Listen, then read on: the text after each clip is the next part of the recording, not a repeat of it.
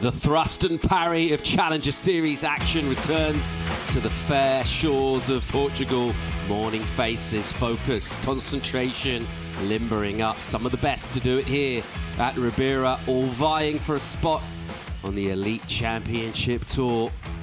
And that anticipation, all of that energy, comes down to taking on the wave here, Ribera Dillas, who can lay down the performances and press the panel. Surfers like George Pittar wants to get back to the CT.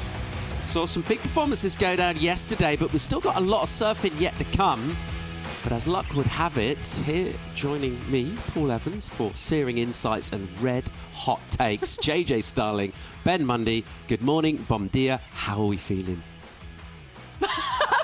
We're feeling really good, Paul. We've ever lost 20 cents and found $1. I mean, look at that. So you're 80 cents up? Yeah, I'm 80 cents up. You know, I've got money in my pocket. I hop in my step, and I'm stoked to be here with you and Jess and the world's best surfers. Yeah, I feel like the look we just gave at each other, we knew that it was going to be a good day. We're great. We're getting deeper into these rounds. It's still 4-man heat, so it's still going to be pretty challenging, but the waves look fun. The men look really fired up this morning too, so yeah, bring it on. Let's get down for the call this morning. Trav Logie is with Claudia Pinto. Good morning. Travis, what can we expect from the waves today? Yeah, today's a pleasant surprise. It's kind of overperforming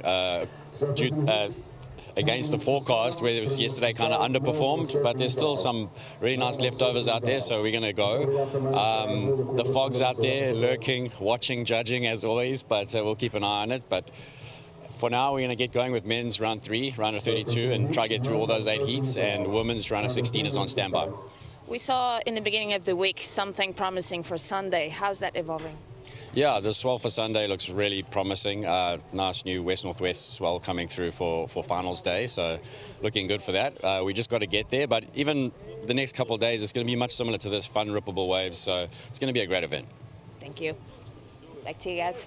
Love that from Trav. We're on here, getting ready to start this morning and looking out at, with a little bit of the F stuff out there. Enough we can see. We're fine. Wind's offshore as well. That will help. Travis, you sort of painted a lovely picture. The fog was lurking and judging just out the back. He's getting there. into it, isn't he? He really was. A bit like our producer, I would say, just lurking and judging sometimes. And also, I like the beanie, Paul. He swapped it up. He got rid of the hat.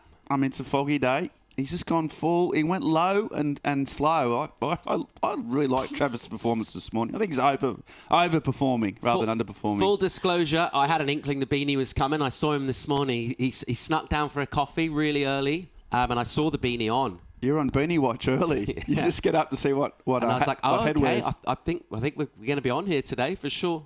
Well, we are. Good news too, and swell coming. There's all positive news from Travis there, I thought. Let's dive into our Surfline forecast and see exactly what the Atlantic's providing. Our Challenger Series warriors. What are we looking at here, folks? Yeah, today the swell really start to pivot in that really nice angle that we love. We love that nor-northwest, and it's kind of pivoting right in. So we're going to see these just really hold along at the point today. Bit more swell, like we mentioned, is overperforming today. So 3 to 4 foot faces this morning. Bit of a side offshore, but the wind's so light that it really doesn't matter. It stays relatively light through the afternoon, and 3 to 4 foot faces again. So it just keeps pivoting perfectly in that direction. Like Travis said, I agree. It is kind of overperforming today. We thought today might have even been a bit of a write-off just because it's the smallest day, but yeah, it's looking a bit bigger. And then for the rest of the week, 3 to 4 foot faces, and then there's that 6 to 8 foot on the Sunday. That day that we really expected it to jump up. Just got to watch the wind though. That's the only thing that we've got to keep an eye on. Yeah, it looks solid. We just saw that little blob just appear in the very edge of the animation there, which is that big purple thing which is coming for Sunday. But in between, yeah, we've just got more of the same. Just keep pressing go in the morning, press play, off we run, and then hopefully on the weekend we're going to have some serious conditions. In terms of matchups that we're looking at in this round of 32, so we're still at that stage of 4 surfer heats, so a lot of action going on out there in the water. But some of the big names, Mundy, what's standing out for you? Who do you like the look of in this round? Well, I just saw in yesterday's highlights, both Eli Hanneman and Morgan Siblick were in the top 5 moments. One for some rock jumping, but also good surfing. So they're in Heat 7. So I'm pretty keen to see those two match up. And Nolan Raposa, who I always love to see, he's just an incredible surfer, really exciting. He's on in Heat 2, coming up in about a half hour. So yeah, there's so much on.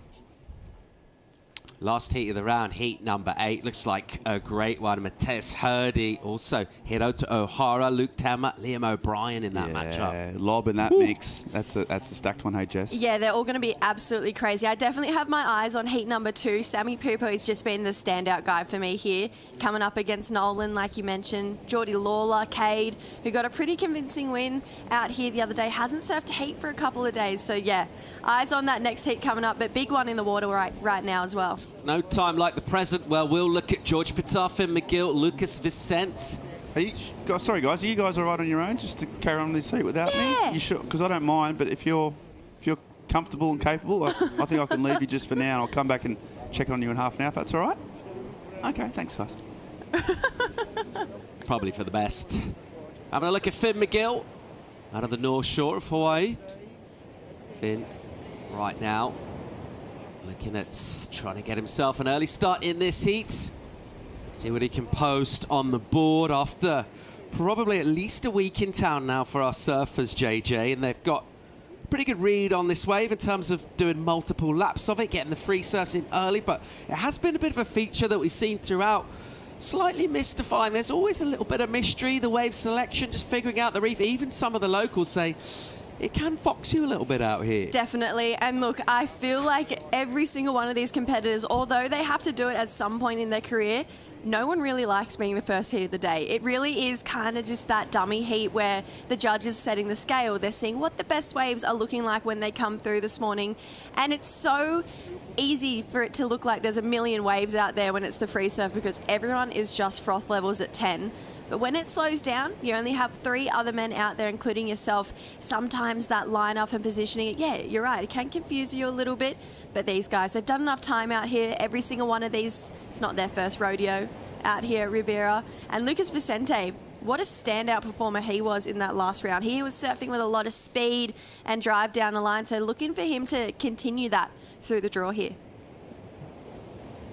Yeah, he looked a sort of muscly approach, wasn't it? He was really kind of forcing that board to accelerate, and it looked aggressive in a good way. It's really stood out. Sometimes slightly under power conditions, you generate that speed. Suddenly it looks dramatic. Surfing tells a story, and the judges, well, they'll pay it. It's exactly what happened for him early on in a tough heat. He shone, but they're all hard in this round of 32. You're surfing against your 3 other competitors, but ultimately really trying to measure yourself with the ocean and connect with it. Let's see who does that early on. Not a lot happening, really, just sitting there. Yeah, a bit of a sleepy one. We've seen that these heats are going to stay around that 35-minute mark. We saw them jump up yesterday as we moved through that high tide. So we have a high tide today of 11:30. That'll be the real test of this swell that we have today. Will it handle over this high tide mark? Yesterday it did. We only really had one super slow heat, which was later in the afternoon, surprisingly well past that high tide mark, where we had a 23-minute lull. So I feel like today this swell, it's sticking around. That's why the women are on standby. We're going to really monitor these tides for the rest of the day. But these guys, yeah, just experiencing a little bit of a sleepy moment this morning. But you can see they're positioned well up the point. They're sitting more towards that out the back bank, not this inside bowl that we saw them surfing yesterday. So potentially looking at different combinations today, maybe more turns down the line rather than 1 or 2. But hey, who knows? They keep us on our toes, these surfers. Still waiting for our first set to fire up our first heat of the morning. Looks like a little bit of energy making its way in. Glassy sea surface this morning, a little bit of greyness. I think that will disappear. We'll get some blue skies. Right now, our surfers have just to be patient, hold position. Looks like Becrae, deepest on the point there. Finn McGill, sitting a little wider and inside as well. And Paul, are you still sticking to your early event call of UC Jorgen getting the win here? You can't change it, can you? No. I mean, if you wanted to, I'd give you an opportunity to now. No, I'm happy with that. All right. Yeah. I rate it. Good call from me. Yeah, I think so too. What? Who were you picking? I actually haven't picked. All right. Yeah. Uh-huh. Honestly, I'm probably going to have to say I'm going to go crazy and go Dimitri Wow. Poulos. Not that crazy a call. Yeah, He rips this wave. He does. And took down David Silva yesterday, who we know is incredible at this wave. So I'm going to say Dimitri for the win. Oh, I'd love to be right. Wow.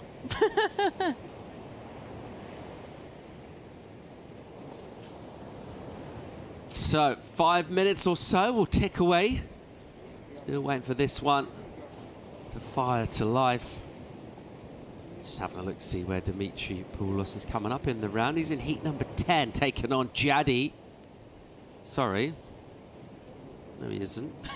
There's only 8 heats in the round of 34. Should we try that again? He's in heat 6. He's taking on Jorgan Cuzinet. I was like, oh, they added heats to the round. Adur Amatreyin and Oscar Berry. Oh, that is a hard heat. So, Oh, we're matching up against each other. Oh, wow. it's coming up in heat number 26 of the round. No, wait, hang on. So right now, that's a nice rectilinear shape made by our surfers right there. As they sit there, becalmed, patient, possibly thinking, right, first wave, gonna smash it, gonna get a 7-5, gonna be leading the heat from the beginning, gonna get another score, probably another 7 for a big total, and I'm gonna come in, get myself a couple of pastéis de nata, maybe start to think about a tosta mista as well as my reward. Culinary highlights for you thus far, Jess? Easy, the pastel de nata. Okay. They are incredible. I actually have one waiting for me Terms of as your, my little reward. In terms of your savouries? The pizza and pasta's been pretty good. Okay, the P&P, classic. Here we go, Pitar. Eases off the top with a wiggle down the line. And he'll give a clip to a softer section. Nice jam back off the white water. Set up snap, bang, into the lip, releases the fins. Very well done. And just having to really not try and do too much on that wave.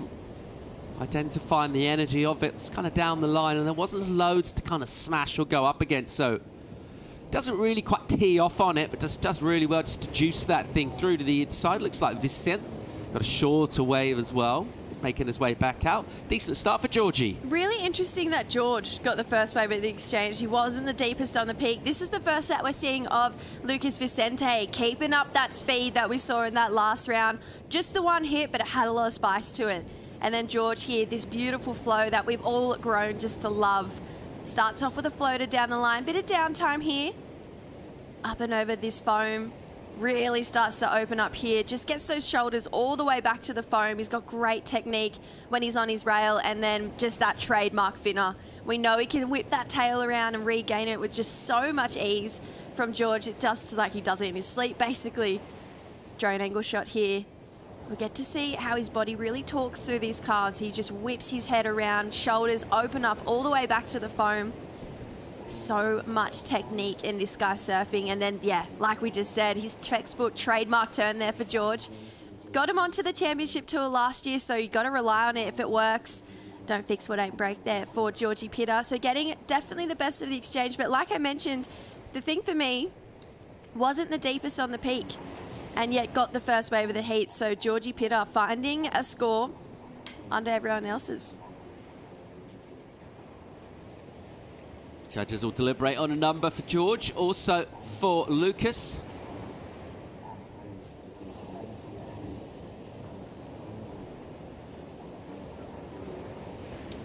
Past glories for George Pitta include his run over in West Oz last year. And he'll be wanting to get back there with a spot on tour. In order to do that, he needs to go well here and in the rest of the season on the CS. They're going to try and get to the CT for the first time. Justin Becret, who pushes really hard, just slightly overcooks that. Duru keeping a watchful eye on coaching duties. Becret will get a small number there and a bit of a missed opportunity to put something on the board. Yeah, Interesting heat for Justin, interesting year for him. We haven't seen him in this round yet this year. He's had a bit of a slow start, so he's got to feel good that he's making heats here. Maybe overcomplicating it on this one. It was the one section. He knew he had to go big. Did well to re-navigate this end section, but just with this dying swell, it just didn't have the power to back him out over the foam there for Justin. But you can see he means business this morning. He's absolutely going for it, putting a lot on the line in those one big moves. But probably something that you do when you open up a little bit more. Once you have your fundamental set, your 4 and your 5 in your lineup, you're feeling a little bit more comfortable, then you start pushing it. So Justin will know that. Sit, reset, and I feel like that's why we saw Joanne Daru maybe thinking probably not the turn for that one. Still waiting for that score for Georgie, though. Loved the way he opened up this heat. And I'm finding the first wave of substance, so a bit more of experience coming through here. Yeah, as we were mentioning, George Pitts had a great run through in WA on the CT last year. Great memories for him over there. Yeah, I feel like we're all really surprised by this, if I'm being honest. George just came out of the gates as a wild card and shocked us all. He just was so technical on his rail and looked so comfortable in these bigger, heavier waves over in WA back home in Oz. Went all the way to the semi-finals for a third place with barrels, turns, couple of airs in there too, and I think really showed his caliber. And this seemed to be the trajectory that got him onto that championship tour. You know, every now and then someone has something happen in their career and it just skyrockets them to another level. I really feel like that's what that was for George. Showing up as a wild card, pretty epic. Of course, was able to get his spot on tour earlier on this year. Didn't go as well as he would have hoped.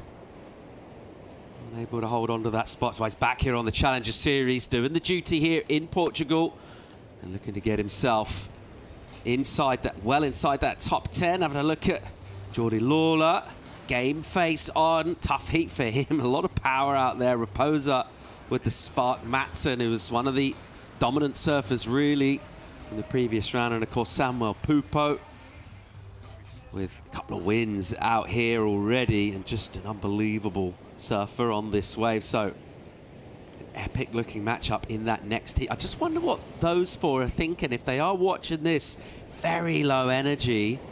Do they put that out of their minds? Do they maybe change strategy somewhat? Decent number in for George though.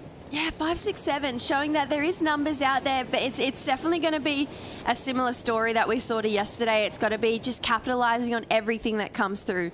Those surfers who maybe only catch 2 or 3 waves, but just make the most of what comes at them. They were the ones that came out victorious yesterday. Think about Jadson Andre. Had 3 or 4 waves to his name before any of his other competitors did. David Silver not getting his first wave to 5 minutes to go. That is so much pressure to put on yourself. So I feel like the game plan, it's not going to change. Hustle at the start. Try and find yourself a score. A 5, 6, 7 for Georgie Pitter. Something similar would be nice. And then you really start to build from there. There's no point really picking the eyes out of this lineup today. When the good waves rear their head, you know them. And these guys, they're too experienced now to second guess those decisions. They just got to back themselves. They know this wave. Every single one of them have surfed it a million times before, whether in the Rashi or on free surf. So I feel like it's game time, and these guys, it's going to be about confidence today. I mean, it's your textbook mid-ranger for Pitar, isn't it? The 5, 6, 7. I just love a 5 early on in the heat. Setting the scale. Fair reward, really. The type of surfing that he didn't try and bite off too much of it. The flow that you identified, crucial, and getting himself all the way down the reef and getting multiple sections. Now, the early approach was a little bit over-vigorous, over-exuberant from Becrae. What does he do here? Live action as he swings. Good section off the top, nice. Then he'll keep going. Section will make him wait a while. Back at it again. And a similar story, just overcooking it a bit, maybe realising he hadn't done as many manoeuvres he would like to fit in, and then just trying to force things. That manoeuvre maybe not really on for him, so another mistake for Becrae. Yeah, you could see potentially a little bit of head noise coming into the back half of this wave. Great paddle power. may I just say. I wouldn't have got onto that, but came through this inside. I was thinking, oh, it's going to be a little bit slopey, but just showing how well these guys know this wave. Look at this bowl. Inside bowl back towards him. Great first turn. I mean, points on the board for that there. And then just a little bit stuck behind through this. Just a couple of sections shut him down. Really big opportunity missed there. He could have just got a finish, done a similar turn to what we saw earlier. 2 turns like that, that's going to put you in the 4-5 to 5 range potentially for Justin Becret. And then he finds himself in a lot more of a comfortable position than what he is now. You'd have to hope in the next 19 and a half minutes both of his scores aren't going to count towards his lineup. So Justin potentially just overthinking it a little bit too much. Clearly has the talent, but maybe looking at the names in the heat thinking, I've got to go big here. But really, it's been sixes that have been the star of the show. On the paddle, back out. Chance to consider what he was able to do and how he needs to change things for the rest of the heat. 19 to go here. Plenty of time for everyone, but it is a lineup which at the moment is not offering massive opportunities. You do feel like falling off. Mistakes could well prove costly in some of those heats we saw yesterday when it was absolutely pulsing surfers. We saw him ride waves into double figures. So really multiple chances to go and maybe make amends if you do have a bit of an error. But in this one right now, not only fewer opportunities, but also an extended period for maybe that to start to play in your mind a little bit as well. If you get it a little bit wrong and then you sit there for 5, 10 minutes, not easy. Someone who comes to mind who maybe that happened to yesterday, and it's, I hate to call him out, but we saw Mikey Madonna kind of sit for too long and make a few errors, even if they were paddling errors and didn't get onto the wave, and it was kind of just all downhill from there. His surfing, as soon as he was on the wave and he connected with those turns, it was great, but just overcomplicated it for himself there. So people like George and Justin, who are friends with Mikey Madonna, they would watch that. I mean, all these guys would go home and still watch this surfing. You know, keep a close eye on it, watch everyone's game plans. So, yeah, they know that it's all about decision-making in these heats. I was chatting to Geordie Lawler's coach yesterday, Matty Cattle, and he was saying it's all about wave selection. He was counting all of the winners' waves, and most of them were sitting around that 2 to 3 mark yesterday. So it just goes to show that a couple of right decisions, you're going to find yourself in the deeper rounds, especially that round of 16. There's pretty big points up for offer from the round of 16 onwards, and this guy knows it. I mean, he's no stranger to this wave and having good results here too, working with Matty Myers there. Sometimes hat up just means I see lines. Not like if you're flicking it, then I know. Flicking it, it's like bomb set. If it's just in the air, it's like I'm seeing something. Yeah. So yeah, you know the difference. But even like this might not even be a good way, but I would have put my hat up just to be like, okay. I mean, if you're Finn right now, you probably want it. As we listen in, Myers and Raposa, interesting to get those insights. Having a look at an entry into the heat. A surfer out of the North Shore, Finn McGill wraps it back. Nice spring in his step. And this one will just cup out for him here. And he'll swing with a bit of authority. Nice combo to finish as well. So after waiting over half the heat, great way to get involved. Here's Lucas, frustrated early on with a 3. Fell off early on the wave. And then right there, quick in and out. So his stuttering start will continue, but Finn McGill, pretty decent way after being real patient to get involved. Yeah, nice looking opening carve here. He looks like he's on a shorter, wider board than what we saw him the other day. So maybe a bit more foam under his feet just to generate this speed through those dead sections. There wasn't a lot of steep wall for him, but he really surfed this wave up. I mean, this easily could have just been a couple of carves and then maybe a quick little finish, but he got a really nice slash in there, which generated him all that speed to come up to this end section. So Finn McGill, I feel like just surfing this wave smart. You know, he wasn't just giving us a couple carves. He was giving us variety, making something happen. He really needed to create that opportunity for himself, especially at this point in the heat. He'd be cold as well. So, yeah, nice ride there from Finn McGill. All right, Vicente, better from him. Backhand attack, couple of whippy turns, high line, driving for the speed, square off the bottom, pushes, and again, very nicely done. So, after a couple of errors, sort of unforced errors really, making amends. Let's see what Becrae will do here with Pryo. An extended paddle. And here we'll go. Not very far. Yeah, a bit of a mistake there from Justin, but Finn back again. McGill. He'll get to douse Becrae, and then he'll be patient. Bit more size and energy on this wave. Nice runner section. He'll float up. And then able to carve. And he'll clip a finish as well. So from nowhere, in the space of about a minute and a half, he'll get 2 scores. There's the rocks in play. At this stage of the tide, you can get your finish and turn and straighten out before you get to them. That'll change as it continues to come in. Pitar got a decent opening wave, and he's got a good section here. Great speed from George. Nice combo, driving down the line. Once again into the lip. He's on the rocks right there, so decided not to complete that turn. Good call. All right, here we go. This heat's firing up now. Backhand, incisive work from Lucas Vicente. And he'll finish up real close to Finn McGill down there. May get a paddle battle. We've seen a couple of them go down in the last few days. But a good exchange, and the heat kind of needed that. Yeah, great looking matchup right now. This is what we were talking about this morning, and what we heard Travis talk about, where the waves are actually overperforming today. We weren't expecting to have sets of that size roll all the way through here, but talk about getting 2 waves to put yourself in a heat. Lucas Vicente, I mean, just surfing with so much speed and dominance. 2 turns, but really tidy in the pocket. Backhand hooks there. And then Georgie Pitar on a nice looking wave here. Slow carve to start this one off, but this is where it gets really exciting through this bowly section. These textbook turns here from George. Down the line, snaps here. So maybe the judges want to see him go a little bit more vertical in those pockets. Right on the rocks there. Fair enough, doesn't get the ride out for that one for Georgie, but adding to that 5, 6, 7. And then Finn McGill here. Really love the speed this board is able to generate through these flat sections. Nice carve in the pocket here. Bit of foam to deal with. And gives us a bit of vintage. Nice floater over that section. It hits a bit of dead water, but that board powers on through. There's the finish from Finn McGill.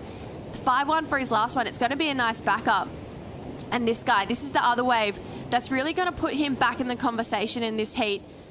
2 carves have started off. Here's the highline, generates speed, floats that section, and really just starts to hook into the lip for that last one.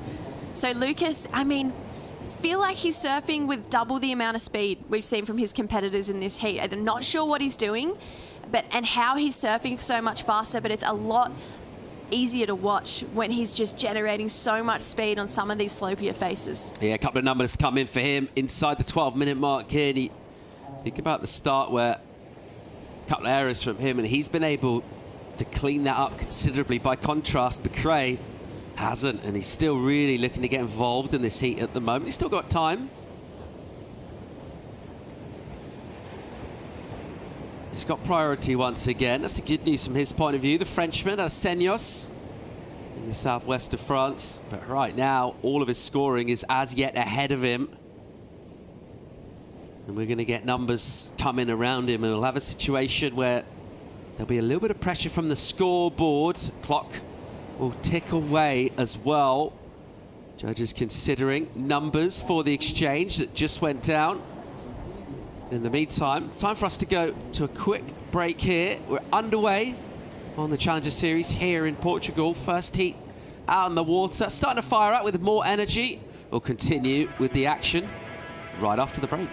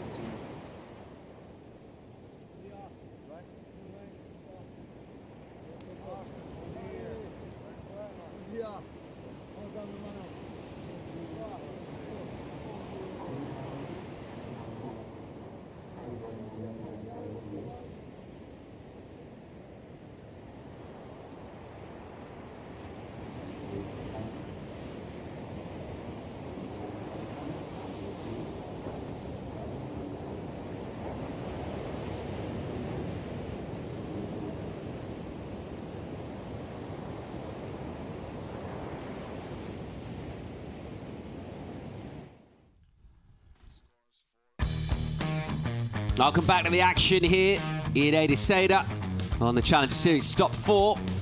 On tour this year, the chance for surfers to make impact on the ratings at the midway point in the season.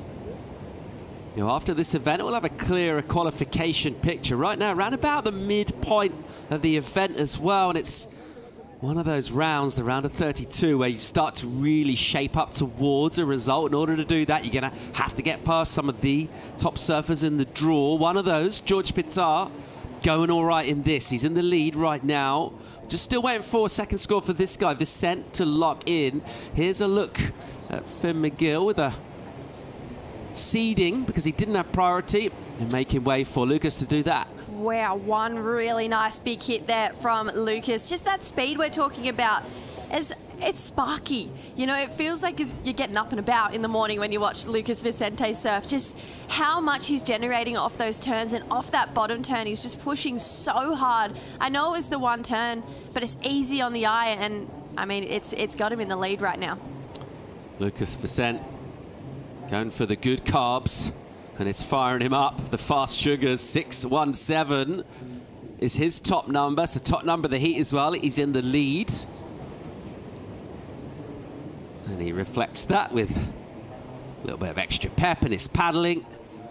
And he'll enjoy the fact that after a start, which was a little tough for everyone really, except maybe George Pittar, got the best of the early 10 or 12 minutes of the action right now. The comeback from Vicent has been pretty impressive overall.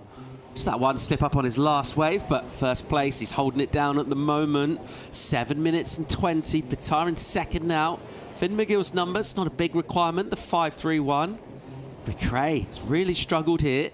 He's not been able to get going. 2 ways that he's ridden that you would have thought good opportunity for a mid-range number. He's not been able to get that on either. He does have first priority though. In terms of his own mind, how hard is it to just to put what happened behind you, a couple of mistakes, wash it off and just think about, is that easy? Is that hard? It's so hard.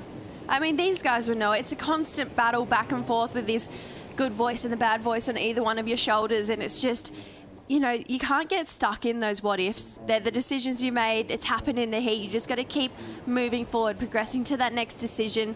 Yeah, so we'll see Justin try and make a better one. And he, you know, it's not like he's not working with an amazing crew. Joanne Daru, with a lot of experience, clearly helped Cowley this year, worked with Cowley in the Olympics, went all the way to gold. So he's really solidified himself as an incredible coach.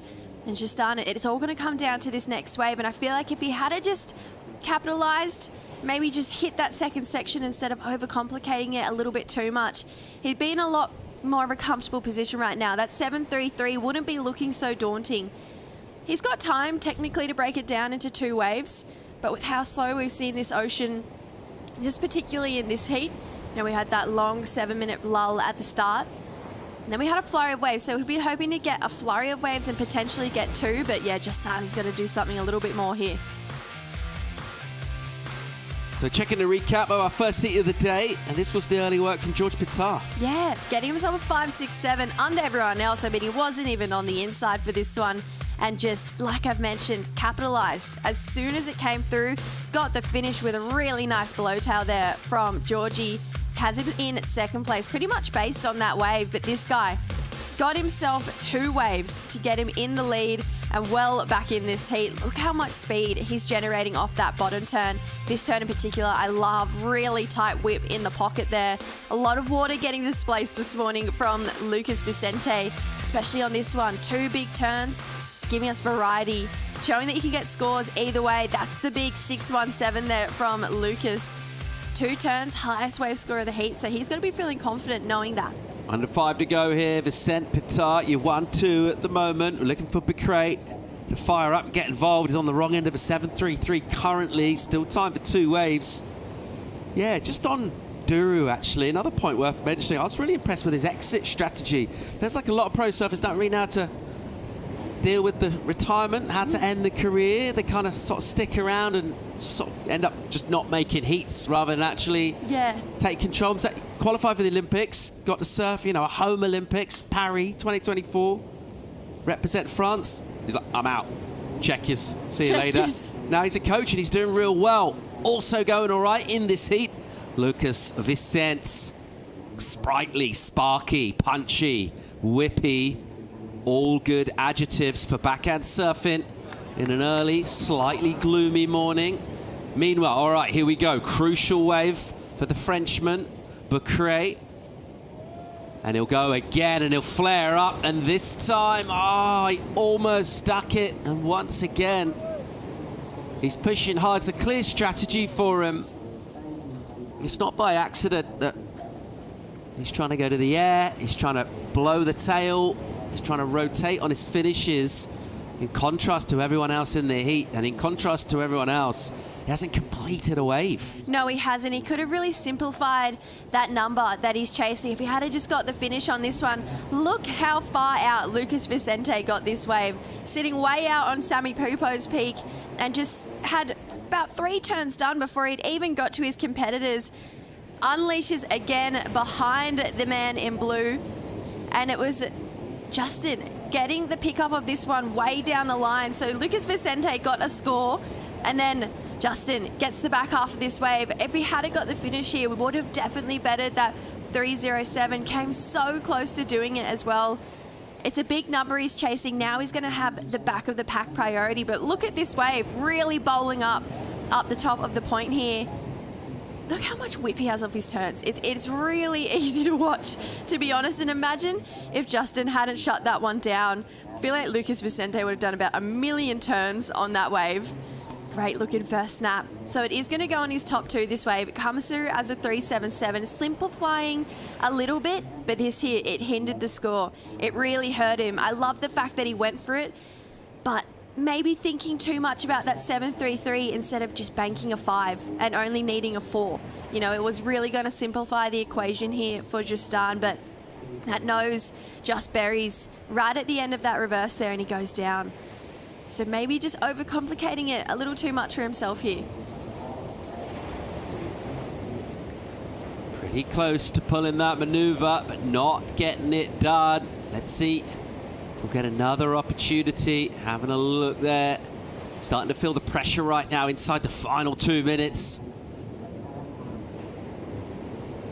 And we're waiting for a number to come in for the work done from way deep by a heat leader, Vicente. Backhand turns, got a few of them in before ultimately getting to give way.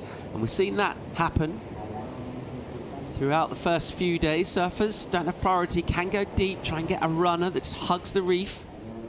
Here goes Pitar.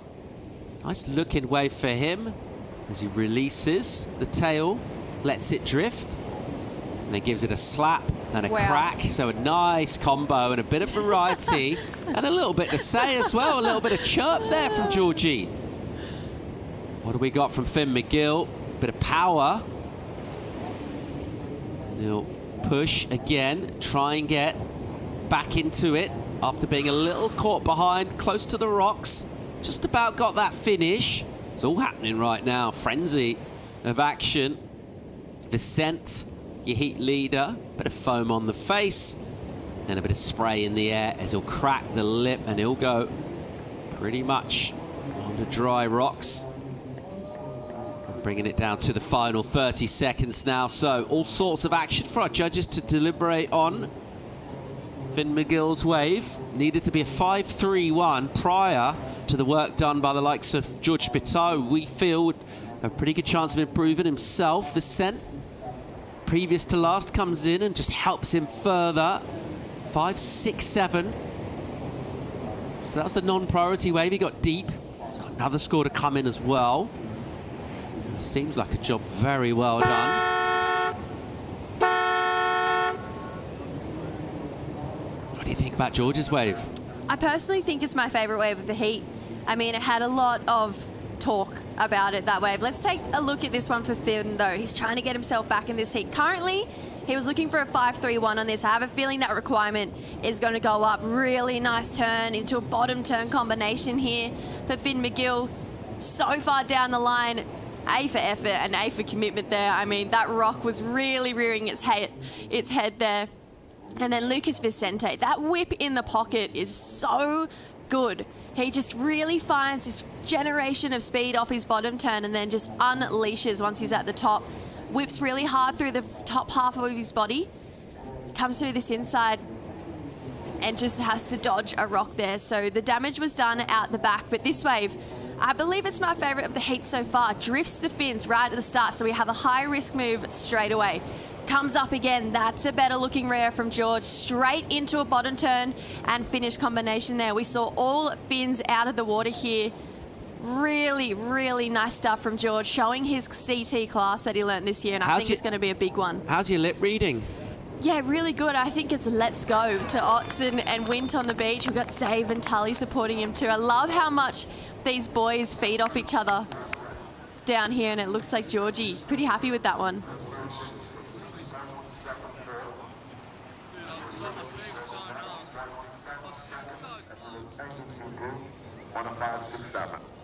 Debriefs on the sands. Judges will deliberate on Finn McGill's number. Really, it's just the one that could potentially mix things up. Great score for George Pittar. Excellent 8.5 for him. Showing his class when it mattered in the last moments of the heat. In a pretty solid number. You think about opportunities coming through out there. There weren't loads of them. To get 14.17 out of 20. Very impressive indeed. At the moment of ascent, his numbers in. Doesn't get an improvement. So the judges will just look at Finn McGill, and now the requirement, though, the 6.74, it's going to be under that by quite some measure. A couple of points underneath it, actually. Really, job well done in a tough heat. A little bit grindy throughout that one until we got that mark of real quality at the end from George. And well done to Lucas, who looks like he is up for whatever the ocean throws at him. He'll bring his own energy.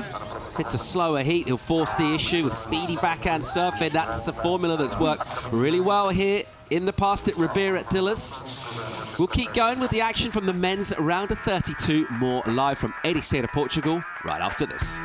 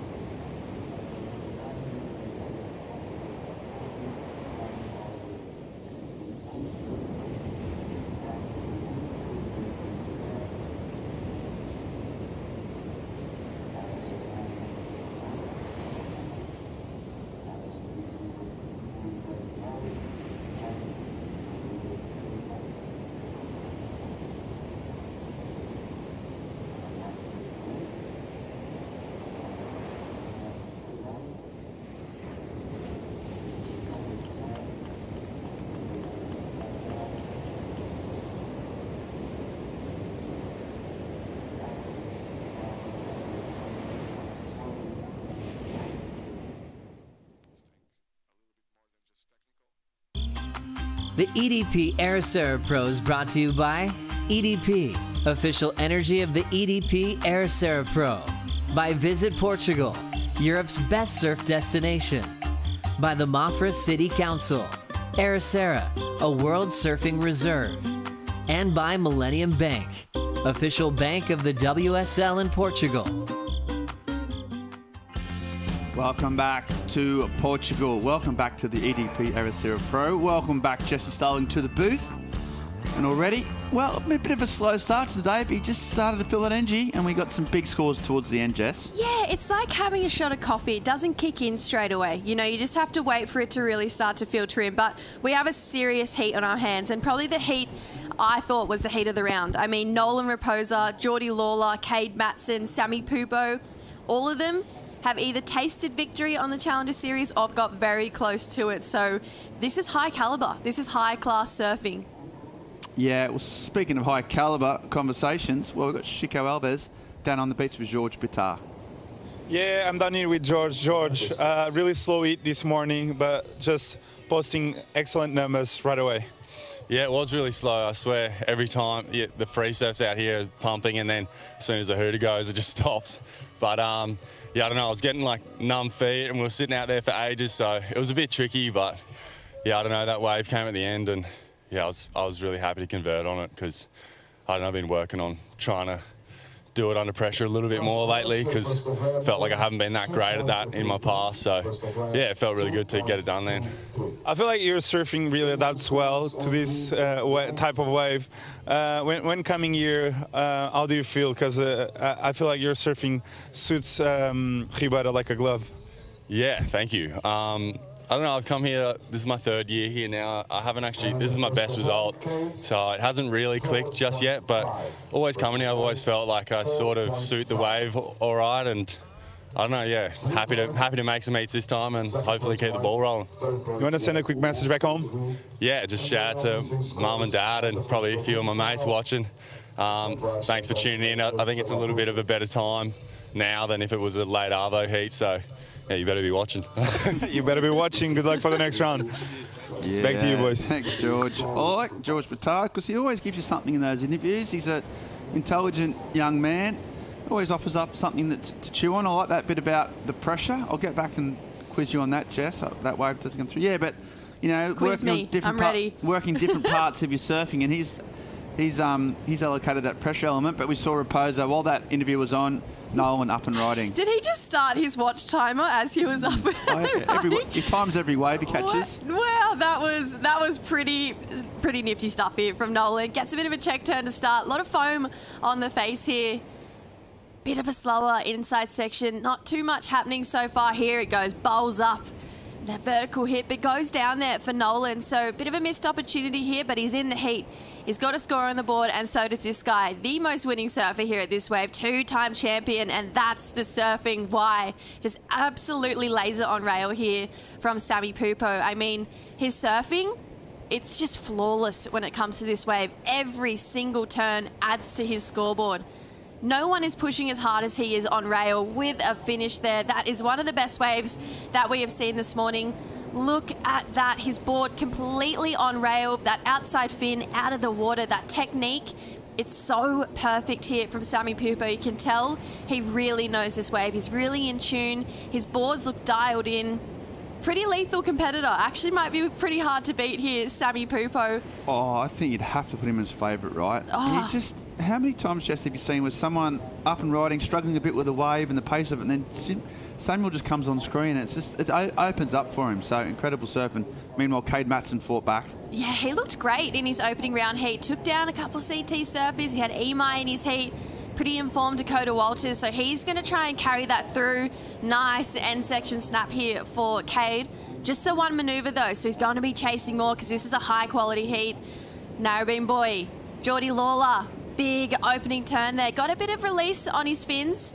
Looking for more green face here though. Starts to steepen up now. That's more like it for Geordie. Goes up and under that lip there and comes unstuck there. So a couple of mistakes from our goofy footers in this heat. Potentially getting hung up a little bit during those turns there, but still getting a nice vertical whip, but catches that outside rail. You can see with those rocks, it creates a bit of bump right towards that back half of the wave. So coming back down, hit a bump and just pretty much scattered off it. But from my hometown, back home, got a bit of a soft spot for this one. Yeah, and understandably so. And it is, well, it's one of the great surfing hotspots of the world, isn't it, in terms of the talent it produces.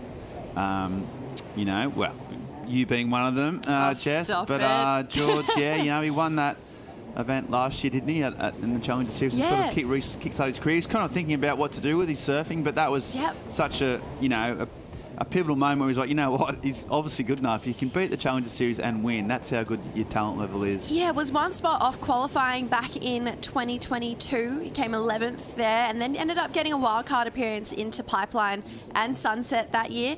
And Pipe, I'm not sure if you remember in 2023, it was massive and it was pumping. And Geordie, with not much experience, absolutely threw himself over the ledge. Didn't get past the elimination round, but to be thrown into that, you know, as one of your first CT events, it's big, pumping pipe, and to, you have to go, right? You're on that stage, you're on that level, you're the wild card. You've got to prove that you can have a dig and that you're not scared. I would be so scared, even if I was a wild card, you know? So hats off to Geordie and any of the other wild cards who aren't Barramamia and have this incredible read on that wave. But I think growing up in North Narrabeen, you'll know, you don't get waves like, obviously, the power and heaviness of pipe. But what you do get is this incredible competitive environment where you can't back down, no matter what it is, whether it's competitive surfing or performance or taking off when the wave comes your way and holding your ground. It's pretty good for that, isn't it? Yeah, if there's one thing that Narrabeen can teach you, it'll teach you grit and heart, and that you just got to keep pushing through. And that's something that Geordie knows. He's been in his career for a long time now, and he keeps pushing. He wants to get to that top stage there. But I mean, we've got great role models. Damien Hardman, two-time world champ. Tommy Carroll's not too far from it as well. Hoggy, Nathan Hedge, he's one of the icons of our sport, and we're really lucky to have such a high-class community in Narrabeen. So, yeah, anyway, I could talk about Narrabeen all day. Yeah. But I don't mind shouldn't. it either, don't worry. But we saw that score come in for Samuel Pupo, 7.17 off the bat, and we talked about his performances over here in the past. He's won twice at this event. I mean, I think if you were to add up individual scores racked up at this wave, I think Pupo would have the most points of any surfer. He's been coming here since 2019, and he's won as a Grima 17-year-old and came back last year in some incredible waves, incredible performance. So this guy, this wave, Jess, we have a little bit of footage of how he went last year, and I'll get you to break it down because this man was absolutely on fire at this break. Yeah, he was looking so sharp. It was pretty late over in Oz, but I had to stay up and watch him because just his flow and timing with this wave, whether it was big or small, he just looked so switched on. And I'm going to say even more switched on this year, just really timing these pockets and finding vertical sections when no one else was. I mean, just showing the confidence and commitment he had. And I just feel like driving harder than anyone else. He really just looks super switched on. This year, like I mentioned, the exact same. See those calves, we're seeing that again, but with a little bit more strength behind him this year. So Sammy Pupo, there is no doubt that he's a two-time champion here because he is just so good at reading this lineup. And when Sammy wins, it feels like they all win, to be honest. They all get behind Samuel Pupo. Unfortunately relegated back to the Challenger Series after a year on the championship tour after the cut there. But you'd have to think he was really starting to build momentum on the CT right before we got to Margs. Maybe next year, if he re-qualifies without that cut being there, it might suit his style of surfing and his type of competitive surfing that little bit more. That was my next question, because you see, and we were here and I was watching him surfing, well, this guy is obviously a cut above. He was literally unbeatable in this event. He was on the way to qualifying for the CT, which he did, and we thought, okay, he's going to kickstart. But what's sort of just holding him back, do you think, from going to that next level? He's been yo-yoing between the two tours for a while now, and he's obviously good enough. It's crazy how hard the Challenger Series is, and then you go to the CT and you kind of can't get it across the screen, but once you're there and you're in that environment, it's so tense. It's so high class. I mean, all of them are just pushing so hard, every single surfer with just this incredible ability to win at whatever the cost is. There's no second guessing, especially those guys like Ethan, Italo, Felipe, who have been there for a while and know they belong there. So I feel like what we see when people fall or yo-yo between the two, maybe it's that headspace of, I know I belong here, but why can't I get past this? But no, it kind of has to be, I belong here and I'm going to dominate. And that's the type of energy and in the best way possible ego that you see from those really top dogs. Yeah, and he's got to bring that, and if he gets that real self-belief that you're talking about, he's going to be so dangerous. Meanwhile, Lawler, the Sydney surfer, up on his backhand, really smooth, 2 clicks, climbs the foam, gets the third in, but no clean section. So battling away, trying to back up that 4.9, and we'll just see where that plays. Similar type of score potentially. Meanwhile, live action is that man we're just talking about, Pupo, but he kicks out. That leaves Matson out the back with priority, Raposa in second. Something that Kate's shown us in this event, especially so far, is that he's not scared of a bit of pressure. In his last round heat, he really wasn't doing much. Dakota Walters had a bit of a hold on that heat, And then in that last 10 minutes, Cade went out and found a 7 and an 8, pretty much under priority as well.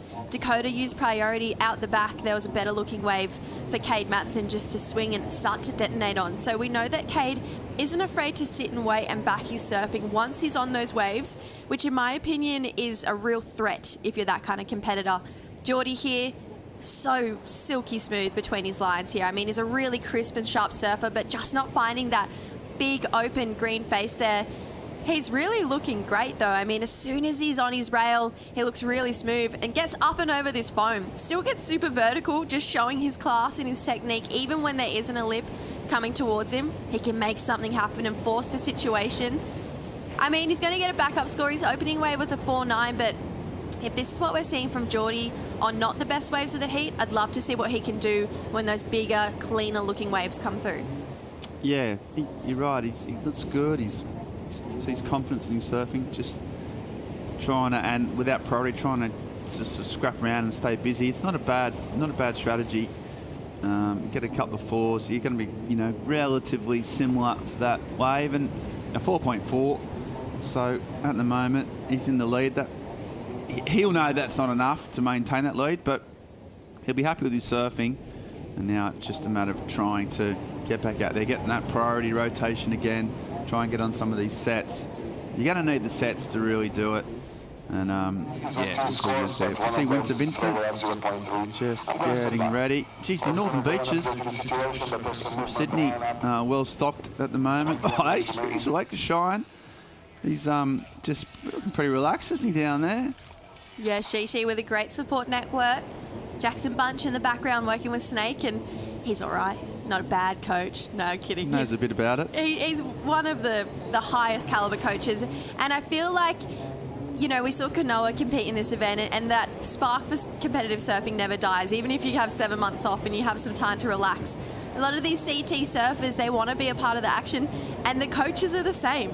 We've got Dog down here just hanging out around the comp. Snake, so Leandro Dora was here as well. They just can't give it up. They just want to be out and about around it. And those type of guys, by their own admittance, they'll say that in their own careers, which was successful, they probably maximised their potential more than most because they weren't, say, as naturally talented as some of the top echelons. They had to scrap and fight and use all the strategy and all their brains and all their intellect and all their tactics and hard work to do well themselves. And that's why I think they make the best coaches, those type of guys.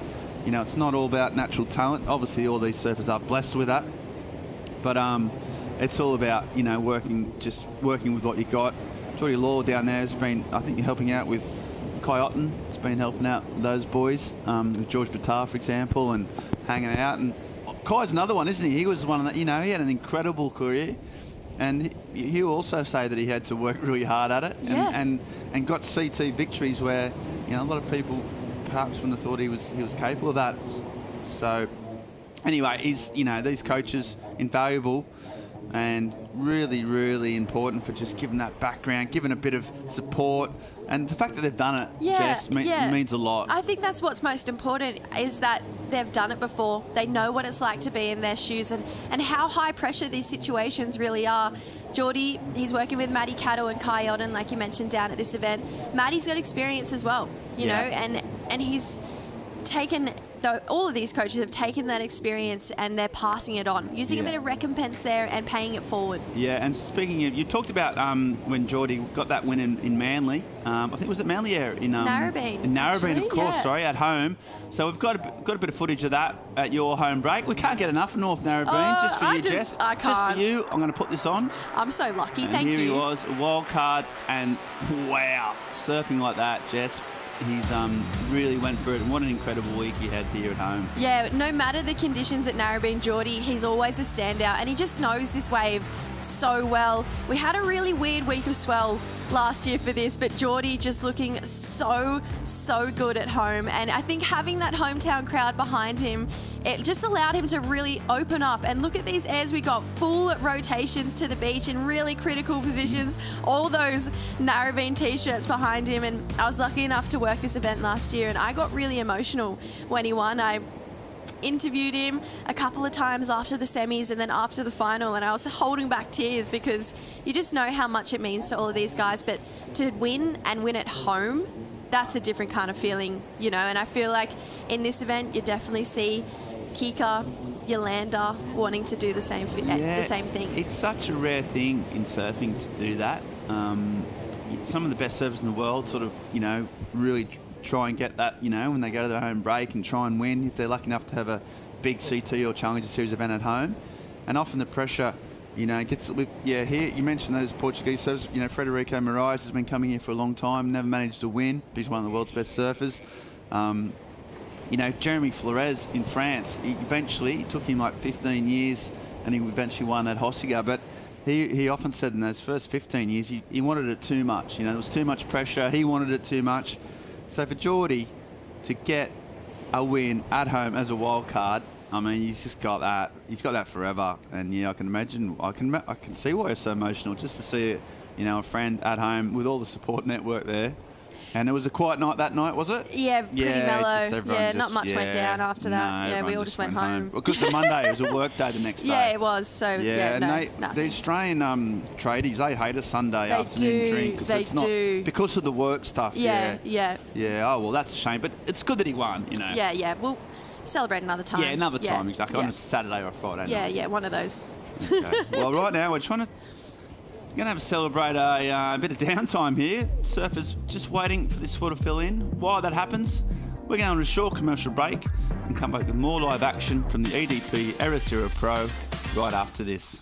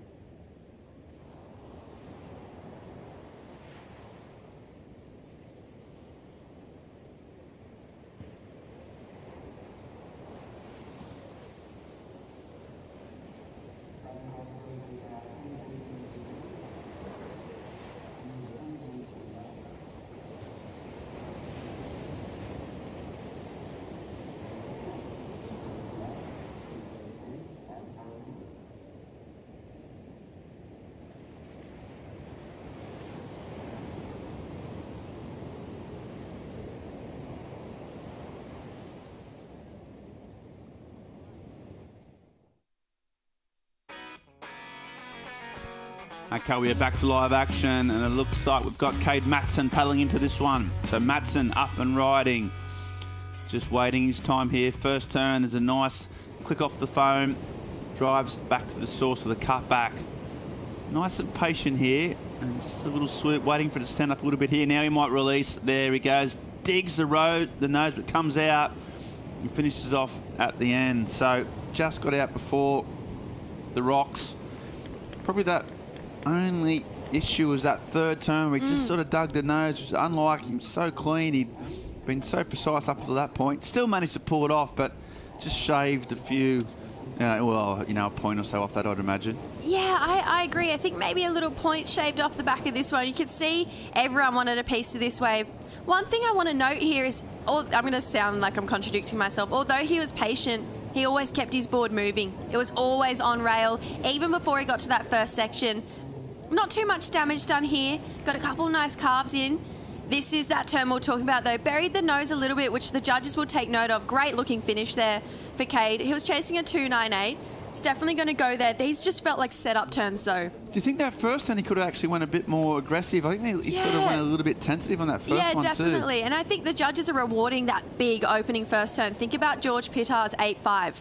You know, they want to see you go explosive right at the start. He got a nice finish here for Cade. Comes up to this section here.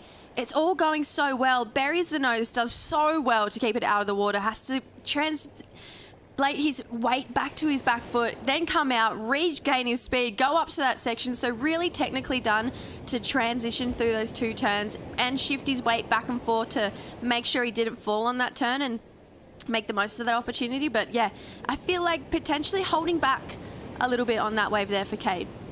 Yeah, he did really well to ride out with minimum of fast, even though he sort of buried the rail. Most surfers would have just nosedived and fell forward, but he managed to bring it out pretty quick. But and that meant he could finish it off. But yeah, maybe just not quite surfing the wave to its potential. But we'll see where the judges put it. He could also be sitting at this point in the heat thinking, okay, I need a 298. Let's just finish another wave, see where it puts me, see where it gets me in this heat. Because with another 4, you know, he is challenging first place with Geordie Lawler or anything higher, another 4-5 or a little bit higher. I don't see it being a crazy high score. I mean, it'll definitely get him up into that second place, maybe that first place position too. But I feel like in that next 11 minutes, or you'd hope that one of these guys is really going to start to unfold. And if we've seen Sammy in first gear getting a 717, look out. What's he going to do for his backup wave? He's really the dominant threat right now in this heat. Yeah, he's got that outlying massive score as in 7.47. He can afford to be a bit more patient. Cade, as you said, you know, he's in a better position before he took off. Put it that way. He's going to get some numbers on the board, and they're 2 in the hands, worth 1 in the bush, as they say. So he's going to get a number. It goes up to a 5.9. So we probably undercooked it ourselves a little bit. Judges liked it. They liked the fact that it had a good combination and a finish. So that's a pretty solid number. So he's actually played it very, very well. Yeah, definitely. Maybe they enjoyed that Ed section turn. I mean, it had a lot of spice to it. I personally saw it sit around that same 4.9 marker we saw Geordie Lawler's, potentially just not hitting it as hard as he could, but still getting some nice work done. But the judges like it more, potentially just a bigger looking wave. You could see a lot of those surfers were really hunting after that, but good use of priority to find that one. So Cade's found himself in the lead now. Yeah, I mean, you look at Jordan's 4.9, you know, that wave was a fundamentally much better wave, was it? And even though he didn't quite connect, he still did some good turns. Got it's locked in now. He's happy. That man there, Nolan Raposa, is on screen. He's got priority. He's had a 2.33, Jess, so his next few minutes are very important in this heat. Does he try and go wait for one good one, or he's got to get 2 no matter what, doesn't he? So what's going through his mind, do you reckon? It's definitely a reset button at this point in the heat. We saw Justin Becret in a similar situation in the last heat. Just didn't have much on the board there, potentially just out of that early priority rotation, couldn't take off on those better waves and didn't capitalise on his first opportunity. I know I sound like a broken record of capitalising on this opportunity, but you have to. There's not many waves that are going to come through. You're probably only going to get 2, maybe 3 chances in a heat. And if you can just make the most of every single one, 9 times out of 10, you're going to find yourself progressing through these pretty crucial rounds. I mean, round of 32, you're right before man-on-man heats. It's really when it starts to open up a little bit more. The pressure of these 4-man heats just drops away. And Nolan knows this. He's had a great result here in the past. So just looking for more. You can see Matt Myers a little bit concerned on the beach there. Yeah, he was at that little, I mean, he's such a cool, calm guy, isn't he, Matt? But he just looked a little bit sort of, he was shuffling from foot to foot, wasn't he? And just going like, he knows Nolan's up against it here. The only, the positive thing is that priority next to his name. The negative is that time ticking away pretty quickly. So he's got to do something and go pretty big, and then just hope for a quick backup, maybe sit on the inside or paddle out the back or just mix it up. That's going to be his approach, you think? Good news is he's an extremely talented surfer. I mean, that is good news. He's also a very good competitor, so he knows the situations he's in. But first place right now has a 5 and a 4. He's got 10.4 points. So you're really looking at 2 5s. That is nowhere near out of the question for Nolan Raposa. The actual score he's chasing is a 697. That is not out of the question for someone of his talent. So that priority, it's definitely going to play into his favour. You can see Cade there, potentially a little bit cold. That water is icy. It's pretty icy. You can see lifting his hat up a little bit. I believe the signal was maybe seeing waves coming. If he lifts it up a little bit, or was that just a hair adjustment? I think that was a bit of nervous tension, to be honest. But you never know. They could have their little, maybe, the secret signals.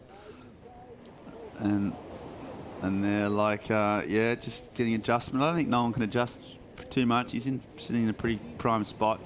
Also, at this stage, Jess, you know, Samuel Pupo took that 7.17, but he needs a break. He needs a backup. Sometimes those big scores can lull you in a false sense of security. Where, you know, look at him, you can tell him he's up like a meerkat, trying to see some sets. Just knows he needs one more score, but you know, until you've got it, it's nerve-wracking. Definitely, and I feel like Sammy with the most experience here. We can see some more signals. We were listening in before. We were eavesdropping, if I'm being completely honest. Yeah, let's be honest about it. Yeah, we were listening in, Paul and I. We wanted to know the Matt Myers secrets, and I believe hat off the head is, I think I see set coming, and the shake of the hat is, oh, there's waves coming. You know, there's an opportunity coming. So let's see if Matt Myers is identifying this lineup a little bit. Sammy looking a little still, hasn't seen too much come through yet. What about when he picks up his head and throws it on the ground in disgust? What does that mean? I'm thinking that he's hungry and borderline hangry. Okay. Yeah, that's what I... That's a cry for help. Someone bring me a coffee. That's a cry for croissant. Yeah. Yeah. Well, the yellow hat, it's very much a part of the fabric of the Challenger Series. Matt Myers, he's got so many great surfers under his watch. They all really, really trust his judgment. And also the collective he generates. But speaking of someone who generates good vibes wherever he goes, Chico Alves, he's down on the beach. Who have you got, Chico? Yeah, boys, I've got a South African legend with me, Matthew. Although you lost yesterday, you still come down. You're here to support your good friend Luke. Talk me through it. How is it to support someone? Yeah, it's cool. There's a rad South African crew here at the contest, and yeah, Luke Thompson's about to surf, so everyone's down here, and we're excited to watch him. He's been having a really good year. He's confident. He's got good boards, and he had a good first heat, and now we're all behind him for the second heat here. So yeah, it's fun to be down here supporting. And how hard is it to sometimes travel a long way to get down here and have a bit of a shocker, as you had like a really slow heat and you couldn't really get any opportunities out there? Yeah, it's all part of it. You know, it's happened to me before, and it'll probably happen again. You know, you have those heats, and yeah, you just have to learn to take it as it comes, really. And then we're still in Portugal in this cool place, so I'm here to enjoy it as much as possible, and then look forward to the next event. And there's still a few more really cool events coming up, so I'm excited for those. Hey, Chico, can you hear me? An interesting one right now. I know you love to jump from really high stuff, really high mountains. What's the best spot to jump here in Portugal? I've jumped off the cliff at Nazaré twice now, and that's really exciting. But it's quite a short ride. You need to be really quick, right? Yeah, it's really quick, and that makes it intense. It's such a scary one, actually. Yeah, I don't know what other high mountains are here in Portugal. Maybe someone can let me know. Yeah, I'm going to try to find out and let you know. I'm glad you're here on the beach supporting the South African boys, and it's always great to have you here. Thank you. Yeah, thank you, Chico. boys. Yeah, thanks, Matty. Yeah, what a classic. And we saw some big fireworks. Talking about taking a leap. Well, Samuel Pupo, we needed to back up that score, and I think we've done that with some incredible surfing. We'll get the replays here. It's live action. Lorna looks at that and just doesn't want to have a part of it. Raposa's still sitting out there, so I'm not sure how Sammy got that wave under Nolan's nose. So for all his coaches sort of waving of hats and stuff, for whatever reason, Samuel Pupo just managed to sort of get in a better position. So Geordie having to give way with priority here to Sammy Pupo. You can see Nolan way out the back. So this one coming in under. Sammy just knows this lineup so well. This is where he really starts to load up here. Wow. Big end turn finner here for Sammy. And he had so much speed projecting still through that turn. He really just holds it better than so many of these competitors. He's just really pushing so hard, not holding back. Bottom turn comes into this section, drifting with speed, and a lot of speed too, over that lip line, and just comes out with so much ease and style. Looks like he could be swinging again. He's going to go to the lead, that's for sure. So Geordie Lawler, he's going to be chasing another wave, and Nolan now looking for excellence. Yeah, he's going to have to do it on one wave potentially. I mean, that's just a case of knowing this wave, knowing the lineup, having a feel for it. You can't really coach that. You can't no matter what's going on, that's just about the surfer having an intuitive feel of the reef and knowing the waves that to back off or don't. Maybe having second priority means he's probably a little bit, has to seed the top spot out the back, and maybe that helped. But for whatever reason, he's just managed to get a 6.43 back up to 7.17. He is out in front. He's at a commanding heat, 2 waves, been absolutely surfed to an inch of their life, so he's pretty safe. So it's all about this second spot. And well, Cade Matson now, we talked about how that 5.9 is going to be important. Well, right now it's really important. Lawler, your North Narrabeen Beach mate, he needs a 5.51, not a huge score. Yeah, not much. And then 8 for Nolan Raposa, who's been sitting with priority for probably 20 minutes almost and hasn't caught a wave. So it's really cat and mouse. Pupo way out in front. He's locked and loaded. He can just pretty much go do whatever he wants now. He can go for a cup of tea if he wanted to. But those other 3 surfers scrapping. Nolan with priority and Geordie just hoping to get one more opportunity as well. Question for you. Yeah. What's more terrifying, surfing a wave at Nazare or jumping off the cliff and having to pull the parachute just in time? It's a very good question. I mean, I've obviously done both. Clearly. Yeah, I think the cliff sounds more dangerous to me. Seems a little bit more terrifying. Yeah, there's that gravity bit and there's rocks at the bottom. That gravity bit. Yeah, that gravity bit gets you. I should say live action. This is just, well, he's just having fun now. Wow. He's just absolutely icing the cake, completely relaxed. And, well, the minute on the clock, Matt's going, right, okay, Nolan, there's no choice. You just, whatever comes, you got to go down swinging. Maybe one big Hail Mary. He's got a big air game, Raposa, but it just looks so quiet out there. He's going to potentially just finish this heat with nothing, a 2-point ride to his name and priority for the entire heat. Matson's, he's not going to wait. He's scrapping for some insiders. There, these numbers that Samuel Pupo is posting are huge, potential event-winning numbers. But is he peaking too soon? Is it good to get these big numbers too early? Or that's just part of the process? No, he's in first gear. He's got so much more to give. I mean, he hasn't really gone to the air yet in this competition, and that's a whole nother level that Sammy Pupo brings to us. And it's just looking so good in this heat. I mean, that win home.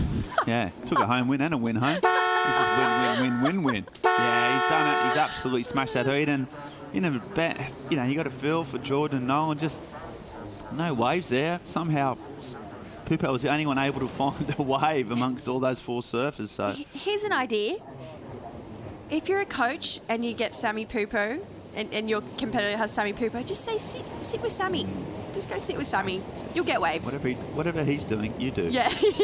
Yeah, really well mix of, incredible surfing, but incredible, heat strategy. The combination's lethal, and the defending champion is looking really, really good into the round of 16, and one of the favourites for sure. So, yeah, great guy, great surfing. Righto, but while he gets ready to have a little chat with Chico, we're going to go a short commercial break and come back with more live action like this at the EDP Ericeira Pro right after this.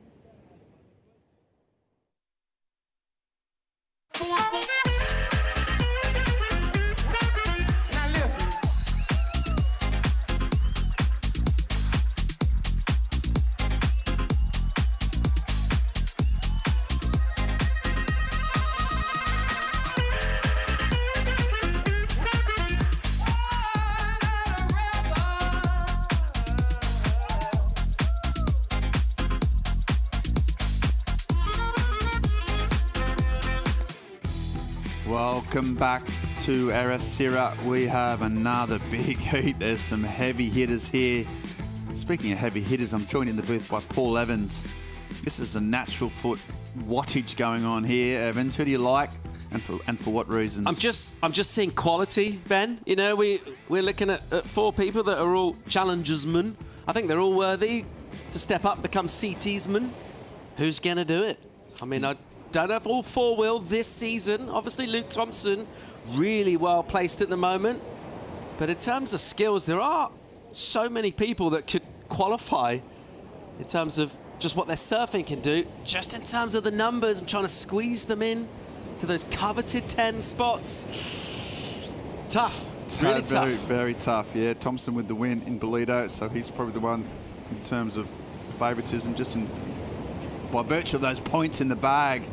Messinas was, one of the highlight surfers from the early rounds. Got some huge numbers. Talk about Winter Vincent. Wow, you know, made the World Junior Finals. Did he got runner-up? And then Cheyenne Crawford, he's just electric. Yeah, so you're right. A lot of power, a lot of style. Going to be interesting who comes out. Who stays patient and slow. It's almost as much of a mind game as it is at this stage as Luke Thompson. We just saw Matthew McGilvray. Had a little chat to Chico about his exploits. You were there in J Bay this year, Paul. I thought that skydive to heat win was one of the greatest things I'd ever seen in surfing. Yeah, pretty impressive, wasn't it? I mean, it had it all. It just, sometimes you think those stunts are a bit like, you know, whatever, but that was just class. Timing, paddled out with a singlet on. It doesn't get much more viral than that, it's surely. It's not a big beach there for people that haven't been there. Isn't loads of sand. And between sort of the houses and the ocean and the rocks, and to be able to, I didn't know you could land that accurately. I thought you could aim for somewhere, but I didn't realise you could sort of pinpoint it like that. He actually, like, basically landed at the keyhole, just paddled straight out. It was wicked. Speaking of paddling, well, here he goes. So Luke Thompson, his compatriot, fanging down the line. Little foam climb, trying to get some open face. He's not going to get it, so that opening gamble not working for Thompson. Meanwhile, Crawford looks at that, doesn't go. It's really, and then we see Thompson on the inside. Says, right, I'll go again. First turn, a little bit of a tail release. Banging down the line now. Might go for a punt here, and does, and that's a clean whip. And he liked it. It had a lot of speed through that rotation. And we haven't seen a lot of those throughout the course of the event. It'll be interesting where the judges pin that. Did you like that, Paul? I liked it a lot. I think a couple of things to pick up on there. The fact that he got that wave by virtue of the fact that, you know, he went for one, it didn't work out, and then just straight away, serendipity. He wasn't planning on being in that position on the reef, but he just ended up there through a little bit of a misstep. And then what do? You go to the air, you spin with speed as well. He clicked that landing. We saw Becrae get a couple of these wrong early this morning. Not easy to do, but that's confidence as well. And we know about his quality. I mean, he surfed, got a wild card into the CT back in 2022 down in J-Bay. So we've known about what he can do against the very best in the world for a while, but getting that win this year, really just sort of crystallising, solidifying that confidence. Yeah, incredible. You talk about that decision, like, you know, the best laid plans, the coaches, all the drills.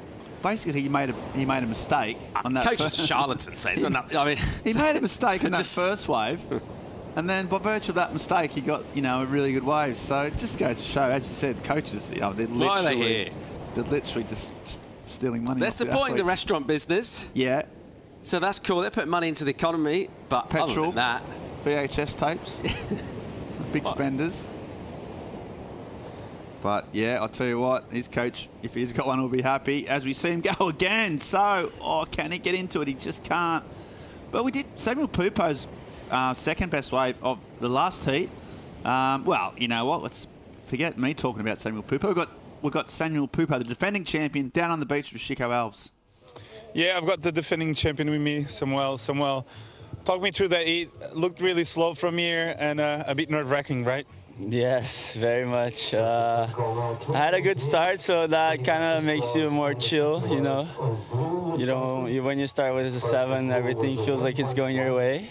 And then I had like a 20-minute wait for my next wave, and a little bit nerve-wracking, you know. You're kind of doubting yourself if you get the 3 that you need, or if you wait a little bit more, maybe get a 6. And I'm glad I waited and got the 6 and closed the heat out. And when catching that first one, we all know how good the wave was a 7. But what goes through your mind knowing there's such big lulls and catching such a good wave? It's hard. Yeah. I mean, I feel like the wave had more potential than a 7. But as you said, what do? Do you go for the 8.5, maybe 9, or do you surf the wave and get the heat started and make sure you don't fall? And decided to surf, not my 100%, but just to get a 7 in these conditions is almost like a 9 as well. So it was a good start. And as we saw in the end, and Nolan waited for the whole heat and only had a 2. So I'm glad that the waves came my way and got the scores. Yes, the waves went your way and you're surfing good. You want to send a quick message back home? Valeu, galera, pela torcida. Mais uma aqui em Ericeira. Feliz de estar aqui. Fazendo um bom trabalho com o Márcio. Meu primeiro ano com ele, a gente está se dando muito bem. Espero que eu consiga continuar avançando. Quem sabe chegar no Finals Day seria incrível. Vai chegar com certeza. Obrigado. Back to you, boys. Thanks, Chico. Thanks, Sammy. Resting heartbeat of Pupo, you reckon, Paul, right now? 9? 9 beats per minute? I'm going to say mid-30s. If we were talking about yesterday about sort of the good combinations of detective pairings, I wouldn't mind putting Pupo together with 30. Bit of fire and ice. Cool, calm, collected Pupo with the firebrand of the Hurdy. I think it could work. Thoughts? I reckon, yeah, I don't know. Don't know. Yeah, I'm not sure about that pairing, actually. Okay. If I'm being completely honest. Who would you put Pupo with? Who would you pair Pupo with? I'd like to see Pupo and Hopkins.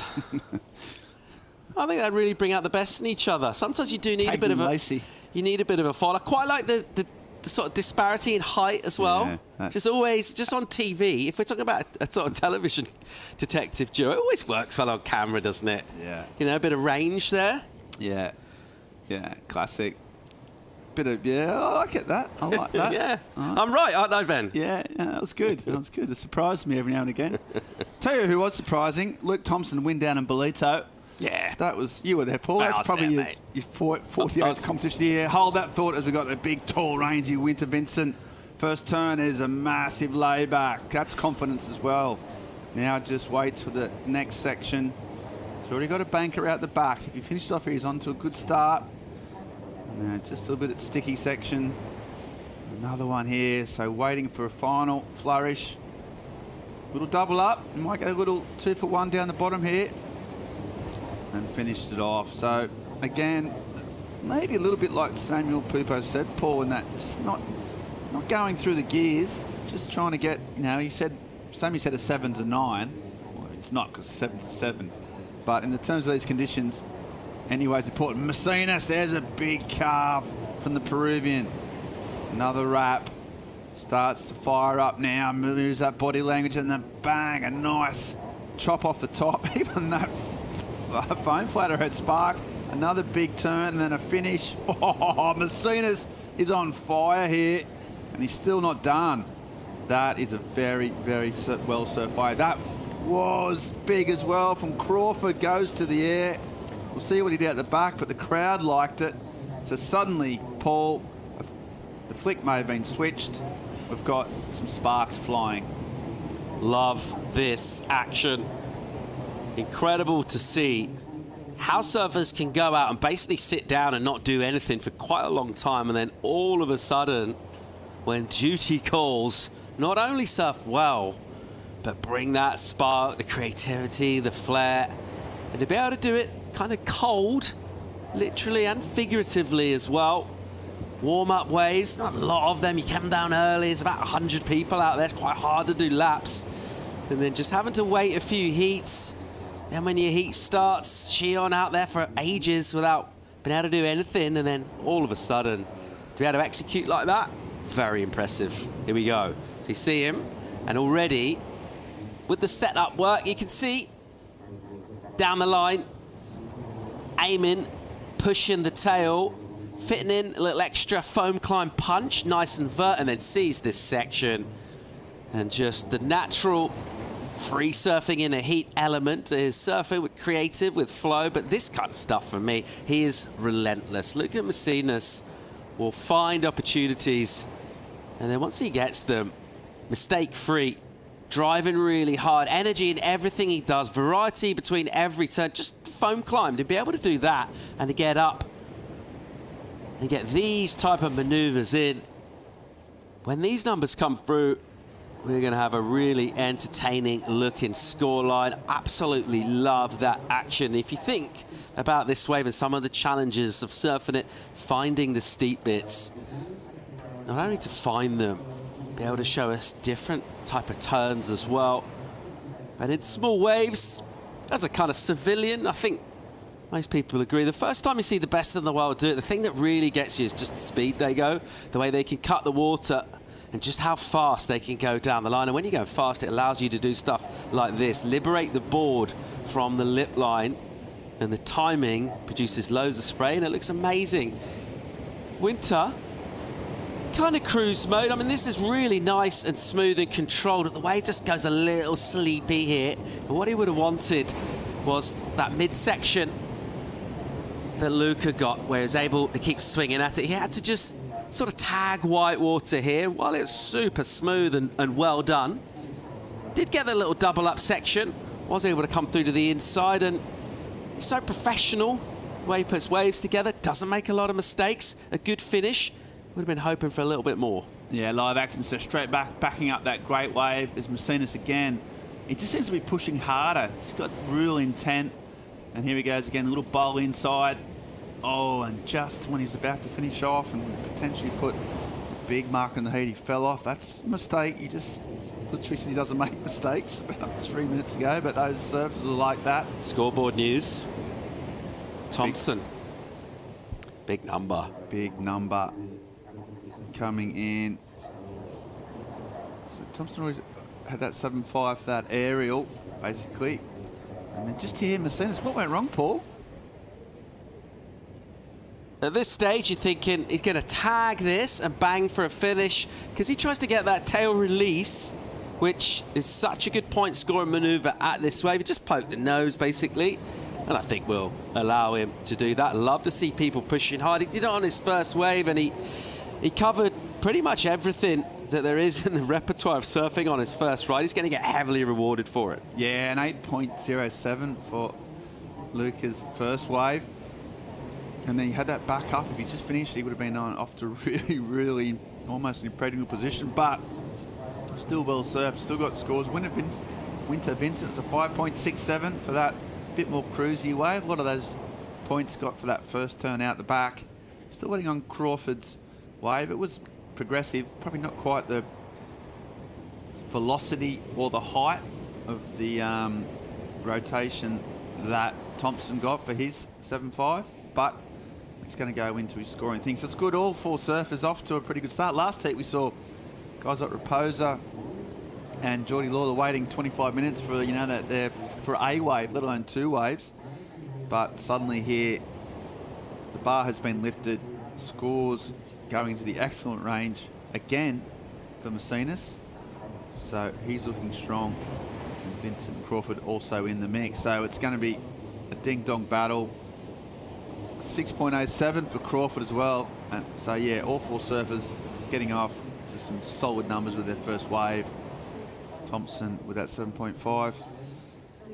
It's sort of, you know, those event wins, Paul, they can kind of change perception of, you know, what you're capable of and your confidence levels. Just have the ability to beat all these surfers once. You were there, mate. What did he grind through the gears? Was he confident from the start, or did he build momentum as the event progressed? I think the event started with momentum in South Africa, obviously with the season that Geordie was having as well. Very much had their confidence up collectively. They are a unit as well. They do really support each other. And when you got the quality of your actual surfing, but you're at home competing over there as well in a big high stakes event like this, he was incredible. throughout. And it was a really emotional moment, actually, to get the win over there. Absolutely amazing for him. But also added a little extra. The year before, he was in really good form, and he had a bit of a shock up with the non-priority after the horn. Yeah, and he made the heat, and he ended up getting eliminated for just getting that part wrong. I mean, I doubt he'll do that again, but what a way to make amends and to go all the way. Absolutely hammering sections. You can see how much it means to the crowd. In terms of, like, a surf community, I don't think they're any finer. Then you get down there in South Africa, they absolutely love their surfing, a really proud nation with so much talent, and to see it all come to fruition against the very best in the world in home shores, it was a really emotional moment. Yeah, and now it's all about trying to make that win count in terms of CT qualification. You always have that, you always have that emotion, that memory, but it should be a building block to bigger and better things. We're seeing this sticking to the inside here. First turn, there's small waves, only got a 3 for his last wave, trying to back up that 8, so here he goes. Just a sort of slopey, slow wave, and it's not going to be a scorer. So just staying out of the hair of his opponents, trying to stay busy. The last 2 waves haven't really delivered. And we'll just go back out. He won't mind the cold water, the Peruvian, he's used to that. Been coming here a long time. These little insiders, I suppose this is a function of having that big 8 in his pocket, right? He's just, you know, anything he can do, he reckons he's going to back it up. Yeah, free hit for him. Why not? Keep swinging. Trying to make amends for a little minor glitch that he had, but you got the 8 in there, so you're feeling confident. Keep catching waves we talked about. Sometimes you don't necessarily know. You got an idea of the shape of wave you want. You don't really know what's going to happen down the line. If you get a good section and you can combo 2 turns for a finish, we've seen judges throw good numbers at them, so I like the approach as well. And one thing we know that doesn't really work is sitting there and not surfing. Like that doesn't get you points for sure. I think any coach would tell you that, so why not? Keep going. Yeah, meanwhile Thompson banging down the line, he's pumping hard, he's generating a lot of speed. He might go to the air again here instead. It's his first turn, wait a while for it. It's a nice carve, more traditional surfing. Second turn, it's a little half turn and then a finish at the end, so just wow, look at that, rolling deep. As you're talking about the South Africans, they're all in the one bus. They've hired the big squad. Hired the 36-seater. He's got his family here. Both his parents are here, his sisters as well. So cousins. That support unit. Yeah, pretty much a massive support. And I'll tell you what, no wonder they're happy. 7.5 and then backing up. Just really meant business from the start there. Waited a while to get that first turn in, but did bury the rail when he came to it. It's so much speed. So Thompson playing it smart as well. And the big Safa crew loving it. He's going to go out there, regroup. Crawford with a 6.07. Vincent now with priority of the 5.67. They're still right in the mix. Really, really close. Looks like Thompson's going to come in at around a 5.8 or thereabouts. But while the judges just mop up that final score, we're going to a short commercial break and come back with more live action from the EDP Ericeira Pro right after this.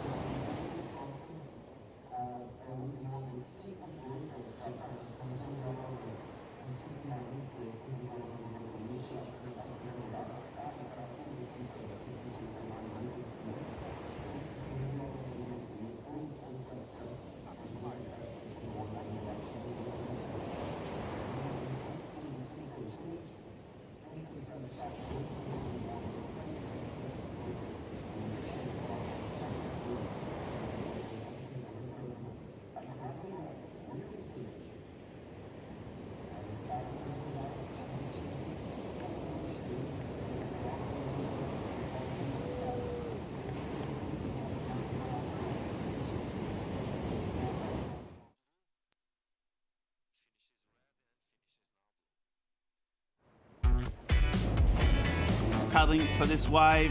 Now he's up and riding, zigging and zagging, waiting for the first section, and cracks it off the top, a lot of spray.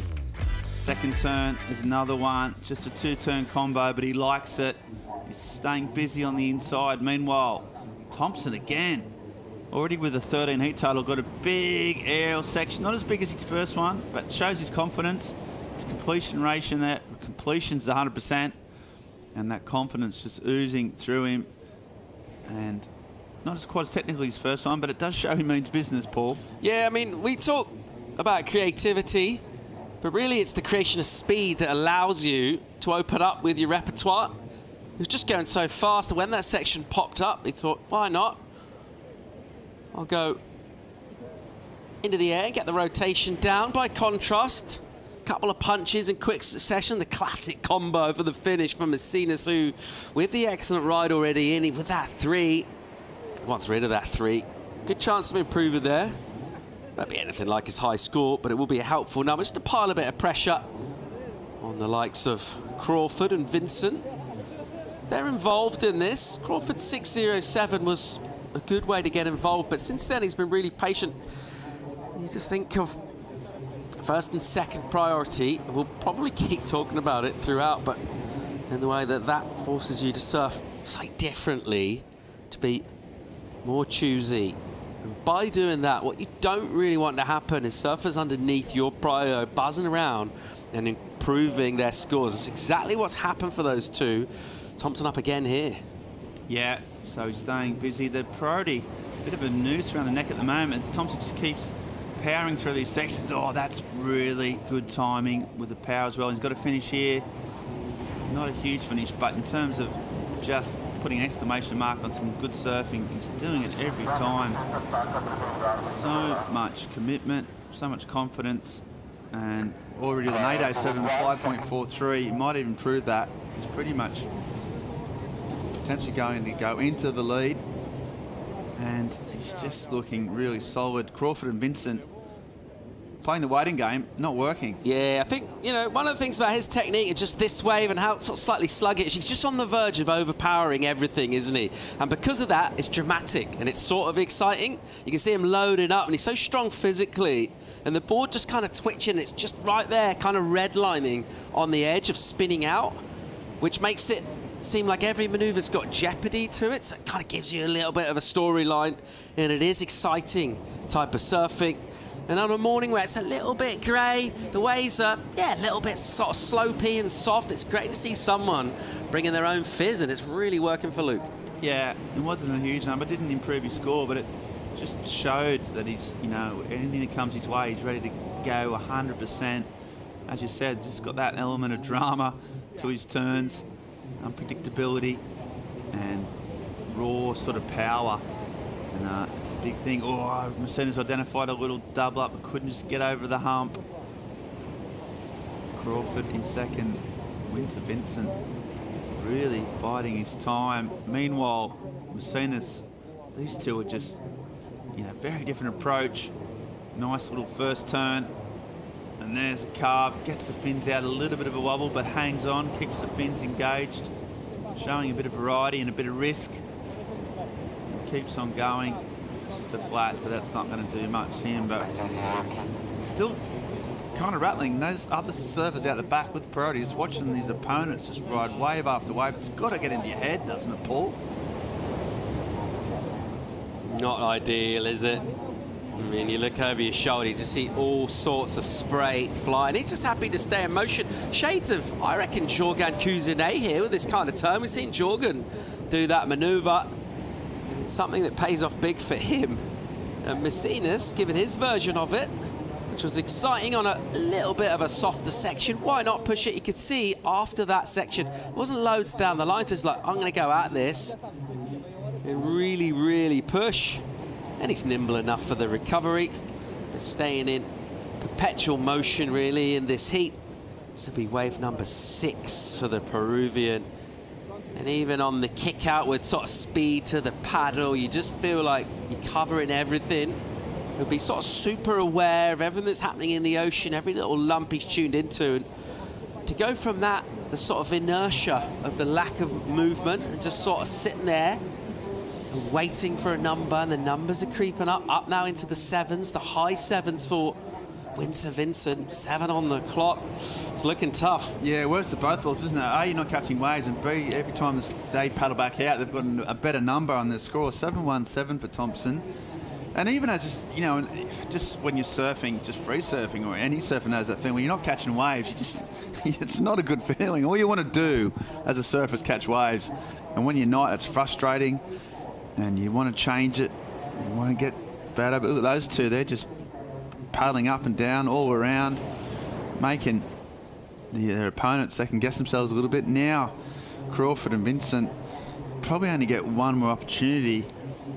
We talk about that priority and, you know, whether it should be a big advantage, but in the last 2 heats it's kind of proved to be a liability. A yoke. It's been a yoke. They just sort of get transfixed in a mindset that you have to get the best wave that comes through, whereas the other surfers without that priority go, well, I'm just going to catch whatever comes my way and see what happens. And in the last 2 heats, at least, in any case, it's been the more active surfers without priority that have got the wins. Still, 7-8-4 and a 7-4-4, both capable of that, both explosive surfers. Crawford looking at this one. Vincent is... Well, everyone's looking at this wave, but it's Thompson again, that man. There he goes. Goes big again and lands that one. And he's just having fun now. Do you think he's enjoying himself out there, man? Yeah, I think he's enjoying his morning in Ericeira? The only people enjoying it more is the 45,000 travelling fans that he's brought with him. But, yeah, he's just feeling the groove. And again, just getting waves without priority. Just making scores, doing big, you know, Hail Marys and sticking them. That's 3 from 3 in terms of those aerial manoeuvres.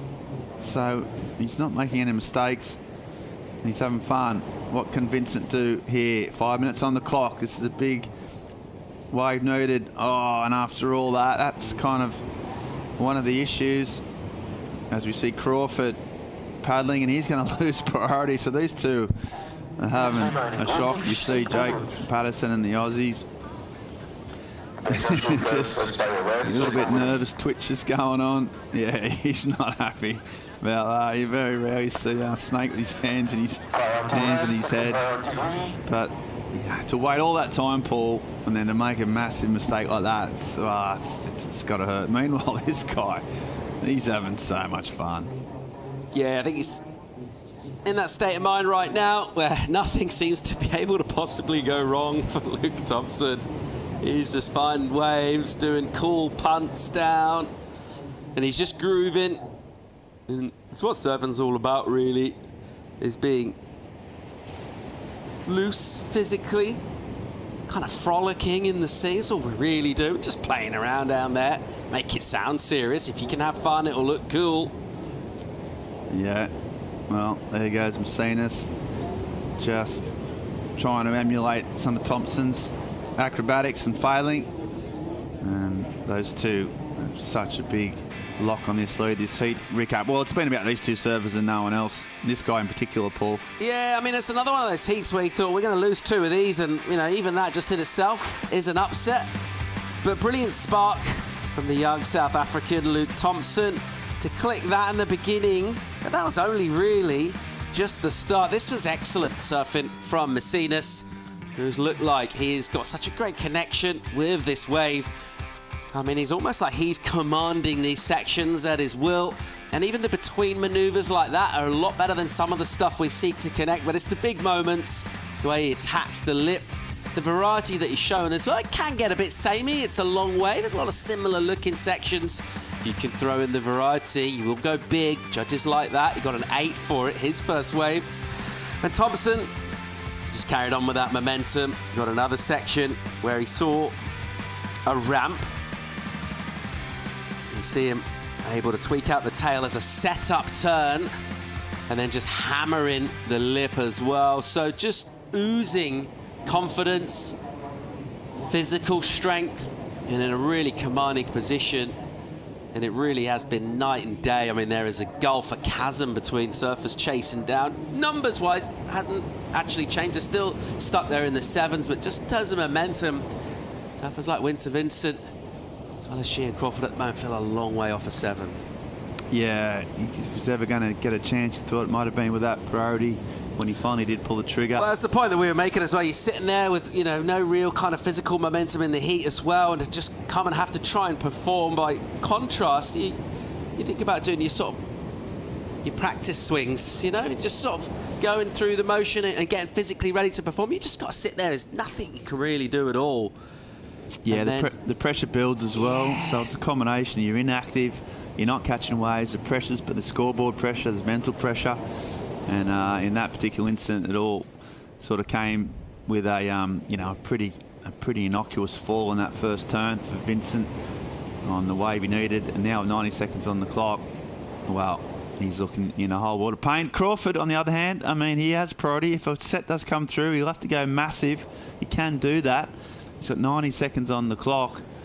So there's not much he can do except just pray for a wave. He can't manufacture anything until a set comes in, potentially. Yeah, I mean, like, on decision making, let's think about the last wave Luke Thompson rode. It didn't go in his top 2. It came in just under 6.67 is what he got right. But if you're Sheehan Crawford, you've got priority. That was his wave to refuse, and he was like, no thanks, I don't think it's there. If you look at the number that he needs, 7.44, I mean, it's less than a point from that. So that's an error. That's poor decision making, because that wave had that potential. Yeah, exactly. Well, and then probably 4 or 5 or 6 of the waves that Messinas and Thompson have all caught, they had the right first right of refusal. So exactly, they've allowed their opponents to get waves and get scores when they could have ridden themselves, and it's been a mistake. You know, that's the way the ocean turns out. Sometimes you can't predict what the set's going to do. Well, we were talking a little bit about coaching as well, and I think in any heat loss, the debrief is, you know, the ones that you kind of learn a lot more from than a lot of the wins sometimes. I think in most cases, perhaps even all cases, there's always something that you could have done slightly differently. I mean, you're dealing with the ocean and the vagaries of it, but there's generally something that you could have made a different decision, you could have executed differently. I think that's been very much the case both for Sheehan and for Winter. Yeah, they'll have to think about it and see what they would have done differently. In hindsight, it's a wonderful thing, but they've got to wait till Brazil in terms of the Challenger Series to enact those new decision-making processes. Thompson, a winner already on the series, looking really strong. Big heat total there, 14.67. Messinas there was really impressive. He's been on fire throughout the whole event. He's got a 13.5 heat total. So yeah, those two absolutely dominated that heat. It'll go in. They'll be happy with their decision-making process and their surfing. But while there's a little break between heats, we're going to get a short commercial break and come back with more live action right after this.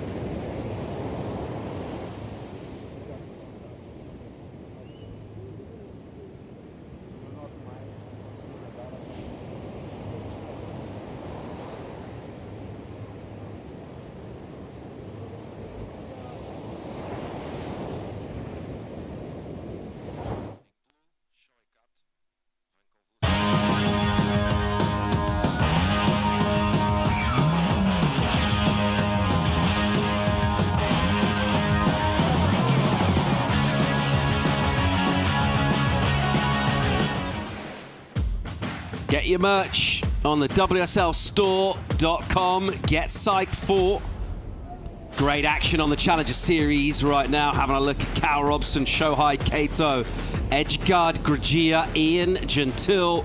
And it's with great pleasure that we can welcome into the host set for the first time today, Chico Alves. Morning, mate. Morning, Paul. Welcome back. I'm stoked to be here this morning. It's not really cold out there. It's quite like welcoming. There's no wind, which is great. As we see, this was Ian Gentile during the break. Nice little floater there. A bit of a swoop in the pocket and a nice finish. Yeah, great start there by Ian. This was Callum's wave.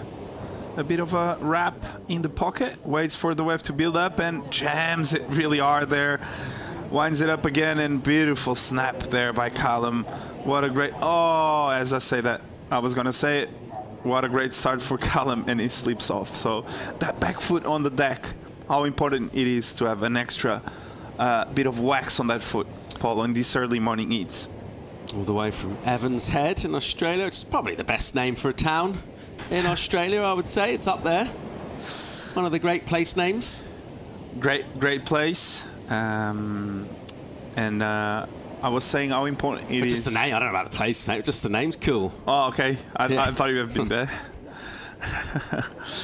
Just the back foot. It happened a bit to a couple of surfers. Maybe something that coaches need to take into consideration in these early morning heats. Maybe a bit extra wax on that back foot. Yeah, so we sort of had some slow ones, but do you see that last one? Do you think there's going to be that many ramps out there? Luke Thompson in particular just flaring up, going above the lip multiple occasions. Yeah, it was interesting because both waves he caught were a bit more towards the right hand side of the reef. With this tide, those ones, they kind of like all the way up better near the sun. You don't want to catch those ones that are a bit too wide. They ended up on the rocks. They don't give you an end section.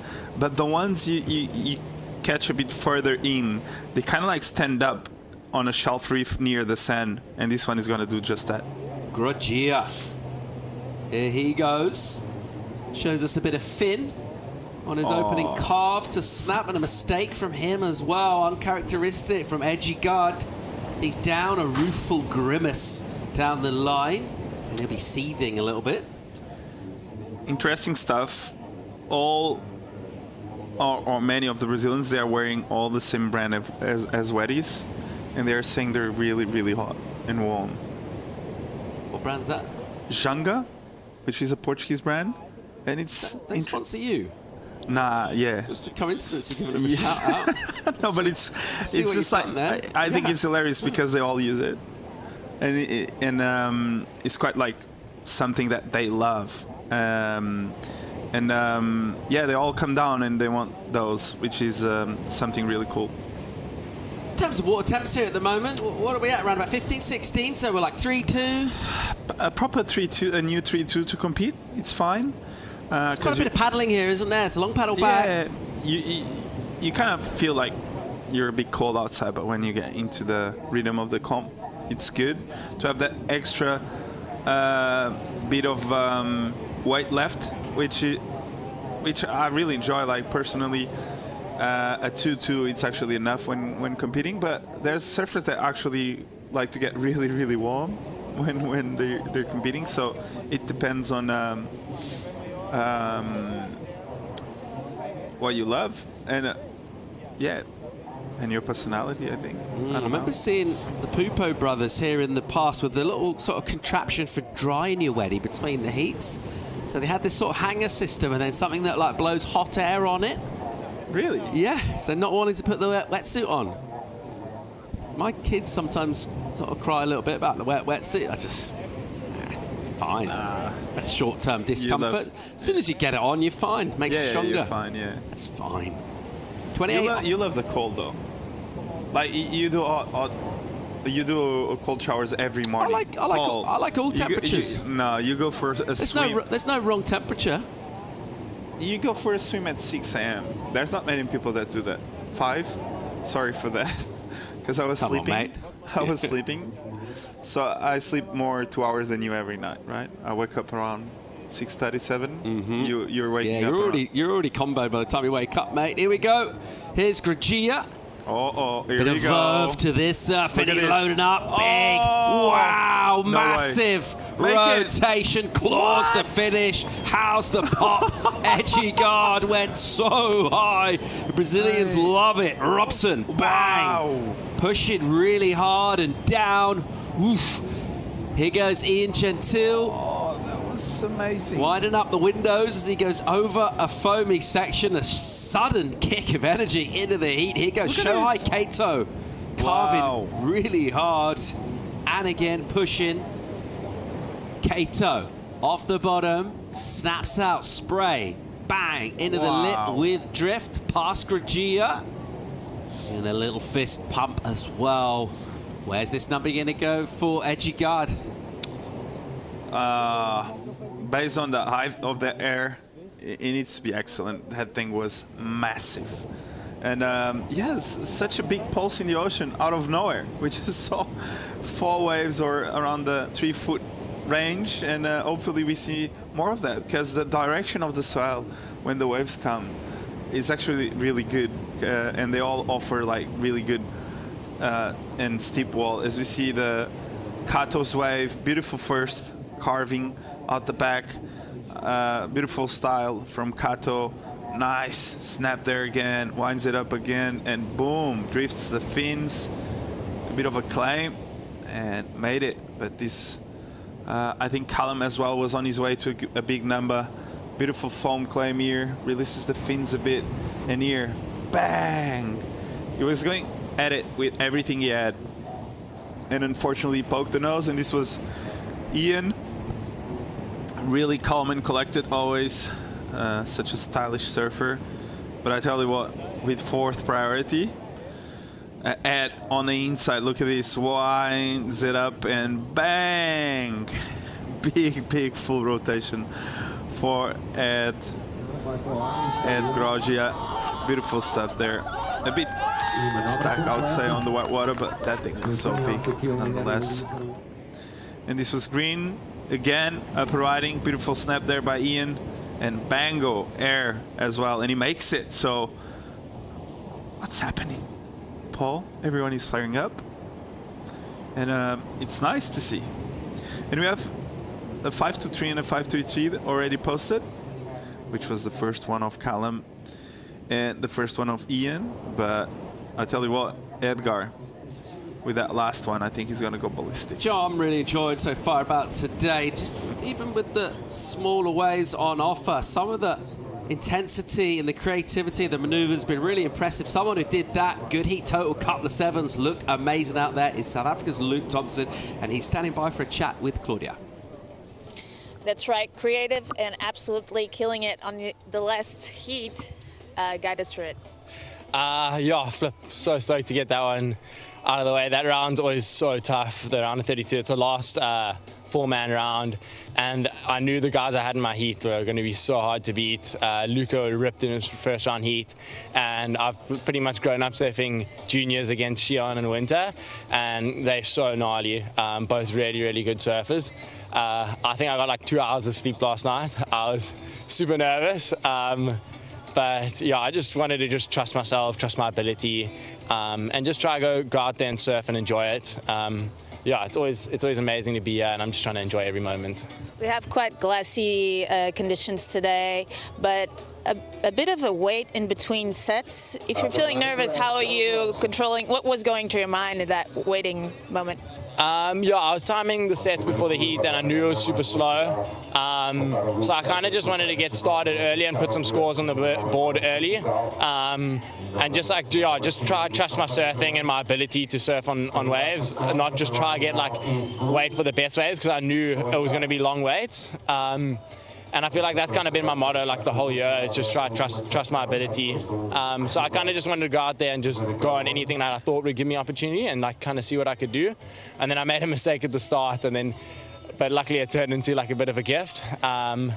But yeah, I'm just loving my time here. It's first time being on one of these trips with my whole family in probably the last like 5 years. So it's a special time for me. And yeah, I've been loving it and just enjoying it. Want to share with us a bit of your about your choice of board for today? Yeah, I was riding a round tail, just normal 510. I've been liking the round tails. They got a lot of hold and drive. And yeah, I've got a few magic sticks here, so been stoked on those. They're feeling really good, and yeah, just excited to keep it going. Congrats, good luck for the next one. Back to you guys. Job well done by Luke Thompson. Gragier's got his sleeves rolled up. He's already punted a massive air. Now he's dry docked it on the rocks. Just checking the board. Seems to be all right. They'll just time this here. Or wait. And then that white water should pull him through the gaps between the rocks. We've seen surfers get caught out duck diving here, and basically it goes dry underneath them. He seems to be okay at this stage. So surfing all the way through to the inside, scoring for his air. It's 7-5. He's in the lead. Here's Ian Gentile. Driving back on a rail, beautiful face. And there's a trademark hit from him, arrives late at the lip. A bit of lay back, push him with the back foot as well. It's a turn that served him really, really well. He can do that on closeout sections. He can do it on the open face. Always look good. He's got a bit of momentum of his own going here. Got a great wave during that interview for Cal Robson as well. Beautiful stuff here by Ian. Nice down carve, and I love this extended layback there. A lot more power there, and a beautiful make there. And this was Ed on another one. A bit of a wrap. Waits for the wave to steepen up. Let's see what he can do on the inside. Bang. Gets a bit of a fin release. Another snap. And a snap to finish. So, oh, that was really sketchy. That was the sketchiest one we've seen, I think. Because he had to throw the board into the rock straight away. And this was last of Kato. Beautiful air reverse here. Really dynamic. I really enjoyed. Was really whippy and fast, and he was able to finish it off as well. But I think the best wave we've seen on DC was probably this one so far. This thing was incredible. Beautiful first turn. Look at the momentum and the shift of the wave and the whole body in motion to make sure he's attacking every section with all the power he has. Beautiful last turn there on the rocks, and he makes it. Equipment is looking insane under his feet. Callum is looking fast, and yeah, that wave, I think they're going to score really high, in my opinion, just based on those last two big hits off the top. They were really, really powerful. Yeah, loving to see everyone really just identify their own strengths and what makes their surfing unique and really stick to that and maximize it. So Gragier, we know about his air game.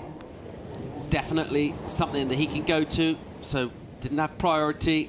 Just got a small wave and turned it into a 7.5. But right there, much more traditional power surfing, which looks so good when Callum Robson does it, and just punching, hammering sections. He'll go again, full-blooded carving wrap in the pocket, this time into the lip again. Another beautiful looking wave for Cal Robson. Up with a stinging hit with a little release of the tail. One more. And he absolutely loves it. He's got two scores to come in. They're both going to be really good. The Australians like it too.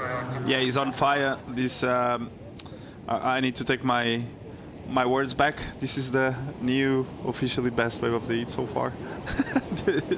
It just ripped that wave into pieces. That was amazing to watch. Look at this. Really nice bottom turn. Big wrap on the open face.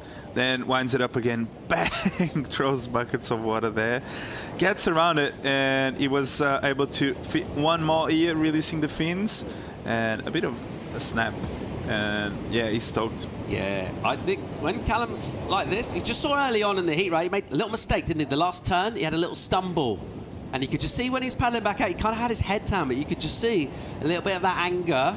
Good anger, turns into really positive energy. I like it when he's challenged. I think it really brings out the best in him. It's what we're seeing here. And then to get the first of those waves and then rip into it, then that anger suddenly becomes really positive energy. And then again, another opportunity comes. It feels like you're surfing downhill, like everything's with you, momentum, everything coming together beautifully. He's going to get two solid numbers. Let's see where it puts him in the heat. 18 on the clock so far. So good for Gragier in terms of the one score, but he doesn't have a backup on the board as yet. Kato's number was a 6-6. And we're still waiting for a couple of scores for Ian Gentile as well. So a lot in terms of our judges that they're due us. To the previous to last of Cal, 6-1. We'll get another score as well. We reckon it'll be healthier than that. He's already in the lead. We are waiting, as we say, for numbers for everyone. Yeah, we are waiting for numbers for everyone, yeah. I think Ian had a good one as well, the layback one.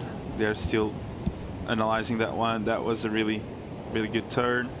But yeah, this last one from Cal, I think is based on just the variation on those first two turns. I think it can probably be the best wave of the heat so far.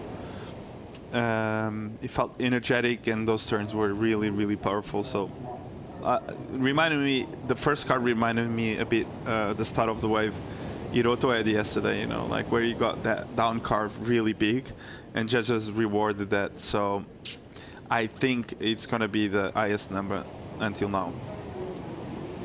16 minutes and 40 seconds remaining in our fourth heat of the morning here. So halfway through the round, when this one wraps up, round of 32 is the last time we have 4 surfer heats before we go surfer on surfer. So it's absolutely brutal and relentless, but it's great entertainment.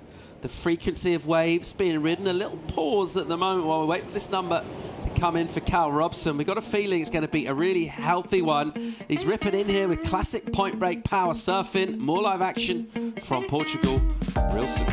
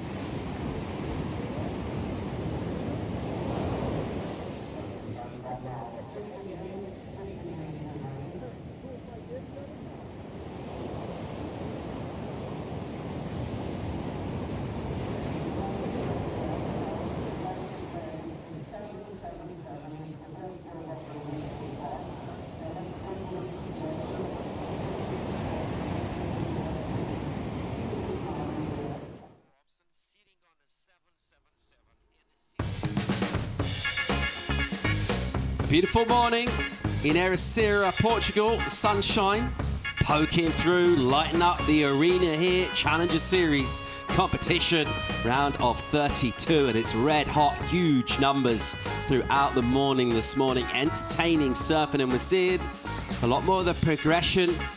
Slightly smaller conditions mean surfers able to mix things up in terms of the repertoire. Go above the lip for airs. Not the only way to do it though. The classic traditional power surfing with brutal aggression, like the stuff we're seeing laid down by Cal Robson. That's paying off too. A 777 for his last wave, so close to excellent. And he's looking like he is in rude health at the moment. 13.87, a solid total for Cal.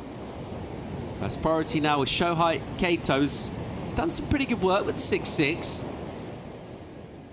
He's back up the 4.87. He's in second at the moment, so an opportunity for him to improve when he finds a wave he likes. But from fourth prio, the speedy approach, bruising approach from Cal Robson as he hits the first lip hard, and then not a lot else on offer. Going to be pretty happy with the way things are going so far, with 13 minutes left on the clock. He'll be prowling around and looking to try and juice some opportunities. Waiting for a score for Gentile for a little while. 598 is the number he needs to threaten Kato in second. Not sure it will quite get there. It'll be close to it though. We're seeing super intense competitive heats go down. This one, bit of a spread in terms of the wave count. Everyone getting involved. We haven't seen anyone kind of sit there with priority for a while. They're rolling the dice, and maybe a reflection sort of what we saw a couple of heats ago with maybe surfers not taking the opportunities, and people obviously very aware of what's going on in the heat before theirs. Yeah, but I feel like on this one specifically, we've seen a couple more sets. It has been a bit more consistent, so they need to take that into consideration based on the scores the other surfers are doing, because otherwise you ended up losing with low numbers because you think you're in trouble when you're not. So let's see what Ian does on this one. Gentile, little flick off the foam to start off, and the wave gets kind of sluggish. Now it gets speedy. Now he'll flare up. Just loses grip in the air. Saw the foot come off mid-rotation. Not what he was after. Needs a 6, so this is Callum now, up riding. Just an in and out.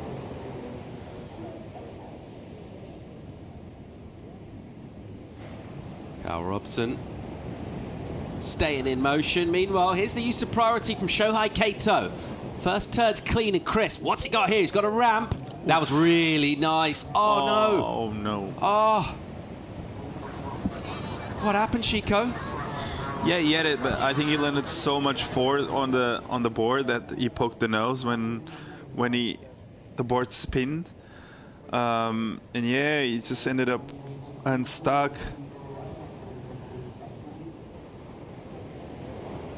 But yeah, unfortunately for him, because that turn would definitely improve his 497, his 487, sorry. Look at this. Beautiful rotation. Really, the tail was really, really high. As you can see, it really tweaked it out, but then his front foot was so forward on the surfboard that I think he poked the rail or the nose. In terms of how technical that air was, let's just assume he had landed that. How does that compare with what Grajir did? He went much higher, but with a flatter spin. Shohei almost inverted there. Which is better? Well, I think Ed for sure would get the nod based on how high he went. This is more like a nose peak where you take advantage of the projection the lip gives you, which it's different. Like, of course, this section was a smaller section, and yeah, I think it would be on the 5 range. I would say 5 to 6 range. Oh, really? Yeah. But if it's done like Dusty Payne used to do them in like big and meaty sections, they can go really high, of course. So we've seen Flip to Let do a lot of those where they land on the flats. Even Eli Enneman, yes, they had one like that where it was a really, really steep section, and he did such a hard one going into the flats, and he got a high number. So it all depends on the section you're doing it. On this specific one, as it's a smaller day, judges tend to take into consideration the fact that they might think it's easier. Next heat looks absolutely brutal. Jadson, Cowley, Ian Gavea, Franco, Razunas. Wow. Great looking matchup. Game face is very much on, and I think preparation into this one, maybe some of those tactics and those strategies just been slightly shifted, because we're seeing a dynamic, evolving situation in the water. This one's pulsed a lot more early on. We've seen a couple of quiet ones. Been very impressed with Franco, what he's been able to do. Brings loads and loads of spark. Think about Luca Macinas and the way he approaches. Not wildly dissimilar from Franco. Brings that intensity. He's got a lot of variety, a lot of energy throughout his waves. He's a pretty intense competitor as well. He's got a tough heat though. All of the CT experience of Jadson Andre, you can do it any way really. And of course Cowley Vast with all of that power, who looks like he's in that kind of ominous mode where he's real confident, but also really composed and just doing enough that he needs to go out, dominate.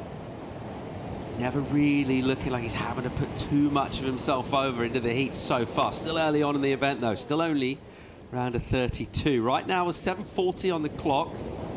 It's Cal Robson leading this one. He's got himself back to second priority now, so he's been a little bit patient. First priority is with Gragia. He's got a 7.5. He's very well poised, but he does need another wave. He's in third at the moment. And the 3.97 is the requirement, but that's not what he's looking for, is it, Chico? Not really. I think he's looking for something a bit higher than that, in my opinion. I think Ed knows Ian and Kato can improve on those low numbers, and they could go into the 6s easily. So, yeah, Ed knows he needs something around the 5-6 range for sure. Question for you. 7 on the clock now. He needs a 4, basically, but he's not looking for that. At what stage, just assume this continues, how many minutes to go do you go, okay, I really just need a 4 now? Is that 2 minutes to go? Is that the last minute? When does that happen?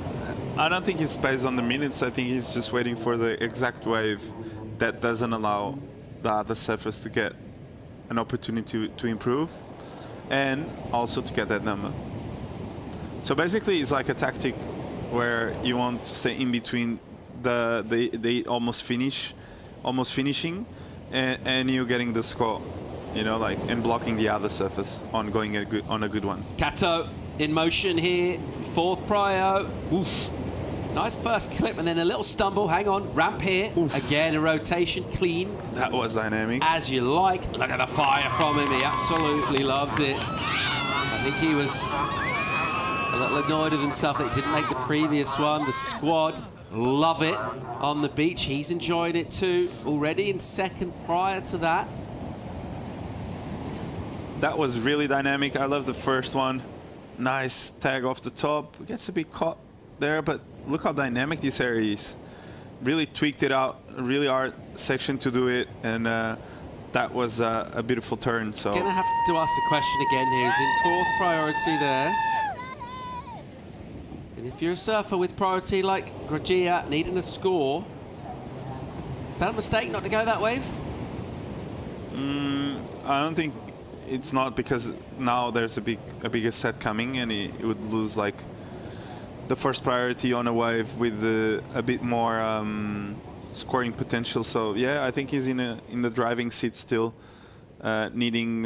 He won't need like a massive number, but this wave looks like a good one. All right, well, we'll see here. He goes, Gragia, first turn, deals with a bit of wobble. Now a steeper section. Yeah, I'm not sure. I don't know. Yeah, that wave wasn't really beautiful, and this is Callum on another one. Robson driving again, just a shorter wave. I mean, the feeling is that Gragia's score will be under what Shohei gets, so we'll see how this plays out. Shohei wants a score. He's waiting patiently. 4.5 on the clock. Let's recap it. This got us fired up early on. Yeah, massive air by Ed there, starting off the with a 7.5. Brazilian crew was psyched up, and this was the first really good wave. Kato got 6.6. Beautiful surfing here. Nice and tight in the pocket, getting the job done, not falling, catching the right ones, and really good surfing there by the Japanese surfer. And then Callum started plugging away some big numbers and really big surfing on the face of the wave. This was the 610, beautiful tag there, and another one really close to the rocks. Did such a good job on landing that one. And this was the best wave of lead so far, 777. Just a beautiful carve out the back. This one, it's the money turn. Huge snap off the top, gets around it, and he was able to fit one more, drifting the fins. So nice job there by Callum, and he's in the lead. So great eat by Callum Robson. He's looking good. He had a second place finish last year, so I just believe he's in a really good form this year again. Looks like it. So he looks hungry as well. Every time you see him down the beach, he's hungry and is really He's got the eye of the tiger in his face, and yeah, he's paying off. He means business, you know, Paul. He's ready to smash it. And yeah, the last one of Kato, 5'8". Well, and he's pushed the requirement up, so it was a mistake not to go that wave. And then the reply from Gajir, 4-1-3, so fallen short. Now that number up to a 5 now, he's just gone a small throwaway. He's in 4th priority. He's got 2.5 minutes. Can he not advance and lose this heat with a 7-5 locked in? At the moment, it's happening. It is, and I think anything is possible. We've seen a couple guys yesterday lose with some 7s, and then they just waited for a perfect wave that didn't come. Gentile using priority, 6'9", his number. That's what he's after. He's had a lot of white water on his waves in this heat, and it's held him back a lot. Now he's liberated. He'll lip line float functionally, but once again, I feel like every time he takes off, he's trying to come from behind, and he's kind of squirreling, going fast, but he's unable to have that big visual impact because his waves are not really showing us that classic point scoring section, that pocket with the lip at the top of it. And it's really held back his scores. He's in the 5s, so sort of sharp surfing, but you just compare that with the runners that Robson was able to get in succession. Down towards just over 1 minute and 15 seconds now remaining.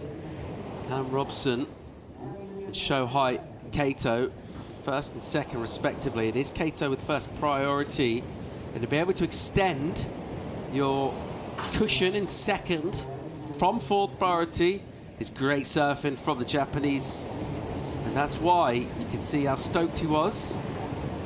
The crowd as well, his support crew loved that action, and he'll have a chance to further improve or dictate who gets to catch what wave. He'll be able to control things in the dying moments of this heat. Bit of an upset here, since Grajia was on the CT early this year, and with a 7.5 for a big, lofty, full rotation early on in the heat. Right now, he's facing elimination here, and he hasn't been able to find a backup. He only needs a 4.9.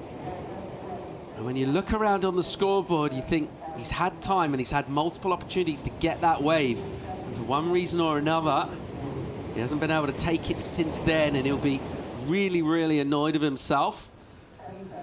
We'll count down here. Kato loves it. There's real contrast, 2 different water splashes.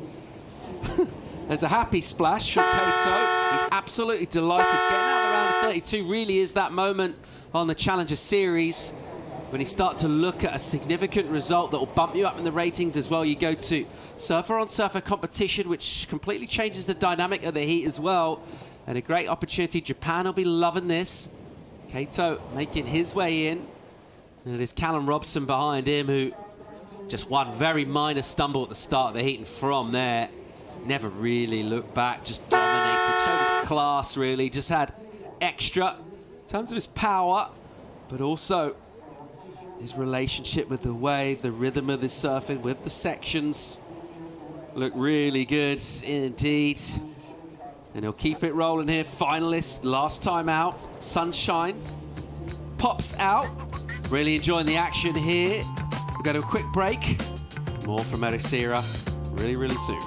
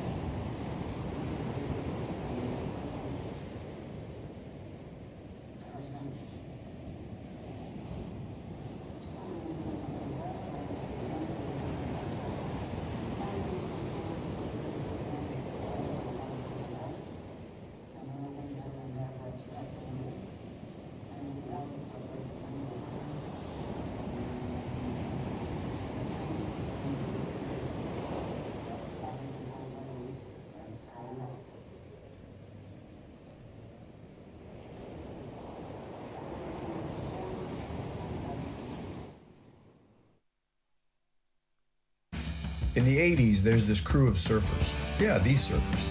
They decided to draw a line in the sand to protect the waves they loved. From that first wave saved, the Surfrider Foundation has grown into a coastal protection powerhouse. We take on the big guys, the major polluters, the powerful corporations. You name it, we've been there. Become a Surfrider member today because the ocean needs more friends.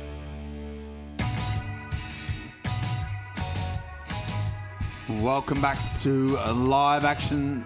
Fluttering of the Portuguese flag tells you where we're at. It's slight little ruffles of the swell tear. We're on reef. And I'm joined in the booth by Chico Alves, who will tell you that... What are you going to tell me, Chico? No easy heats today? There's no easy eats today, Monday. Right. This heat, who do you like, who don't you like? What are the strengths and weaknesses? I think they're... if I look at the names 50 times, I'm going to tell you they're all insane surfers. So this is live Jadson. Wow. Yeah, it's big goofy foot. Stuck to this one. And Jadson, the first one, the experienced Brazilian veteran. Going a long line here. First time was good. And then a nice little kick of the fins. Trademark, Jaddy. So he's had a few injuries. Now, another goofy footers. Kaoli Vast, the Tahitian gold medalist in the Olympic.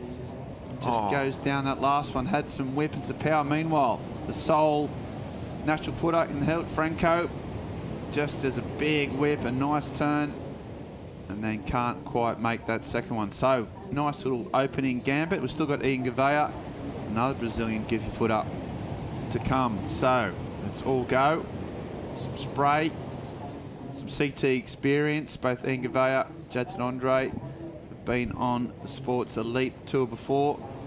Radzunas from Argentina, also just making his way. He's the least experienced of the quartet, but surfed this well, Chico. Yeah, he's really powerful on the lip of the wave. Every time he has the chance, he just smashes it. So I like how he surfs. He doesn't surf easy on those lips, and this is Jadson 467. Beautiful gouging snap there.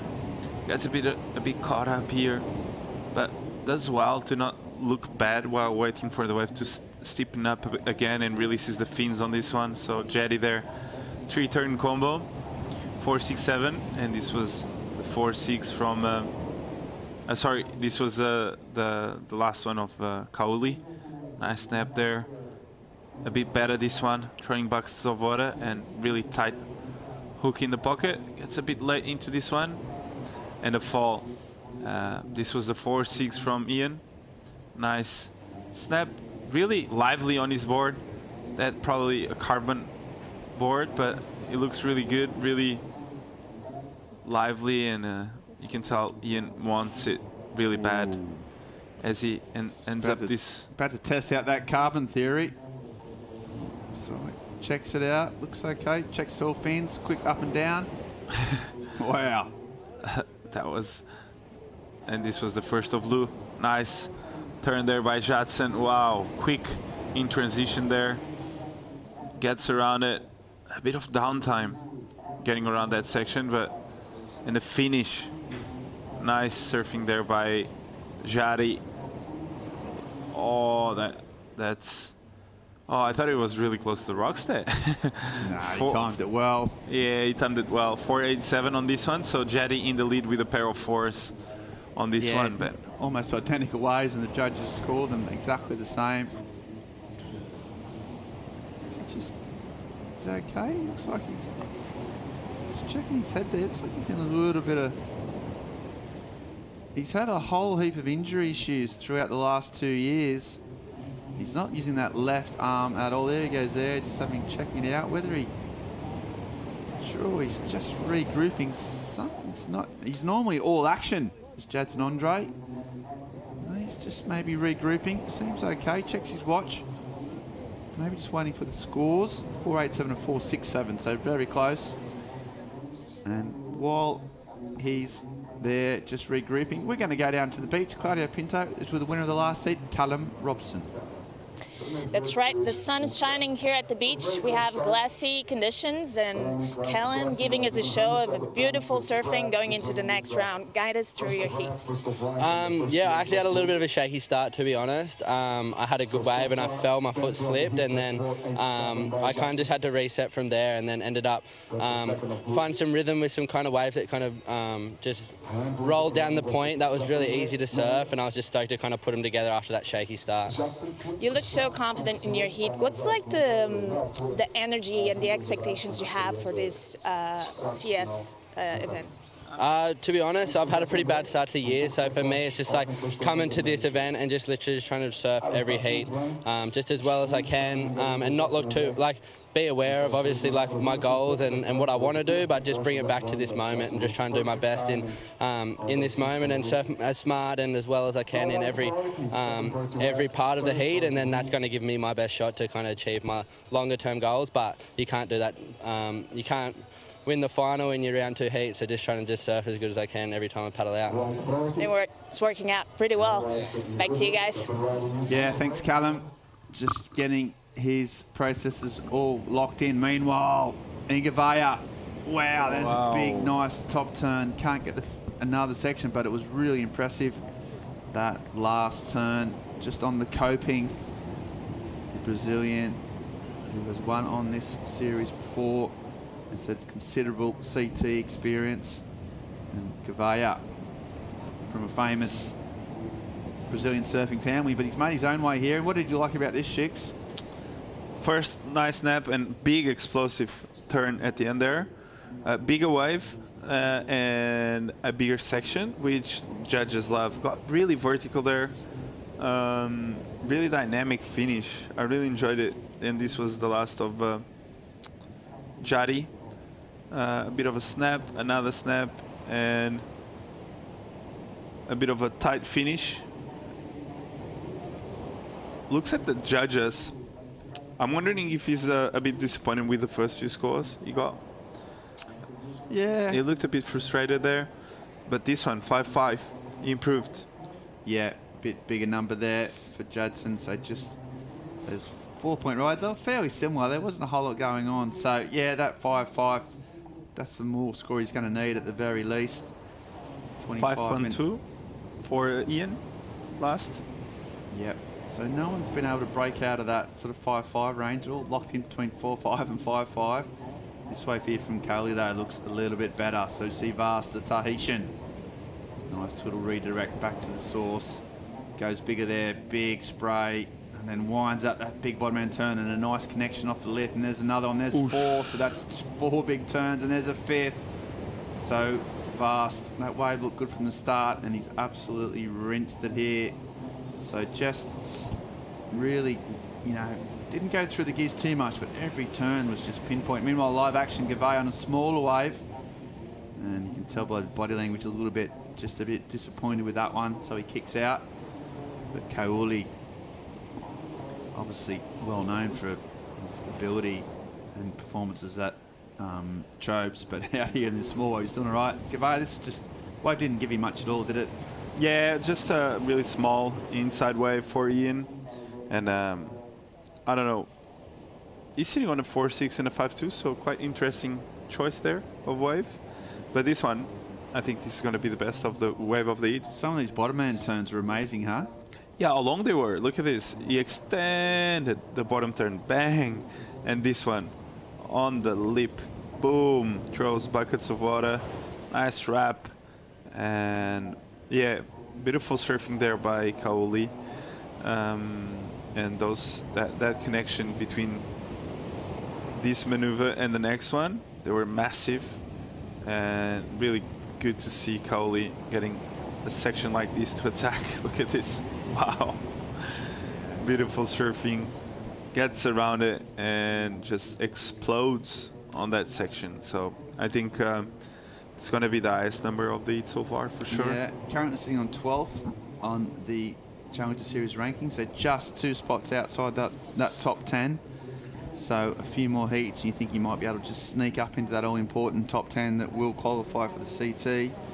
Already had a few of the servers in the top 10 go out. Matthew McGilvray, he's finished.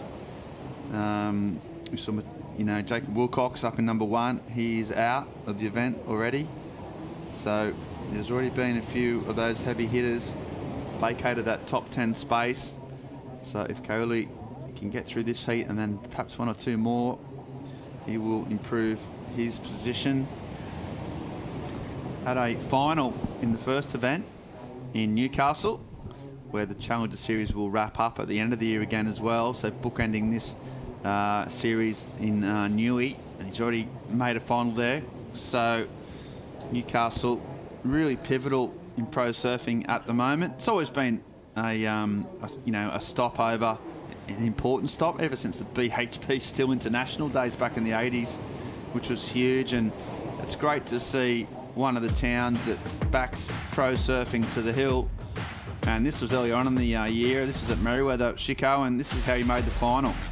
Yeah, the waves were firing up there, and Amanda can surf really good waves well. He's totally fast. Anytime there's swell and powerful waves, he loves it. So, yeah, I'm not surprised he started off the year looking this good. He has improved a lot over the course of the last 3 years, and he's an Olympic champion. So he knows how to win, and it's just a matter of time until we see Kauli on tour.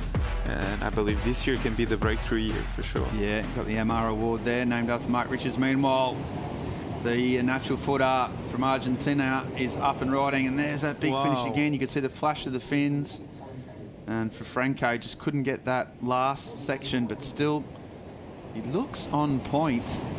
Just probably not quite getting those open sections that Kauli get, and he got a 7.5 for that wave. That's what you got to do. But Franco, nice rail work, just not enough sections. Yeah, but this last turn, I tell you what, that was massive by Franco. Really, the first carve was a bit sleepy, but then he puts the foot on the gas and bang, blows the fins out. And he always gives a bit of an extra on the lip when he attacks it. So I think this is going to be his best number so far for sure.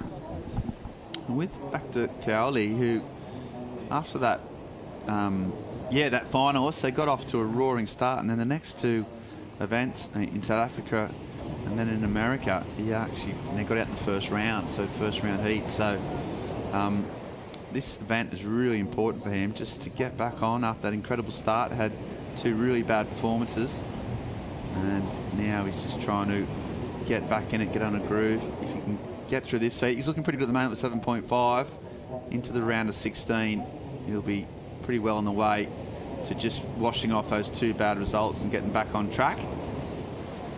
As we see Jadson Andre, here he goes, the veteran. Quick little backhand turn. He's an energizer. He never stops moving. Floats over the foam. That's a better section, and he made it count. Can he hang on? He can. He rides out. The Brazilians like it. He likes it. Out the back, Vast. Also just winding up. Gets a little bit stuck on that third one, but now he's got some open face to work with. And that's a nice finish as well. Just pretty good, solid competitive surfing. And then going for it again. 2 quick sections. Keep saying it, Franco showing real form and technique, just hasn't been able to get those open sections. But it was Vast, and this is non-stop. Now Gavia driving down the line. What's he got? Could go to the air here. No, floats instead. Big squirt off the back, and then a big finish on the rocks, and that won't. That won't be a completion because, well, no wonder he just. I mean, we're used to him doing that. Yeah, I bet that crashed into that rock. I mean, he sort of just got cartwheeled over it. It's the fins, I think, that have gone. Takes the leggy off. Run down, swap over the craft. Really similar boards, they look like. There won't be much difference in those 2 in terms of their design and their shape and their size. Pretty much like for like. And so, Gavia, get the replay of that. It could have been a whole lot worse just for his injuries personally. And we'll just see what he did here. He really went for it, Chico. Yeah, nice float here, really quick. And then here, gets the wrap and a big finish, but I tell you what, he's right on the rocks. Oh, and like, and even the body, he went through the rock. He did kind of got lucky that he just got squirted to the other side of it, his body, and then end up on the sand. But his board wasn't so lucky. You'll see it here. I mean, the judges have to give that as a completion. What else you got to do? So, because otherwise he had completed that maneuver for sure, if there's not a rock in front of him. But look at him. He got slammed into the rock. So really sketchy situation there by Ian. Straight away, you would have heard the sound of the fins on rock, and look, all these fins are incredible these days. Instead of hanging on, they're designed to come out rather than snap. So yeah, he's going to get a new board, go back out. There's a better turn, but just a 2 again. Yeah, Franco. but he got a 5-7 for the previous. So even though he's not catching like the longest rides, he's getting scores. And this was Kaoli's wave. Beautiful wrap there. Gets a bit caught here in transition, but then gets a good finish here. A bit caught in the lip again. But yeah, it was just that sort of sluggy section, but he dealt with it well. And then this last turn was where all the money was here for Judson. Yeah, he gets a bit of a snap there. A nice float around this section, and then the finishing turn was upside down, completely inverted on that last maneuver. Really hard turn to do, so I think that might be his best so far, I think. Yeah, some numbers to drop in. So, oh yeah, there's the fins there, the fin box. So then? Just doesn't look too bad considering the punishment has been through. Mateus Hurdy, it's kind of all right, but you know, the tiniest little bit of that fin being a bit unstable or a bit of water on it can make a huge difference in the performance for these elite surfers. So he's elected just to get a new one, paddle back out. So Calibas' score came in at 5.57, so he's backed up that 7.5 pretty well. Still got scores for Jaddy, Ian and Franco to come in, but it's been consistent. It's supposed to be more energy piling through for the rest of the afternoon. There's an increase in swell, increase in the energy. Direction still holds, so we're looking good for the next 2 days in terms of waves. Saturday, still waves, maybe a little bit of drop off, and then a new fresh pulse coming in for Sunday. So plenty of swell and plenty of waves in this heat. We've seen some slow ones throughout the course of the morning, but this one's been super consistent, and that's what we want to see, Francisco. All 4 surfers all getting 2 waves. Now it's just a bit of a battle to see if they can increase it. Okay, well, there's a nice little drone shot. I think we might have Claudia Pinto, our roving reporter, down on the beach. What's going on down there, Clouds? A lot going on down here, and right next to me I have Joan Dudu supporting the gold medalist in the water and coaching him. What's been the work you've been developing with Kaoli? He's such a big promise in this young generation. How do you manage his potential, and also what advice can you give him as such an experienced surfer? Yeah, it's really easy with him. He listens a lot, and he's really listen everything and doing the plan exactly as he did today. We wanted the wave, the good one. It was the plan to get this wave, and he just went on the place and got it. So it's so good to work with him because he's the gold medalist, but he's the one who listens the most. So that's amazing to work. You're also now here for coaching duties, but you've been here for so many times in Portugal. What are the best memories you keep from this coastline and here in Ericeira? Yeah, I love this place. There was really good food, good waves, good people. So it's good to be back, and looks like I will be back a couple of years again. Thank you so much. Thanks, Claudia, and thanks, Joanne. Yeah, it's had some amazing times down the stretch of coast.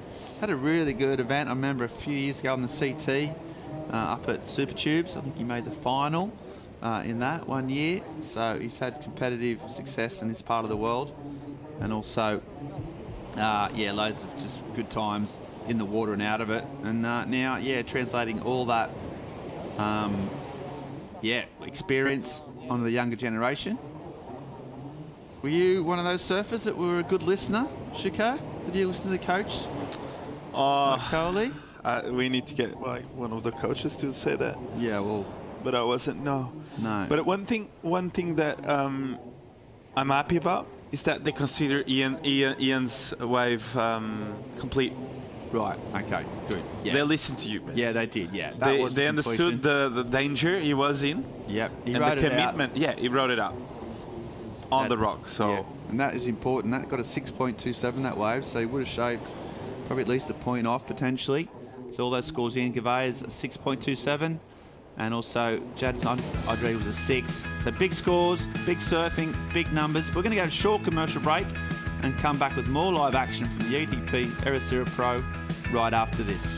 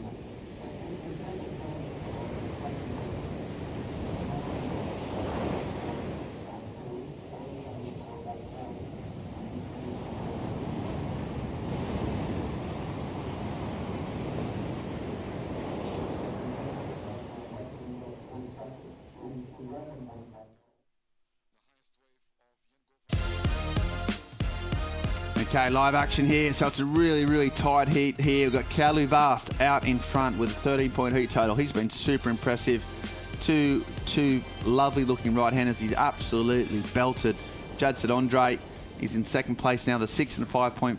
Gavaya needing a 5.2 to move up into that all-important second place.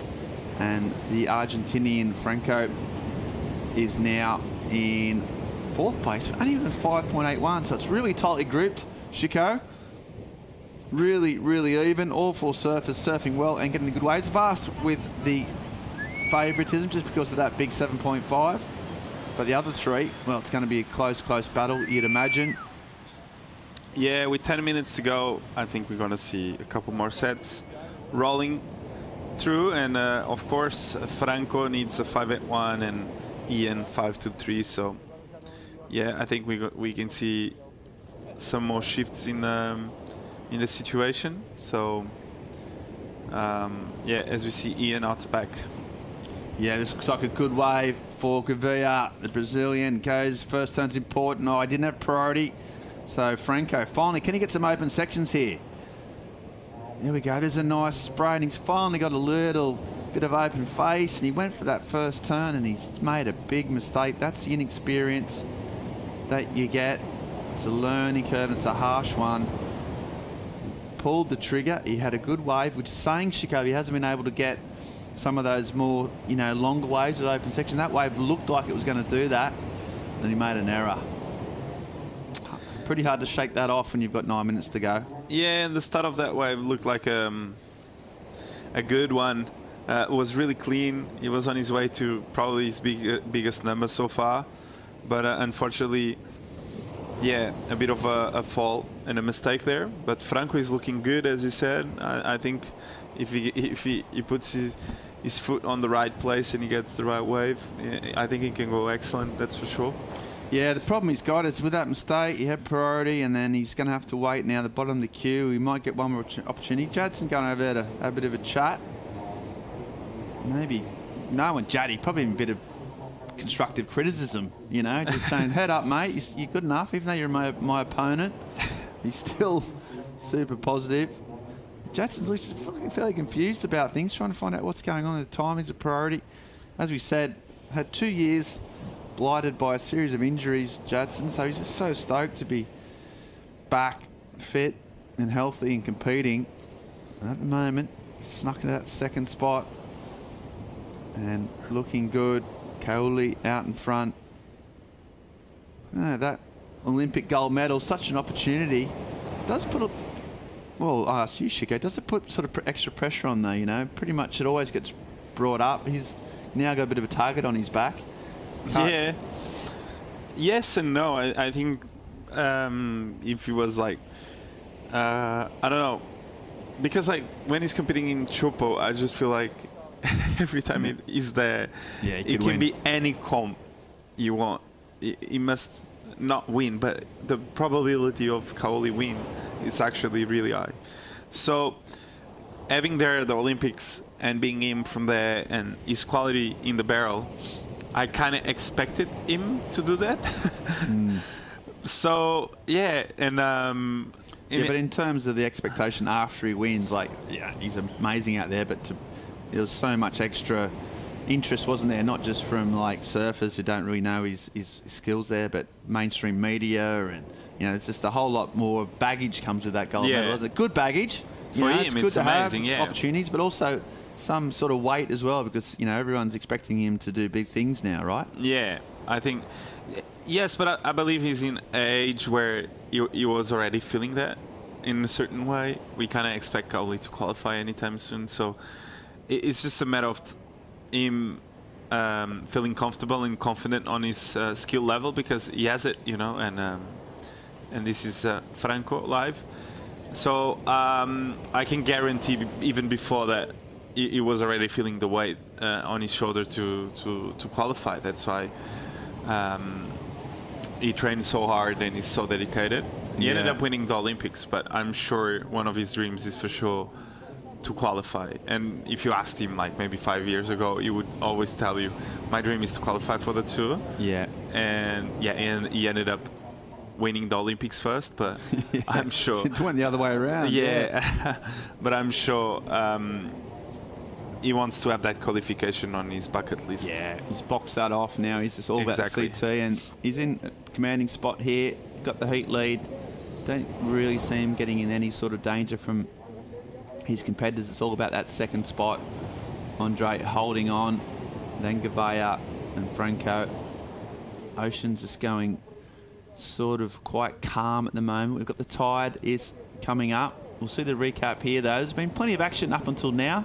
Pretty action-packed really, and some amazing wave surf by this man. Yeah, beautiful surfing by Kauli. First big snap, gets around it. I love the bottom end turn. Yeah, he's driving off those bottom turns with so much speed.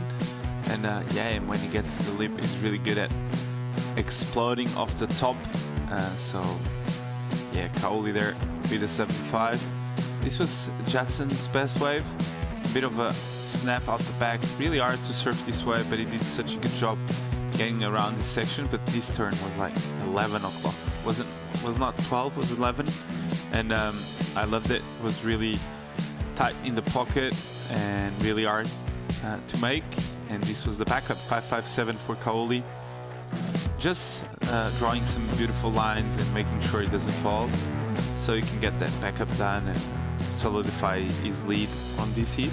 So Kauli looking really comfortable in the lead.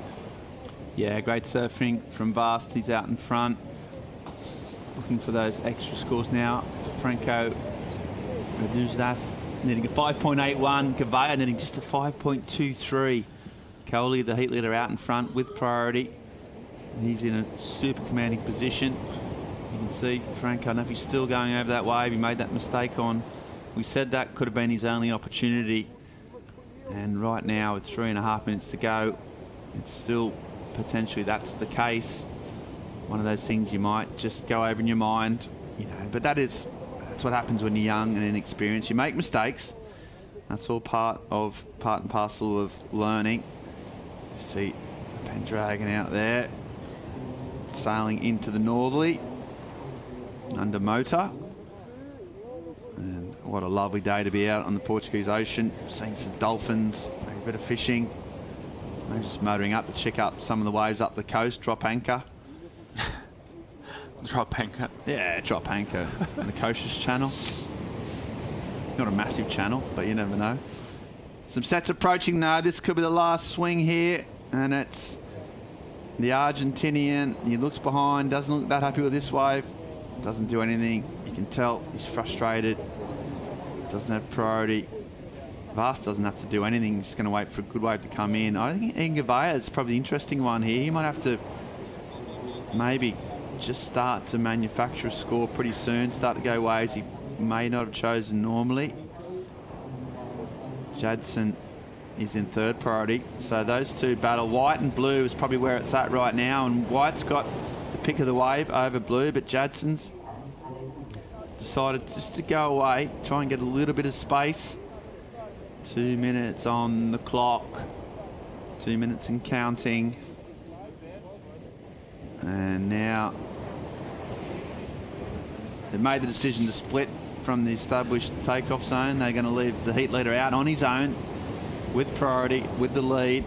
He'll be the only one probably pretty relaxed right now. Everyone else is pretty tense. Franco's probably a bit upset and a bit angry. Gavaya is probably hopeful and expectant. And Jaddy's probably nervous because he's holding on to that second spot. So hopefully we'll get some action. 90 seconds to go. Hopefully see a bit of fireworks just to finish off this heat. Haven't had many buzzer beaters over the course of today, or even yesterday really. The heat leaders have tended to get out, grab a commanding spot and hung on to it. We'll see if this can buck the trend. Vast is going to be pretty much safe. It's this last, as we said, last minute to go. What do you think of doing here, Chico? If you're in Gavaya, who's in third, sure you got to start paddling inside or around, or what do you think's the best strategy? Well, I think here in Ribeira there's not much you can do. You just need to drop anchor and wait. Be like the boat. Yeah, just wait for a wave to come. Otherwise, it's just really hard to get that type of number. It's not like a beach break where you can just move up and down. Okay, there's some action here though, and it's going to be Ingavaya, who does go. 30 seconds on the clock, needs a 5. What's he doing? He's bouncing, he's hopping. Can he get to the section here? Here he goes. This might be first turn in the lip, and the second one is a little bit soft, that last turn. I don't think that's going to be the score. You can tell by the lack of claiming. Meanwhile, wow, another victory lap from the Tahitian. Surfed not only a great heat surfing wise, just really strategically, absolutely nailed it. And it looks like Jadson and Kauli, and you can see Jadson, mate, I told you, he's just giving that young Argentinian a bit of a pep talk, going, come on, mate. This is all about it. This is what happens, and that's Jadson all over. First thought is often for other people, but I'll tell you what, internally, he'll be absolutely ecstatic. He's into second, back in after injury, and now through to the round of 16, which is a significant result for Jadson. We see there Kauli trying to get up into that all-important top 10 rankings. I think he's probably already done that, but he's not done yet. He'll want to have a few more heats. Another 3 heats, and he's got a real solid result. Calm and composed. Surfed that really, really well. Shoyan Juru, well, he said he listens, and those pair hatched to plan, and it worked out. So that is good for those guys. That was heat number 5. See one more scores come in. Score official. Coley in first. You see Ian Gavaya, he's got a score to come in, but he doesn't look too confident with that 5.2. Jadson got a little bit lucky, but he made his own luck. But that one big turn was probably the difference. So, looks like Gavaya, the score's coming not enough. There we go. So while everyone just sort of goes through their debrief, we're going to a short commercial break and come back with the EDP Ericeira Pro right after this.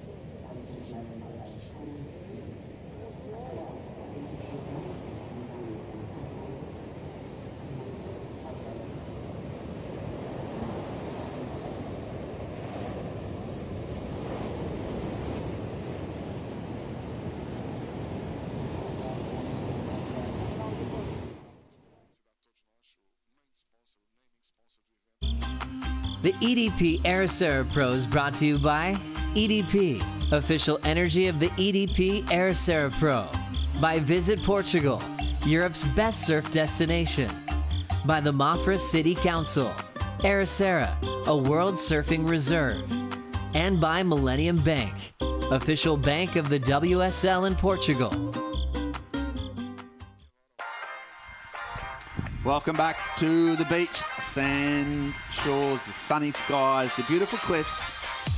And myself, Ben Mundy, joined in the booth by Jess Starling and Paul Evans. I think there's some news. We're going to go down and just check in with the contest director, Miguel Fortes, I should say, who might have a bit of an update on what's going on. Maybe a bit of a high tide issue, could be a bit of a lull in proceedings. We might have a change in the schedule for now, but we need to find out. But still, we had 5 heats, Jess, and we saw some very, very good surfing. Yeah, some definitely. Very, very good surfers.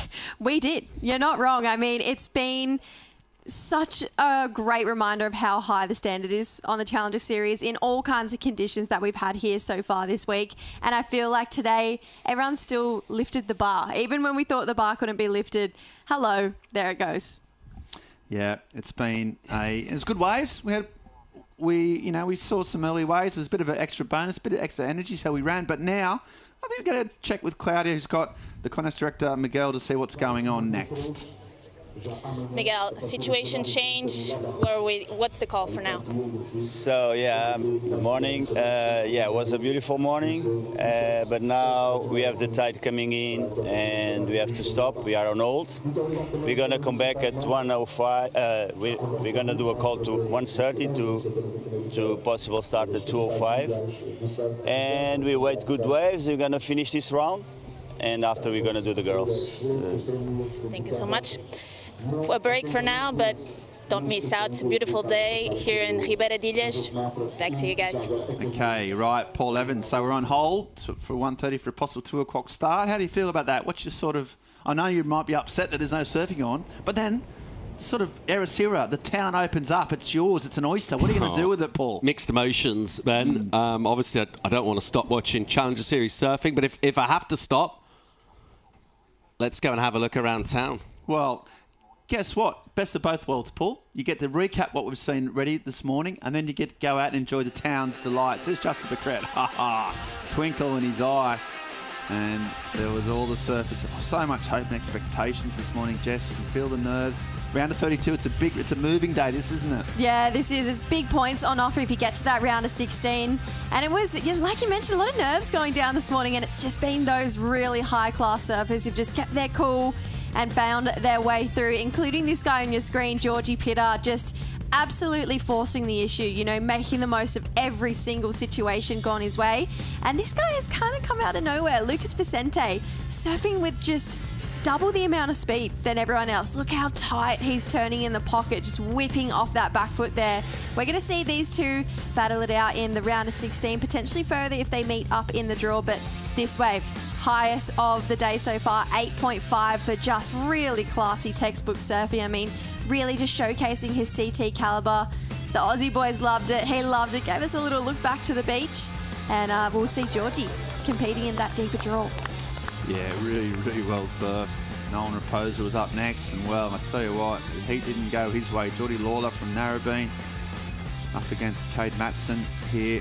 And that man, Samuel Pupo, the defending champion, Paul. And guess what the defending champion did? He also surfed quite well. Yeah, there's an element to some heats. We're kind of not really sure exactly how it's going to go. Just felt like he's reading from the script here. It's exactly what we expect for him. Just sort of cruising through, really. And he's able to go massive on the scoreboard. It's interesting to get insights from him afterwards. He felt like the 7, felt like a 9. I think that's a pretty cool way to put it into context. Slightly different energy with Cade. He just had to sort of maybe force his way a touch more here, a little bit more workmanlike about his surfing. There's a couple of edges to what he does, but he keeps it exciting. And if you're in a heat with Samuel Pupo, I think we touched upon it during the live heat as well. It's probably not a bad call. Just kind of shadow him a little bit, feed off his scraps if you can do that. But Cade was good enough to push it, and he's got that intensity. It's a real sort of contrast to his energy when he's on land. He just looks like sort of quite serious all the time. Pupo, silky smooth, just kind of light, sprightly. really enjoying himself. I mean, he's a heavy favourite here for good reason. Some surfers just have a connection with a wave. It's hard to say exactly why, but it's working for him. Yeah, and then heat number 3, we're moving through here. Saw Shine Crawford looking pretty relaxed down there. Like it was on some type of modelling shoot for some leisure wear. Luke Thompson, the winner in Boluto, though. Jesse, well, he was just on it from the start. Yeah, he's just going from strength to strength, Lukey. I mean, you can see the confidence just building with every single heat we see him in. He's got such a cool support network on the beach. So many South Africans just in his corner. They want to see him do it, and he knows what it takes to win now. You can see it applying to every single heat. This guy, though, Luca Messinas, wants to get back on tour, and he's in the right direction. I mean, he's surfing so well, really staying tight in the pocket and just unleashing. I mean, the flare of the fins on all of these turns and then still finding more room to move down the line. Luca Messinas has been definitely one of the standouts. And Lukey, while everyone was sitting and waiting for a perfect wave to come through, he was just creating momentum for himself, really just hacking into some sections through this inside and just kept building as this heat went on. So, yeah, Lukey Thompson, he's found himself this year. He's found who he wants to be. Yeah, well, there's CT surfer at guard, Rogier. Saw some big performance here. Callum Robson. What happened here, Paul?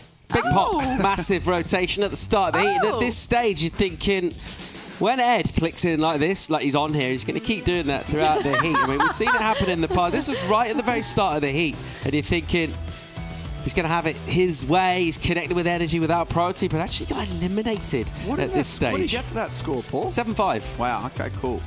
But it wasn't enough.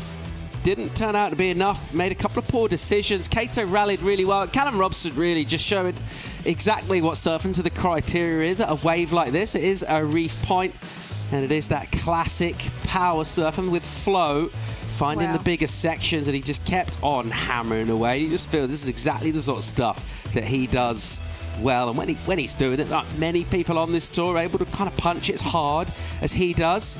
And he's got the smarts as well in a heat, you know, with that experience from the CT, just sort of showing his class and able to get to these 2 waves in about 2 minutes, actually, in the mid part of the heat, and never really looked back. Yeah, and we're motoring on through the last heat that we just saw. Gavaya, Jadi, Andre, 3 goofy footers in this, but it was the Tahitian goofy foot that came out on top. Such a commanding performance. Yeah, a lot of experience in this heat, including Jadson Andre and Ian Gavaya. Maybe more between them than their other 2 competitors combined. I mean, Cali, though, this just feels like there's something going on with him this year. Seems to be just clicking a lot better. But Jadi, he wants a piece of it too. I mean, he's still surfing as fast as ever. He's about, you know, the people person of the Challenger Series. I feel like he's just so loved by everyone. So when Jadi wins, we really do all win.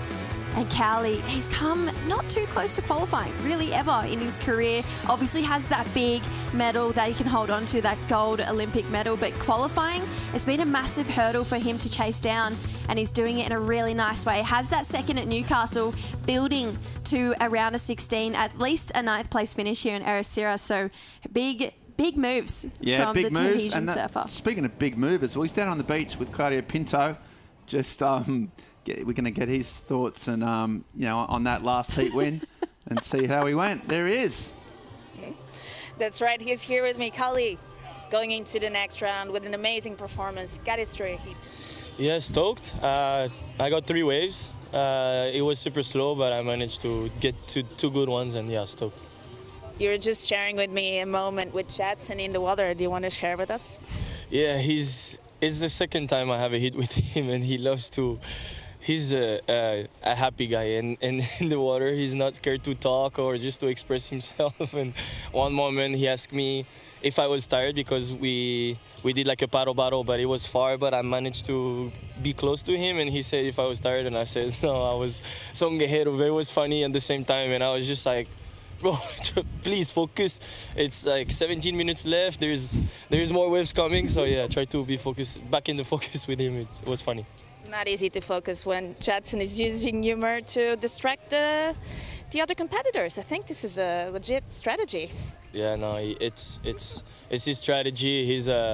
he's been there more than me, and it's fun to see how he thinks and how he moves in the lineup and what's his strategy and how he managed to keep the priority, and then the two other guys didn't get the wave during one big set. So it was pretty interesting. I had the prio, so I was like more confident. I was on the side just watching, and yeah, he has a lot of knowledge on, especially with the priority, with the rules and stuff. So it was scary to have him on the heat always, and the other one also. So yeah, no, it was fun, but lucky I made it. Talking about experience, we were just talking earlier with Juan Duru, who's here supporting you. What does it mean to you to have him here supporting? Yeah, I'm lucky to have him here with me, and also following me, working together. I can say with the whole year. He's really good, and especially in beach break, especially when it's like about high tides, like friends and everything. So he has a lot of knowledge, a lot of experience.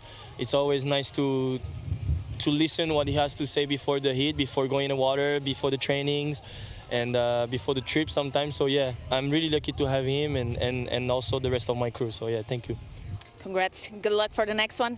Back to you guys. Thanks, Scotty. Yeah, a lot there. The old Jadson trick, using humour as a tool, Paul. Yeah, but I love the little loose shaka from Cowley. It just feels like he's got all the ingredients together at the moment. Very polished, even in the interview. Like, he knows exactly kind of what to say. He's pretty diplomatic as well, but he's enjoying himself. He's also finding it quite funny. He's going to smile while he keeps winning. Yeah, well, he's going to march up those rankings as well. He was in 12th prior to this heat, or prior to the event. We'll check the rankings out now, the live rankings, and see if Cowley has made a bit of a move. There's been a fair bit of up and downs. We've lost some of the heavy hitters. You see that Luke Thompson, Jess. Well, as a result of that, he's moved up into number 1.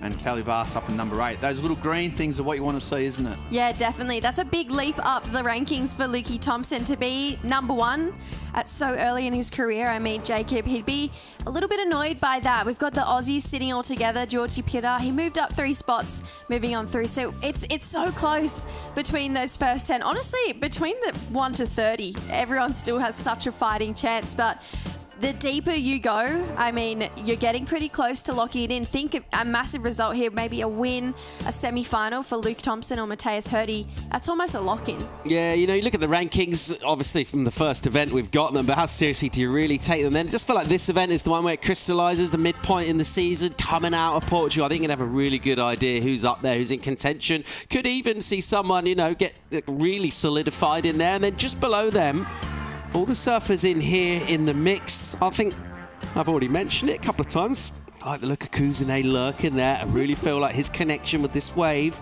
this could be a really big event for him. Yeah, we've seen a few there. It's like McGilvray, he's out. Emrod into trouble. But now out the top there, like Liam O'Brien, just right below. Speaking of lurking, CT surfer, just right on the mix. Eli Hanneman, who we said has been really impressive, he's also down there. So any of these guys, yeah, as we said, the couple 2-3 heats, that's only 1 hour and a half of surfing, and they're right back in the mix. But that's the good news. The bad news is we're going to go on hold. Oh. The good news is it's not for very long. So we're going to go back to 1:30. We're going to get a call, hopefully progress through. Fortes reckons we're going to do the rest of the men's and then also the rest of the women's in the afternoon. So it's going to be an action-packed day of surfing. Check out the WSL app to keep on to find exactly what's going on. But for now, guys, have a break, freshen up, maybe go for a surf. Back here, 1:32? Yeah, ready to go that. again. Are you ready? Yeah, we're ready. Okay, boss. Okay. See you soon. I think I might go for a little coffee in town and then going to come back, freshen up. Thank you for your support. See you in a few hours. Bye for now.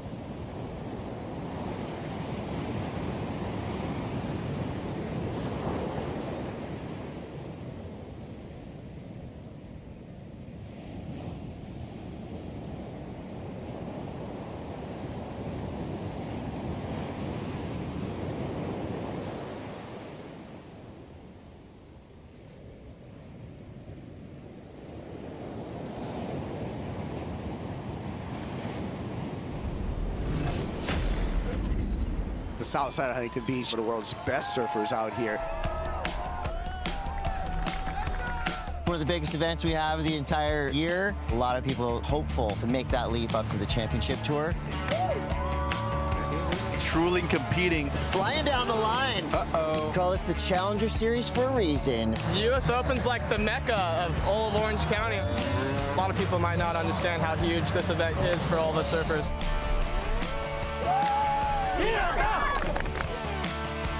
You want to talk about emotion, you want to talk about passion. Got the right walk up, boy. He came out guns blazing with this turn.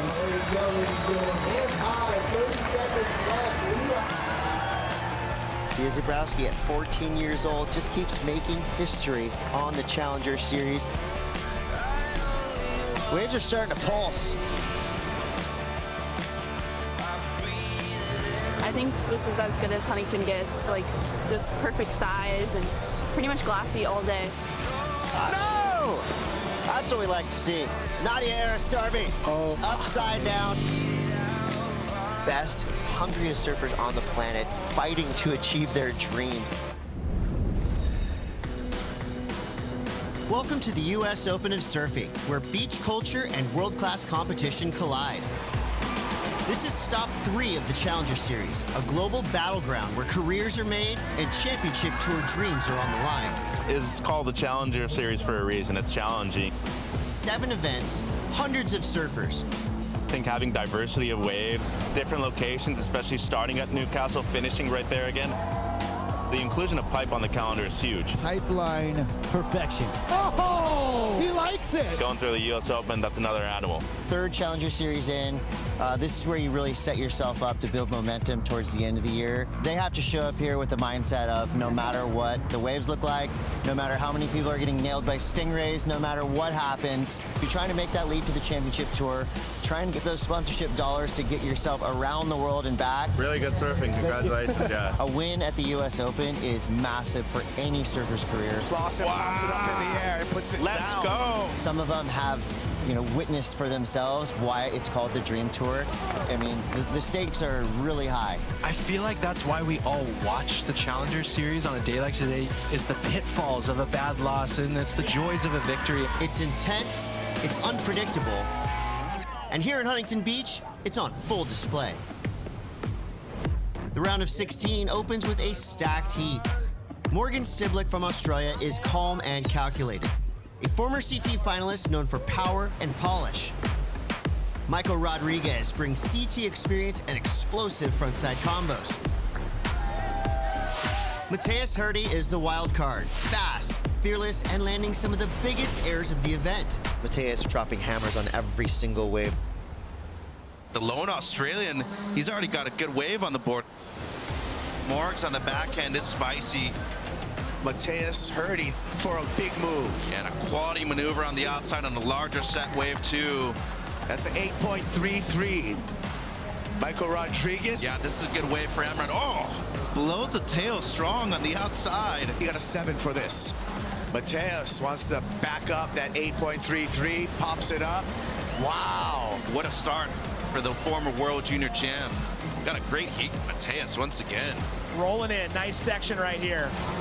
Let him hear it, HB. What an exchange. Mateus has surfed the perfect heat right now. Ocean can be cruel sometimes with the clocks on it. Surfing so good, too. Yeah. Mateus Hurdy, as well as Michael Rodriguez, into quarterfinals. Good heat by Mateus once again, proving he belongs on the CT. Might be there later this year, Kai.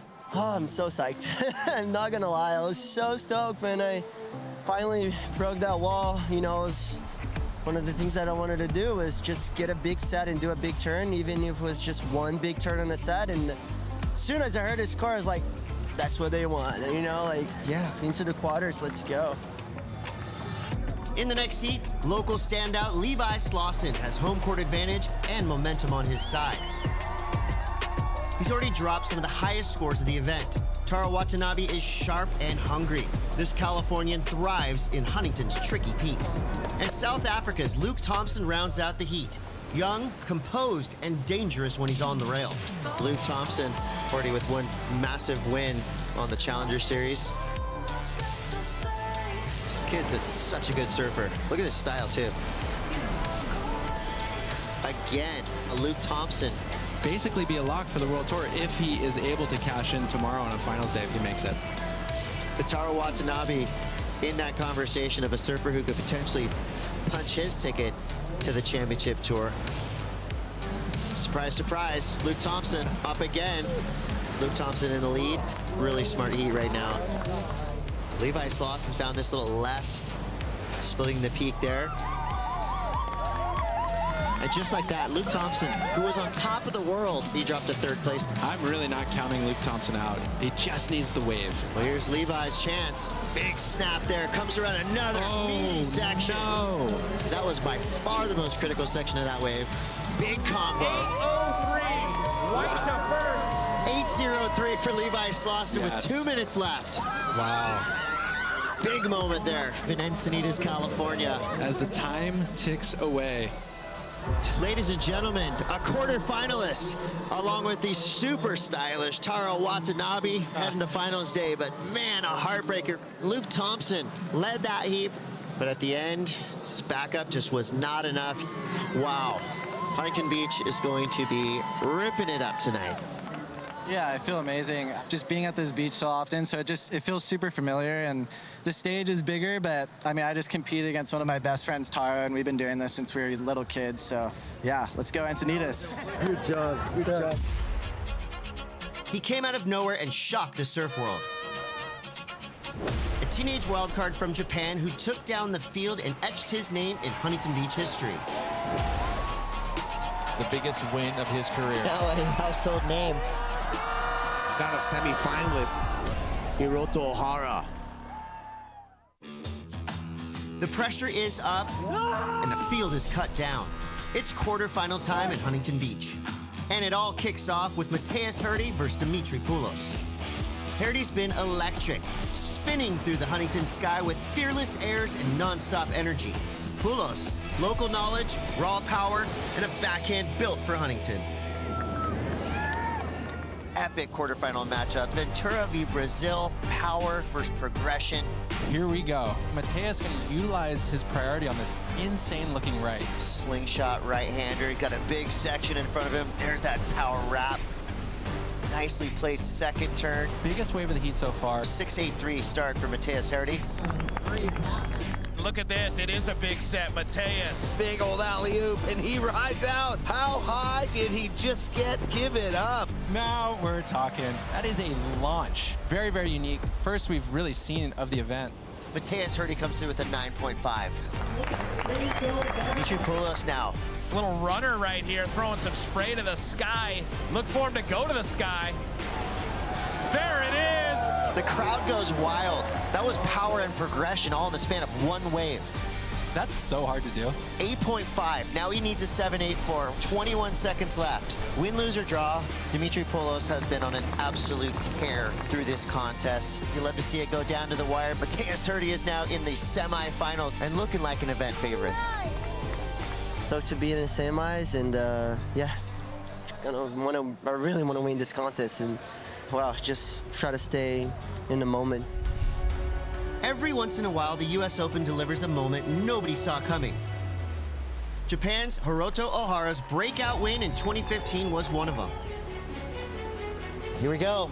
We're gonna start it off with a paddle battle. It's gonna be Hiroto Ohara up and riding on his backhand, this strong, powerful regular footer going vertical, sticking to the power game. That's what's been working so far. 4 minutes, 30 seconds to go. One of these surfers in the lineup is going to be $100,000 richer. Hiroto has priority. There is a little set in the water. He needs a 7.57. It's a big score, but we know that there are sevens out there. Who's going to go? It's Ohara and Hendrickson. Ohara on his backhand. Two big turns out the back.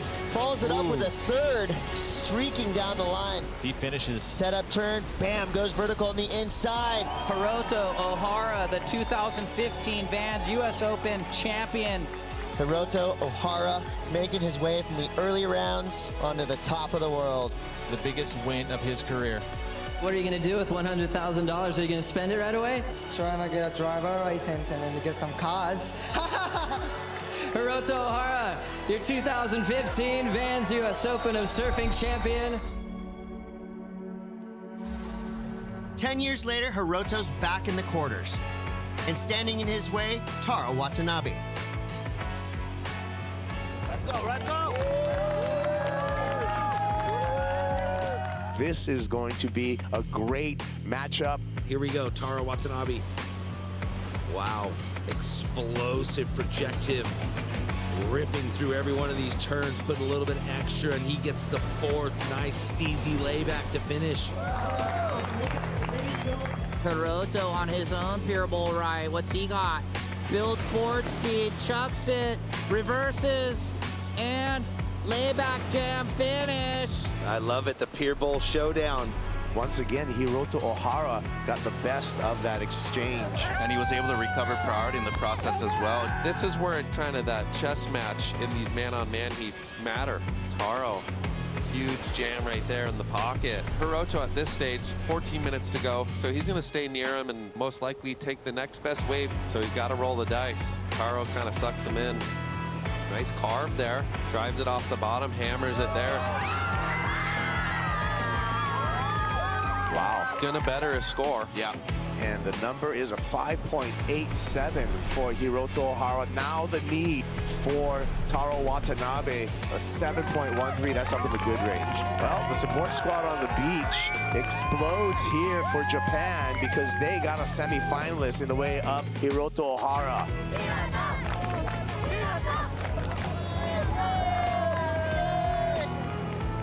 It's been 10 years since that win. Any familiar feelings? There's no memory anymore. 10 years ago, I'm a new person, you know. I have kids, I have amazing wife, and yeah, I just want to show, and then I just want to show my surfing, and then hopefully get through the final. Southern California surfers collide as Cade Matson from San Clemente takes on Levi Slauson from Encinitas. A spot in the semifinals is on the line. Quarterfinal, number 4 out in the water for the men. Here we go, Levi on the backhand, his opener. Big opening turn. He's gonna try and get right up there and do it again, and he does. Hammering away, oh my goodness. A flat 8 for Levi Slauson and a tremendous start. Here goes Keita with the answer. Cade trying to answer back. Matson fades the bottom turn. Nice fin release snap there, looks for the finish. Oh yeah. And gets through the finish, so nice answer back by Cade Matson. Slauson gonna use priority kipes. Cracks it right there, perfect timing. Draws it again, gets a little more fin kick, and then straight into the third. That's going to definitely be a keeper. He even gave it the kind of lean back arms claim. Well, there you go. Last score for Levi Slauson, a 7.33. Cade needing a 9.53. Yeah, and the big boy out there looking left, and first turn in the pocket, really nice and tight. Deep bottom turn for the second one, and see, that's the power aspect I'm talking about.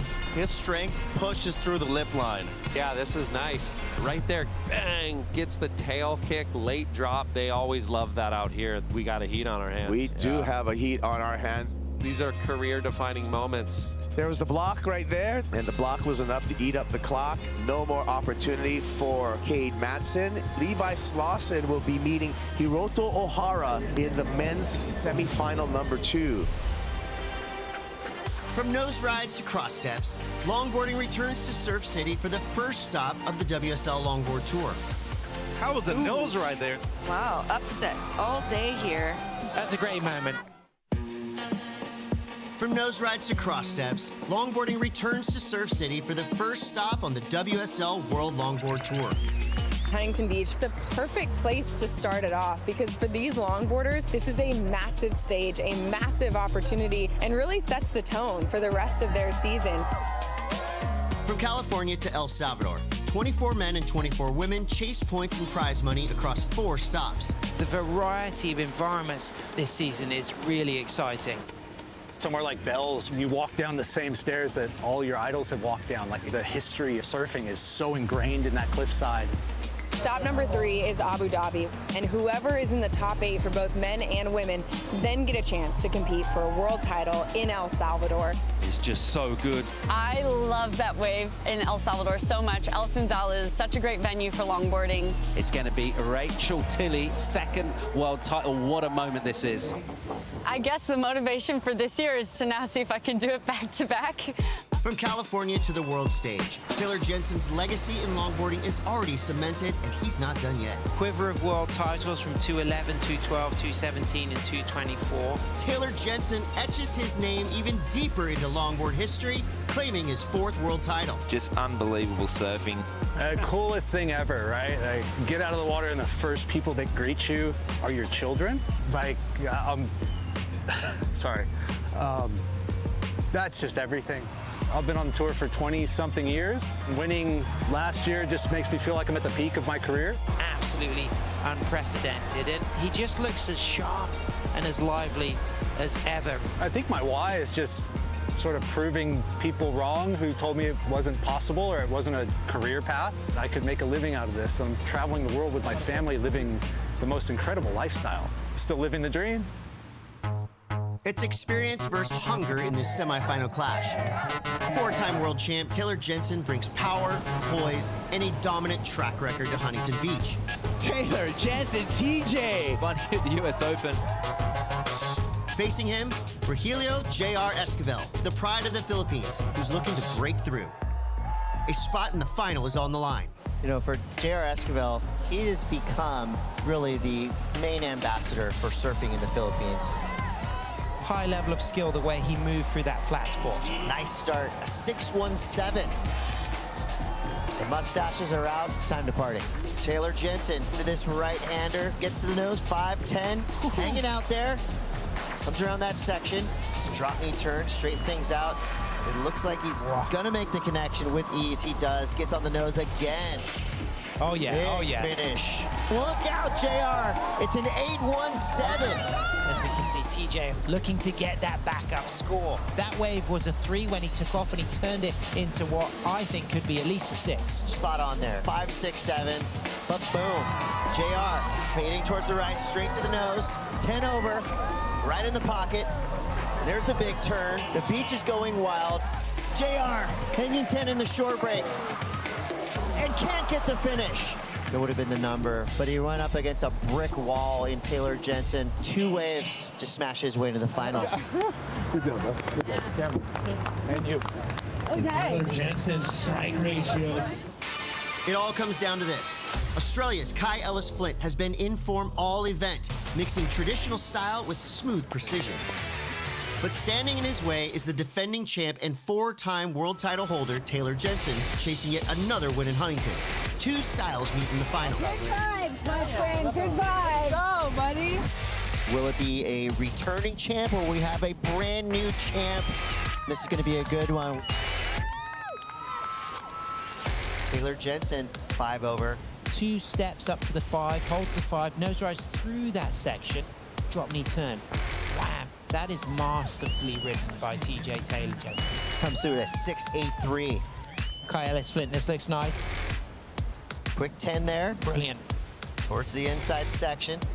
Good little combo of maneuvers there. That was excellent surfing. 6.33 for his last wave. The beach is definitely going off right now. But watch out, we got some heels hanging. Nice. Kai Ellis Flint. Really good, really good. Gets the 10 on the inside. Sam. That put my hair on end. 7.50 for Kai Ellis Flint. He's the man, he's the winner. Big moment, Cote. Oh, watch this reaction. I'm just glad to be here right now. It's been a bit of an emotional day, but I'm stoked. Ladies and gentlemen, Australia's own Kai Ellis Flint. Kai Ellis Flint is your new number 1. Taylor Jensen is in second. Rogelio J.R. Esquivel and John Michael Van Hohenstein are locked in a tie for third.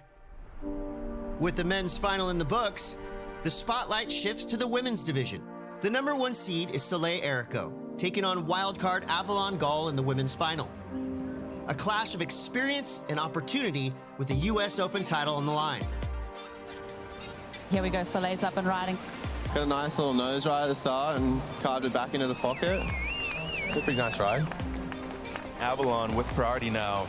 Looking to get to the nose immediately. Redirects it into the curl. Yeah, this should be one of the best scores of the heat. Comes through as a 6.67 actually. Soleil looking for a 7.3 as Avalon uses her priority to take another one of those lefts.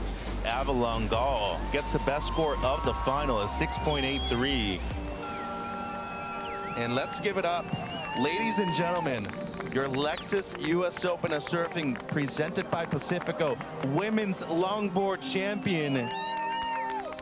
Thank you to everybody. Thank you to my mom and dad and all my amazing friends. Wouldn't be the same without all of you. There's a new name at #1 as Avalon Gall takes the lead. Soleil Ericeira slides to second, with Chloe Kalman and Maria Liagan holding strong in the top tier. Up next, the women hit the water for the quarterfinals. Sophie McCullough. But watch out, you've got a shark in the draw, the saw blade. San Clemente's own Sawyer Lindblad is locked in and looking to make a run. Women's quarterfinals kick off with Vahine Fierro and Brisa Hennessy, both with CT experience, both hungry to win here in Huntington. This is just going to be a spectacular show of high-performance surfing. Here we go, Brisa Hennessy driving off the bottom on a big section. Wow. Our first wave on finals day is blasted. Brisa Hennessy comes through with a 6.5. Great way to start for this surfer representing Costa Rica. First look at Vahine Fierro in this quarterfinal matchup.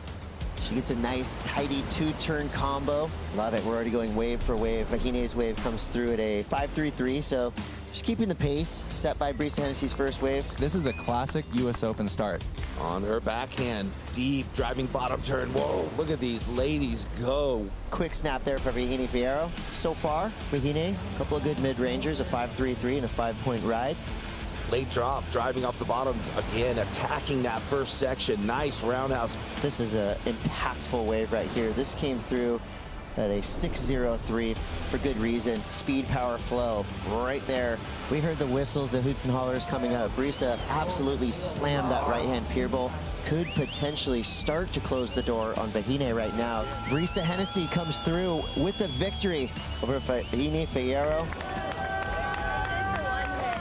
I fell off tour, gladly requalified, but I'm in a space of just complete gratitude of knowing that this is for my highest good.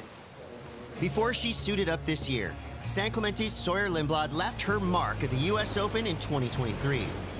Sawyer Lindblad's first major win came on this beach, and it catapulted her to CT Spotlight. The women's challenger hitting the lineup now, Sally Fitzgibbons, Sawyer Lindblad. And the local energy is getting behind the Goofy Foot's performance here through the inside section. Turns in an 8.93. It is official. Sawyer Lindblad is your champion of the Walex US Open of Surfing, presented by Pacifico. The biggest win of her career.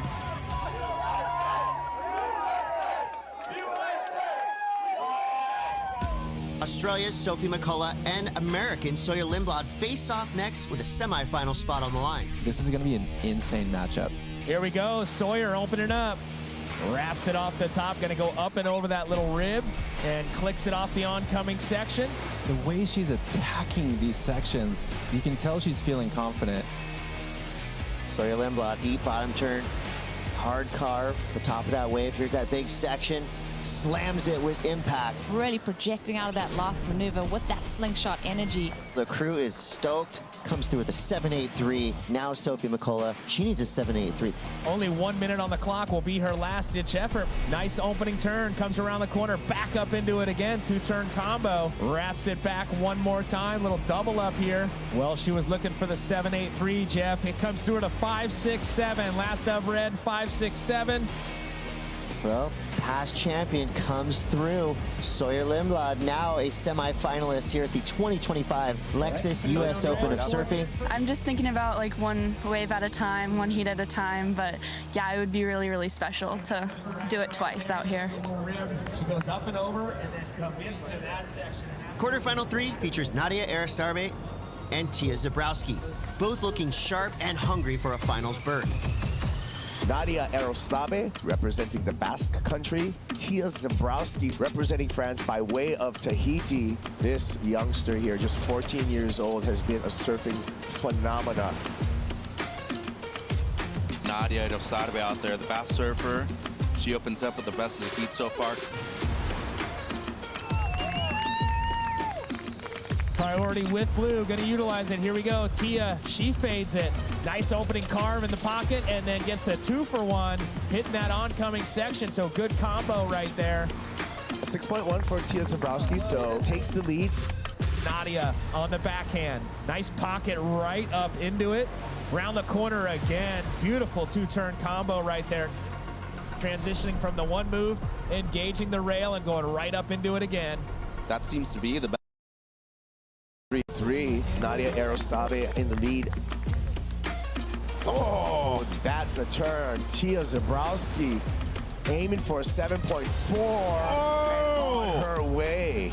Combination of major maneuvers into the lip, carves it back, really nice and tight too. And how radical is the difference of that turn right there at the end. 9-point ride, ties for the highest score of the event. Tia Zebrowski on to the semifinals in spectacular fashion.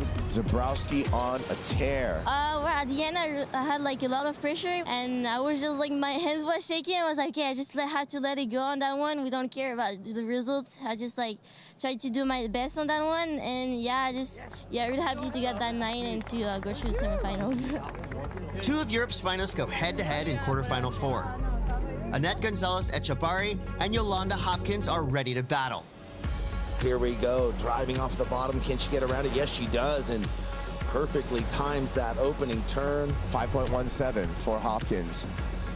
Here we go with Annette. Zooms off the bottom, carves off the top. That's more like it for the Basque surfers. Second committed turn. Great combination, especially the timing on the second turn. As I said, spray matters. Score in for Annette, a 7-point ride. So scoring. Gonzalez-Echebarri takes the lead. Yolanda Hopkins winds up, snaps fair. Good looking wave here for Yolanda. Carves a second turn, gets 2 in. 6.27, Hopkins to the lead. Gonzalez-Echebarri now needs a 4.67 to take the lead back. Here she goes, big wave for Annette. Nice opening carve down, throws a bunch of spray on that second turn, and will she ride out? Super important, she needed that. Rides out of it, so she should get the number. That's a 5.93 for Annette. So she goes the first. The 18-year-old out of Basque Country is on to meet Tia Zebrowski in semifinal number 2 for the women. The European girls are really firing. Yeah, we are pushing each other, so the level is going super high.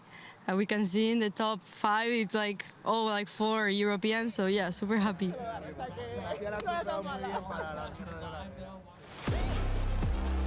Everything has built to this. One heat, one winner. A U.S. Open champion awaits.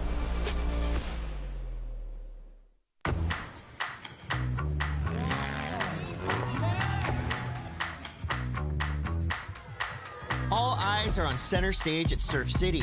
In front of a massive crowd, Brisa Hennessy and Sawyer Lindblad face off in a must-win semifinal.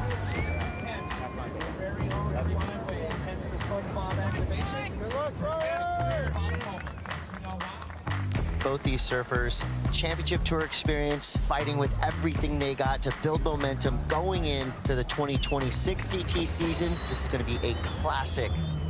As we watch Sawyer on the backhand, really loved that first turn. A little bit of a bigger left and 5.17 on the board. Sawyer Lindblad in the lead for now. Brisa Hennessy just needs a 4.35. Brisa taking off here.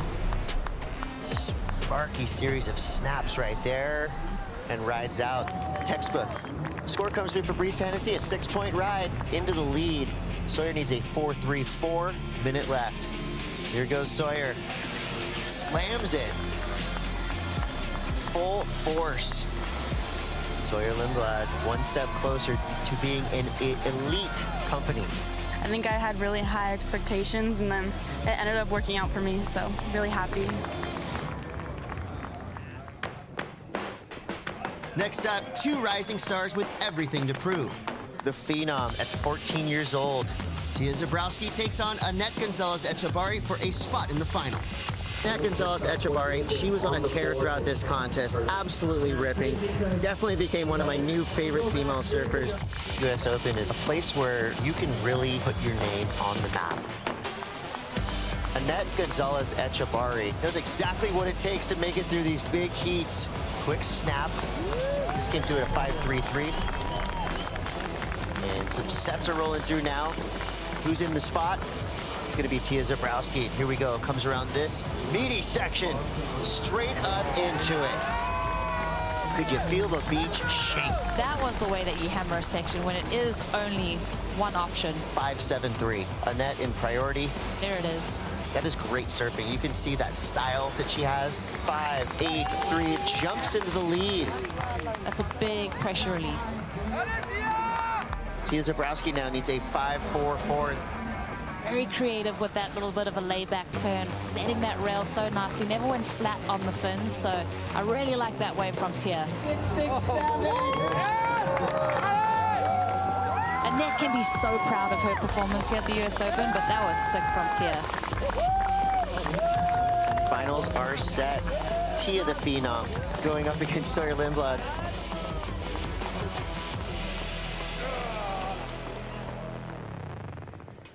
She's a San Clemente standout with championship tour experience. Sawyer Lindblad has already made her mark, and she's just getting started. Sawyer Lindblad drops into this one. Gets in the barrel, spin out. That's what she was waiting for. Lindblad lighting up a beautiful snap. Nice carve off the top. She can just go upside down on demand. This last year, I was able to really come into my own. Sawyer's opening ride. Yeah, super excited to see the start of this. Whoa, loved that second turn through so much spray. It's only a second showing here at Bells, and I'm so impressed with what I'm seeing. Really proud of how I stepped up and I was able to perform at the highest level and perform under pressure. Welcome back to Western Australia, Margaret River Pro. Big one for Sawyer Lindblad here, sitting in 10th position. Sawyer dropping in, it's a good looking wall, drives off the bottom, straight up into the lip.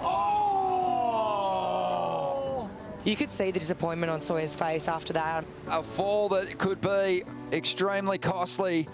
Snake drops his head. Unfortunately, in her second season, Sawyer Lindblad failed to make the mid-season cut. She was one heat away from making it, so it's unfortunate, but she's going to bounce back. She's way too good a surfer and so solid that she'll be back. Sawyer Lindblad is controlling this lineup. Big section, straight up into it. The women's tour is expanding, so she made the tour next year already, so she'll be bigger and better next year for sure. I just want to come into the next season on the tour better than I was before.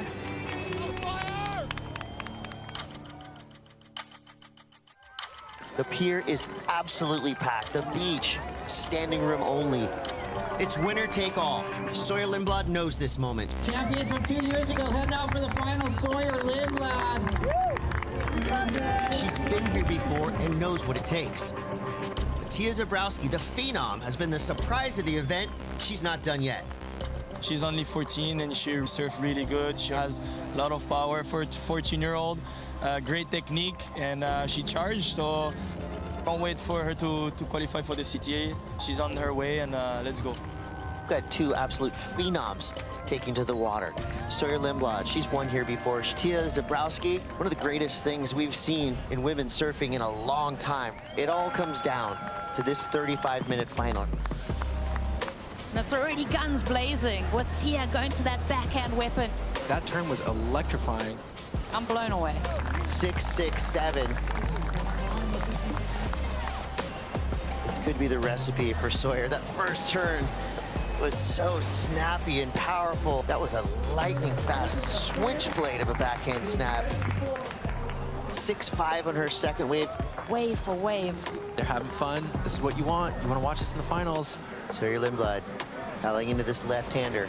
There's the oncoming section. She slams it. Two-turn combo there. 6.23 for Sawyer Lindblad. But watch out. Here goes Tia Zebrowski. Deep bottom turn straight up into the lip. Has to cut the second one short. This first turn is unbelievable. Have you ever seen a 14-year-old surf with this much composure? I don't think so. Here goes Sawyer. This looks like a nice little wave. Oh, a gem of a left-hander. It's running down the line. He gets up at it aggressively, involved in the lip there, throwing the tail out. Sawyer Lindblad comes through the 6.67. Last score comes through for Tia Zebrowski. It's a 5.90. Not enough to get her into the top spot. One more exchange with 20 seconds left. Sawyer Lindblad, she's got priority. She can block Tia. This wave didn't have to be perfect. All it has to do is get her to the beach. There's the countdown. And that means Sawyer Lindblad is a two-time U.S. Open champion. San Clemente, rise up. You got another title coming back to your town. I feel like I've definitely grown as a surfer. My first one here made me get onto the CT and kind of like set me up for my career. And this one just feels extra special, especially after not making the cut. That was pretty hard on me. So this feels really good.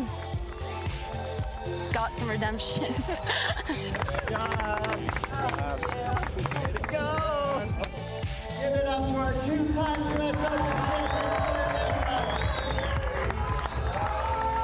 After a huge week in Huntington, here's where the women stand. Tia Zebrowski takes over the #1 spot on the Challenger Series. Yolanda Hopkins sits in second, and Sally Fitzgibbons rounds out the top 3. Levi setting up the ramp, gets the projection, gets the spin. Levi Slauson, men's final. Matthias Hurdy, currently ranked #2. If he wins this event, he's on the top of the list. 90 seconds away. Matthias needs something big. Whoa, and It's finals day in Surf City, and 4 men are still in the hunt. We got the superstars of surfing, everyone looking well prepared and ready to rip. The semis are set, and every heat from here on out is do or die. And it is time for our men's semifinals. In the first heat, we got Matthias Hurdy coming up against Michael Rodriguez. Matthias Hurdy has been electric all event, launching airs, pushing limits, and feeding off the energy of the crowd. Well, for a long time, Matthias Hurdy has had huge expectations behind him. People were calling him an absolute phenom, but the results weren't telling the same story. Finally, he's broken through. He's in the semifinals here at the U.S. Open, where he belongs. Here we go, Red out the back, going for the chuck out into the flats and lands it there for Matthias. Goes in at a 5.33, so I feel at this point in the heat, Matthias will take that. That's fine. Rodriguez, bang, drifts the fins, drives back out onto the open face and clicks it again. Really like what I'm seeing, attitude-wise, body language. This is a 6.33. Taking off on the backhand, comes around the corner and goes straight up into it. Nice hook right there. 5.23 for Rodriguez, and he takes the lead. Matthias Hurdy has to answer back. Hurdy skips the rail on the bottom turn, but makes up for it somehow in the air. And it comes through as the best of the heat kite, but what an air. The 6.87. Welcome, Matthias Hurdy, into the final. The waves were hard. It was hard to surf, so yeah, I don't know. I was really nervous because I know how good my kit is, and yeah, I'm so stoked, so stoked. In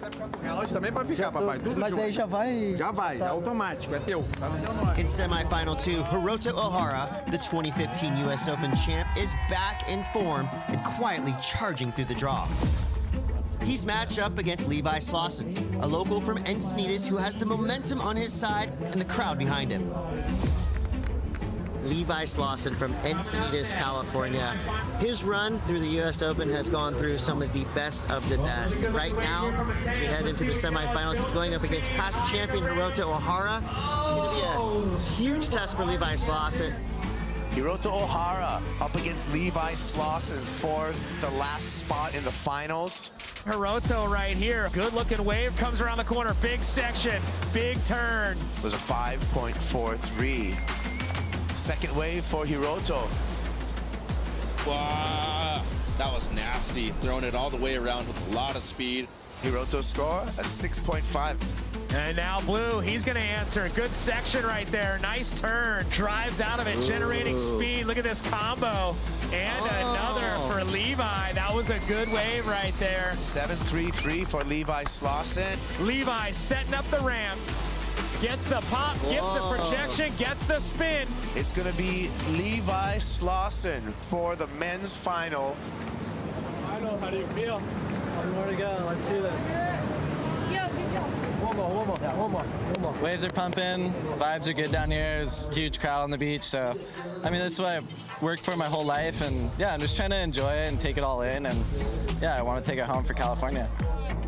After a week of standout surfing and high drama, it all comes down to this. Levi Slauson from Encinitas, riding a dream run on his home soil.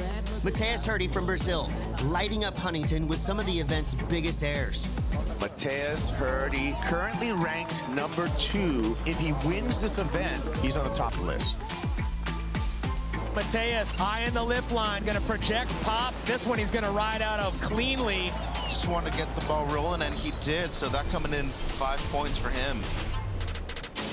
Mateus has a winning average over Levi Slauson. I can guarantee you that Levi knows that too. There's an extra motivation to want to defeat him here. Here's his first wave. Slauson pops it up in the air and puts it Let's down. go!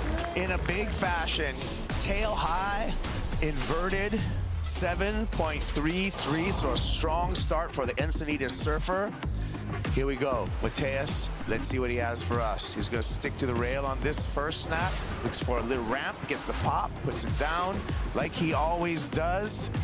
Turning our attention to Levi Slauson on the backhand. Big vertical smash. That's what he was looking for. Again, nice setup carve. He's going to finish. So there's his backup wave. Well served for Levi Slauson. 6.17 for Slauson. Mateus Hurdy needs a 7.93. Well, there you go, ladies and gentlemen. Hands high. And he's going to get into it a little bit late. He just made a big priority error. And he needs to settle down. You've already caught 8 waves. Here he goes on the left. Board gets away from him. Here he goes again. And unable to ride out again. 12th wave ridden for Mateus. Fades to the bottom, snaps off the top. Vicious snap. One more time. Too late to that. This is his 14th wave ridden so far in this final. Here he goes. Keeps on trying. That's going to be his 15th wave ridden. Well, that's the 16th wave ridden. 17 waves by Mateus Hurdy. 4 waves for Levi Slauson. 90 seconds away, and he might be keeping him off. No, he's going to let him go. Needs something big. Whoa! And he'll pull it off. Is it a 7.93? Well, he's making it interesting, I can tell you that. He's making it interesting. The Brazil team thinks he's got the number. Perseverance, the heart. Nearly catching 20 waves here in the final. 7.7, not enough. Levi Slauson, the victor. Man, there's no better feeling than that right there. At the beginning of the year, you look at the top of the mountain and you just want to get to the top. And right now, he is there looking down. Good job, buddy. All the times of, hard losses and, all the times of doubting yourself and all those different things, like, these wins mean everything to us. I mean, I've worked for this my whole life, and I'm just in disbelief.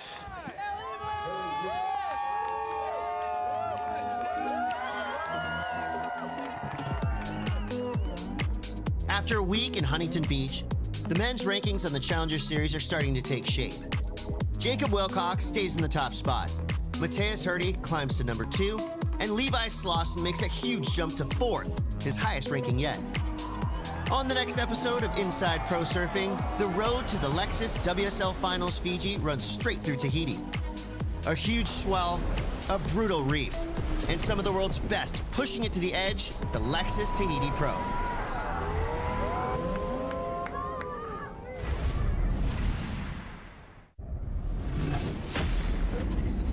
The south side of Huntington Beach, one of the world's best surfers out here.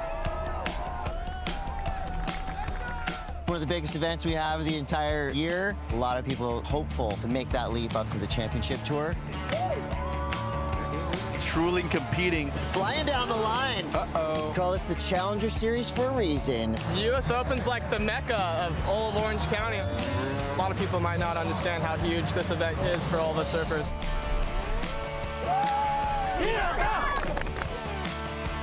You want to talk about emotion, you want to talk about passion. Got the right walk up, boy. He came out guns blazing with this turn.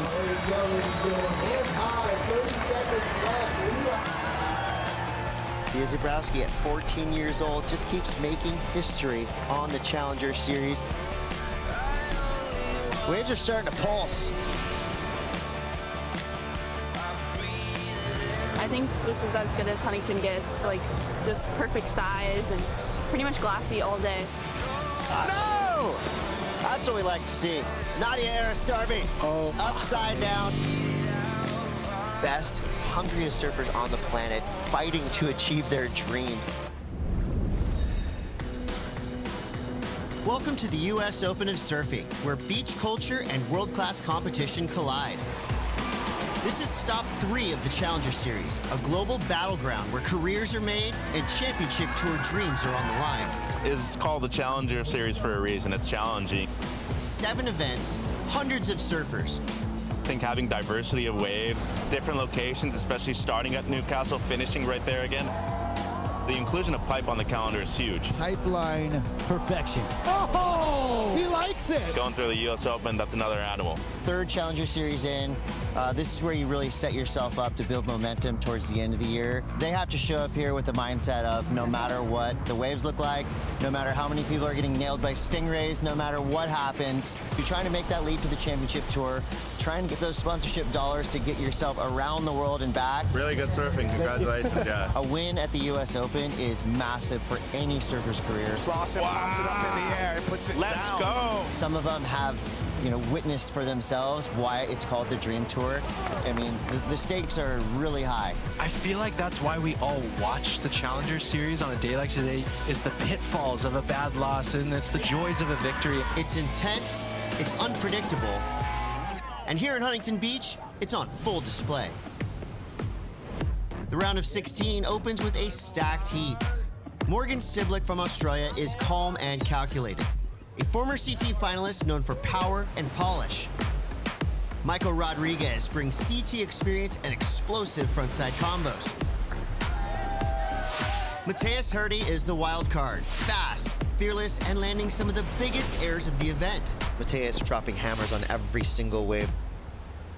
The lone Australian, he's already got a good wave on the board. Morgs on the backhand is spicy. Mateus Herdy for a big move. And a quality maneuver on the outside on the larger set wave too. That's an 8.33. Michael Rodriguez. Yeah, this is a good wave for Emran. Oh, blows the tail strong on the outside. He got a 7 for this. Mateus wants to back up that 8.33, pops it up. Wow. What a start for the former world junior champ. Got a great heat, Mateus, once again. Rolling in, nice section right here. Let him hear it, HB. What an exchange. Mateus has surfed the perfect heat right now. Ocean can be cruel sometimes when the clock's on it. Surfing so good, too. Yeah. Mateus Herdy, as well as Michael Rodriguez, into the quarterfinals. Good heat by Mateus, once again, proving he belongs on the CT. Might be there later this year, Kai. Oh, I'm so psyched. I'm not gonna lie, I was so stoked when I finally broke that wall. It was one of the things that I wanted to do was just get a big set and do a big turn, even if it was just one big turn on the set. And as soon as I heard his score, I was like, that's what they want. Yeah, into the quarters, let's go. In the next heat, local standout Levi Slauson has home court advantage and momentum on his side.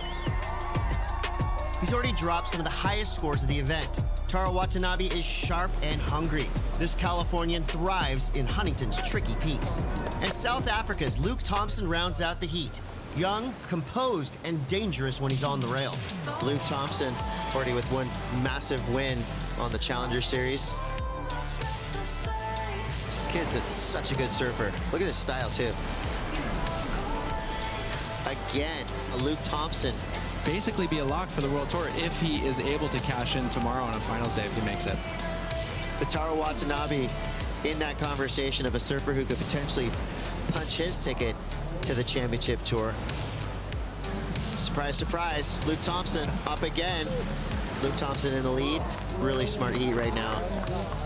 Levi Slauson found this little left, splitting the peak there. And just like that, Luke Thompson, who was on top of the world, he dropped to 3rd place. I'm really not counting Luke Thompson out. He just needs the wave. Well, here's Levi's chance. Big snap there. Comes around another meaty section. No. That was by far the most critical section of that wave.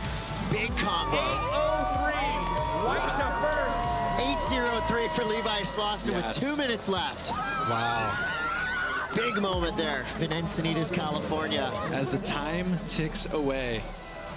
Ladies and gentlemen, a quarterfinalist, along with the super stylish Tara Watanabe, heading to finals day. But man, a heartbreaker. Luke Thompson led that heap, but at the end, his backup just was not enough. Wow. Huntington Beach is going to be ripping it up tonight. Yeah, I feel amazing. Just being at this beach so often, so it feels super familiar, and the stage is bigger, but I mean, I just competed against one of my best friends, Tara, and we've been doing this since we were little kids, so yeah, let's go Encinitas. Good job. Good job. He came out of nowhere and shocked the surf world. A teenage wildcard from Japan who took down the field and etched his name in Huntington Beach history. The biggest win of his career. Oh, a household name. Not a semi-finalist, Hiroto Ohara. The pressure is up, and the field is cut down. It's quarterfinal time in Huntington Beach. And it all kicks off with Mateus Herdy versus Dimitri Poulos. Herdy's been electric, spinning through the Huntington sky with fearless airs and non-stop energy. Poulos, local knowledge, raw power, and a backhand built for Huntington. Epic quarterfinal matchup. Ventura v Brazil, power versus progression. Here we go. Mateus going to utilize his priority on this insane-looking right. Slingshot right-hander. Got a big section in front of him. There's that power wrap. Nicely placed second turn. Biggest wave of the heat so far. 6.83 start for Mateus Herdy. Look at this, it is a big set, Mateus. Big old alley-oop, and he rides out. How high did he just get? Give it up. Now we're talking. That is a launch. Very, very unique. First we've really seen of the event. Mateus Herdy comes through with a 9.5. Dimitri Poulos now. This little runner right here throwing some spray to the sky. Look for him to go to the sky. There it is. The crowd goes wild. That was power and progression all in the span of one wave. That's so hard to do. 8.5. Now he needs a 7.84. 21 seconds left. Win, lose, or draw, Dimitri Poulos has been on an absolute tear through this contest. You love to see it go down to the wire. Mateus Herdy is now in the semifinals and looking like an event favorite. Stoked to be in the semis, and yeah, I really want to win this contest, and well, just try to stay in the moment. Every once in a while, the US Open delivers a moment nobody saw coming. Japan's Hiroto Ohara's breakout win in 2015 was one of them. Here we go. We're gonna start it off with a paddle battle. It's gonna be Hiroto Ohara up and riding on his backhand. This strong, powerful regular footer going vertical, sticking to the power game. That's what's been working so far. 4 minutes, 30 seconds to go. One of these surfers in the lineup is going to be $100,000 richer. Hiroto has priority. There is a little set in the water. He needs a 7.57. It's a big score, but we know that there are sevens out there. Who's going to go? It's Ohara and Hendrickson. Ohara on his backhand. 2 big turns out the back. Follows it up with a third, streaking down the line. He finishes. Setup turn, bam, goes vertical on the inside. Hiroto Ohara, the 2015 Vans US Open champion. Hiroto Ohara making his way from the early rounds onto the top of the world. The biggest win of his career. What are you going to do with $100,000? Are you going to spend it right away? Trying to get a driver license and then get some cars. Hiroto Ohara, your 2015 Vans US Open of Surfing champion. 10 years later, Hiroto's back in the quarters. And standing in his way, Tara Watanabe. Let's go, let's go. This is going to be a great matchup. Here we go, Tara Watanabe. Wow, explosive projective, ripping through every one of these turns, putting a little bit extra, and he gets the fourth. Nice steezy layback to finish. Hiroto on his own pure bull right. What's he got? Builds board speed, chucks it, reverses, and layback jam finish. I love it, the Pier Bowl showdown. Once again, Hiroto Ohara got the best of that exchange. And he was able to recover priority in the process as well. This is where it kind of that chess match in these man-on-man heats matter. Taro, huge jam right there in the pocket. Hiroto at this stage, 14 minutes to go, so he's gonna stay near him and most likely take the next best wave, so he's gotta roll the dice. Taro kind of sucks him in. Nice carve there, drives it off the bottom, hammers it there. Wow. Gonna better his score. Yeah.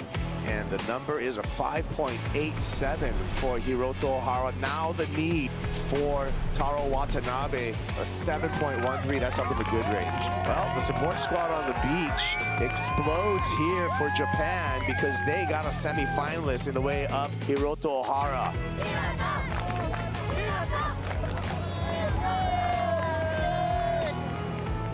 It's been 10 years since that win. Any familiar feelings? There's no memory anymore. 10 years ago. I'm a new person, you know. I have kids, I have amazing wife, and then, yeah, I just want to show, and then I just want to show my surfing, and then hopefully get through the final. Southern California surfers collide as Cade Matson from San Clemente takes on Levi Slauson from Encinitas. A spot in the semifinals is on the line. Quarterfinal, number 4 out in the water for the men. Here we go, Levi on the backhand, his opener. Big opening turn. He's gonna try and get right up there and do it again, and he does. Hammering away, oh my goodness. A flat 8 for Levi Slauson and a tremendous start. Here goes Keita with the answer. Cade trying to answer back. Matson fades the bottom turn. Nice fin release snap there, looks for the finish. Oh yeah. And gets through the finish, so nice answer back by Cade Matson. Slauson gonna use priority kipes. Cracks it right there, perfect timing. Draws it again, gets a little more fin kick, and then straight into the third. That's gonna definitely be a keeper. He even gave it the kind of lean back arms claim. Well, there you go. Last score for Levi Slauson, a 7.33. Cade needing a 9.53. Yeah, and the big boy out there looking left, and first turn in the pocket, really nice and tight. Deep bottom turn for the second one, and see, that's the power aspect I'm talking about.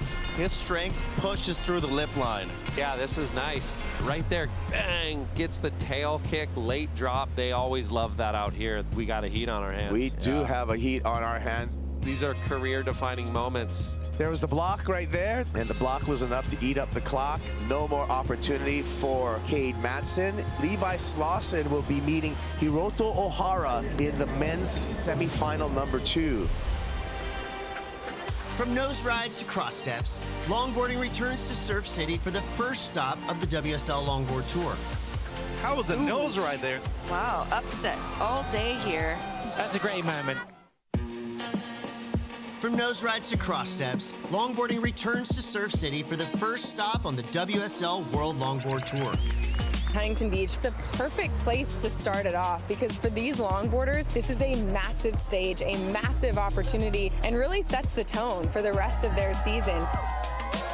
From California to El Salvador, 24 men and 24 women chase points and prize money across 4 stops. The variety of environments this season is really exciting. Somewhere like Bells, you walk down the same stairs that all your idols have walked down. Like the history of surfing is so ingrained in that cliffside. Stop number 3 is Abu Dhabi, and whoever is in the top 8 for both men and women then get a chance to compete for a world title in El Salvador. It's just so good. I love that wave in El Salvador so much. El Sunzal is such a great venue for longboarding. It's going to be Rachel Tilley's second world title. What a moment this is. I guess the motivation for this year is to now see if I can do it back to back. From California to the world stage, Taylor Jensen's legacy in longboarding is already cemented, and he's not done yet. Quiver of world titles from 211, 212, 217, and 224. Taylor Jensen etches his name even deeper into longboard history, claiming his 4th world title. Just unbelievable surfing. Coolest thing ever, right? Like, get out of the water and the first people that greet you are your children. Like, sorry. That's just everything. I've been on the tour for 20-something years. Winning last year just makes me feel like I'm at the peak of my career. Absolutely unprecedented, and he just looks as sharp and as lively as ever. I think my why is just sort of proving people wrong who told me it wasn't possible or it wasn't a career path. I could make a living out of this. I'm traveling the world with my family, living the most incredible lifestyle. Still living the dream. It's experience versus hunger in this semifinal clash. 4-time world champ Taylor Jensen brings power, poise, and a dominant track record to Huntington Beach. Taylor Jensen, TJ, won the US Open. Facing him, Rogelio J.R. Esquivel, the pride of the Philippines, who's looking to break through. A spot in the final is on the line. You know, for J.R. Esquivel, he has become really the main ambassador for surfing in the Philippines. High level of skill, the way he moved through that flat spot. Nice start, a 617. The mustaches are out, it's time to party. Taylor Jensen to this right-hander, gets to the nose, 5'10", hanging out there. Comes around that section, it's a drop knee turn, straighten things out. It looks like he's gonna make the connection with ease. He does, gets on the nose again. Oh yeah, Big oh yeah. finish. Look out, JR, it's an 817. As we can see, TJ looking to get that backup score. That wave was a 3 when he took off, and he turned it into what I think could be at least a 6. Spot on there, 5, 6, 7, but boom. JR fading towards the right, straight to the nose, 10 over, right in the pocket. There's the big turn. The beach is going wild. JR hanging 10 in the short break and can't get the finish. That would have been the number, but he went up against a brick wall in Taylor Jensen. 2 waves to smash his way to the final. Good job, bro. Good job. And you. Okay. Taylor Jensen's strike ratios. It all comes down to this. Australia's Kai Ellis Flint has been in form all event, mixing traditional style with smooth precision. But standing in his way is the defending champ and 4-time world title holder, Taylor Jensen, chasing yet another win in Huntington. 2 styles meet in the final. Good vibes, my friend. Good vibes. Go, buddy. Will it be a returning champ or we have a brand new champ? This is going to be a good one. Taylor Jensen, 5 over. 2 steps up to the 5, holds the 5, nose rise through that section, drop knee turn. Wham! That is masterfully ridden by TJ Taylor Jensen. Comes through at a 6.83.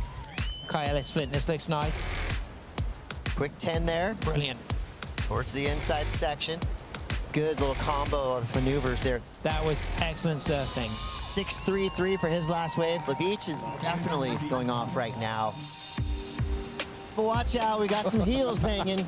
Nice. Kai Ellis Flint. Really good, really good. Gets the 10 on the inside. Sam. That put my hair on end.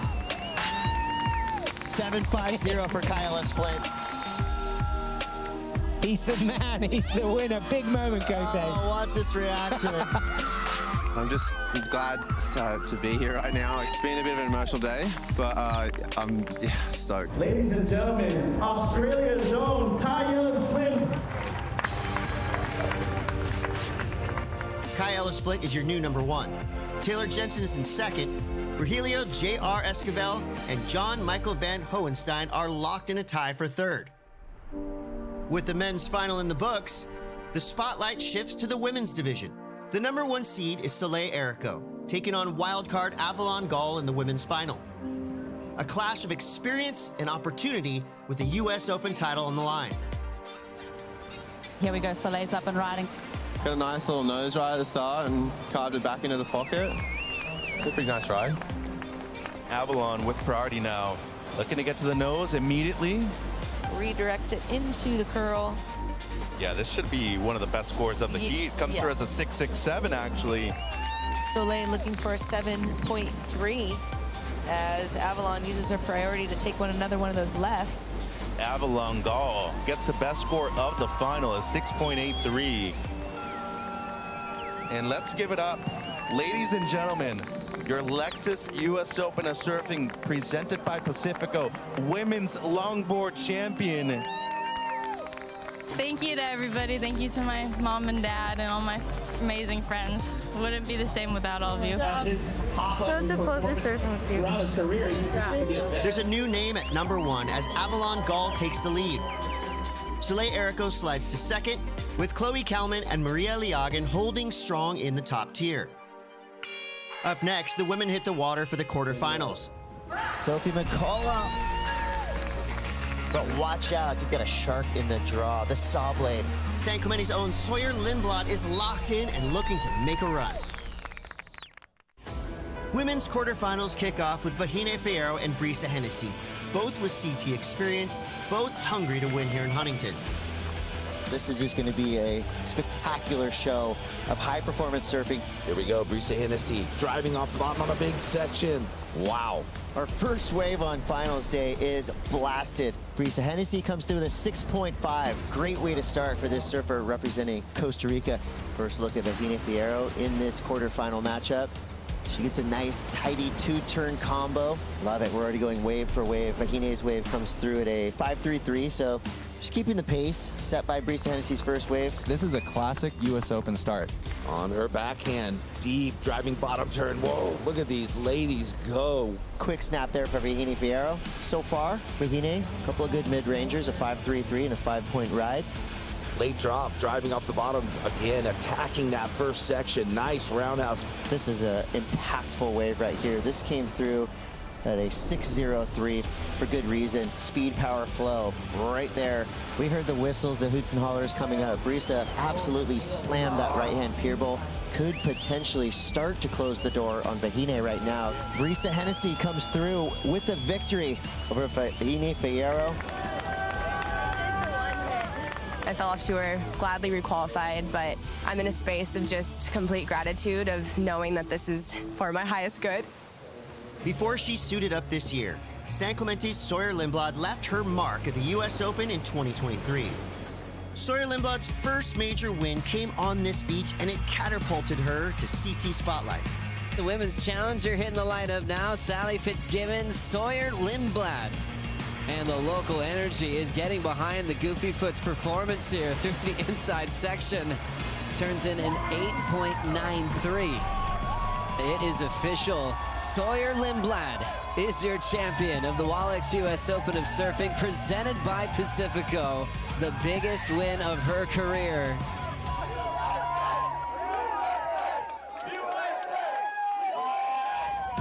Australia's Sophie McCullough and American Sawyer Lindblad face off next with a semifinal spot on the line. This is going to be an insane matchup. Here we go, Sawyer opening up. Wraps it off the top, gonna go up and over that little rib and clicks it off the oncoming section. The way she's attacking these sections, you can tell she's feeling confident. Sawyer Lindblad, deep bottom turn, hard carve, the top of that wave. Here's that big section. Slams it with impact. Really projecting out of that last maneuver with that slingshot energy. The crew is stoked. Comes through with a 7.83. Now Sophie McCullough, she needs a 7.83. Only 1 minute on the clock will be her last ditch effort. Nice opening turn, comes around the corner, back up into it again, two-turn combo. Wraps it back one more time, little double up here. Well, she was looking for the 7.83, Jeff. It comes through at a 5.67. Last I've read, 5.67. Well, past champion comes through. Sawyer Lindblad, now a semifinalist here at the 2025 Lexus US Open of Surfing. I'm just thinking about like one wave at a time, one heat at a time, but yeah, it would be really, really special to do it twice out here. She goes up and over and then comes into that section. Quarterfinal 3 features Nadia Aristarabe and Tia Zabrowski, both looking sharp and hungry for a finals berth. Nadia Aristarabe, representing the Basque Country. Tia Zabrowski, representing France by way of Tahiti. This youngster here, just 14 years old, has been a surfing phenomenon. Nadia Aristarabe out there, the Basque surfer. She opens up with the best of the heat so far. Priority with blue, gonna utilize it. Here we go. Tia, she fades it. Nice opening carve in the pocket and then gets the 2-for-1, hitting that oncoming section. So good combo right there. 6.1 for Tia Zebrowski, so takes the lead. Nadia on the backhand. Nice pocket right up into it. Round the corner again. Beautiful two-turn combo right there. Transitioning from the one move, engaging the rail and going right up into it again. That seems to be the best score of the heat. Yeah, 7-3-3. Nadia Ericeira in the lead. Oh, that's a turn. Tia Zebrowski aiming for a 7.4. Oh! On her way.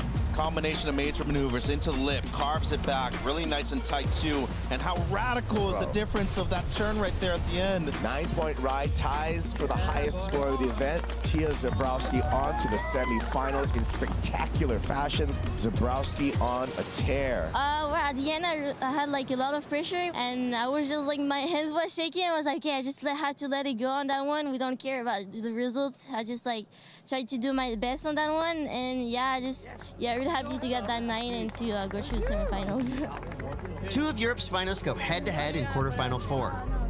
Annette Gonzalez-Echebarri and Yolanda Hopkins are ready to battle. Here we go, driving off the bottom. Can she get around it? Yes, she does, and perfectly times that opening turn. 5.17 for Hopkins. Here we go with Annette. Zooms off the bottom, carves off the top. That's more like it for the fast surfers. Second committed turn. Great combination, especially the timing on the second turn. As I said, spray matters. Score in for Annette, a 7-point ride. Good so scoring. Gonzalez-Echebarri takes the lead. Yolanda Hopkins winds up, snaps, fair. Good looking wave here for Yolanda. Carves a second turn, gets 2 in. 6.27, Hopkins to the lead. Gonzalez-Echebarri now needs a 4.67 to take the lead back. Here she goes, big wave for Annette. Nice opening carve down, throws a bunch of spray on that second turn, and will she ride out? Super important, she needed that. Rides out of it, so she should get the number. There's a 5.93 for Annette. So she goes the first. The 18-year-old out of Basque Country is on to meet Tia Zebrowski in semifinal number 2 for the women. The European girls are really firing. Yeah, we are pushing each other, so the level is going super high. We can see in the top 5, it's like, 4 Europeans, so yeah, super happy.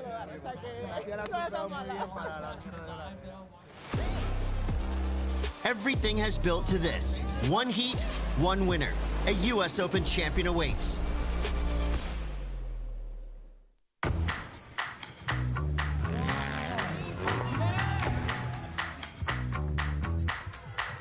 All eyes are on center stage at Surf City.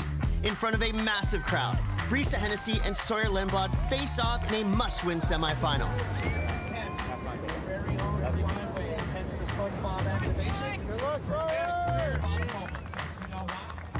Both these surfers, championship tour experience, fighting with everything they got to build momentum going into the 2026 CT season. This is going to be a classic.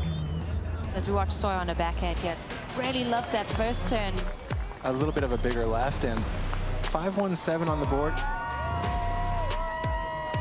Sawyer Lindblad in the lead for now. Brisa Hennessy just needs a 4.35. Brisa taking off here. Sparky series of snaps right there and rides out. Textbook. Score comes through for Brisa Hennessy, a 6-point ride into the lead. Sawyer needs a 4.34, minute left. Here goes Sawyer. Slams it. Full force. Sawyer Lindblad, one step closer to being an elite company. I think I had really high expectations, and then it ended up working out for me, so really happy. Next up, 2 rising stars with everything to prove. The Phenom at 14 years old. Tia Zebrowski takes on Annette Gonzalez-Echebarri for a spot in the final. Annette Gonzalez-Echebarri, she was on a tear throughout this contest, absolutely ripping. Definitely became one of my new favorite female surfers. US Open is a place where you can really put your name on the map. Annette Gonzalez-Echebarri knows exactly what it takes to make it through these big heats. Quick snap. This came through at a 5.33. And some sets are rolling through now. Who's in the spot? It's going to be Tia Zebrowski. Here we go. Comes around this meaty section. Straight up into it.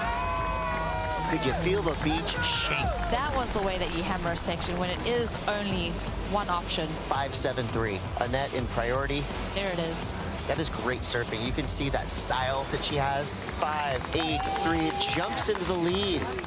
That's a big pressure release. Tia Zebrowski now needs a 5-4-4. Very creative with that little bit of a layback turn, setting that rail so nicely. Never went flat on the fins, so I really like that wave from Tia. 6-6-7. Annette can be so proud of her performance here at the US Open, but that was sick from Tia. Finals are set. Tia the Phenom going up against Sawyer Lindblad.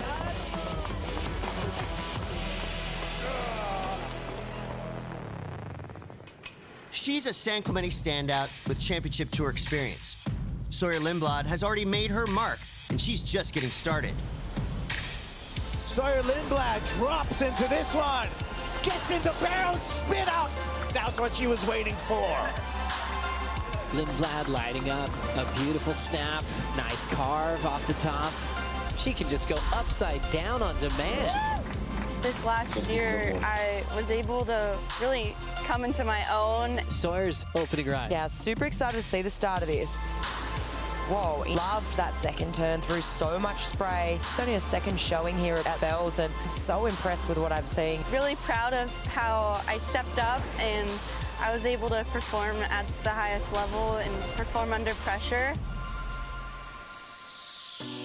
Welcome back to Western Australia, Margaret River Pro. Big one for Sawyer Lindblad here, sitting in 10th position. Sawyer dropping in, it's a good looking wall, drives off the bottom, straight up into the lip. Oh! You could see the disappointment on Sawyer's face after that. A fall that could be extremely costly. Snake drops his head. Unfortunately, in her second season, Sawyer Lindblad failed to make the mid-season cut. She was one heat away from making it, so it's unfortunate, but she's going to bounce back. She's way too good a surfer and so solid that she'll be back. Sawyer Lindblad is controlling this lineup. Big section, straight up into it.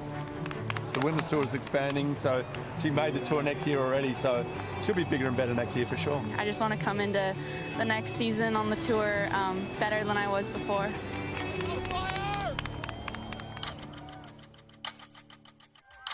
The pier is absolutely packed. The beach, standing room only. It's winner take all. Sawyer Lindblad knows this moment. Champion from 2 years ago, heading out for the final, Sawyer Lindblad. She's been here before and knows what it takes. But Tia Zebrowski, the Phenom, has been the surprise of the event. She's not done yet. She's only 14 and she surfs really good. She has a lot of power for a 14-year-old, great technique, and she charged, so can't wait for her to qualify for the CTA. She's on her way, and let's go. We've got two absolute phenoms taking to the water. Sawyer Lindblad, she's won here before. Tia Zebrowski, one of the greatest things we've seen in women's surfing in a long time. It all comes down to this 35-minute final. That's already guns blazing with Tia going to that backhand weapon. That turn was electrifying. I'm blown away. 6-6-7. This could be the recipe for Sawyer. That first turn was so snappy and powerful. That was a lightning fast switchblade of a backhand snap. 6-5 on her second wave. Wave for wave. They're having fun. This is what you want. You want to watch this in the finals. Sawyer Lindblad paddling into this left-hander. There's the oncoming section. She slams it. Two-turn combo there. 6-2-3 for Sawyer Lindblad. But watch out. Here goes Tia Zebrowski. Deep bottom turn straight up into the lip. Has to cut the second one short. This first turn is unbelievable. Have you ever seen a 14-year-old surf with this much composure? I don't think so. Here goes Sawyer. This looks like a nice little wave. Oh, a gem of a left-hander. It's running down the line. She gets up at it aggressively, involved in the lip there, throwing the tail out. Sawyer Lindblad comes through the 6-6-7. Last score comes through for Tia Zebrowski. It's a 5-9-0. Not enough to get her into the top spot. One more exchange with 20 seconds left. Sawyer Lindblad She's got priority. She can block Tia. And this wave didn't have to be perfect. All it has to do is get her to the beach. There's the countdown. And that means Sawyer Lindblad is a two-time U.S. Open champion. San Clemente, rise up. You got another title coming back to your town. I feel like I've definitely grown as a surfer. My first one here made me get onto the CT and kind of like set me up for my career. And this one just feels extra special, especially after not making the cut. That was pretty hard on me. So this feels really good. Got some redemption. Go! Give it up to our two-time U.S. Open champion. After a huge week in Huntington, here's where the women stand. Tia Zabrowski takes over the #1 spot on the Challenger Series. Yolanda Hopkins sits in second, and Sally Fitzgibbons rounds out the top 3. Levi setting up the ramp, gets the projection, gets the spin. Levi Slauson, men's final. Matthias Hurdy, currently ranked #2. If he wins this event, he's on the top of the list. 90 seconds away. Matthias needs something big. Whoa! And It's finals day in Surf City, and 4 men are still in the hunt. We got the superstars of surfing, everyone looking well prepared and ready to rip. The semis are set, and every heat from here on out is do or die. And it is time for our men's semifinals. In the first heat, we got Matthias Hurdy coming up against Michael Rodriguez. Matthias Hurdy has been electric all event, launching airs, pushing limits, and feeding off the energy of the crowd. Well, for a long time, Matthias Hurdy has had huge expectations behind him. People were calling him an absolute phenom, but the results weren't telling the same story. Finally, he's broken through. He's in the semifinals here at the U.S. Open, where he belongs. Here we go, Red out the back, going for the chuck out into the flats and lands it there for Matthias. Goes in at a 5.33, so I feel like this point in the heat, Matthias will take that. That's fine. Rodriguez, bang, drifts the fins, drives back out onto the open face and clicks it again. Really like what I'm seeing, attitude-wise, body language. This is a 6.33. Taken off on the backhand, comes around the corner and goes straight up into it. Nice hook right there. 5.23 for Rodriguez, and he takes the lead. Matthias Hurdy has to answer back. Hurdy skips the rail on the bottom turn, but makes up for it somehow in the air. And it comes through as the best of the heat kite, but what an air. The 6.87. Welcome, Matthias Hurdy, into the final. The waves were hard. It was hard to surf, so yeah, I don't know. I was really nervous because I know how good my kit is, and yeah, I'm so stoked, so stoked. In semifinal 2, Hiroto Ohara, the 2015 U.S. Open champ, is back in form and quietly charging through the draw. He's matched up against Levi Slauson, a local from Encinitas who has the momentum on his side and the crowd behind him. Levi Slauson from Encinitas, California. His run through the U.S. Open has gone through some of the best of the best. And right now, as we head into the semifinals, he's going up against past champion Hiroto Ohara. It's going to be a huge test for Levi Slauson.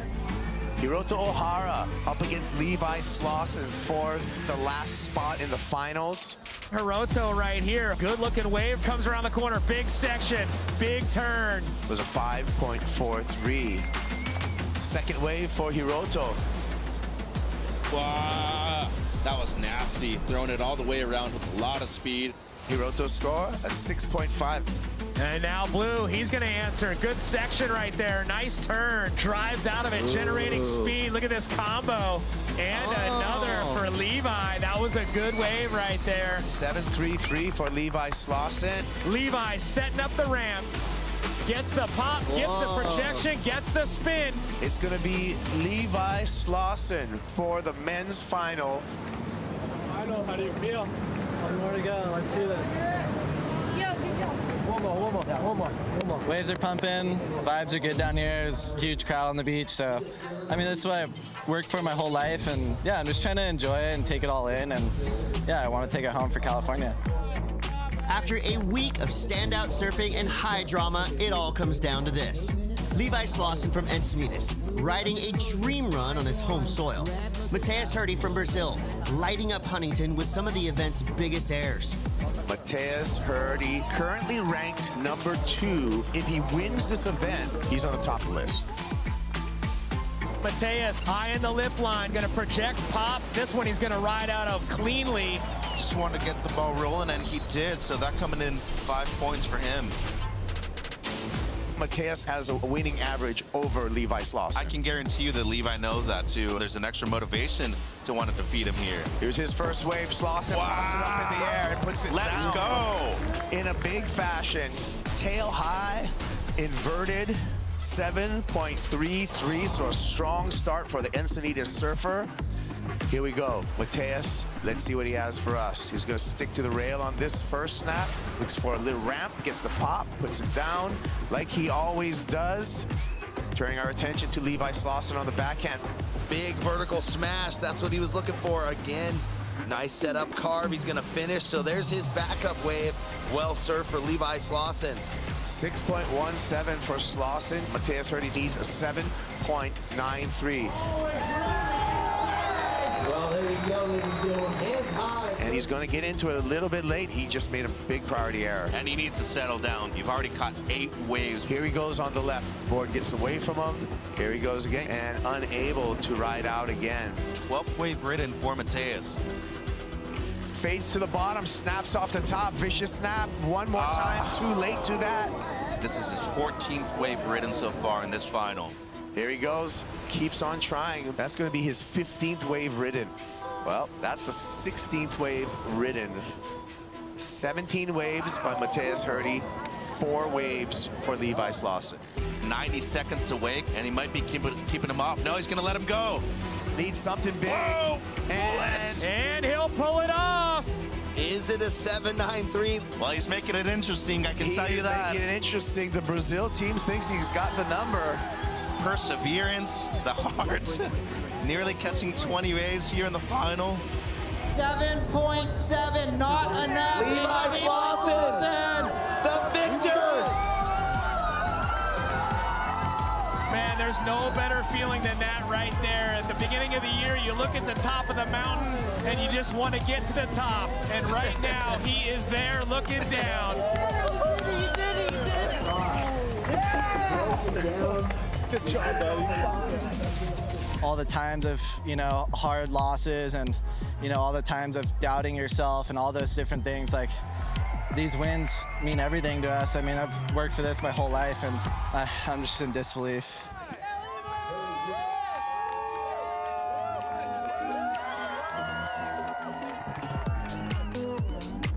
After a week in Huntington Beach, the men's rankings on the Challenger Series are starting to take shape. Jacob Wilcox stays in the top spot. Mateus Hurdy climbs to number 2, and Levi Slauson makes a huge jump to 4th, his highest ranking yet. On the next episode of Inside Pro Surfing, the road to the Lexus WSL Finals Fiji runs straight through Tahiti. A huge swell, a brutal reef, and some of the world's best pushing it to the edge, the Lexus Tahiti Pro.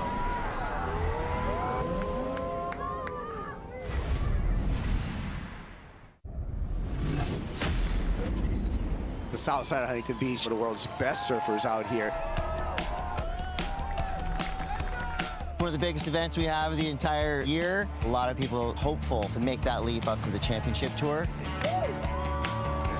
Truly competing. Flying down the line. Uh-oh. Call this the Challenger Series for a reason. The U.S. Open's like the mecca of all of Orange County. A lot of people might not understand how huge this event is for all the surfers.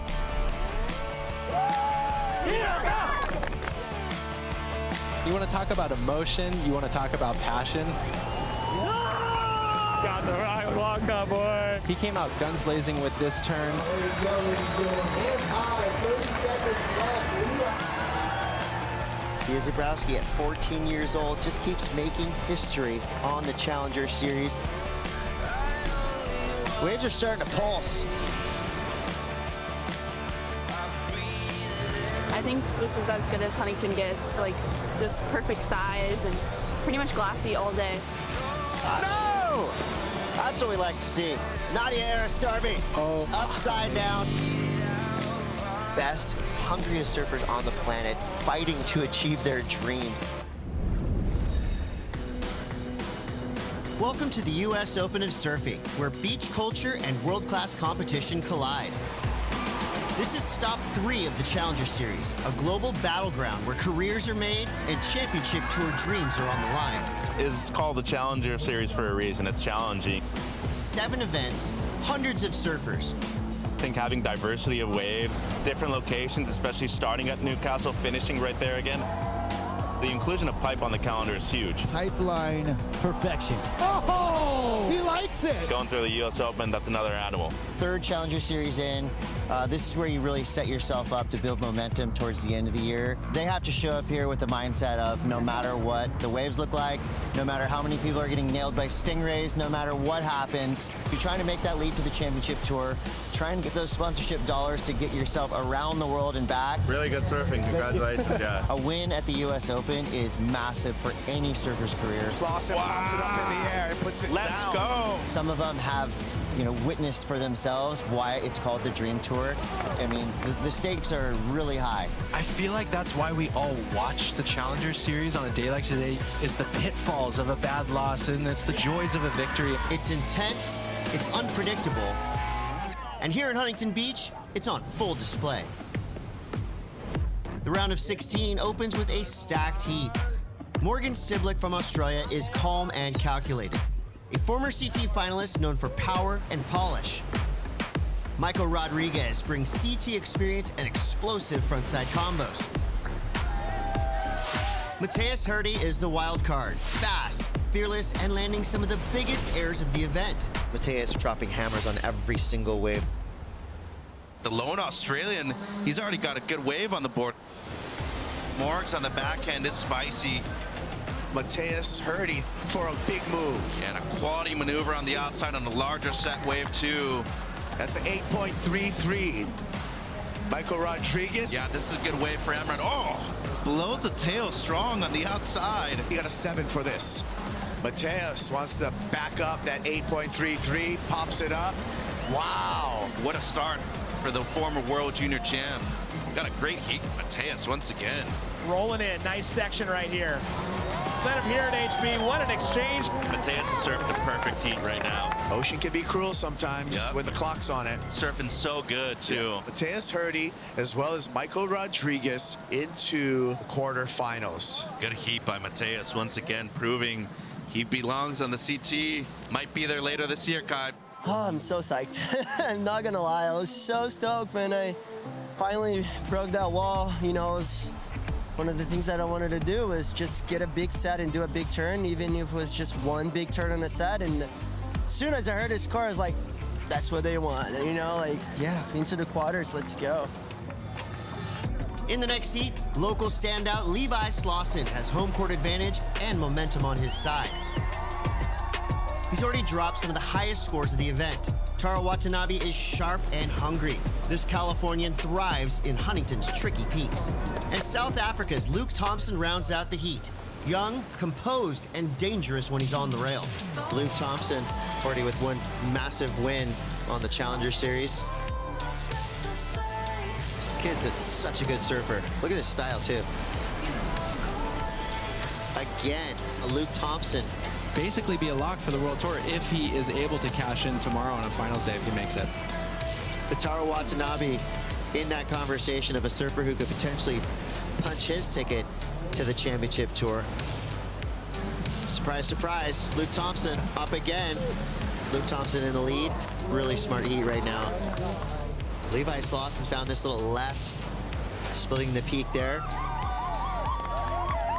And just like that, Luke Thompson, who was on top of the world, he dropped to 3rd place. I'm really not counting Luke Thompson out. He just needs the wave. Well, here's Levi's chance. Big snap there. Comes around another mini section. No.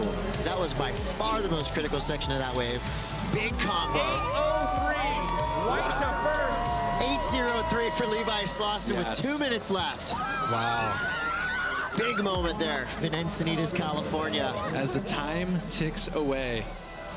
Ladies and gentlemen, a quarterfinalist, along with the super stylish Tara Watanabe, heading to finals day. But man, a heartbreaker. Luke Thompson led that heap, but at the end, his backup just was not enough.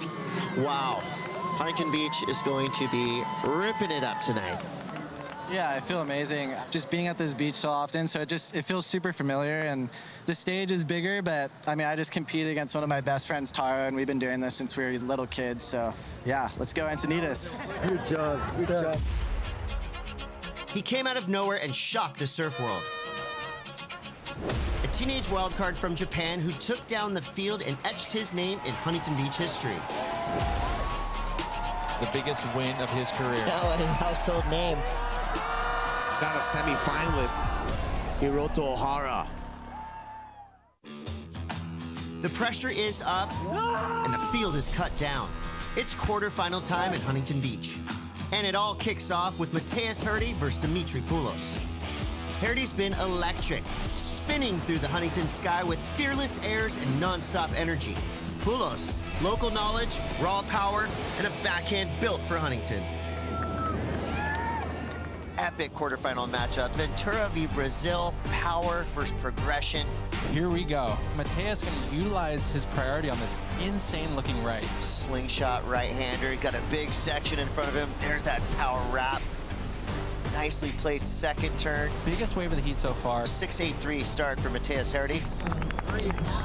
Look at this, it is a big set, Mateus. Big old alley-oop, and he rides out. How high did he just get? Give it up. Now we're talking. That is a launch. Very, very unique. First we've really seen of the event. Mateus Herdy comes through with a 9.5. Dimitri Poulos now. This little runner right here throwing some spray to the sky. Look for him to go to the sky. There it is. The crowd goes wild. That was power and progression all in the span of one wave. That's so hard to do. 8.5. Now he needs a 7.84. 21 seconds left. Win, lose, or draw, Dimitri Poulos has been on an absolute tear through this contest. You'd love to see it go down to the wire. Mateus Herdy is now in the semifinals and looking like an event favorite. Stoked to be in the semis, and yeah, I really want to win this contest, and wow, just try to stay in the moment. Every once in a while, the US Open delivers a moment nobody saw coming. Japan's Hiroto Ohara's breakout win in 2015 was one of them. Here we go. We're gonna start it off with a paddle battle. It's gonna be Hiroto Ohara up and riding on his backhand. This strong, powerful regular footer going vertical, sticking to the power game. That's what's been working so far. 4 minutes, 30 seconds to go. One of these surfers in the lineup is going to be $100,000 richer. Hiroto has priority. There is a little set in the water. He needs a 7.57. It's a big score, but we know that there are sevens out there. Who's gonna go? It's Ohara and Hendrickson. Ohara on his backhand. Two big turns out the back. Follows it up with a third, streaking down the line. He finishes. Setup turn, bam, goes vertical on the inside. Hiroto Ohara, the 2015 Vans US Open champion. Hiroto Ohara making his way from the early rounds onto the top of the world. The biggest win of his career. What are you going to do with $100,000? Are you going to spend it right away? Trying to get a driver license and then get some cars. Hiroto Ohara, your 2015 Vans US Open of Surfing champion. 10 years later, Hiroto's back in the quarters. And standing in his way, Tara Watanabe. Let's go, let's go! This is going to be a great matchup. Here we go, Tara Watanabe. Wow, explosive projective. Ripping through every one of these turns, putting a little bit extra, and he gets the fourth. Nice, steezy layback to finish. Hiroto on his own pier bowl right. What's he got? Builds board speed, chucks it, reverses, and layback jam finish. I love it, the Pier Bowl showdown. Once again, Hiroto Ohara got the best of that exchange. And he was able to recover priority in the process as well. This is where it kind of that chess match in these man-on-man heats matter. Taro, huge jam right there in the pocket. Hiroto at this stage, 14 minutes to go, so he's going to stay near him and most likely take the next best wave, so he's got to roll the dice. Taro kind of sucks him in. Nice carve there, drives it off the bottom, hammers it there. Wow. Gonna better his score. Yeah. And the number is a 5.87 for Hiroto Ohara. Now the need for Taro Watanabe, a 7.13. That's up in the good range. Well, the support squad on the beach explodes here for Japan because they got a semifinalist in the way of Hiroto Ohara.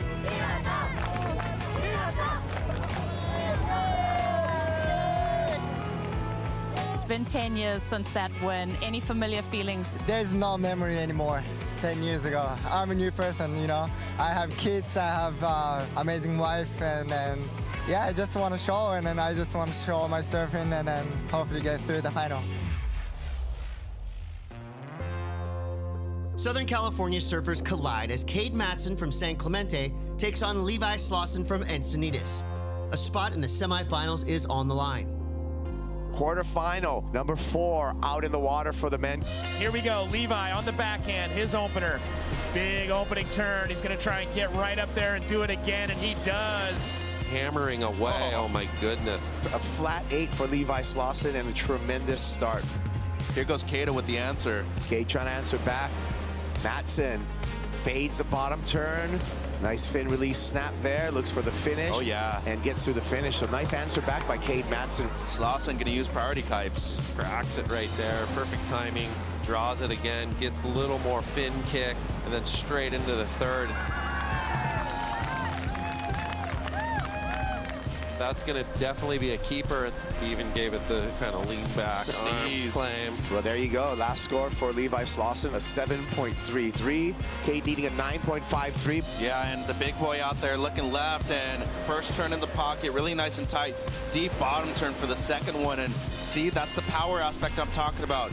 His strength pushes through the lip line. Yeah, this is nice. Right there, bang, gets the tail kick, late drop. They always love that out here. We got a heat on our hands. We do have a heat on our hands. These are career-defining moments. There was the block right there, and the block was enough to eat up the clock. No more opportunity for Cade Matson. Levi Slauson will be meeting Hiroto Ohara in the men's semifinal number 2.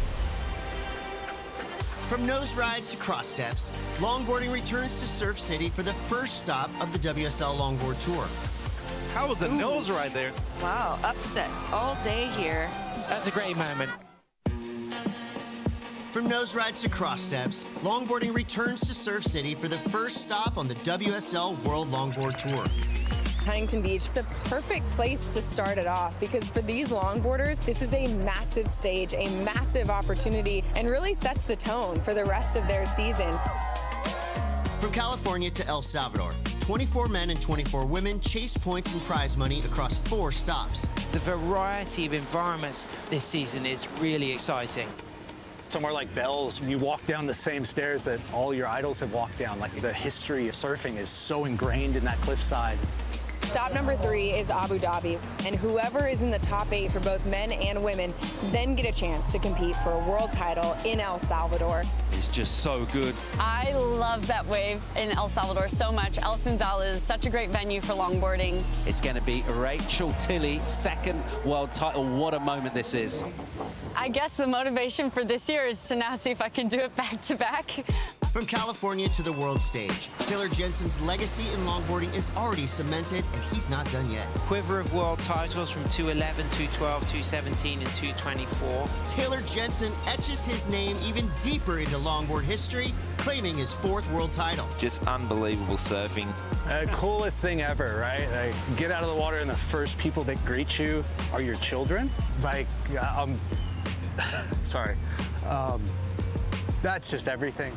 I've been on the tour for 20-something years. Winning last year just makes me feel like I'm at the peak of my career. Absolutely unprecedented, and he just looks as sharp and as lively as ever. I think my why is just sort of proving people wrong who told me it wasn't possible or it wasn't a career path. I could make a living out of this. I'm traveling the world with my family, living the most incredible lifestyle. Still living the dream.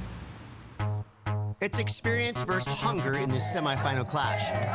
Four-time world champ Taylor Jensen brings power, poise, and a dominant track record to Huntington Beach. Taylor Jensen, TJ, won the US Open. Facing him, Rogelio J.R. Esquivel, the pride of the Philippines, who's looking to break through. A spot in the final is on the line. You know, for J.R. Esquivel, he has become really the main ambassador for surfing in the Philippines. High level of skill, the way he moved through that flat spot. Nice start, a 6.17. The mustaches are out, it's time to party.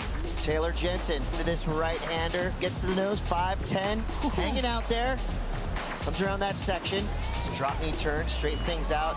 It looks like he's gonna make the connection with ease. He does, gets on the nose again. Oh yeah, Big oh yeah. finish. Look out, JR, it's an 8.17. As we can see, TJ looking to get that backup score. That wave was a 3 when he took off, and he turned it into what I think could be at least a 6. Spot on there, 5, 6, 7, but boom. JR fading towards the right, straight to the nose, 10 over, right in the pocket. There's the big turn. The beach is going wild. JR hanging 10 in the short break and can't get the finish. That would have been the number, but he went up against a brick wall in Taylor Jensen. 2 waves to smash his way to the final. Good job, bro. Good job. And you. Okay. Taylor Jensen's strike ratios. It all comes down to this. Australia's Kai Ellis Flint has been in form all event, mixing traditional style with smooth precision. But standing in his way is the defending champ and 4-time world title holder, Taylor Jensen, chasing yet another win in Huntington. 2 styles meet in the final. Good vibes, my friend. Good vibes. Go, buddy. Will it be a returning champ or we have a brand new champ? This is going to be a good one. Taylor Jensen, 5 over. 2 steps up to the 5, holds the 5, nose rise through that section, drop knee turn. Wham! That is masterfully ridden by TJ Taylor Jensen. Comes through at a 6.83. Kai Ellis Flint, this looks nice. Quick 10 there. Brilliant. Towards the inside section. Good little combo of maneuvers there. That was excellent surfing. 6.33 for his last wave. The beach is definitely going off right now. But watch out, we got some heels hanging. Nice. Kai Ellis Flint. Really good, really good. Gets the 10 on the inside. Sam. That put my hair on end.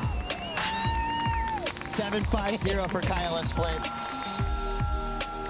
He's the man, he's the winner. Big moment, Cote. Oh, watch this reaction. I'm just glad to be here right now. It's been a bit of an emotional day, but I'm stoked. Ladies and gentlemen, Australia's own Kai Ellis Flint. Kai Ellis Flint is your new number 1. Taylor Jensen is in second.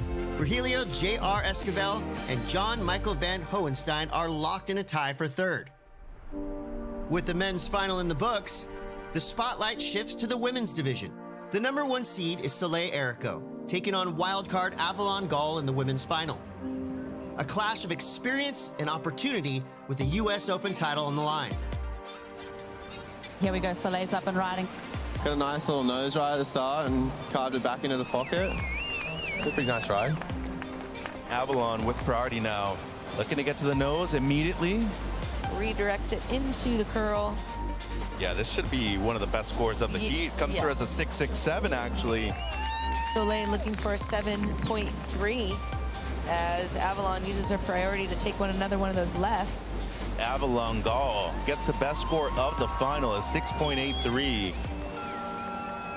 And let's give it up, ladies and gentlemen, your Lexus US Open of Surfing presented by Pacifico, women's longboard champion. Thank you to everybody. Thank you to my mom and dad and all my amazing friends. Wouldn't be the same without all of you. So the closest surfing with you. There's a new name at number 1 as Avalon Gall takes the lead. Soleil Ericeira slides to second, with Chloe Kalman and Maria Liagan holding strong in the top tier. Up next, the women hit the water for the quarterfinals. Sophie McCullough. But watch out, you've got a shark in the draw, the saw blade. San Clemente's own Sawyer Lindblad is locked in and looking to make a run. Women's quarterfinals kick off with Vahine Fierro and Brisa Hennessy, both with CT experience, both hungry to win here in Huntington. This is just going to be a spectacular show of high-performance surfing. Here we go, Brisa Hennessy driving off the bottom on a big section. Wow. Our first wave on finals day is blasted. Brisa Hennessy comes through with a 6.5. Great way to start for this surfer representing Costa Rica. First look at Vahine Fierro in this quarterfinal matchup. She gets a nice, tidy two-turn combo. Love it. We're already going wave for wave. Vahine's wave comes through at a 5.33, so just keeping the pace set by Brisa Hennessy's first wave. This is a classic U.S. Open start. On her backhand, deep driving bottom turn. Whoa, look at these ladies go. Quick snap there for Vahine Fierro. So far, Vahine, a couple of good mid-rangers, a 5.33 and a 5-point ride. Late drop, driving off the bottom, again, attacking that first section. Nice roundhouse. This is an impactful wave right here. This came through at a 6.03 for good reason. Speed, power, flow, right there. We heard the whistles, the hoots and hollers coming up. Brisa absolutely slammed that right-hand pier bowl. Could potentially start to close the door on Vahine right now. Brisa Hennessy comes through with a victory over Vahine Fierro. I fell off to her, gladly requalified, but I'm in a space of just complete gratitude of knowing that this is for my highest good. Before she suited up this year, San Clemente's Sawyer Lindblad left her mark at the U.S. Open in 2023. Sawyer Lindblad's first major win came on this beach, and it catapulted her to CT Spotlight. The women's challenger hitting the lineup now, Sally Fitzgibbons, Sawyer Lindblad. And the local energy is getting behind the Goofy Foot's performance here through the inside section. Turns in an 8.93. It is official. Sawyer Lindblad is your champion of the Walex US Open of Surfing, presented by Pacifico. The biggest win of her career.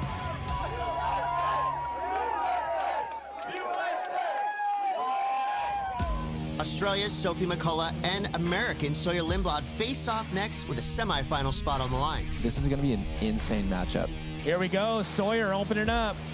Wraps it off the top. Going to go up and over that little rib and clicks it off the oncoming section. The way she's attacking these sections, you can tell she's feeling confident. Sawyer Lindblad, deep bottom turn, hard carve, the top of that wave. Here's that big section. Slams it with impact. Really projecting out of that last maneuver with that slingshot energy. The crew is stoked. Comes through with a 7.83. Now Sophie McCullough, she needs a 7.83.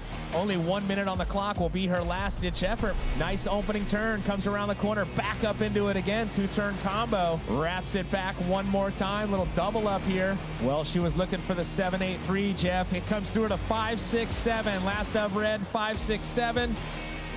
Well, past champion comes through. Sawyer Lindblad, now a semifinalist here at the 2025 Lexus US Open of Surfing. I'm just thinking about like one wave at a time, one heat at a time, but yeah, it would be really, really special to do it twice out here.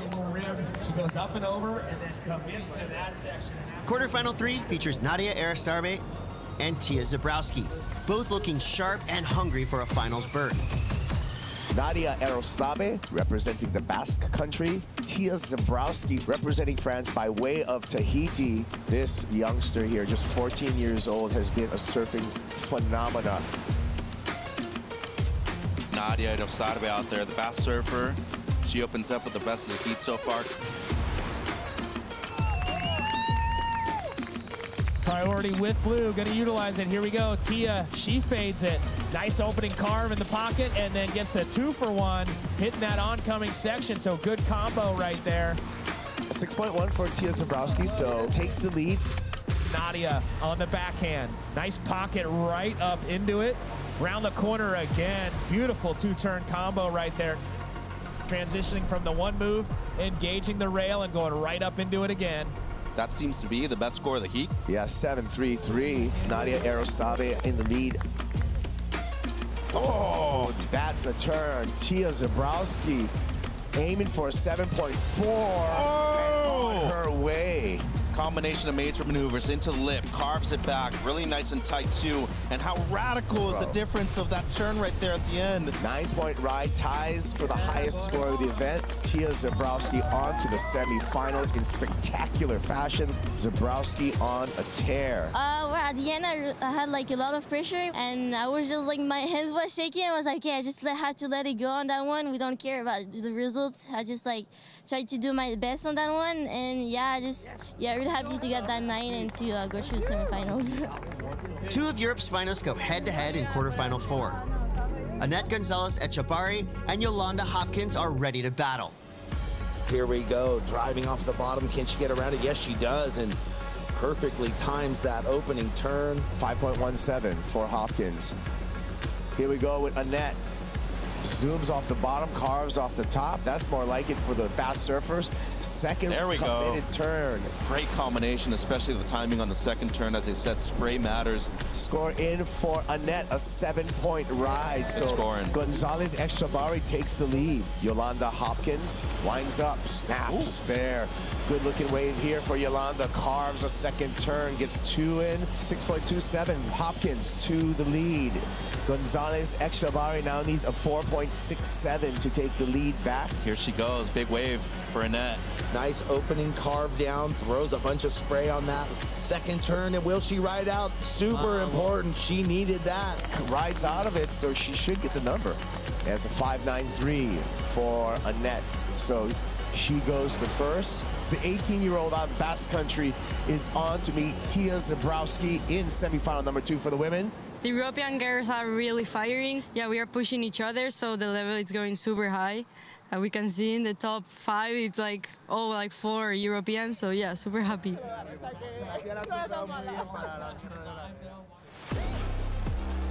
Everything has built to this. One heat, one winner. A U.S. Open champion awaits.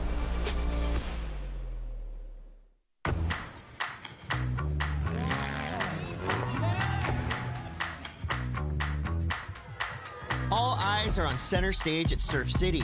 In front of a massive crowd, Brisa Hennessy and Sawyer Lindblad face off in a must-win semifinal.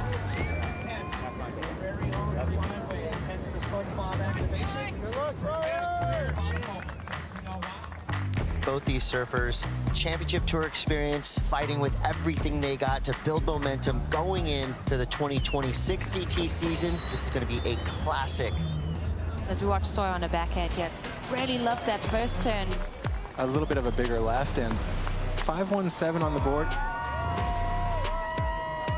Sawyer Lindblad in the lead for now. Brisa Hennessy just needs a 4.35. Brisa taking off here. Sparky series of snaps right there and rides out. Textbook.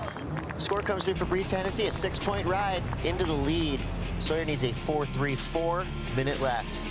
Here goes Sawyer. Slams it. Full force. Sawyer Lindblad, one step closer to being an elite company. I think I had really high expectations, and then it ended up working out for me, so really happy.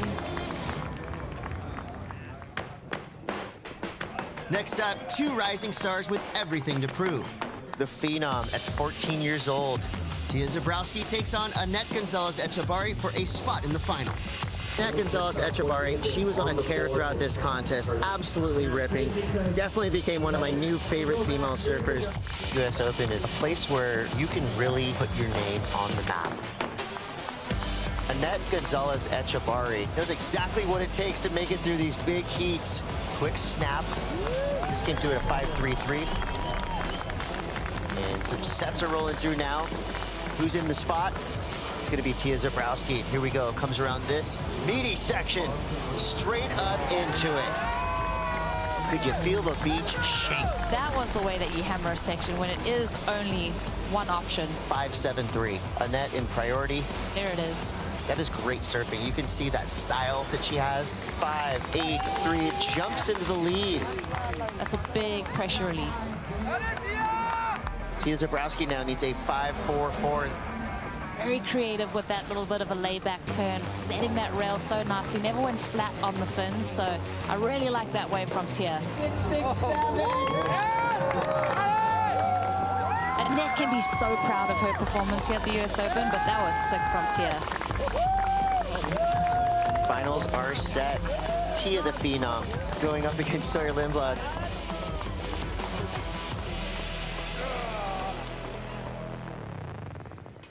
She's a San Clemente standout with championship tour experience. Sawyer Lindblad has already made her mark, and she's just getting started.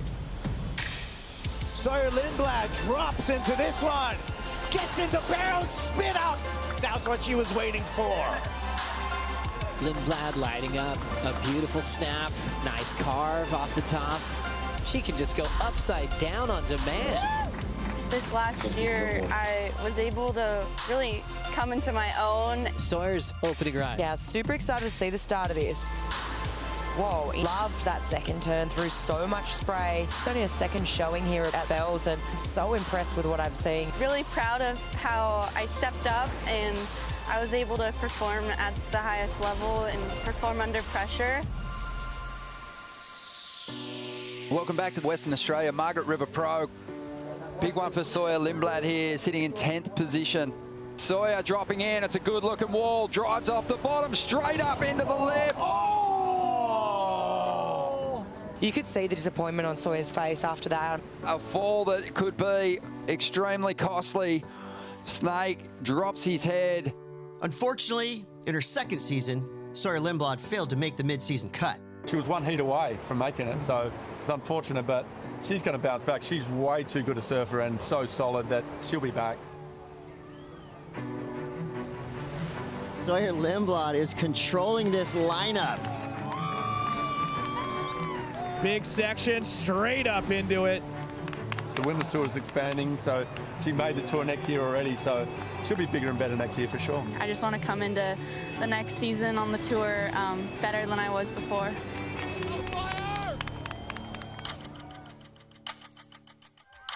The pier is absolutely packed. The beach, standing room only. It's winner take all. Sawyer Lindblad knows this moment. Champion from 2 years ago, heading out for the final, Sawyer Lindblad. She's been here before and knows what it takes. Tia Zabrowski, the Phenom, has been the surprise of the event. She's not done yet. She's only 14 and she surfs really good. She has a lot of power for a 14-year-old, great technique, and she charged. So can't wait for her to qualify for the CTA. She's on her way, and let's go. We've got two absolute phenoms taking to the water. Sawyer Lindblad, she's won here before. Tia Zabrowski, one of the greatest things we've seen in women's surfing in a long time. It all comes down to this 35-minute final. That's already guns blazing with Tia going to that backhand weapon. That turn was electrifying. I'm blown away. 6-6-7. This could be the recipe for Sawyer. That first turn was so snappy and powerful. That was a lightning fast switchblade of a backhand snap. 6-5 on her second wave. Wave for wave. They're having fun. This is what you want. You want to watch this in the finals. Sawyer Lindblad paddling into this left-hander. There's the oncoming section. She slams it. Two-turn combo there. 6-2-3 for Sawyer Lindblad. But watch out, here goes Tia Zabrowski. Deep bottom turn, straight up into the lip. Has to cut the second one short. This first turn is unbelievable. Have you ever seen a 14-year-old surf with this much composure? I don't think so. Here goes Sawyer. This looks like a nice little wave. Oh, a gem of a left-hander. It's running down the line. She gets up at it aggressively, involved in the lip there, throwing the tail out. Sawyer Lindblad comes through the 6-6-7. Last score comes through for Tia Zabrowski. It's a 5-9-0. Not enough to get her into the top spot. One more exchange with 20 seconds left. Sawyer Lindblad. She's got priority. She can block Tia. And this wave didn't have to be perfect. All it has to do is get her to the beach. There's the countdown. And that means Sawyer Lindblad is a two-time US Open champion. San Clemente, rise up. You got another title coming back to your town. feel like I've definitely grown as a surfer. My first one here made me get onto the CT and kind of like set me up for my career, and this one just feels extra special, especially after not making the cut. That was pretty hard on me, so this feels really good. Got some redemption. Go! Give it up to our two-time US Open champion. After a huge week in Huntington, here's where the women stand. Tia Zabrowski takes over the #1 spot on the Challenger Series. Yolanda Hopkins sits in second, and Sally Fitzgibbons rounds out the top 3. Levi setting up the ramp, gets the projection, gets the spin. Levi Slauson, men's final. Matthias Hurdy, currently ranked #2. If he wins this event, he's on the top of the list. 90 seconds away. Matthias needs something big. Whoa! And It's finals day in Surf City, and 4 men are still in the hunt. We got the superstars of surfing, everyone looking well prepared and ready to rip. The semis are set, and every heat from here on out is do or die. And it is time for our men's semifinals. In the first heat, we got Matthias Hurdy coming up against Michael Rodriguez.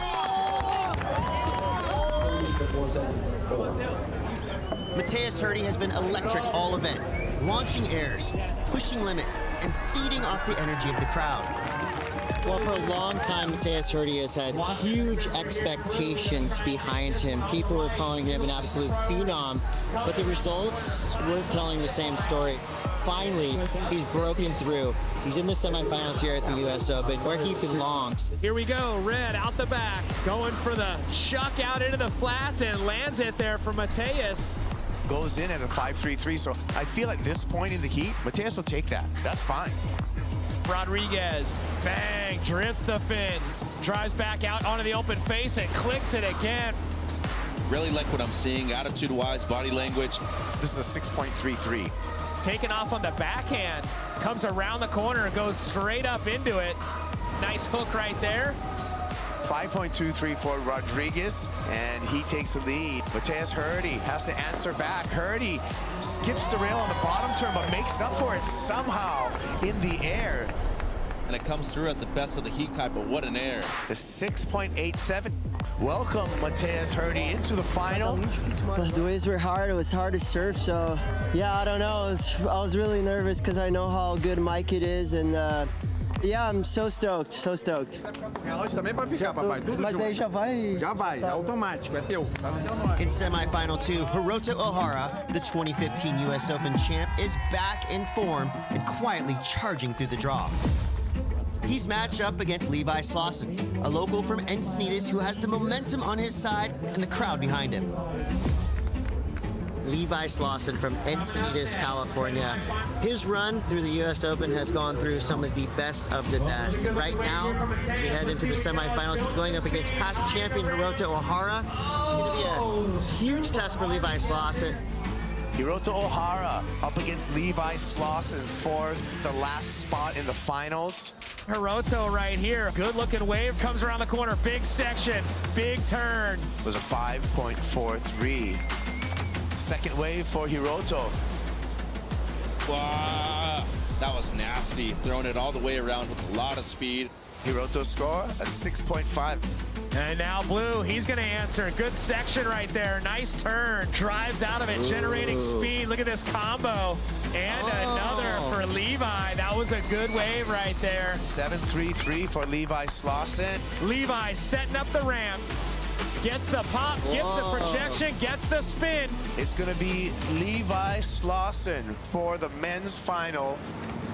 I know, how do you feel? Where to go? Let's do this. One more. Waves are pumping, vibes are good down here. There's a huge crowd on the beach, so I mean, this is what I've worked for my whole life, and yeah, I'm just trying to enjoy it and take it all in, and yeah, I want to take it home for California. After a week of standout surfing and high drama, it all comes down to this. Levi Slauson from Encinitas, riding a dream run on his home soil. Matthias Hurdy from Brazil, lighting up Huntington with some of the event's biggest airs. Mateus Hurdy, currently ranked number 2. If he wins this event, he's on the top of the list. Mateus high in the lip line, gonna project pop. This one he's gonna ride out of cleanly. Just wanted to get the ball rolling, and he did, so that coming in 5 points for him.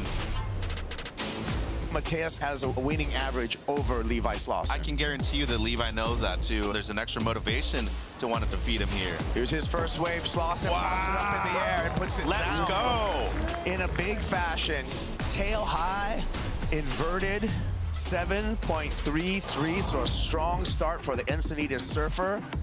Here we go, Mateus. Let's see what he has for us. He's gonna stick to the rail on this first snap. Looks for a little ramp, gets the pop, puts it down like he always does. Turning our attention to Levi Slauson on the backhand. Big vertical smash, that's what he was looking for. Again, nice setup carve, he's gonna finish. So there's his backup wave. Well served for Levi Slauson. 6.17 for Slauson. Mateus Hurdy needs a 7.93. Well, there you go, ladies and gentlemen. Hands high. And he's going to get into it a little bit late. He just made a big priority error. And he needs to settle down. You've already caught 8 waves. Here he goes on the left. Board gets away from him. Here he goes again, and unable to ride out again. 12th wave ridden for Mateus. Fades to the bottom, snaps off the top. Vicious snap. One more time. Too late to that. This is his 14th wave ridden so far in this final. Here he goes, keeps on trying. That's going to be his 15th wave ridden.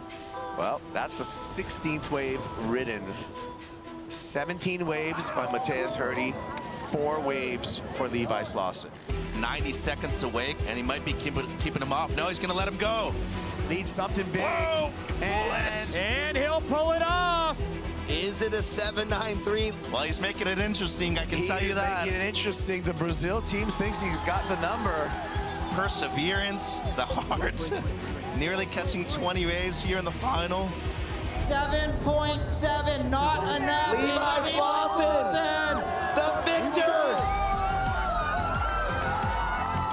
Man, there's no better feeling than that right there. At the beginning of the year, you look at the top of the mountain and you just want to get to the top. And right now, he is there looking down. He did it. Good job, buddy. All the times of, hard losses and, all the times of doubting yourself and all those different things, like, these wins mean everything to us. I mean, I've worked for this my whole life, and I'm just in disbelief.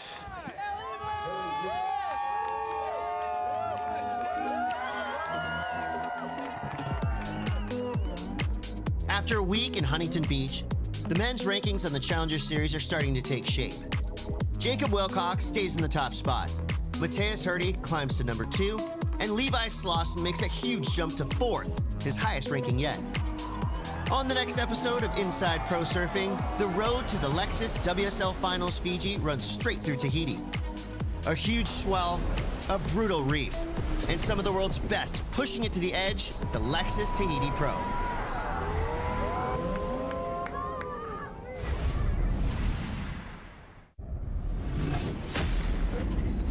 The south side of Huntington Beach, one of the world's best surfers out here. One of the biggest events we have the entire year. A lot of people hopeful to make that leap up to the championship tour. Truly competing. Flying down the line. Uh-oh. Call this the Challenger Series for a reason. The U.S. Open's like the mecca of all of Orange County. A lot of people might not understand how huge this event is for all the surfers.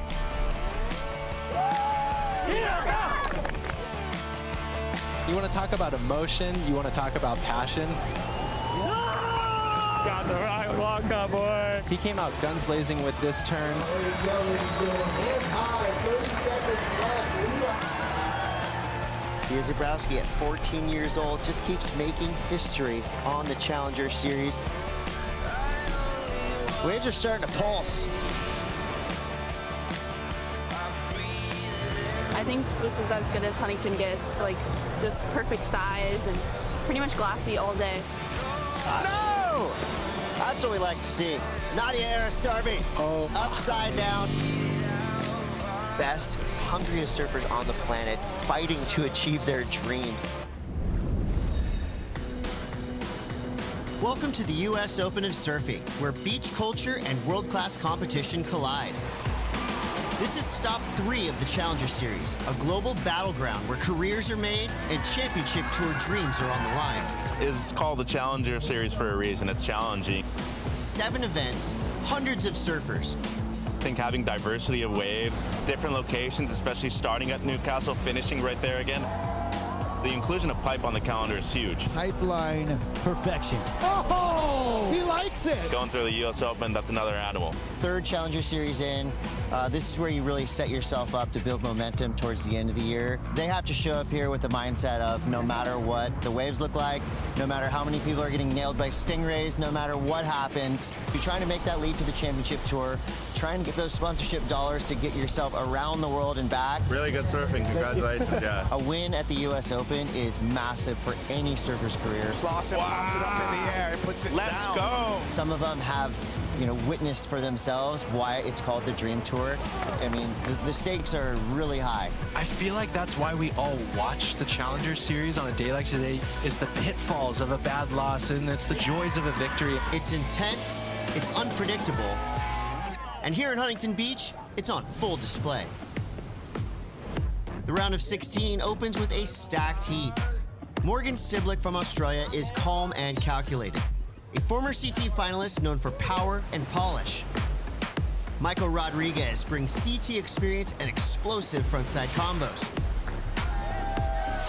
Mateus Herdy is the wild card, fast, fearless, and landing some of the biggest airs of the event. Mateus dropping hammers on every single wave. The lone Australian, he's already got a good wave on the board. Morgs on the backhand is spicy. Mateus Herdy for a big move. And a quality maneuver on the outside on the larger set wave too. That's an 8.33. Michael Rodriguez. Yeah, this is a good wave for Emran. Oh, blows the tail strong on the outside. He got a 7 for this. Mateus wants to back up that 8.33, pops it up. Wow. What a start for the former world junior champ. Got a great heat, Mateus once again. Rolling in, nice section right here. Let him hear it, HB. What an exchange. Mateus has surfed the perfect heat right now. Ocean can be cruel sometimes when the clock's on it. Surfing so good, too. Yeah. Mateus Herdy, as well as Michael Rodriguez, into the quarterfinals. Good heat by Mateus once again, proving he belongs on the CT. Might be there later this year, Kai. Oh, I'm so psyched. I'm not gonna lie, I was so stoked when I finally broke that wall. It was one of the things that I wanted to do was just get a big set and do a big turn, even if it was just one big turn on the set. And as soon as I heard his score, I was like, that's what they want, yeah, into the quarters, let's go. In the next heat, local standout Levi Slauson has home court advantage and momentum on his side. He's already dropped some of the highest scores of the event. Taro Watanabe is sharp and hungry. This Californian thrives in Huntington's tricky peaks. And South Africa's Luke Thompson rounds out the heat. Young, composed, and dangerous when he's on the rail. Luke Thompson, already with one massive win on the Challenger Series. This kid's such a good surfer. Look at his style, too. Again, Luke Thompson. Basically be a lock for the World Tour if he is able to cash in tomorrow on a finals day if he makes it. Taro Watanabe in that conversation of a surfer who could potentially punch his ticket to the championship tour. Surprise, surprise, Luke Thompson up again. Luke Thompson in the lead. Really smart heat right now. Levi Slauson found this little left, splitting the peak there. And just like that, Luke Thompson, who was on top of the world, he dropped to 3rd place. I'm really not counting Luke Thompson out. He just needs the wave. Well, here's Levi's chance. Big snap there. Comes around another meaty section. No. That was by far the most critical section of that wave. Big combo. 803, right to first. 8:03 for Levi Slauson with 2 minutes left. Wow. Big moment there in Encinitas, California. As the time ticks away. Ladies and gentlemen, a quarterfinalist, along with the super stylish Taro Watanabe, heading to finals day. But man, a heartbreaker. Luke Thompson led that heat, but at the end, his backup just was not enough. Wow. Huntington Beach is going to be ripping it up tonight. Yeah, I feel amazing. Just being at this beach so often, so it feels super familiar, and the stage is bigger, but I mean, I just competed against one of my best friends, Tara, and we've been doing this since we were little kids, so yeah, let's go Encinitas. Good job. Good job. He came out of nowhere and shocked the surf world. A teenage wildcard from Japan who took down the field and etched his name in Huntington Beach history. The biggest win of his career. Oh, a household name. Got a semi-finalist, Hiroto Ohara. The pressure is up, and the field is cut down. It's quarterfinal time in Huntington Beach. And it all kicks off with Mateus Herdy versus Dimitri Poulos. Herdy's been electric, spinning through the Huntington sky with fearless airs and non-stop energy. Poulos, local knowledge, raw power, and a backhand built for Huntington. Epic quarterfinal matchup. Ventura v Brazil, power versus progression. Here we go. Mateus going to utilize his priority on this insane-looking right. Slingshot right-hander. Got a big section in front of him. There's that power wrap. Nicely placed second turn. Biggest wave of the heat so far. 6-8-3 start for Mateus Herdy. Look at this, it is a big set, Mateus. Big old alley-oop, and he rides out. How high did he just get? Give it up. Now we're talking. That is a launch. Very, very unique. First we've really seen of the event. Mateus Herdy comes through with a 9.5. Dimitri Poulos now. This little runner right here throwing some spray to the sky. Look for him to go to the sky. There it is. The crowd goes wild. That was power and progression all in the span of one wave. That's so hard to do. 8.5. Now he needs a 7.84. 21 seconds left. Win, lose, or draw, Dimitri Poulos has been on an absolute tear through this contest. You love to see it go down to the wire. Mateus Herdy is now in the semifinals and looking like an event favorite. Stoked to be in the semis, and yeah, I really want to win this contest, and well, just try to stay in the moment. Every once in a while, the US Open delivers a moment nobody saw coming. Japan's Hiroto Ohara's breakout win in 2015 was one of them. Here we go.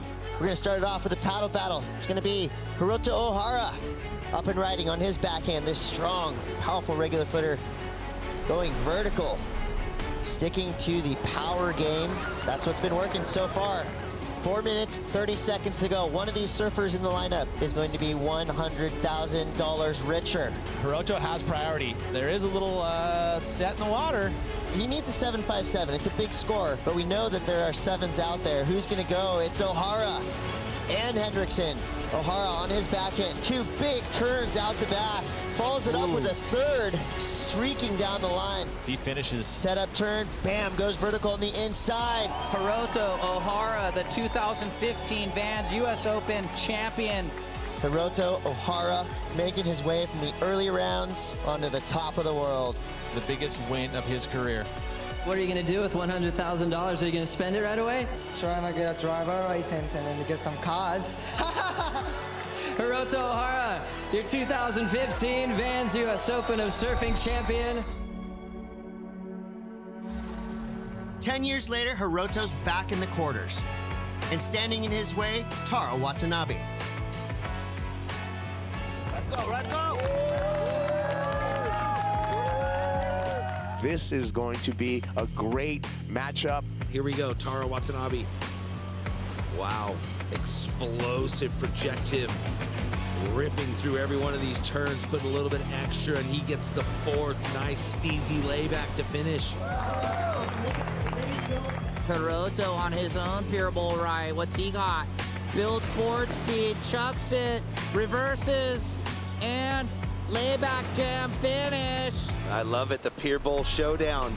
Once again, Hiroto Ohara got the best of that exchange. And he was able to recover priority in the process as well. This is where kind of that chess match in these man-on-man heats matter. Taro, huge jam right there in the pocket. Hiroto at this stage, 14 minutes to go, so he's gonna stay near him and most likely take the next best wave, so he's gotta roll the dice. Taro kind of sucks him in. Nice carve there, drives it off the bottom, hammers it there. Wow. gonna better his score. Yeah. And the number is a 5.87 for Hiroto Ohara. Now the need for Taro Watanabe, a 7.13. That's up in the good range. Well, the support squad on the beach explodes here for Japan because they got a semifinalist in the way of Hiroto Ohara.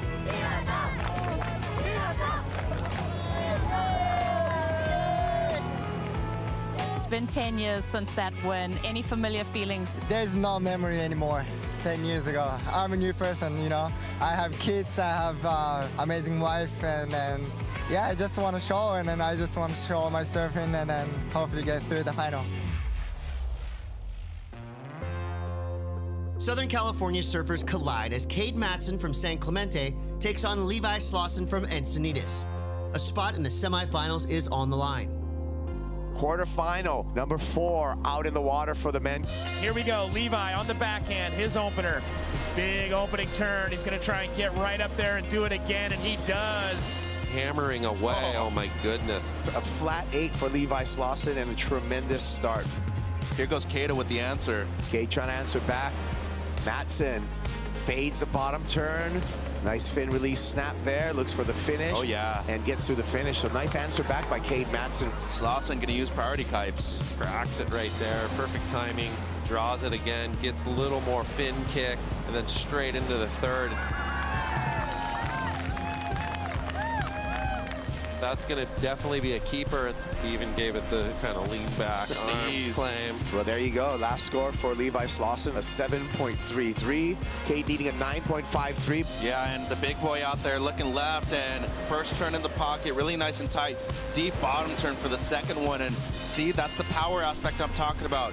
His strength pushes through the lip line. Yeah, this is nice. Right there, bang, gets the tail kick, late drop. They always love that out here. We got a heat on our hands. We do have a heat on our hands. These are career-defining moments. There was the block right there, and the block was enough to eat up the clock. No more opportunity for Cade Matson. Levi Slauson will be meeting Hiroto Ohara in the men's semifinal number 2. From nose rides to cross steps, longboarding returns to Surf City for the first stop of the WSL Longboard Tour. How was the nose ride there? Wow, upsets all day here. That's a great moment. From nose rides to cross steps, longboarding returns to Surf City for the first stop on the WSL World Longboard Tour. Huntington Beach, it's a perfect place to start it off because for these longboarders, this is a massive stage, a massive opportunity, and really sets the tone for the rest of their season. From California to El Salvador, 24 men and 24 women chase points and prize money across 4 stops. The variety of environments this season is really exciting. Somewhere like Bells, you walk down the same stairs that all your idols have walked down. Like, the history of surfing is so ingrained in that cliffside. Stop number 3 is Abu Dhabi, and whoever is in the top 8 for both men and women then get a chance to compete for a world title in El Salvador. It's just so good. I love that wave in El Salvador so much. El Sunzal is such a great venue for longboarding. It's going to be Rachel Tilley's second world title. What a moment this is. I guess the motivation for this year is to now see if I can do it back to back. From California to the world stage, Taylor Jensen's legacy in longboarding is already cemented, and he's not done yet. Quiver of world titles from 211, 212, 217, and 224. Taylor Jensen etches his name even deeper into longboard history, claiming his 4th world title. Just unbelievable surfing. Coolest thing ever, right? Like, get out of the water and the first people that greet you are your children. Like, sorry. That's just everything. I've been on the tour for 20-something years. Winning last year just makes me feel like I'm at the peak of my career. Absolutely unprecedented, and he just looks as sharp and as lively as ever. I think my why is just sort of proving people wrong who told me it wasn't possible or it wasn't a career path. I could make a living out of this. I'm traveling the world with my family, living the most incredible lifestyle. Still living the dream. It's experience versus hunger in this semifinal clash. 4-time world champ Taylor Jensen brings power, poise, and a dominant track record to Huntington Beach. Taylor Jensen, TJ, won the US Open. Facing him, Rogelio J.R. Esquivel, the pride of the Philippines, who's looking to break through. A spot in the final is on the line. You know, for J.R. Esquivel, he has become really the main ambassador for surfing in the Philippines. High level of skill, the way he moved through that flat spot. Nice start, a 6.17. The mustaches are out, it's time to party. Taylor Jensen into this right-hander, gets to the nose, 5.10, hanging out there. Comes around that section, it's a drop knee turn, straighten things out. It looks like he's gonna make the connection with ease. He does, gets on the nose again. Oh yeah, Big oh yeah. finish. Look out, JR. It's an 8.17. As we can see, TJ looking to get that backup score. That wave was a 3 when he took off, and he turned it into what I think could be at least a 6. Spot on there. 5.67. But boom. JR fading towards the right, straight to the nose. 10 over, right in the pocket.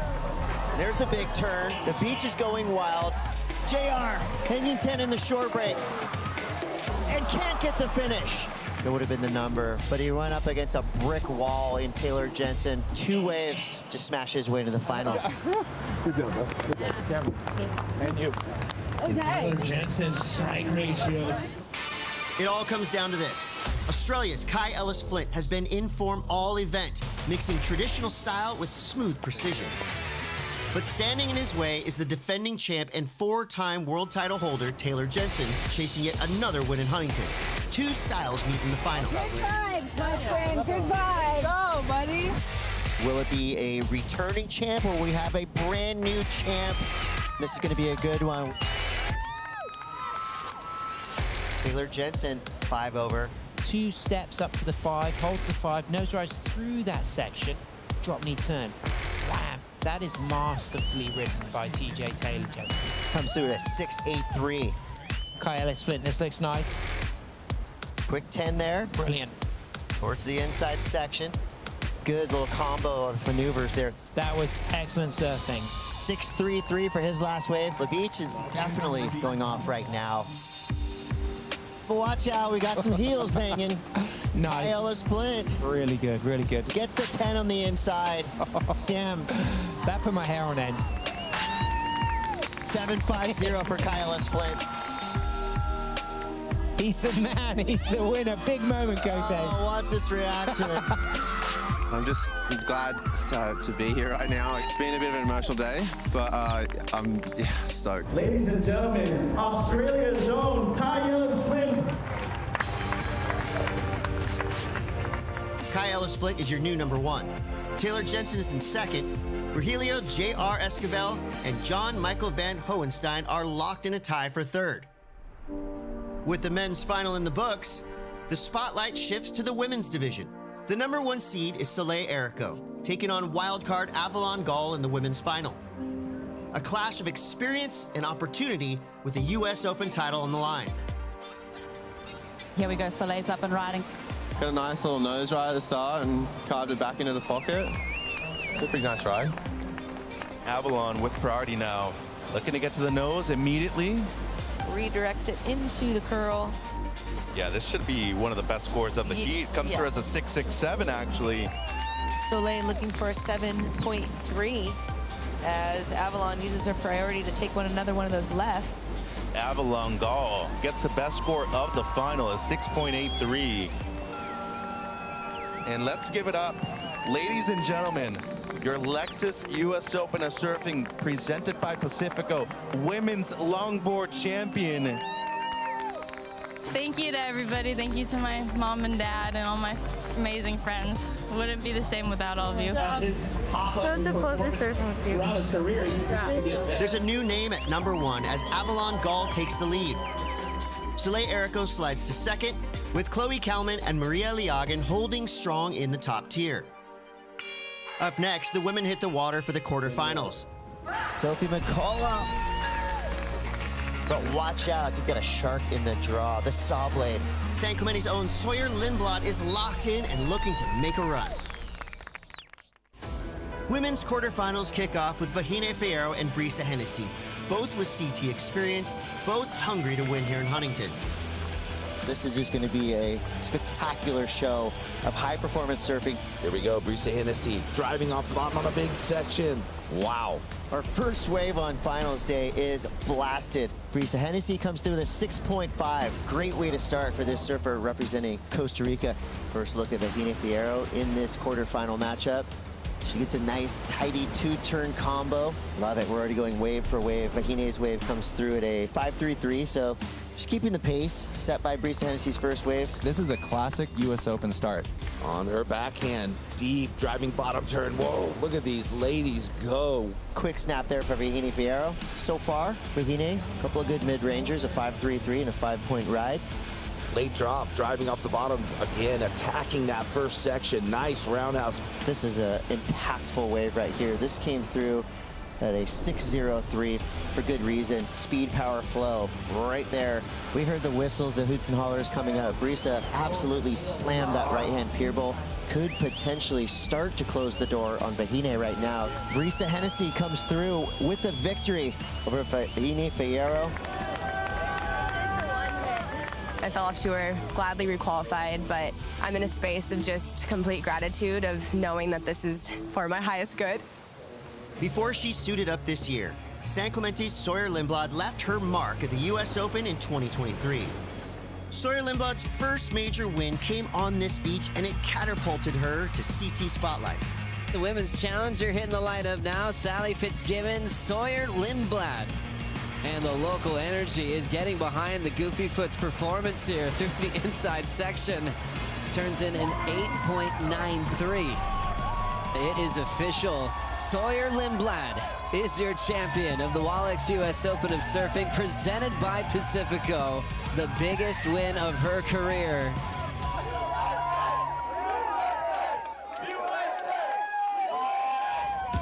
Australia's Sophie McCullough and American Sawyer Lindblad face off next with a semifinal spot on the line. This is going to be an insane matchup. Here we go. Sawyer opening up. Wraps it off the top. Going to go up and over that little rib and clicks it off the oncoming section. The way she's attacking these sections, you can tell she's feeling confident. Sawyer Lindblad, deep bottom turn, hard carve, the top of that wave. Here's that big section. Slams it with impact. Really projecting out of that last maneuver with that slingshot energy. The crew is stoked. Comes through with a 7.83. Now Sophie McCullough. She needs a 7.83. Only 1 minute on the clock will be her last ditch effort. Nice opening turn. Comes around the corner. Back up into it again. Two-turn combo. Wraps it back one more time. Little double up here. Well, she was looking for the 7.83, Jeff. It comes through at a 5.67. Last I've read, 5.67. Well, past champion comes through. Sawyer Lindblad, now a semifinalist here at the 2025 Lexus US Open of Surfing. I'm just thinking about like one wave at a time, one heat at a time, but yeah, it would be really, really special to do it twice out here. She goes up and over and then comes into that section. Quarterfinal 3 features Nadia Aristarabe.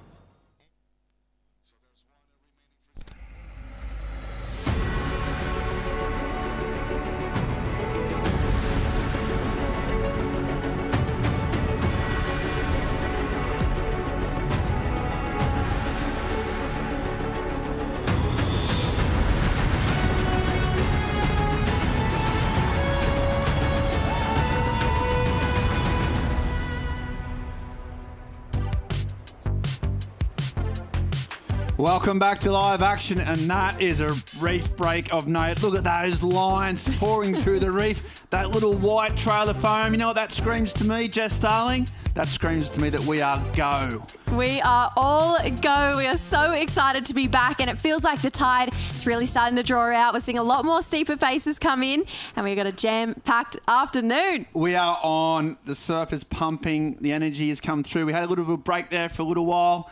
2 hours off. Once again, Fortes and Logie, the dream team, have just absolutely picked the eyes out of it. And we're going to move on this afternoon. 3 heats of the men and then 4 heats of the women.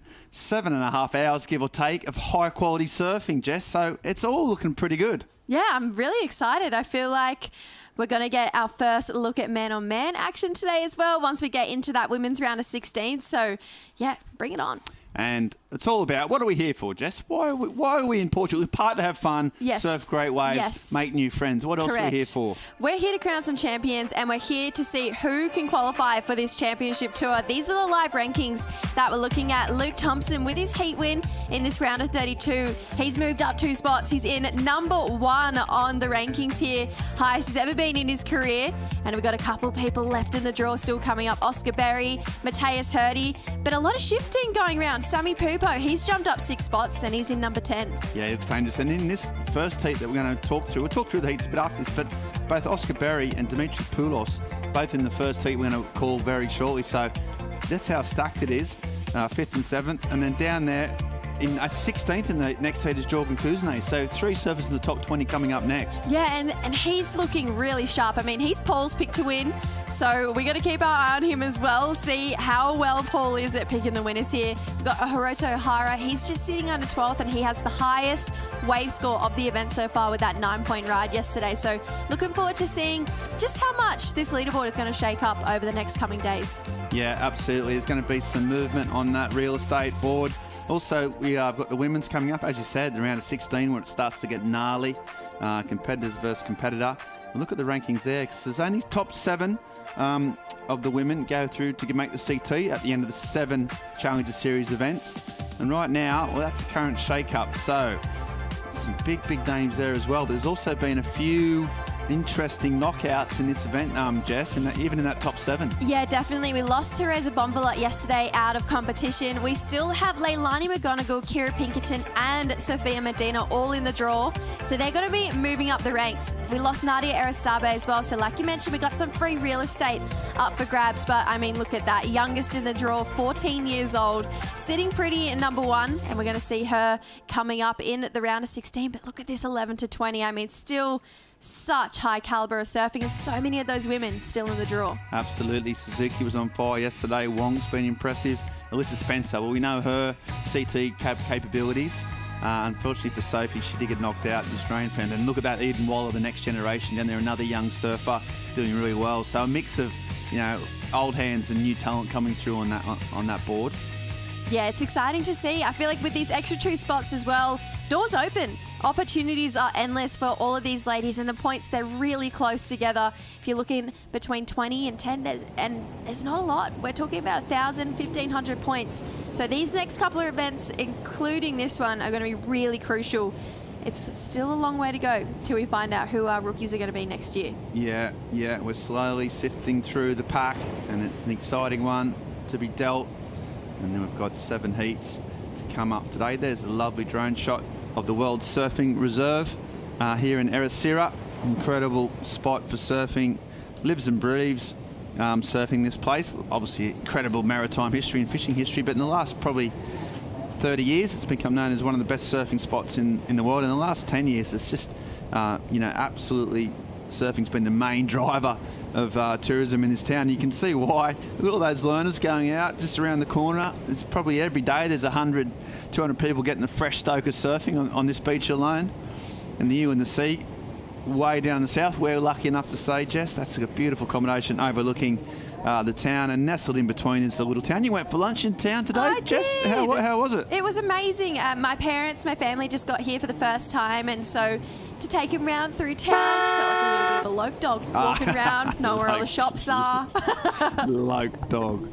I was saying, the flock of starlings just manoeuvring around the streets there and loving life. So You know what they call that? What? A murmuration. Yes, yeah. Well, there was murmurations as you lot were moving through town. I tell you, there was all sorts of excitement, high-pitched giggles, and that was just your dad.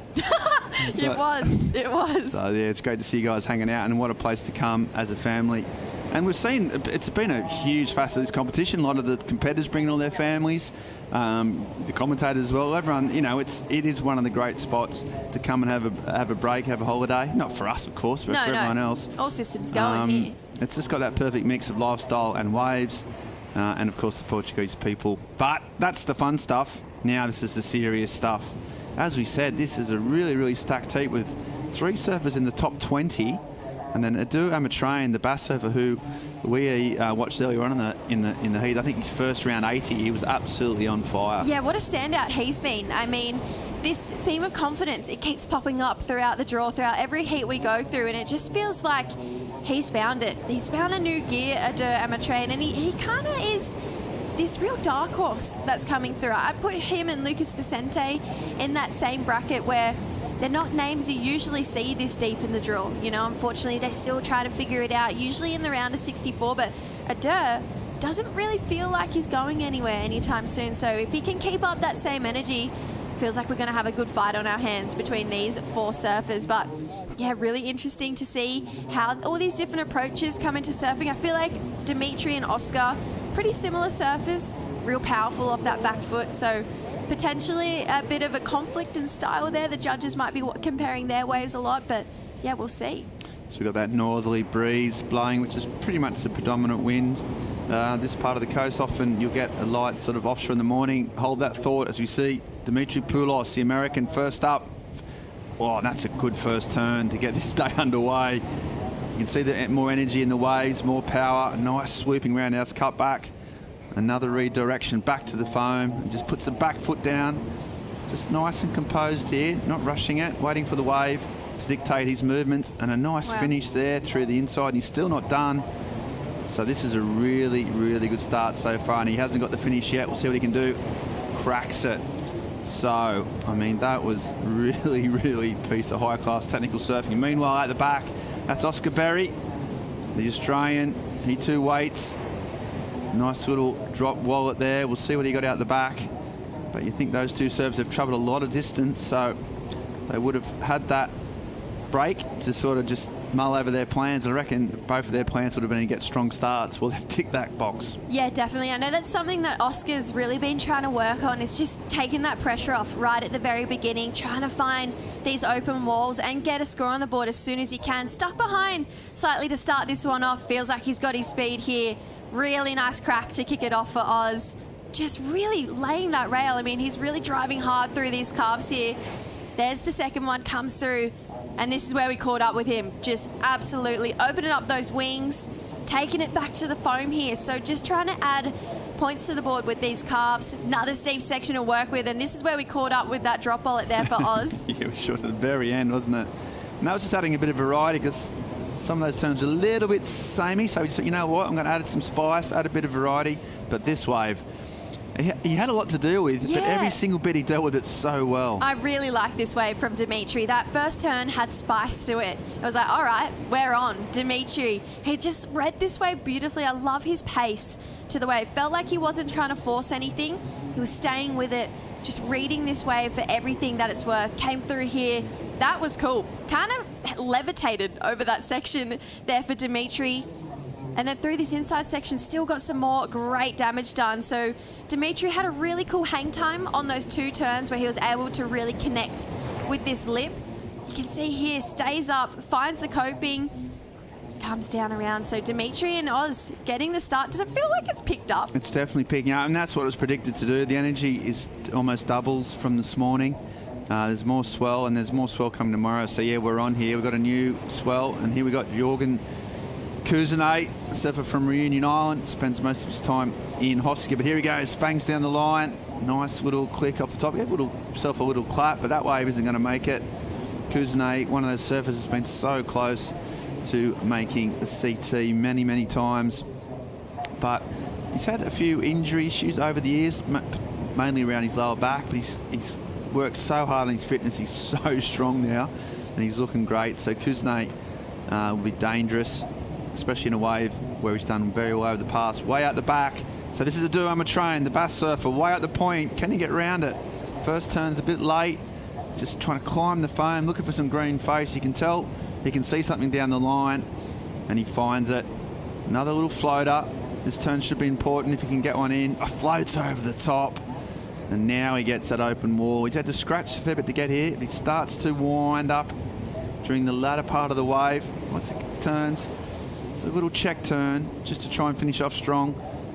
There's another one, pretty safe, and just kicks out. So surfers liked it. The Brains Trust liked it down there. You've got Aritz Aramburu. There's Nadia Aristabe, the Basque contingent, always vocal. And he had to work half of that as well. Always, he was so deep. It felt like this first section he had to race so hard, but he did well, Jess. Yeah, talk about patience. I mean, he was just waiting and waiting for this wave to really open up and let him get round, but maybe a little too long. Potentially missing a couple of those big sections, just being caught a little bit too far behind. Navigates some great low. I mean, how much speed is he getting off his board? It looks really lively under his feet on that same equipment that he's been riding all event. And this is where we see him really rely on his rail, start to open up. That was a nice one. Felt like he brought it all the way back to the pocket there. A couple of the other ones cut a little bit short, but just generating really nice speed. You can see he's attacking this heat with the same energy that we've seen all throughout the week so far for Adair, but felt like maybe just a half beat behind on that wave. Yeah, he was. It's a good point. Meanwhile, Kuznets, oh, that first turn, that's his trademark. Drops the wallet, throws a lot of spray. Now he starts to weave through the green, smooth face of Roberto Ilash. This turn is a nice sort of floater. Nice little carve in the pocket. It's a little bit messy there. Now he waits to the end. He's not going to get it. Yeah, I think with the Durs wave, you're right, Jesse. I mean, the turns he did were great, but that was probably his second option. He would have preferred just to be that. It's only, what, a space, a half a metre, not even out in front. He could have opened up, but because he couldn't, he went for option B. And I tell you what, in terms of option Bs, they were pretty impressive. But just that little bit behind. And Kuznets, just, I mean, that first turn was strong, but then it just becomes a little bit untidy in parts. Yeah, I mean, that first turn, like you mentioned, that's his trademark. He's just got that in his back pocket, ready to throw out whenever he's ready. Floats over that section here, but I agree, just almost a little untidy. You can see buried each rail there coming through, and I think he knew it as well. We saw the body language look a little bit deflated, but still got some really nice outside work done there for Jorgan. So I feel like, good news, it's on. Heat is on. All of these guys giving it everything in this. Personally, it's that first wave still from Dimitri that I felt like had the best overall performance from start to finish, but we're looking for these guys to lift again. Yeah, do you think with the Dimitri's wave, it felt like he was in complete control of his environment? You know, he was choosing what to do and when to do it, whereas the other guys sort of had to scrap and battle and really go through the afterburners just to get in the right section. So Dimitri coming up with a 7-point ride, potentially. 4 judges locking in a 7. So really good number. And then Oscar behind him with a 5.5. Sort of interested in Oscar Berry. Haven't seen a lot of him, only just coming through the ranks. You're lucky enough to hang out and surf with him a fair bit. What's his characteristics? Is he a frother? Is he a calm and composed guy? What's his outlook on life? Oz is the happiest guy going round. Right, good. He is just epic. I mean, he's here with his dad, Tony. We call him TB. TB's just a gentle giant. He's this big teddy bear who's kind of acting like a bit of a dad figure for a lot of the Aussie boys who are over here staying together. And Oz is just always glass half full. Smiles about everything, but feels like this year he's coming back different. You know, there's something different about Oz. It's his second year on his Challenger Series, and it almost felt like he made his mistakes last year. And simple things like knowing where to eat, you know, knowing where to stay, how close is the beach, can I drink this type of water? So I feel like Oz learned all those lessons last year and is applying them really beautifully this year into competition, and it has been his best year yet. So yeah, let's see if he can go deep in this draw. He's currently in that top 10, and we know that there's some real estate. There's room to move with a good result here. Yeah, it's a good point. These first time round, you come around, you've got a lot to process. And all those little things, you don't really think about them that much when you watch the surfing, but from the restaurants, from the hire car, from not getting lost, to knowing the times between your hotel to the surf comp and back. You know, all those factors, you just get muscle memory on, and the more you do it, the easier it becomes, and then you can focus on your surfing. Things you don't think about as well, like, okay, what is my best way to deal with jet lag? How do I do that? What time should I be eating in Europe? Because the days are longer here. You know, it's different. So, it's a lot different to, you know, say Africa, where the sun comes up earlier, they're up earlier, but the day finishes. Just things that you would never think about until you're on the road. These are things that these guys have to adapt to live, you know. It's their first time. A lot of these guys' first times here before. So for those people who's just their second, third, fourth year on the Challenger Series, that's dialed now. It all comes down to the surfing. It's different for those guys, and I feel like Oscar's taken that. It's one of his best mates as well, Joel Vaughan. And I think seeing one of your best mates achieve your dream, it shows that it's possible, And I think Oscar has taken that and really run with it this year. Yeah, incredible. Yeah, that jet lag's important. I think a cold Australia Galicia tends to be a well-known cure for that. I don't know if that's the same for high-performance athletes. But, yeah, well, he's getting it all together. And 5.5 and sitting in the top 10. So, you know what? CT, you know, if you thought this year was going to be maybe another learning year and just climbing up the rankings to get better seeds, well, that's out the window now, because that semi-final in US Open has just put him right in the hunt. And now, once you're in that top 10, you know, there's no thoughts of going back. It's just all about trying to, maintain it and get on the CT. And so he's well placed right now. As we see Adu Amatreyan, the Bass surfer, just goes over those little boils, maybe a bit of repositioning as Barry, that man we're talking about, takes off. Whoa, that's a massive finner. Just a one turn potentially. The surfers, the Aussies loved it. You could see there, it was a big, big turn. That was George and Oz. Just full maxo relaxo down the beach there. He's having a little nap, wasn't he? Oh. See this is technical and powerful. This is the other approach we see to getting scores. Big single maneuvers. I mean, how's the way he floats the tail over the foam there? This is a big section as well. Haven't seen a big section like this all morning, and Oz capitalising straight away as soon as it comes towards him. He's just laying into it. Is that one of the biggest turns we've seen all events? I'd say so. Bigger wave, wasn't it? Bigger looking wave. I'd say biggest looking section coming back towards someone, and Oz just unleashed. Didn't hold anything back there, did he? No, that was really, smart as well, because it's one turn, but he made it count potentially really well. Meanwhile, Poulos going a different approach. Similar wave to his last ones, and more cutbacks. Even those have got flair. He hits the foam really hard, and there's a big slash. So that's a two-turn combo. Meanwhile, Kuzne just can't find his rhythm at the moment. So he'll just elect to go back out and reset. Oh, this is interesting. This is a real question mark point. Where do the judges go with single turns? You know, where are they going to sit that in the scale? And then to have Dimitri pretty much get a similar end turn, but with a turn before it as well, a really nice swooping carve. This is going to ruffle some feathers. You know, it's going to make the judges think about where they're going to set this scale, because guess what? Now we've got big single sections that these guys can really take advantage of too. Yeah, that's a nice mix to it, as we see Amatreyan looking down the line. So he's looking for a wallier version. A lot of S-turns at the moment. But here he goes, puts on the afterburners. This turn is important, and it's a big one as well. Kicks the fins out, drives around again. Oh, and another massive one. A little bit messy, but he still recovers if he can get around this section, and he can't. So, Kuzne. Oh, that's a nice floating speed turn. A bit late to the second one. And makes it. And he's going to hope for another little bonus chip in down the end. Keeps with it as rocks will come into play. There's a little carve just to maintain control, and Barry as well going. So it's just absolutely pumping.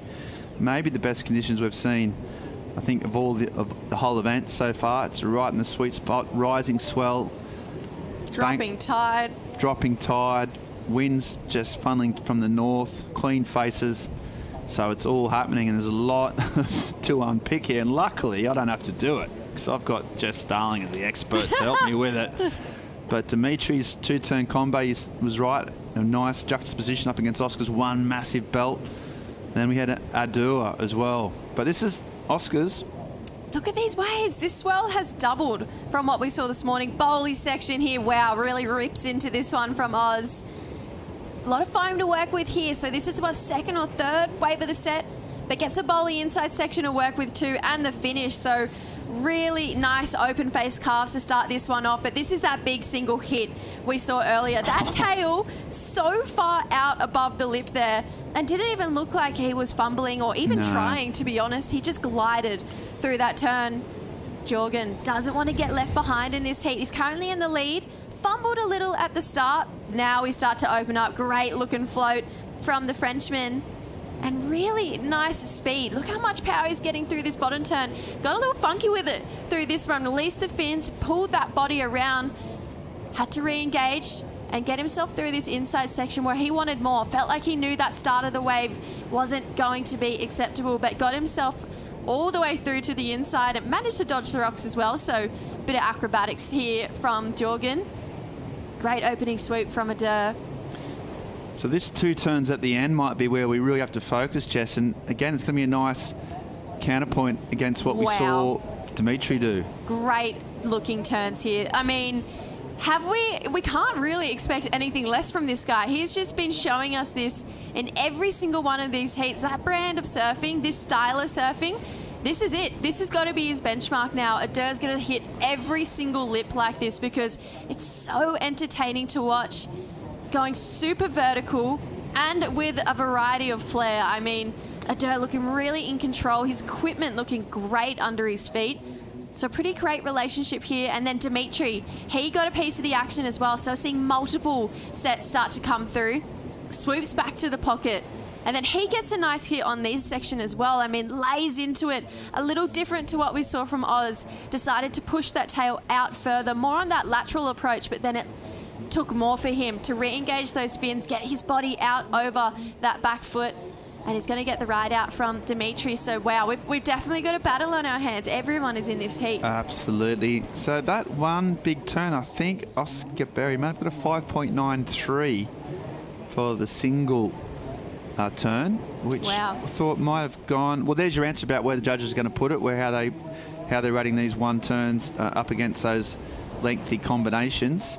Thought it might have gone a little bit higher just because of the amplitude of the turn and the fact that we haven't seen a lot of that as a point of difference. But he also backed it up really quickly, and still scores come in for Adair, Jorgen, and Oscar as well. So it's really, really tight. So much great surfing, and just taking a breath now. It was just a flurry of activity. 12 minutes of just high quality, high octane surfing.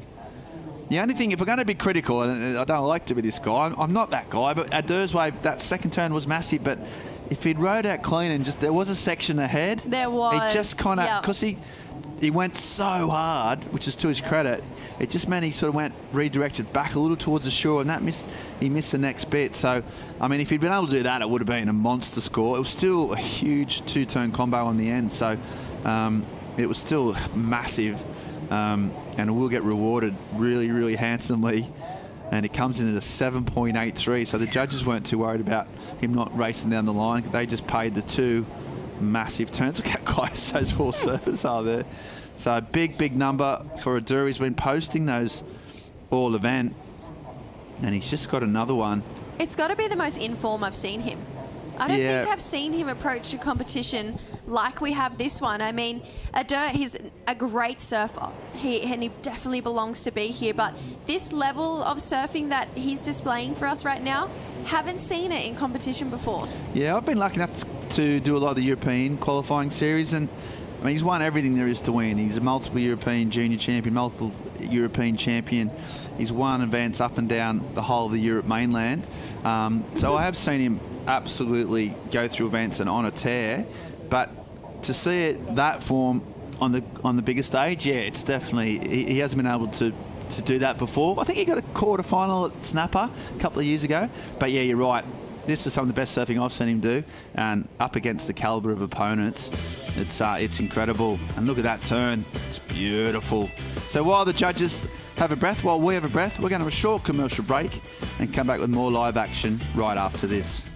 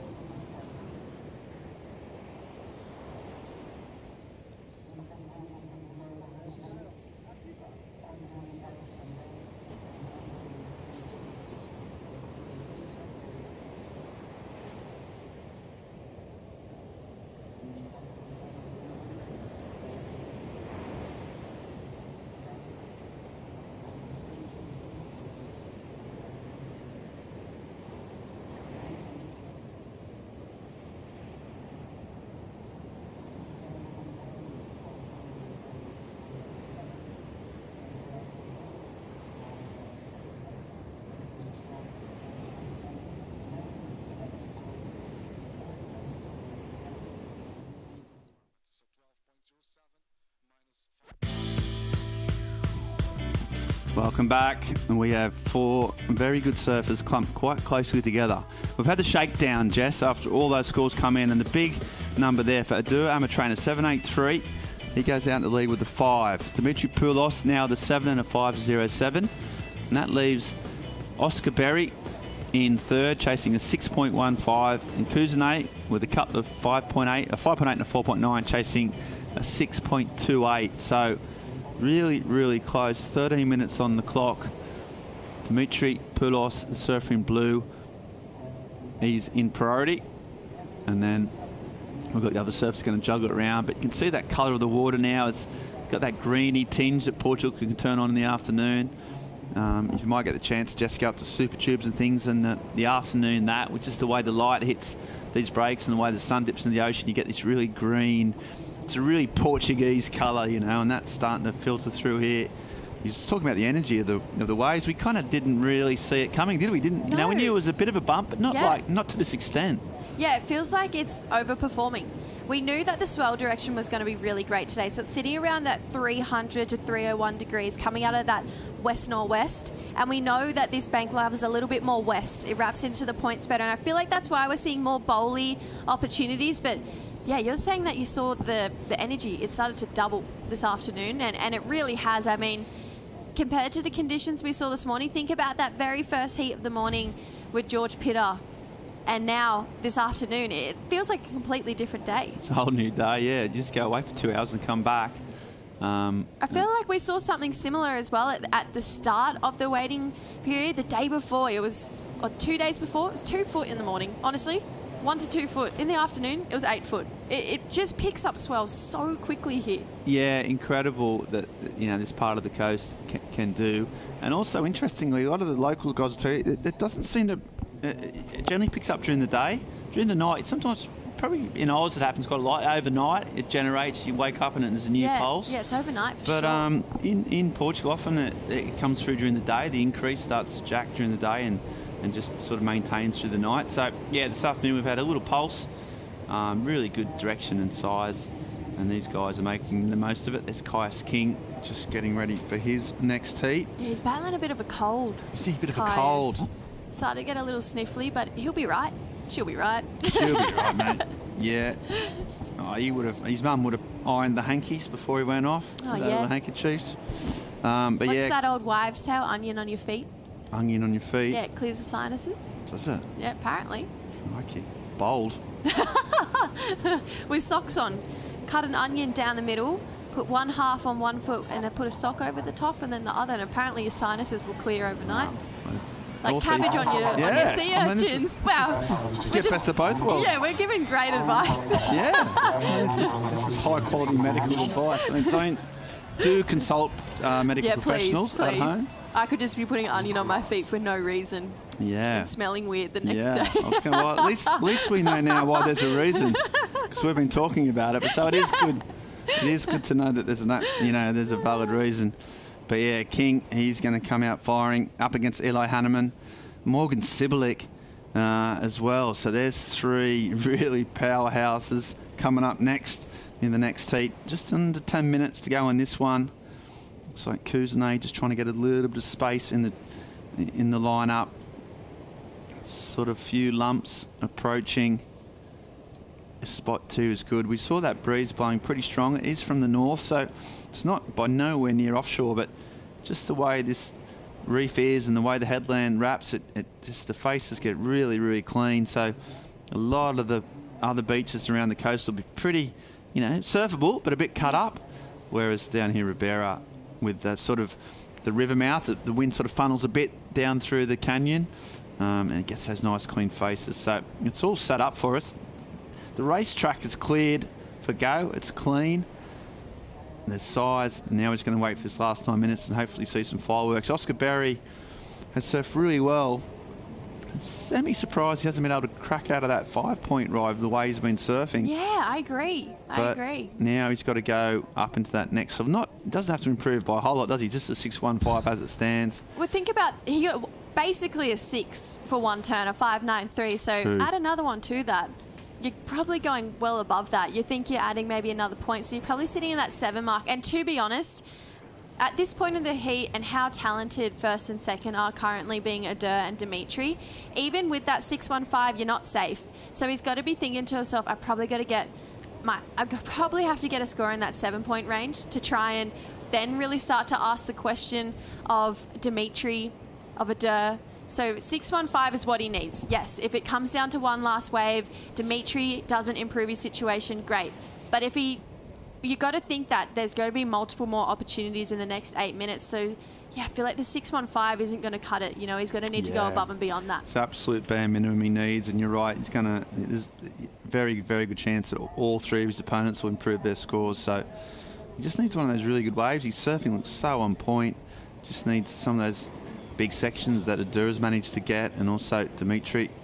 I'm pretty sure he'll get an opportunity with 7 minutes to go. He's in third priority. That's still a little bit of a waiting game, but hopefully you'll get a shot out. At the back, Poulos looking at this. Kuznets paddling. And it goes Adair Amatreyan. Just a little bit wobbly at the start. Starts his S-turn now. Find his feet. Now he starts to fang down the line. Little foam climb. There's a big turn. Gets the fins out. Can he hang on? Yeah, He does ride out, and he likes that. So, and the bass surfers like it. They're all a bit surprised as each other that he came out of that one. That was huge. Big finner out the back. Interesting to compare to Oscar's 5.93 for that single turn. That's Dimitri Poulos up and riding now. It's nice and compact. A nice low centre of gravity. He's doing those roundhouses on pack. Nice little carve down. Another little check turn, waiting for the section to steepen up. Nice through the roof, but that wave just not delivering. So Oscar now in first position in terms of priority. Poulos didn't capitalise. Adair, you think, is going to improve on a 5. So it might come down to those two on the next wave. For Barry, he looks at this one, decides against it. Kuznets says, okay, I'll go if you don't. Or maybe he's trying to sell his opponent. Didn't work. So now that might have been the set. They might have to wait and just hope that within 6 minutes he's going to. But this wave, it's very similar to his other waves, which has been working out for him. This one just not quite the same opportunities. Yeah, it was a bit of a check turn, that one. They're kind of two check turns together. Love this section here from Dimitri. Just really whips that tail quick behind his back foot there. I really love the way Dimitri surfed this wave. I feel like he's just got such a nice pace and read of the ocean out here. But this guy, I mean, wow, what a moment in this heat. He's already sitting in the lead, gets an opportunity to just go ham. Thought he lost it. I thought, oh no, that's a shame. He's not going to ride out of that one. I love a good claim to the beach. I mean, this is just textbook surfing right here. Big section, absolutely folds it in half.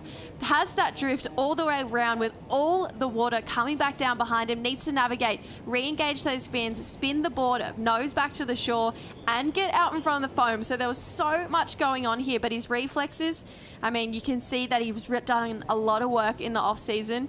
Gives us a little point back on how you like dem apples, back to the beach. And I see that going well above a 5, even just for that one turn, really. Yeah, definitely. And he's not the most demonstrative of fellows, but you can see how much he's feeling it right now.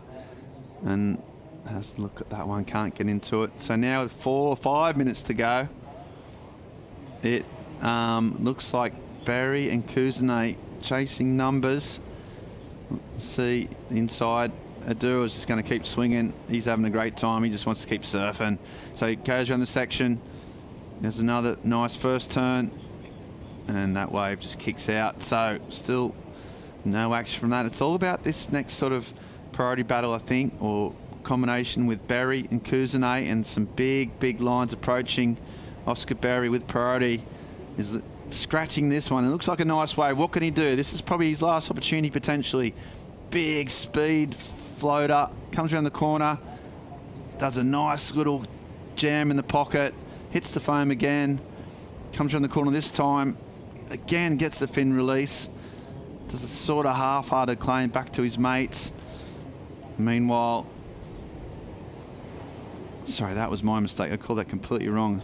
You see now Barry on the inside, just goes for it. So there, they had a bit of a brain fade there. So we saw Dimitri swinging down the line. Then we saw Oscar Berry and Kuznay up as well. So it's all going on. No wondering I'm confused. Well, there's lots of reasons I was confused, but there's a lot of waves getting ridden as we see Kuznay.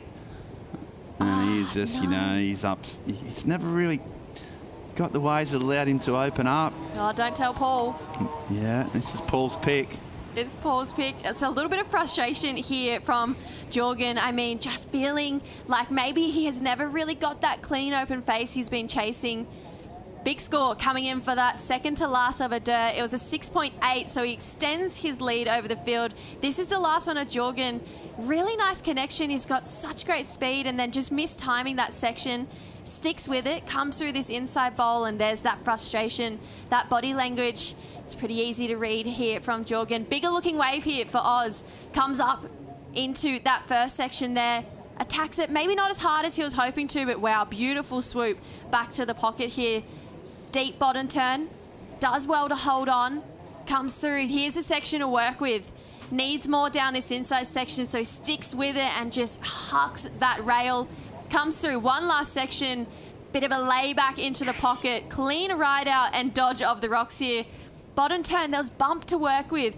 Goes slightly under the lip. You can see with that wind, there's a bit of turbulence on the face. Gets out in front of it. Not the biggest hammer we've seen of this heat from Oz, but a really nice put together wave from start to finish.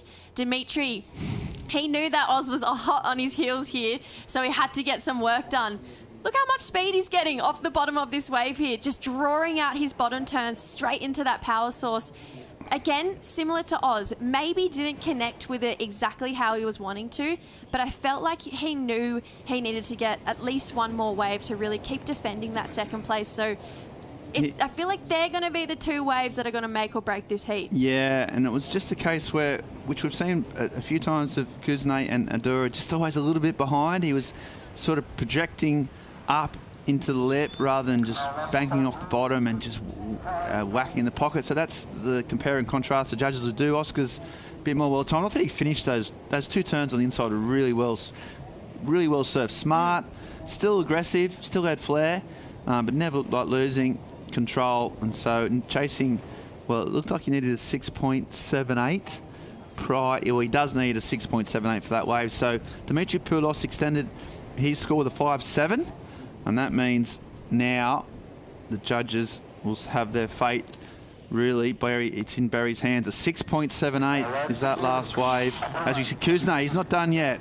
So this is his last wave potentially of the heat. Drives down the line. He might go to the air here. Goes big. Oh! Spins to win and does win. And he's claiming it. So he's pumped. He needed a high 6.91 as well. Oh, and Barry, he's claiming it. I mean, they're all claiming it, and you can't really judge. And meanwhile, the current heat leader, look at that swoop.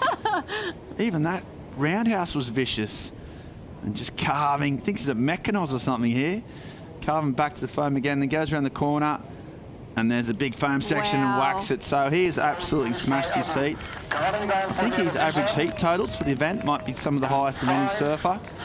And Ritz likes it. And whatever Ritz likes, I like. And that is really great surfing from Amatrain. It, as Jesse said, it's potentially going to come down to these maybe two waves that Oscar Berry has surfed at the end there. You see Dimitri's got a wave as well. He's got a little blue asterisk next to his name. So not sure what he got done on his wave, but here we go again. We've got 4 waves to break down. This has just been such a great back and forth battle. I mean, this is what makes 4-man heats so fun. It really is anyone's game.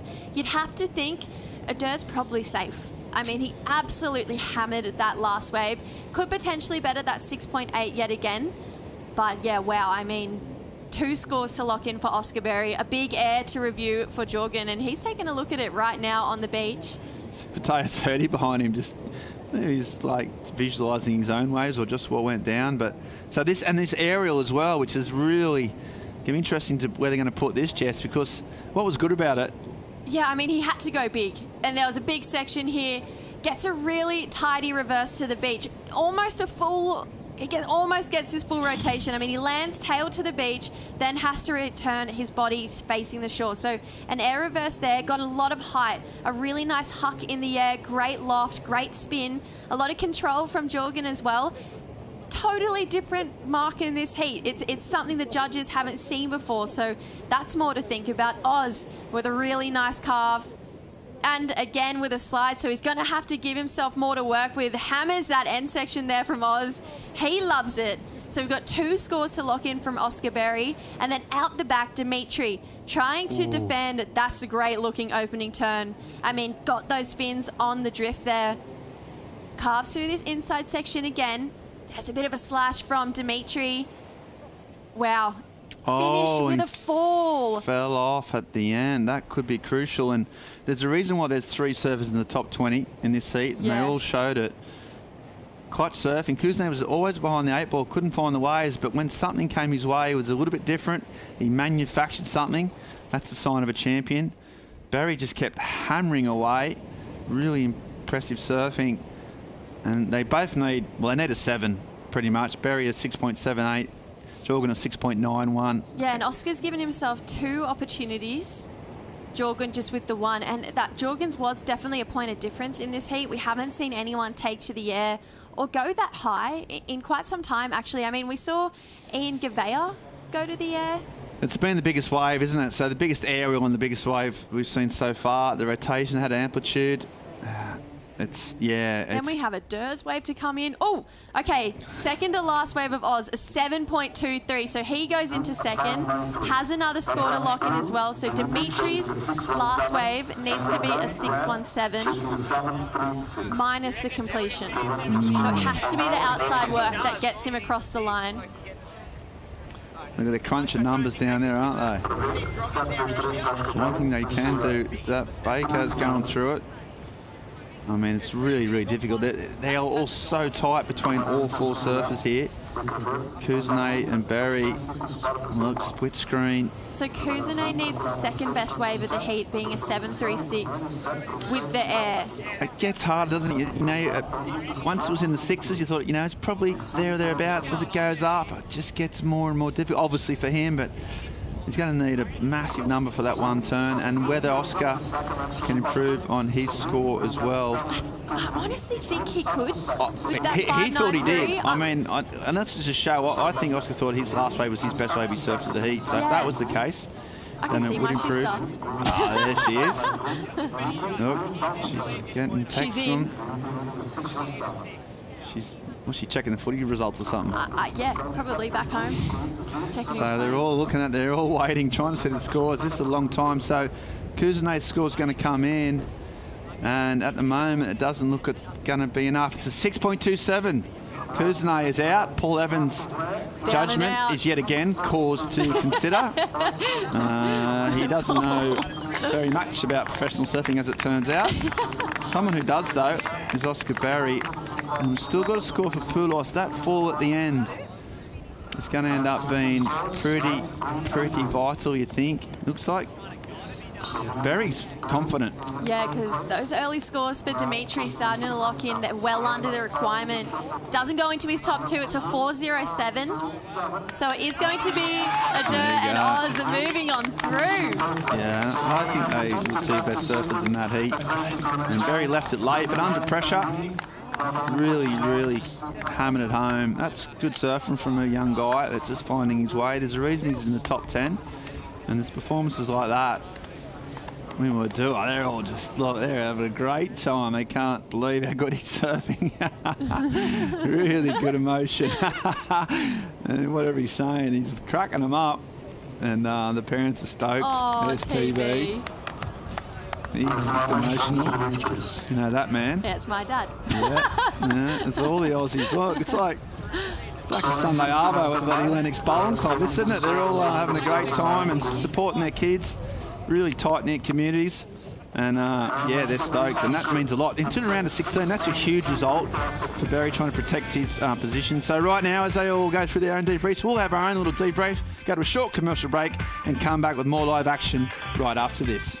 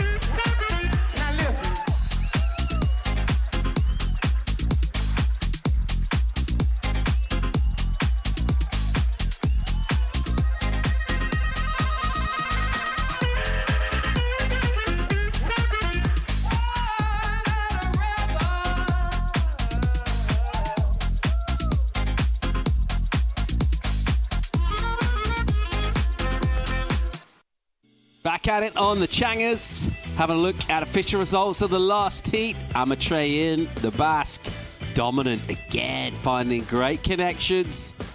And then Barry, amazing finish for him in a tough final exchange, really. Got the better of it. Decent numbers as well for Oz. He's through, he's happy. Jess Starling's pretty happy. Let's see who's going to be smiling at the end of this. Eli Hanneman, Kaius King, Morgan Sibilik, Kijiro Nishi. Two of them are going to be stoked. Two are going to be wearing upside-down smiles. They are. And you know what? This is such an awesome matchup. 4 really different surfers. I wouldn't say any of them have similar styles or similar competitive approaches. I'd say a big dark horse in this one, though. Keijiro Nishi, he has just a pretty frequent occurrence to cause major upsets. Who cranked up the surf? We're seeing a significant increase. Look at these lines pulsing through. There's that westerly direction, offering loads on the end bowl. Here is Nishi in a much bigger wave, about double the size of what we saw this morning. Nice whipping turn from him. Bit of venom in that one, bit of release of that tail as well. Morgs, first turn, hits hard. Second one hits really hard. That's a dynamic maneuver. Oh. Will he hang on in that rumbly white water? Not quite. See Kaius paddling out and having a little look. So score to come in for him as well. Leaves Hanneman in the lineup. And Morgs a little annoyed that he didn't make that turn. He pushed really hard. Would have been pretty special, but kind of came to it quite late. He was right there as well, you know. He had, you can see he's frustrated with it as well because he had it. It was just at that end there, he maybe just needed to bring that back arm forward. So easy, me sitting here going, bring that back arm forward. But that is a really hard section to do, especially on how big these sections are getting out here too. Vibes are high with the Basque squad. Let's go and check in with Adur Amatreyin with Claudia. Wow, what a show on this last heat. Adur Amatreyin going into the next round with such a big performance. You guys were all putting up a show for us here at the beach. How does it feel to go into the next one?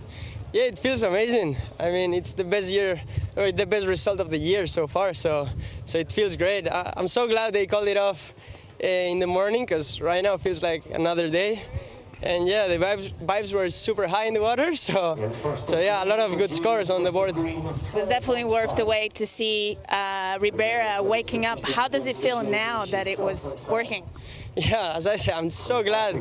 I took my time on the midday, I took a nap, I was relaxing, but I wasn't expecting this kind of swell to be this big and this good.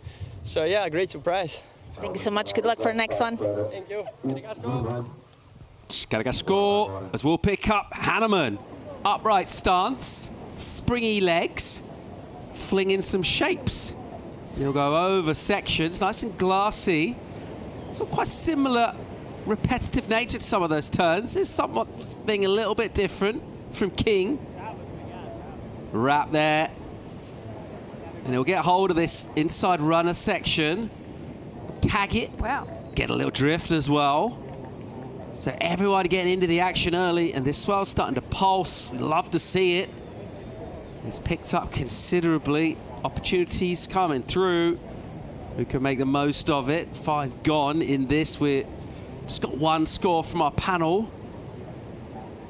But a significant jump in swell that we maybe weren't really thinking it was going to quite pick up this much, JJ. Yeah, we are looking at a different day of surf. I mean, this morning was small. Think about George Pitter. That's what I said to Mondi. Now we watch Morgs on a good-looking wall here. Yeah, really nice first turn and a meaty section. Couple of ribs in it. He'll use them to tee off, and he'll go up to a section's kind of cascading all around him, and he'll get back out around a whitewater section. Another jam back to the pocket for him, and looking for a finish in here. What will it offer for him? Double up section. He'll crack the lip, and he enjoyed that. Yeah, really loved those calves. Felt like he was super spring-loaded all the way through. A lot of drive going through on those rails. So, yeah, excited to see what Kaius got on the start of his wave, because he seemed like he had a lot of speed, built a lot of flow into the back half of that wave. But yeah, Paul, no, I agree. We're definitely looking at a different day of waves this afternoon. Here we go, Morgs. Great looking opening carve. I mean, this is what I mean. He's super spring loaded when he's on his rail, and he just drives so hard all the way through. Gets a nice crack in the foam there. I thought to myself, oh, that could have been the end of the wave, but he saw something down the line and he absolutely made the most of it. So another carve back to the foam. Bit of a setup carve, these two, to really make sure that he hits this end section with speed, and loves what he does there. Gives a little look back to the Aussie boys on the beach and says, yeah, all right. I feel like everyone's got their crew behind them and it's hyping them up. They're building the energy in these heats. Not too much to the start of this wave here for KK, Kai's King. High lines down here. This is where we caught up with him. Floated beautifully. Transitions into a great bottom turn to full roundhouse. And then on this inside, got pretty cool with it. Loved that kind of skatey up and over the coping here from Kai's King. It's probably going to need more, because this man, Eli, surfed this wave really nicely. Had a really good pace, a really good tempo to it. Similar skatey turn that we saw from Kaius. Stuck up over that coping, skipped the fins out. But like you mentioned, Paul, maybe a little repetitive. That's the second turn we've seen on this wave here, but just really eyeing a great looking wave at the start. Generated his speed and carried it from start to finish here for Eli. So we've got these early waves in. We've set the tone for this heat now, and now we know we're going to see all of these surfers just lift, push harder on their next wave. So Eli probably getting the most tidy performance on the wave out of all of them. Oh, and K0, he got amongst it as well. So this wave was a 4-5. Started it off with a carve into a snap on the foam here. Not too much happening on this wave here for KG. Can recognize that bright red hair anywhere. Dyes it for every single event. And this was the first wave here of Kai's King. So this was a 4.93. Great looking opening turn. Wow, really beautiful swoop. Just the two turns, but that felt like it had more fire, more push, more power behind it than what we saw in that last wave there from Kaius. Interesting to see how the wave selections are decided upon. It's a commitment. The wave's going to take you all the way down the point. It's going to eat up minutes out of the heat. Here's Hanneman, a smaller wave, and he's trying to connect it. And after doing a bit of work, S-ing through, he'll get there. Full-blooded hit into the lip. And then once again, straight into the bottom turn as he recovers. And a slash high in the pocket. Doesn't get a closeout finish. Quite a lot of claiming going on. He's enjoying his surfing. See what the judges make of it. Wow. There's Kaius getting involved once again. And making differentials is the job of our judging panel. Bit of a stressed out Duffy on the beach. So Adam Duffner, his coach of a long time. Those two have been working together, training pretty hard in the off season. Kaius also working with Jared Tatiri in the gym. We know how important it is for all of these guys to be strong. KK starting off this wave. He's got a really quick whip on him with those calves. Great looking speed turn down the line. Just love how he's staying in the pocket. I feel like he's surfing this wave and reading it really well. He's not going too far out. We've seen a lot of guys win with this type of surfing, just staying really nice and tight in that pocket there. Probably didn't get that exclamation mark finisher if I was being extra critical. But I mean, really beautiful wave surf there from Kaius. Feels like he's lifting on each wave. And then Eli here through this inside section. Look at this bowl. Wow. Nice connection here for Eli Hanneman. He's just got a really nice quick double pump in between his turns to keep his speed moving down the line. He's really nimble on his feet, giving us a bit of a variety there. Slash at the end. He's a real passion surfer. He really backs himself, trusts his process like he mentioned yesterday. And yeah, you can tell that confidence is big when it comes to Eli Hanneman and competing. Numbers starting to trickle in from our panel of experts, casting beady eyes over proceedings and using their scale and the criteria. 6 points for Eli first wave. So prior to what we saw, Kai's King 4.93 to 5.83. We're waiting for Morgs to get a number for a good wave. We went past the rocks, almost into Alibaba. And then Nishi, he's got priority. He's just ridden that one wave, the 4.5. But great to see the opening exchange go down, everyone getting amongst it. sort of a lot of surfing that went on as well, isn't there? I feel like you've got to go a long way to get some of these turns done. It's going to take a lot out of you today. Yeah, definitely. You're going to be tired, that's for sure. And I feel like we touched on it earlier this morning when there was a lot bigger lulls. The waves weren't as big. There wasn't as many opportunities to capitalize on. And the ones that you did, you really had to take advantage of it. We're talking about 2 or 3 per surfer in these 4-man heats.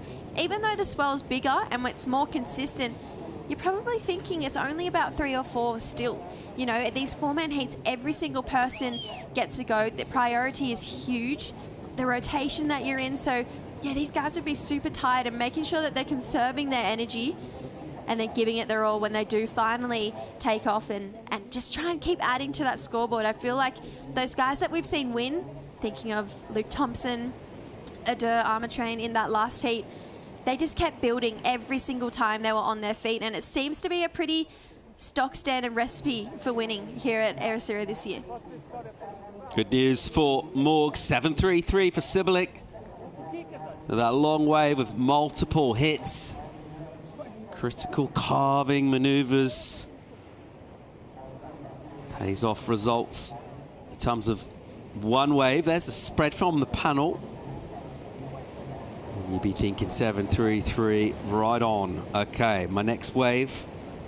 Get myself a solid back up. And then I can just breathe a little bit. See where I am in priority for the rest of the heat. Maybe make defensive moves. Before that, it's got to get a back up though. And we have seen that get weird. We saw Gragia go down with a 7.5 this morning. Lost in this round. Sat with priority, a second priority for a while. Didn't go. And ultimately wasn't quite able to get there. Meanwhile, on the inside. Here goes Caius. Patient with the entry. It's a whippy redirect. Tags a whitewater section. And then driving around on a rail in the pocket once again. Gives it a crack. And then opens up roundhouse all the way back into the whitewater. Tried to get over the foam. Won't quite get that done, but maneuvers done prior to that. Yeah, I mean, it was brilliant surfing. There's no doubt about that. He has such beautiful tempo, variety, speed. He ticked a lot of boxes, but I just don't see waves of that height and not having a big oncoming end section really going above that 4.55 mark. I mean, the surfing was incredible. Just so much body torque once he puts his board on rail. And I love this turn. Put that back arm in, swapped it for the front arm, brought it all the way back around. He's really got that turn on lock. Using so much speed. His equipment looks great. There was nothing wrong with the surfing. I just think the wave was just a bit lackluster. It really just didn't give him those opportunities to go big. It wasn't like those big sections that we saw on Morg 733. So love the fact that he wanted to keep busy, but maybe a mistake at this point in the heat needs to be on those set waves to really start to answer back to these bigger scores that we're seeing of Morgan, that we're seeing of Eli with that 6.57 for his last wave. Priority with Nishi. I want to get moving here. Doesn't have a score on par with what's gone on around him, particularly Eli's got a couple of 6s. Caius also in the 6s himself, Morgan in the 7s. So KG with a little to do here. And on the backhand, he'll want to find himself a section to go up super vert and just make it look different from the sort of stuff everyone else is doing. That's what he can do. We'll need a wave in order to do that. 20 on the clock. So plenty of time left to go in this. But a completely different story, as we've been mentioning from this morning, where it was smaller sections. Some good ramps going down, a few airs this morning, some big rotations done with speed. Not going to see as much of that. Significantly bigger size. And the sections will kind of connect up via doubling up, going a little bit soft and then reforming again. We can make good decisions and find the sections and score points. Surfers like Morgan Sibilik, it's already gone up to the 7.33. And he's going again here. Opens all the way up, really nice, gives it loads. Goes up backhand Rio on the rebound on the roundhouse. And swinging through an inside section, Sibilik with momentum and flow. And want a bit of steepness in here, past the rocks again. And just figuring out that end section. Doesn't have a closeout finish, probably a good thing. Managed to get another turn done. It'll definitely be an improvement. He's sitting on a 2.5, that's gone. You can see he's feeling the physical exertion as he makes the long paddle back. Honestly, this wave, it kind of gives me a similar feeling to Caius. I mean, the surfing done on this wave was absolutely beautiful. If this was a set wave, 110% it's going to be adding. I mean, it's really, really beautiful surfing. He gave us really big open-face carves, one of the most beautiful roundhouses we've seen of competition so far. I just think the wave lacked that risk to it. You know, Morgs just didn't really feel like he was getting out of second gear. He surfed great. He only had to better a 2.5 as well, so it's easily going to do that. I just feel like Morgs on those bigger looking waves, it feels like, you know, what we saw of Morgs at Bells, where he went all the way through for a semi-final finish there. So great surfing. Honestly, probably the best looking roundhouse cutback we've seen, if not one of the best. But let's see it on one of those bigger waves. We saw the judges loved that 733. So again, could be a mistake, couldn't be while we get to the end of the heat, but I think with second priority, which is what he had, he probably wanted to sit and wait for one of those bigger looking walls to come through. Great to see someone getting fins out on the rebound on a big full-blooded roundhouse. Just a timeless move, really. Making it look beautiful. Morgan Siblick, a little chance to reflect on things as he makes that paddle back out the back. Under 17.5 to go now. Kai's previous wave, the 5.8, didn't get the improve. Still in second. It's Morgan that needs a 5 to threaten that currently. She has sat with for a while with that priority. Be interesting to see how that goes. So after a bit of a tidal hold here for a couple hours, we've come back. We're now on a dropping outgoing tide. It's starting to pump. Cannot wait to see Hiroto Ohara go out there. His carving style, he will be looking at these running rights and getting ready to go and show some of the stuff that he did in the last round where he got a 9 and he was pretty chilled about that performance. He reckons he's got plenty more. Luke Temmer will be looking forward to getting out there with a bit of size on it and a bit of power. Matthias Hurdy also in the heat lobby as well. There he is. Knows a thing or two about a right-hand point break. One of the cleanest carving styles in the game, really. Also able to be super light on his feet. Everything looks polished always with him. Funnily enough, just because I didn't watch enough surfing yesterday, I ended up going back and watching some You did not. 2022 highlights of the Kelly Slater wave pool. Okay. And there was a heat with Lobby and Gabby Medina out there, and just how smooth his surfing is. Yeah. What? My question would be, why? What? Why? Why? Just talk us a little bit about some of the decision making, JJ. You thought I haven't seen enough surfing today. Why not? Just the 10 hours? You know, 11 hours? Throw back at you. Yeah, just backing up that original 13-hour day. I just felt like I just didn't have enough. Yeah. How did he go? Just incidentally. Got him. Yeah. Beat Gabby. You'll take it. That's a big one to take down at a wave pool too. I mean, anyway, not sure I'll be doing that again tonight. I feel like I might just go straight to bed. It's probably a QS going on somewhere in the world that you could tune into. Yeah, it just doesn't stop, you know. That's the thing of surfing, it just doesn't stop. That's one of the reasons why we love it. All right, Morgs, he's added 5.33 for him. Pretty decent, really. Think about the wave. Got a bit extra on the requirement. Goes to first. That'll feel good. Hurdy. He's been energy in a support role for the Brazilians. We've seen him jumping up and down, cheering and whistling and hugging and high-fiving. There's always a lot of energy about the place. Right now, a different look on his face. Steely determination. He'll chat with Grillo. Oi, gente. 18 e 10.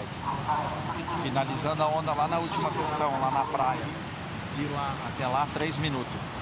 Tá, cronometrei. About the end section there on this west swell. Finalizando a onda lá, pra você calcular, pra você saber. 3 minutos. Do final da onda até o outside. All right, here we go. Picking back up with our heat leader from fourth prio. Decides to have a swing. Why not? Sibilik sort of speculatively slashing around, realizing, yeah, I'll get out, I'll save some energy. Might need a bit more in this heat. It's a good chance of surfers chasing him down, and post numbers to challenge him and make him need to have to go again and find more. But right now he's good enough for first. Hanneman's couple of sixes hold him in second. How long has KG had priority, and how much longer is he going to sit there for, JJ? Yeah, he's had it for quite some time. I mean, prior to all that first exchange where everyone got about 1 million waves, Kaius, though, he's keeping busy in this heat as well. Kaius King streaking down the line. Whoa. Rotation. Corked out. Went super tail high, inverted. Puts it down, though. All right, a speedy paddle and a fade, and a curious choice. And when I say curious, / terrible choice. He sat for ages with priority and got a naught. Yeah, that was a mistake. Every day of the week, he sat for so long. I understand sometimes nerves can build up, but yeah, there was never anything special on that wave. He's going again here.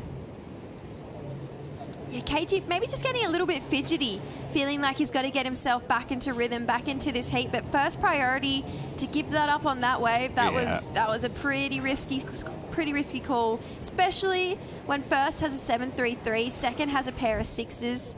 You need at least that to get yourself back into the game. So yeah, big mistake there from KG. Yeah, very questionable indeed.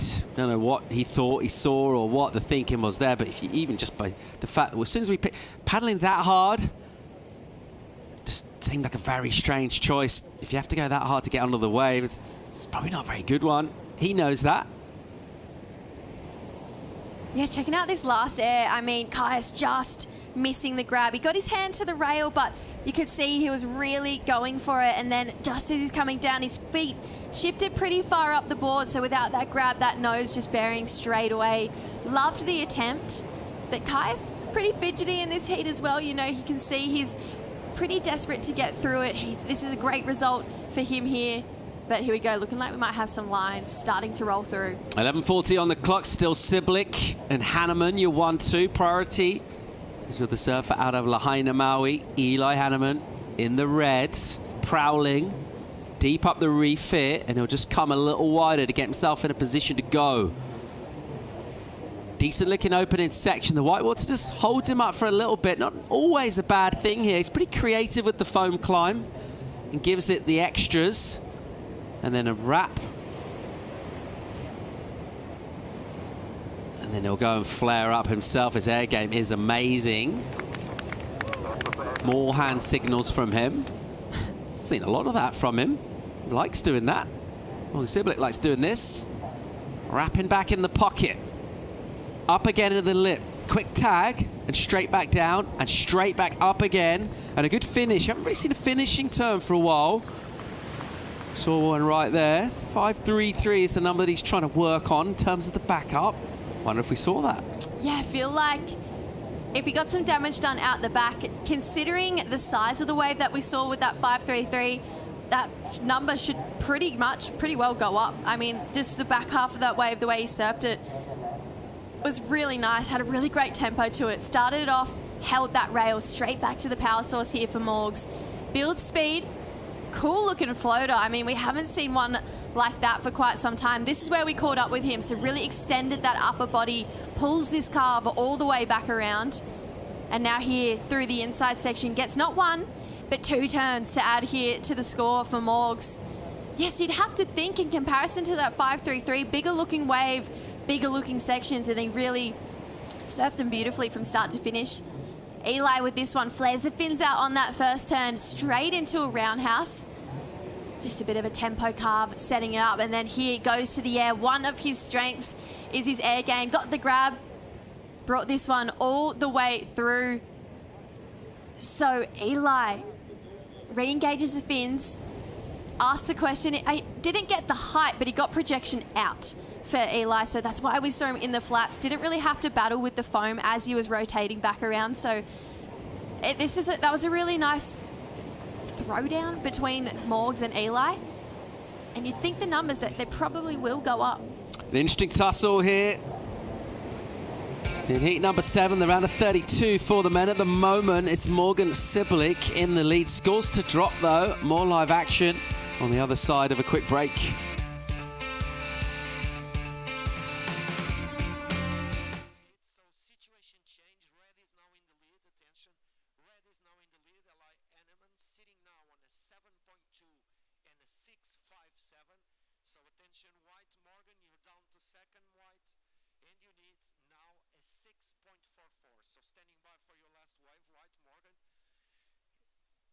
Situation right after that, but at this stage, score coming for white Morgan Sibilic. Morgan was trying to improve a 5.33. Meanwhile, Eli Hanneman scored a 7.2. So red now in the lead, white now second and trying a 6.44 to come back to lead. Vai trabalhando esta onda da melhor forma, mas a onda era claramente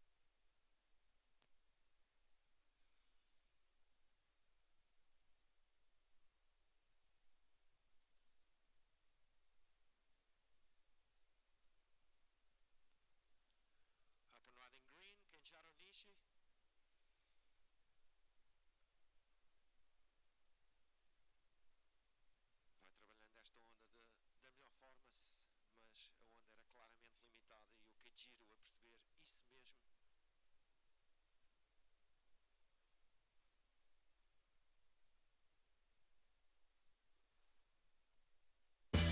mesmo.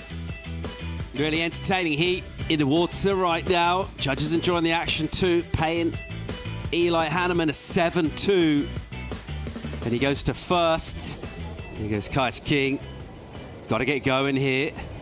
7 on the clock, a smaller wave. It's a little bit softer. He's joining up the dots. How convincing is it, though? There's a nice vigorous snap from him. Pushing, going really fast, kicking away the air attempt. Not what he was after. 617 was the number. You feel like that sort of wave and the kind of surfing done prior to that. He was definitely on his way to that. A completed air would have certainly helped, but not quite getting there. He's got other numbers to drop as well. Waiting for Morgan. Here it is, just come in, so he goes back to first. Great ding-dong tussle between Sibilic and Hanneman.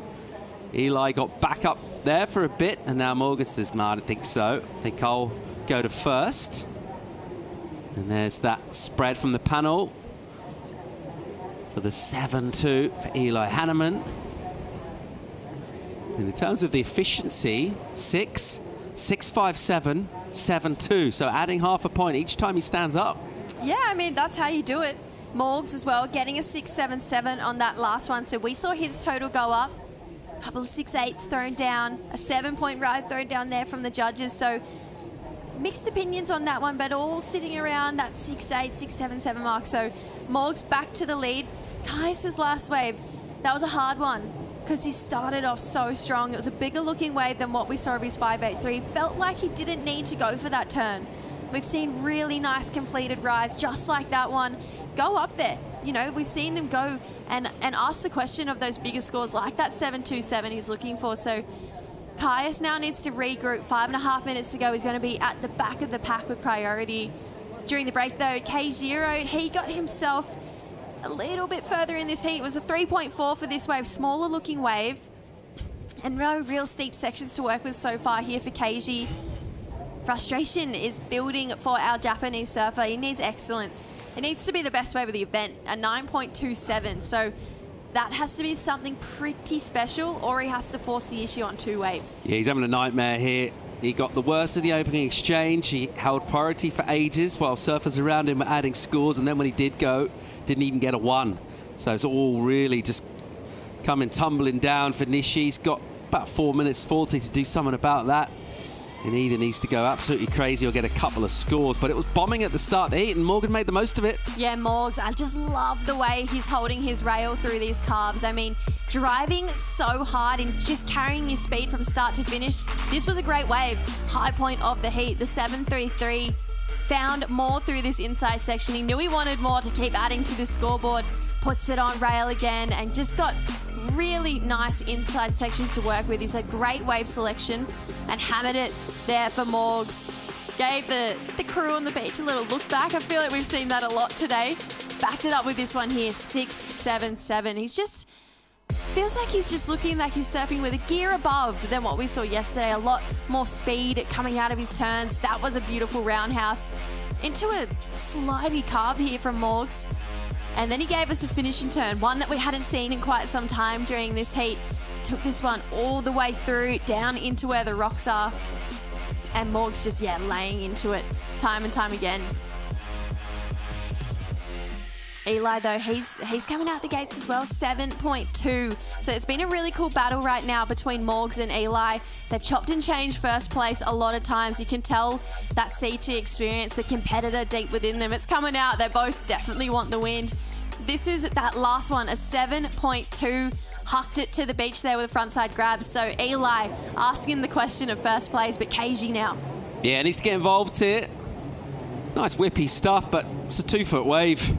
We've just been watching bombs come through, but so you can't help but make the comparison in terms of how big this wave is and the impact of some of these turns. It's really nice, vicious, vertical surfing. He's stabbing it repeatedly. It's would have looked like a pretty nice ride this morning, and the swell was half the size, but he's miles away from it at the moment, and he still will be when the number comes in for this. He'll have less time on the clock as well. I need something crazy to happen for him, but just not been able to connect. Yeah, no, I felt the same, Paul. I felt like if that wave, if we saw that in this morning's competition, probably would have gone into that 6 mark, that 6.5 mark. I mean, he surfed it beautifully, had some really nice tight turns in the pocket for KG, but yeah, it's definitely not going to ask the question of the 9.24. He's looking to better that 4.53 so he can really keep bringing that requirement down, but that's a big number, and he's kind of left it to one wave at this point in time, and that would have to be the best wave of the heat. First priority sitting with first and second, so it's almost like Morgs and Eli have this one locked up. 2 on the clock here. As you mentioned, that priority with Hanneman, who's just made only good, well, great decisions really about when to surf, what kind of wave he wants. Looks like he's competing with a bit of intensity as well. He said, made some sort of gesticulation. I had something to say after every wave. So obviously kind of finding some passion, some emotion to draw upon. It's like tennis players. They're like big on the self-hype. I feel. Well, they kind of vent at their corner. They're not really allowed to be coached as such, so they just kind of shout at their corner, don't they? Just always make it's sort of a similar sort of thing to surfing. You are allowed to be coached, but you just can't hear them, what they're saying. So you just kind of shout in the general direction. I don't mind it. I don't mind it either. To be honest, I've been loving the passion that we're getting from all of our competitors. During that last heat, he gave us a pretty cool point back to the beach. Feel like, though, between now and 10 years ago, I feel like claiming's quadrupled. It's really got up there. Yeah, there's a lot, isn't there? You get some good ones, some funny ones. What's your best one? Of all time? Yeah. They've ever seen? Yeah. Andy Irons shotgun Dean Morrison at Chopu. Remember that one? No, I've never seen and then that one. Dingo actually won the heat. Oh no! And then he was asked about it in the interview afterwards, and he said, I mean, I won't do the impression, but he used a very colourful term. I won't say on air. He shotgunned me, but Dingo got the win anyway. So that was cool. I'd probably say the shotgun was pretty good. Okay, that's your fave? Yeah, you get finger pistols, but I mean, prefer a shotgun. Yeah, I'd take a shotgun. All right, here we go. Nice king right at the very end. This will count. Looked like he was up before. Looking for 7-2-7. And not there. Made the right call to get away. Made the right call just to punt. And this will be afters for Siblick. He's won the heat and he's ripping. Look at that stuff, just juicing a section with all of his might. Loads of glides, some drifts on the fins for a finish. Morgs looking really, really good. And he'll get the heat win there in a tough, tough heat. Hanneman, pretty pleased with the way things went for him. Didn't have to put loads of energy in terms of his wave count. 3 waves with continual improvements, healthy numbers as well. 13.77 will be those two that advance. And the heats continue with some incredible surfers hitting the water real soon. Time for a quick break here. It's pumping in Ribeira Dillas. More action right after the break.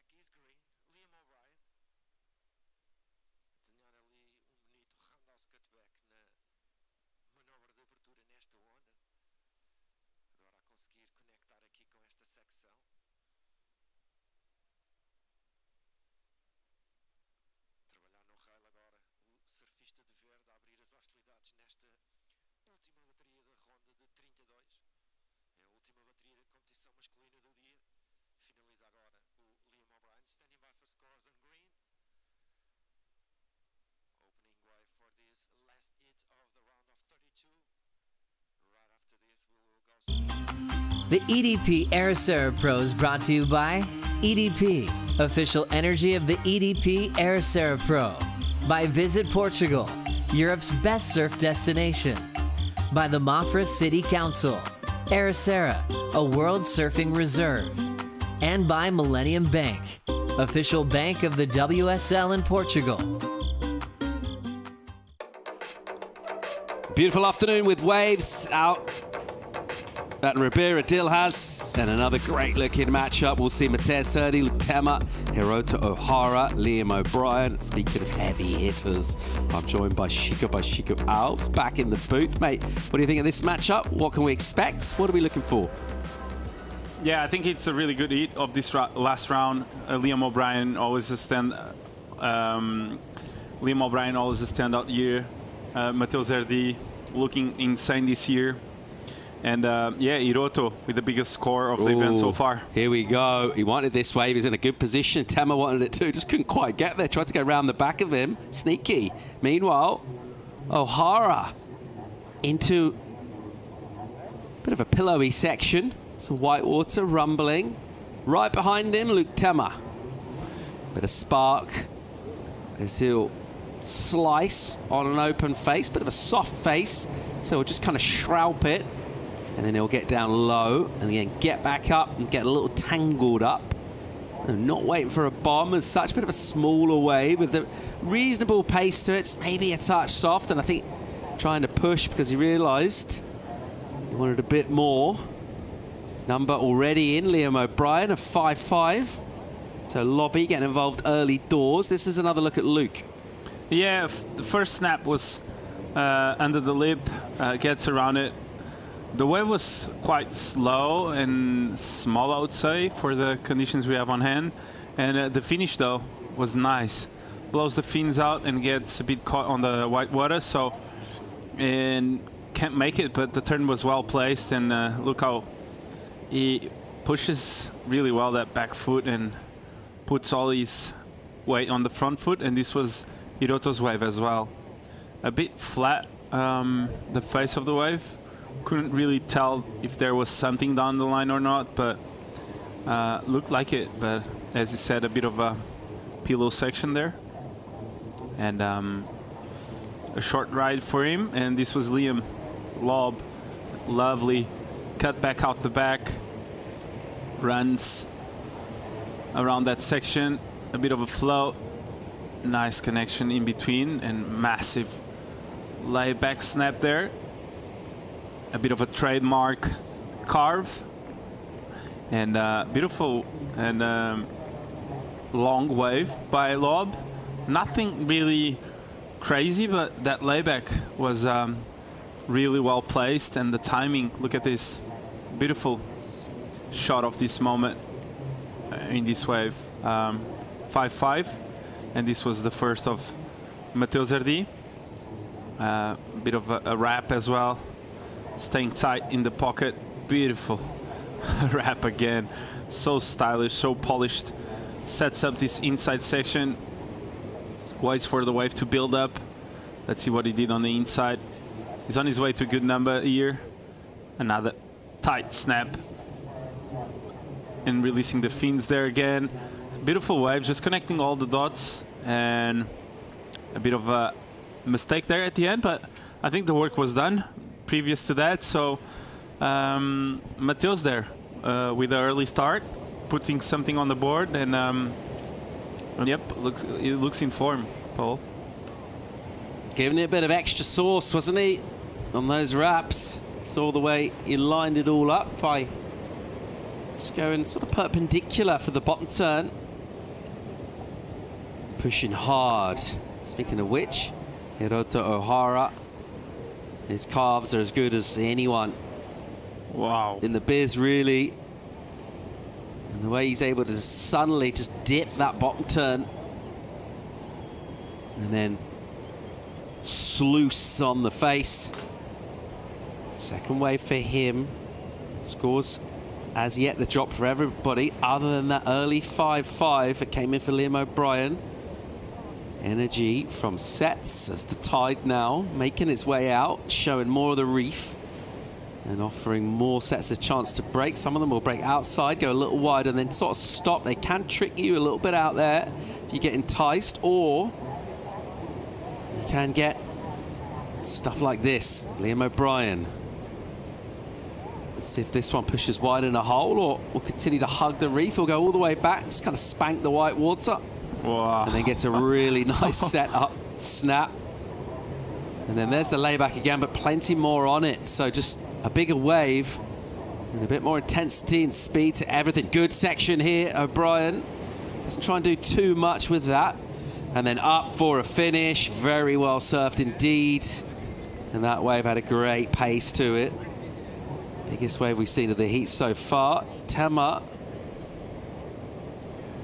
trying to do work to go back up over a white watery section into the lip. Just gets it a little wrong. Pulsing outside. Hurdy's out there. He's prowling around. He's going to get a good number for his opening wave. He might even be tempted into action before that number comes through. He's spinning here. And he'll go.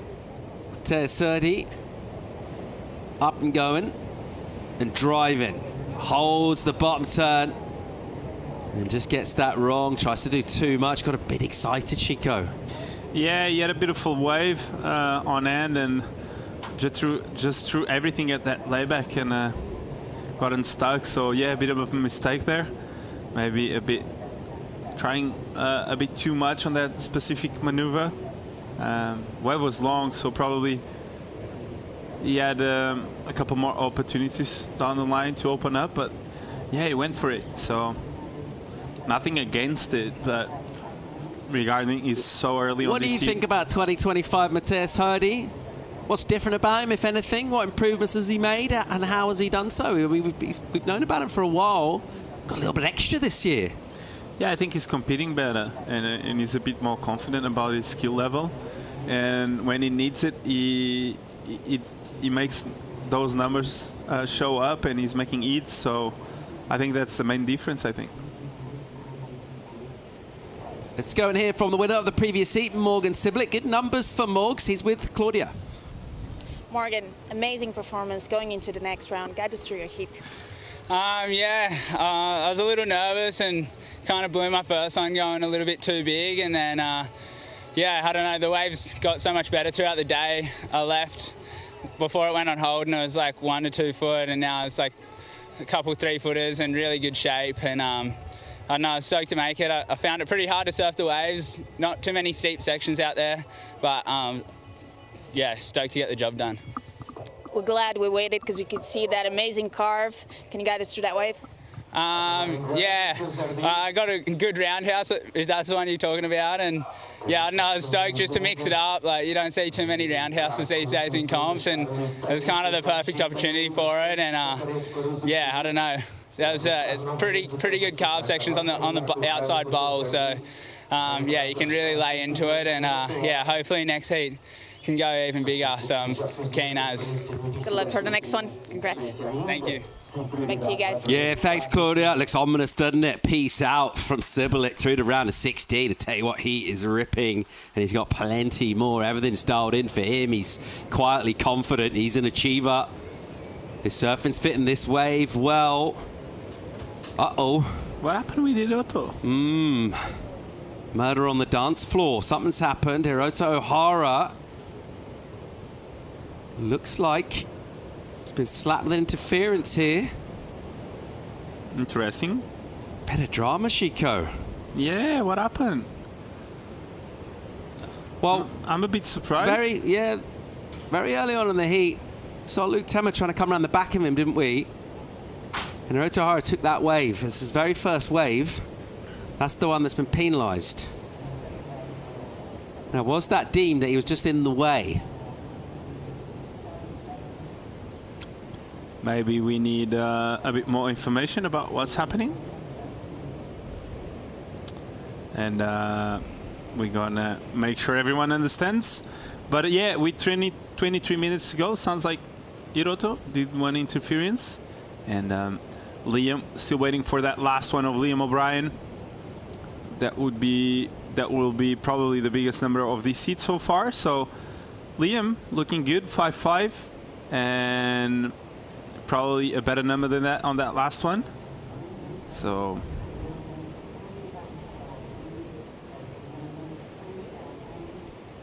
judges deliberating on numbers here. Bit of drama from the start of this heat. And Hiroto Ohara, who got a 9-point ride in his previous heat, he's up against it here. He's had an interference call made from our priority judge. So his score at the moment has become a 0 for his first wave. Other numbers to talk about with Tejas Hurdy, 5 points for him. Got a score to come through for his third, yet to drop. We've got a number for O'Brien. In fact, everybody's got numbers to drop in.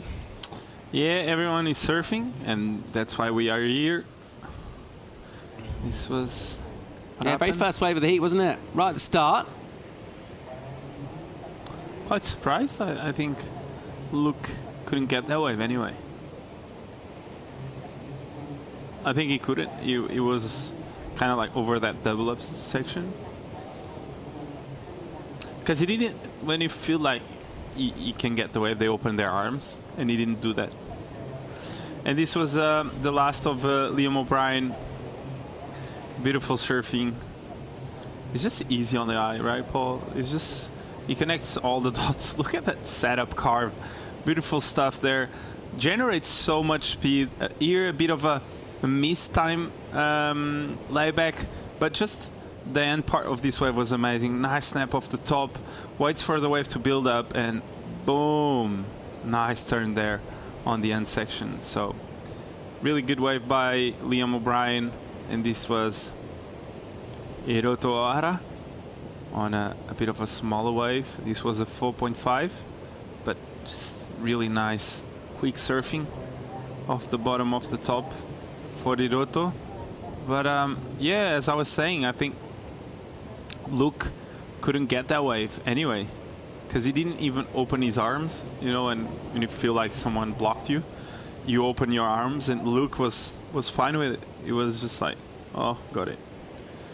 And yeah, he got the interference, so that's quite interesting to call that one. And yeah, I think for the rest of them, they might be celebrating, because Hiroto here is one of the best, and having him counting 2 scores, it's a bit harder to beat him, that's for sure. Liam O'Brien's number drops his second wave, 7 points. Judges enjoying that. So he gets a 1.5 points on his opener, which was decent in itself. And a 7 just desserts, really, for the sort of surfing he was able to lay down.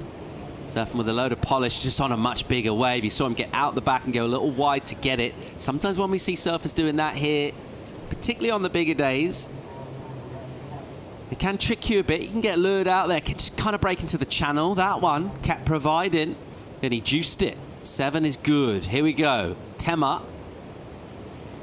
Got a decent looking wave of his own here. If this doubles up through this midsection, there'll be a lip to crack. Wow. Wow. Hammered that. That was big. So gave us an exciting moment. Again here, another lip to hit. Boom. So nice precision surfing from Luke. Looking at the inside, he'll get a finish. Just stood up quite nicely for him. That was a really, really, really good wave.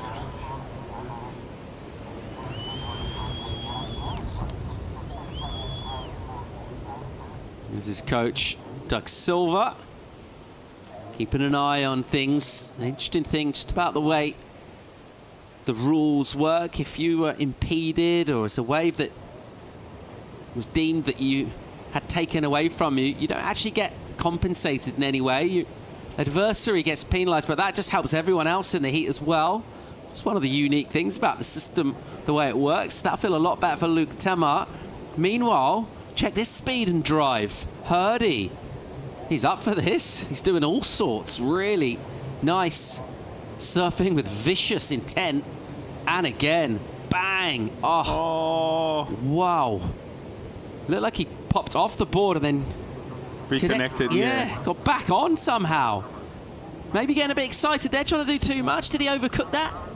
Yeah, I think he just needed to finish that one again.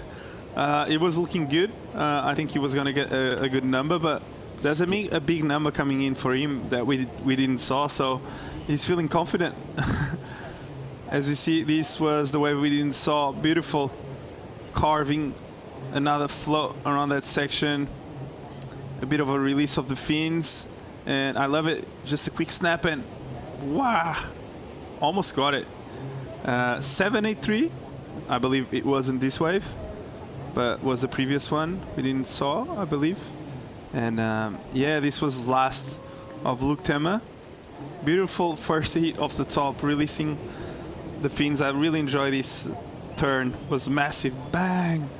Throws buckets of water behind that wave, gets around it, waits for the wave to stand up again, and gets another bit of a click off the top there, and he was able to finish it off. So this is eating up, Paul.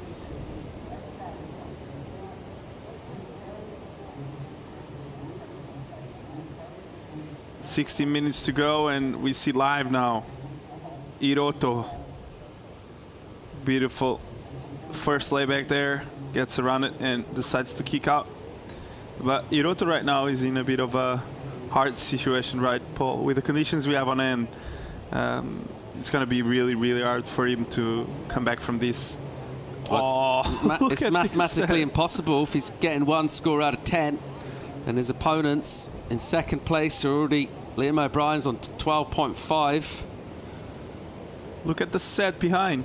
Wow. Look at those lines. The one after is going to be insane. The third one. Lovely conditions today. Wow, what a wrap. Nice cut back there by Liam. Gets around it. Looks like the wave is going to stand up for him. What can he do? Bang! Huge layback. Snap in the pocket and makes it. Wow. Really dynamic surfing there from Liam O'Brien. Meanwhile, Hurdy with due a number for his last wave. He's gone close to excellent with 783. There's all sorts going on in this heat right now. Tell you what, 15.5. Look at this section. Hurdy in there with a layback jam. Love that. He enjoys it too. He's going really fast. So he got a 783 2 waves prior to that. Hiroto Ohara has dropped a 783 of his own. This is really, really interesting heat. Liam O'Brien's got a 7. Luke Tema went for a number for him. So, just to clear up what happened at the start of the heat, that first score has been deleted. Still going to have 2 scoring rides, a non-priority interference. So we just delete that score, but he's still counting 2, O'Hara, and he's going all right. He shook it off. He's got a 7.83. Yeah, so he needs a 4.67, right? So beautiful carving gouge there, a bit of a drifting cutback there, and Mateus having fun. You can tell by the body language that he's having a lot of fun today, and a big layback here at the end, timing it really well, showing a lot of passion, Mateus.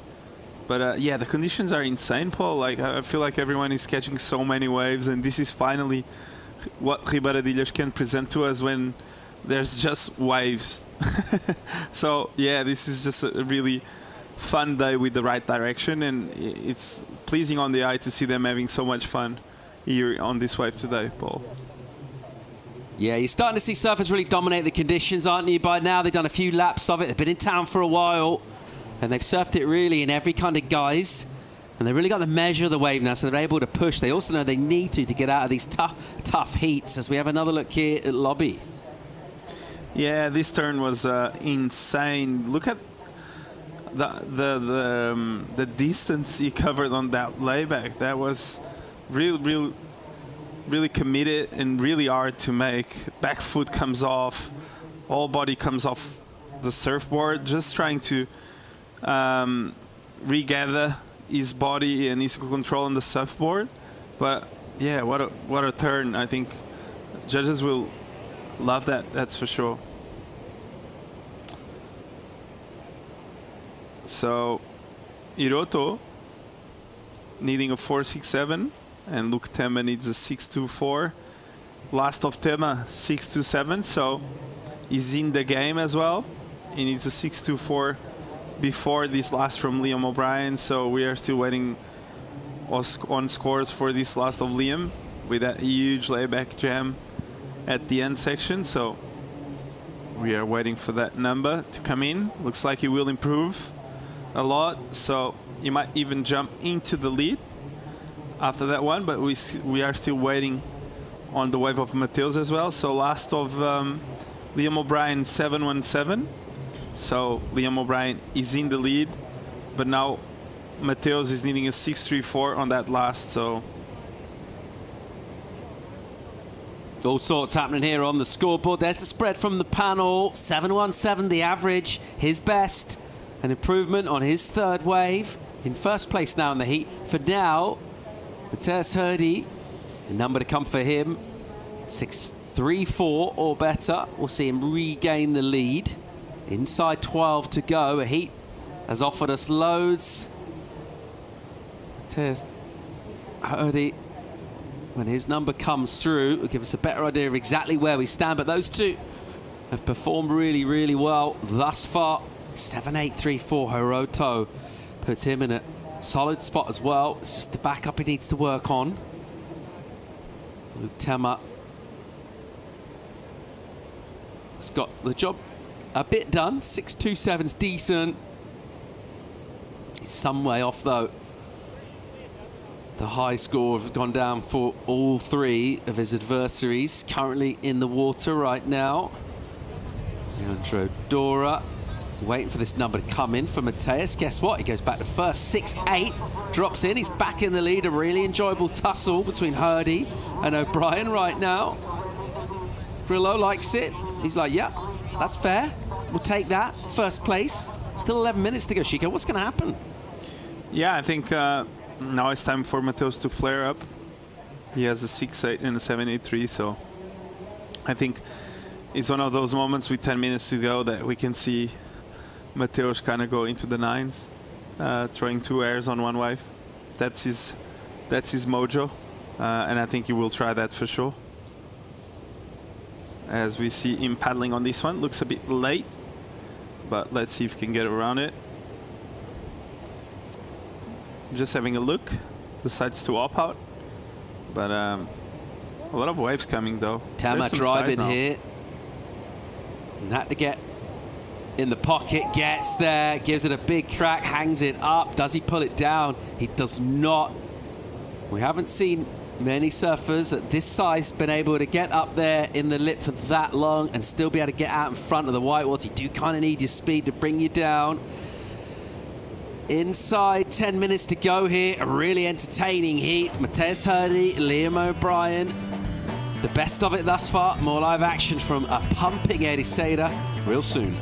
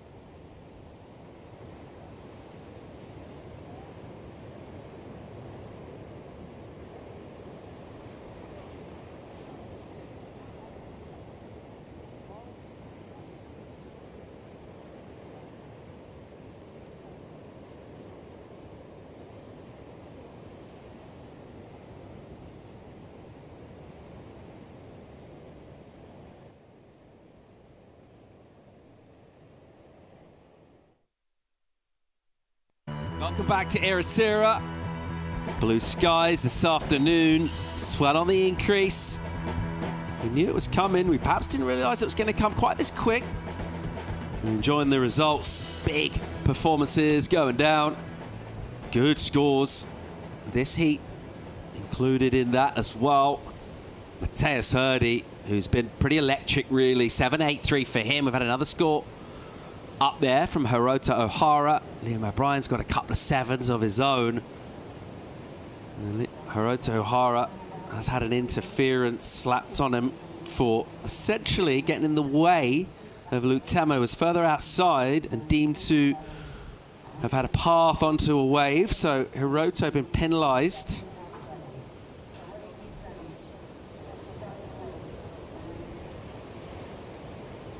Seven on the clock now. We just want more waves to come through for the likes of Luke Temo, who's chasing a number. He needs to go up there in those high sevens. He's definitely capable of doing that. 7.9 is the number. There he is. A little bit of work to do. Matthias Hurdy and Liam O'Brien have been able to not only snaffle the better of the opportunities, haven't rushed anything with their surfing in terms of executing big turns. Matthias does seem in a little bit more of a hurry than everyone else. It's actually worked really well for him. Here's Liam O'Brien. Smooth approach from him. Nice and clean on the first turn. Look at this section. Beautiful. There's a great turn in the lip. And again, just showing sort of CT caliber surfing here with the speed, the acceleration, the critical nature. Everything is in the absolute steepest part of the wave throughout. Look at this thing. And it will keep running for him onto the inside. Doesn't need to do too much for a finish, but even when you're going that fast and when you surf with that much poise, just a little tail tap on the coping looks amazing. He looks really good. Yeah, that wave was really impressive, just the way he connected all the dots on that wave with power, speed, and flow was insane. As we see the wave again, I just love the first wrap. Was really tight in the pocket, gets around it and smashes it the lip. Look at the momentum, the speed around this section, gets up there again, and this roundhouse is just like pure technique. Right again near the white water, gets a wrap, goes waits off the bottom, nice layback jam, and a nice finish. So just a really well-surfed wave. Impressive stuff by Liam O'Brien. Just the technique, the speed, all the body motion was just beautiful to watch, and that's why he's a former CT surfer, and he'll probably be back. I mean, surfing Soon. like that Yeah. deserves to be really making a very compelling case to put him in with the absolute elite surfers globally. Under 5 minutes on the clock. Claudia Pinto is out and about with one of our coaches, Jake Patterson. Claudia, what do you got? Well, I got Jake Patterson here next to me, the coach of Hiroto. Jake, what's your call on the interference earlier? I'm just devastated for little Hiroto. I mean, he's the form surfer of the event. He had the highest scoring wave of the event yesterday, and he's surfing so well. And to do that, it's just pretty silly by in his part, paddle in front of the guy, and didn't have to do that. There's plenty of waves. Devastated. You've been working together for quite a bit. What's your what have been the focus on training a Japanese surfer? I've worked with Hiroto for a long time. He's been part of the Snake Tails crew for ages. He's just up and riding, so hang on, I just got to film this. I mean, look at how good he's surfing. He's ripping. So interference has really hindered him. Oh, no, he's trying too hard. Damn it. Oh, it's so devastating. All this hard work and it just gets thrown away. Just gone. In moments like this, how does one, also you as a professional surfer, how does one manage then to go back up after a frustrating moment like this? I mean, it's hard to do, but the past is the past. You can't go back and do it again. So we'll learn from it and go into Brazil hopefully stronger. And we've learned from it not to paddle in front of someone at the start of a heat. That's all you can do is learn from it. Thank you so much. Back to you guys. Yeah, thanks, Claudia. It's a physical block. There's a decision made, and fairly clear to Jake Patterson. You can see how disappointed he is, understandably so. Hiroto Ohara just getting in the way, really, and I think the salient point there from Jake was just unnecessary. So many waves out there. Start of a heat, so physically blocking the inside surfer, hindering them. Meanwhile, hello. Massive number for O'Brien. It had to be, really. It was just absolutely textbook in every way. I mean, brilliant surfing from Lobby. 8-5 from the panel, back to first. Best battle we've had, tussle for first place, I feel, between him and Mateus. They're both good value for it. Not a lot to split them. It's just over a point, but a massive total from Liam O'Brien, who looks absolutely like he's just oozing class on this wave in this guise with a bit more energy out there. And he's enjoying himself. He's having a bit of fun. Mateus Hurdy, his approach a little different, but it's equally as successful in terms of where he is for advancing. He'll climb up here. Hurdy, such an entertaining surfer. He'll try something audacious, given half a chance, puts a little extra pop, almost kind of ollies the float. Meanwhile, Tama. Desperation Stations really needs to go excellent now. 836, the requirement. That's a great turn. A power wrap, hooking in the pocket. And then stinging up again. Gives it a little extra. Don't think it's going to be the excellent number he needs. It's good surfing. Hello. Hurdy. Up again here. Looks like he'll thought about bringing it in and then decided, hang on a minute. Should have straightened out. Should have punched through. Still not quite sure. We'll have a look back.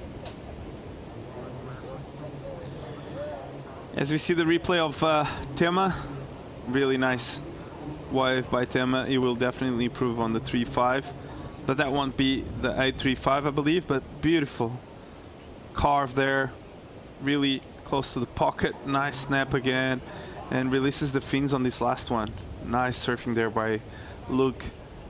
Really good surfer from Hawaii, and this last wave I think is going to be his best, but this was Mateus' wave out the back, a bit of a float, and this wave, this maneuver was insane. He tries to get around the section while doing a drift on the lip with his board and ended up unstuck, and unfortunately for Hiroto, who was surfing insanely good, is out of this event.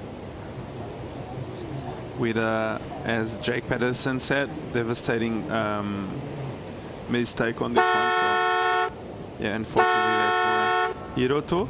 Hopefully he will do better things in Saquarema.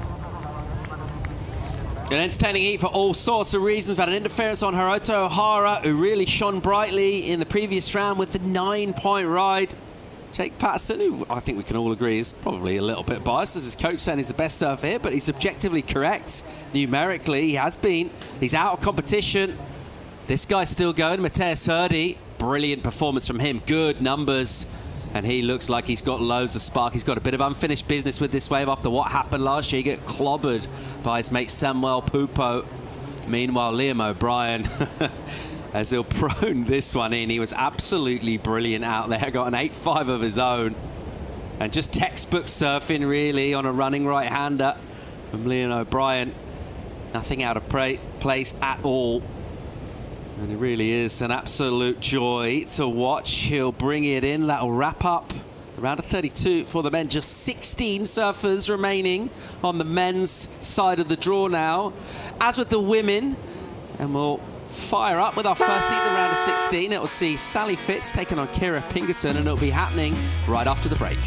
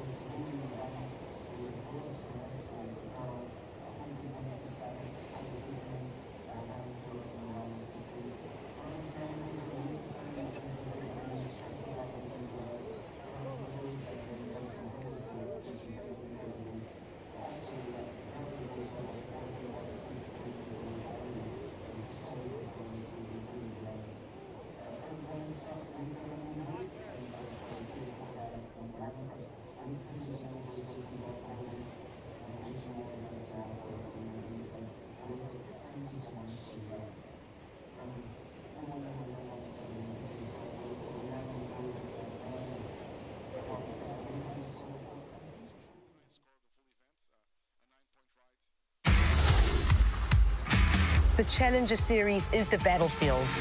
Pray for me. Surfing brings me to all these places and connects us all.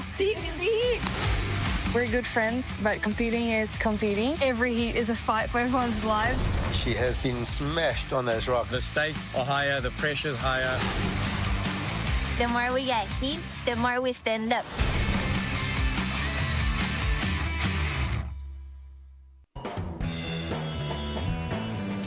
It's on, and we mean business down here at the EDP Ericeira Pro. The women are out in the lineup. We're getting our first taste of men-on-men action.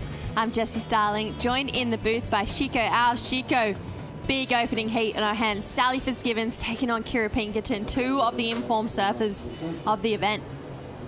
Yeah, Sally, she's the one to beat, right? She's the hardest, and she's so smart and so good at surfing that Kira has a big job to take her out. So one thing that comes into my mind straight away is the conditions we have on end, which can favor Kira as well, because she likes a bit of power in those waves, and she throws hundreds of water every time she attacks the lip. So maybe picking the right waves, she can be the underdog. Yeah, as far as overall class goes, you'd have to say Sally definitely has that upper hand in that scenario. But as far as power goes, and just being able to make the judges feel this presence of wow, you got to think Kira, with that really hard back foot and how hard she pushes of it, she's got a real chance to get the win here. Yeah, I think waves are bigger, and with bigger waves, I think Kira will definitely stand up. She's having a look here, getting this heat underway. Kira Pinkerton, her first wave of this exchange, puts it on rail there just to kick this one off, waiting for this wave to build up through this inside. Wow. Held that rail, but just hit a bump coming down, so that outside rail, unfortunately, allowing her to topple over there. But if that's the scene of that we're going to expect from Kira Pinkerton, I feel like this is going to be a really great matchup. Two very opposing styles as well between Sally and Kira, and a lot of experience on Sally's side. What went wrong here for Kira Pinkerton? I think the rail of the board wasn't kind of really engaged at the end. That's why she poked the nose. But yeah, let's see it again.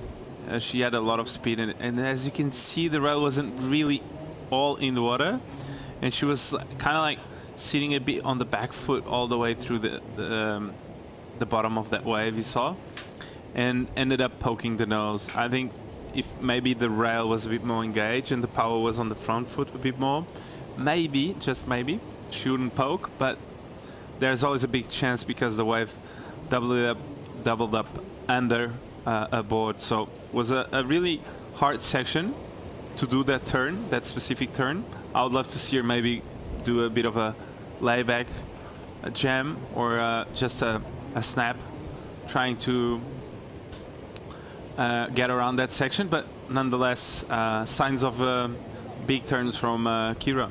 As far as time to do it, though, at the start of the heat, I mean, it's all right.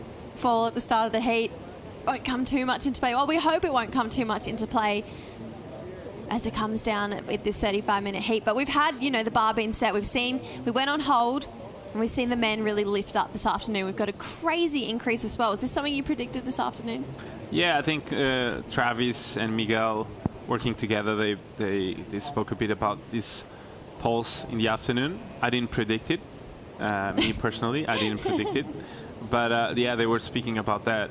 And as Kira falls on the first wave, how do you think?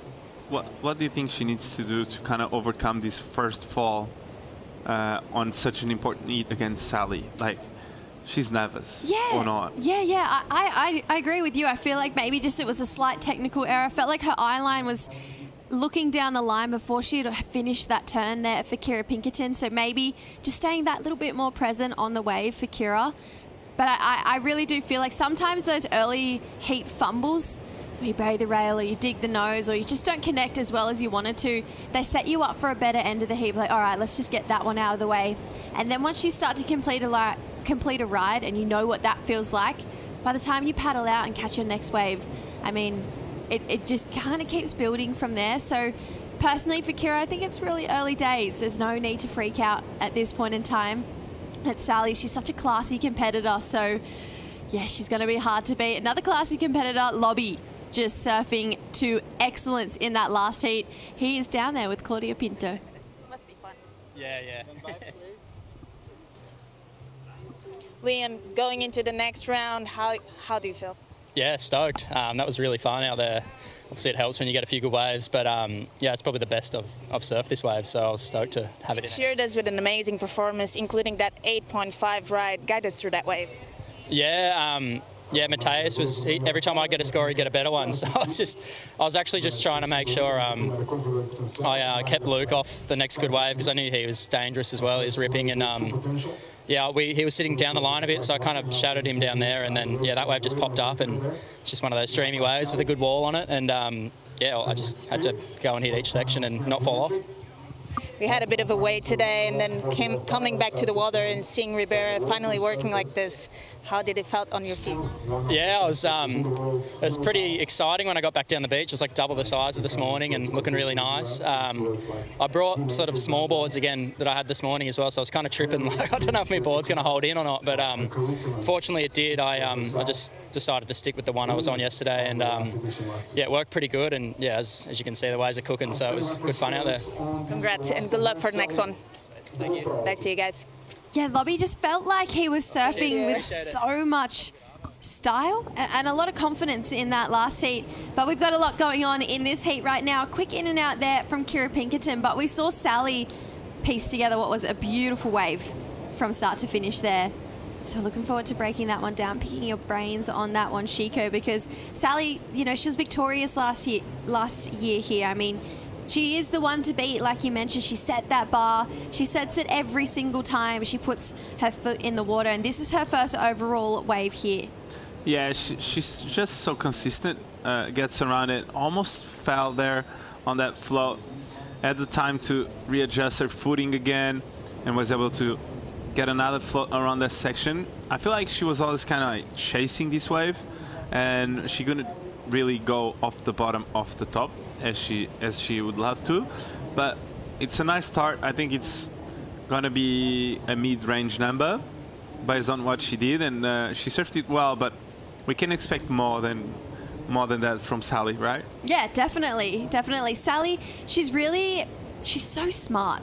I mean, she's such a smart competitor. Just to piece together an entire wave from start to finish and getting that completion there. I mean, I feel like this is where Sally really separates herself from a lot of these younger surfers who are coming through and maybe figuring it out for the first time. I'll get back to that in a second. Kira here, lays it on rail, oof. Big section, goes down, unfortunately. Kira has such a wow factor with her surfing. I feel like she just is so capable of hitting these massive sections, but unfortunately going down on that one there for Kira. But like I was saying before about Sally, potentially not doing the craziest turns we've seen, you know, where we see Kira Pinkerton, you know, really huck into a big section. But as far as an overall performance goes, she always absolutely nails it. This last one of Kira, though, letting her down. Big section. She goes really vertical there under the lip and then pokes the nose when coming down. But if she landed that turn, that score would be big, I believe. That section was really meaty. 2 waves back to back, poke the nose. How are you feeling if you're Kira Pinkerton? Well, I felt on the first poke of the nose that maybe isn't signs of a good start. I tend to believe that when you don't fall in the first few waves, it's signs of confidence, and you're angry, confident, and not doubting. But doubt comes with the fall, right? And she had the fall on the first one, second and third now. A bit of pressure now because Sally just posted a 6.33 as well.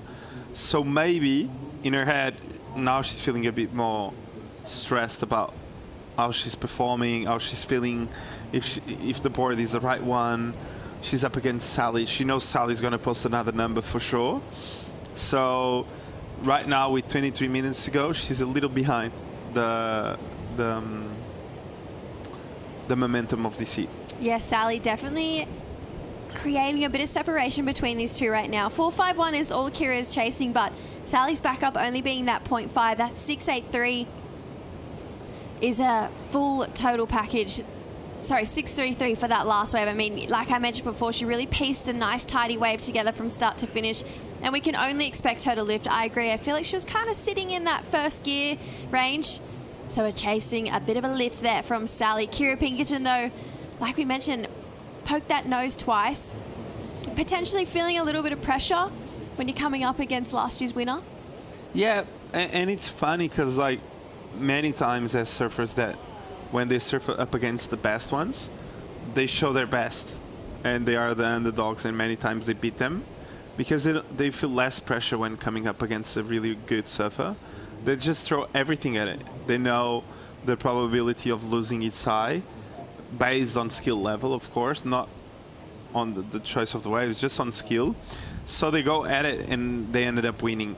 And there's other surfers that really get intimidated by the big dogs, and it's hard not to get intimidated by a surfer like Sally, but let's see what Kira can do on this one. Kira looking to finish a wave here, just get a bit of rhythm going under her feet. Starts off with a nice carve through this inside, slashes this one. You can see maybe surfing a little bit tentative. That's better.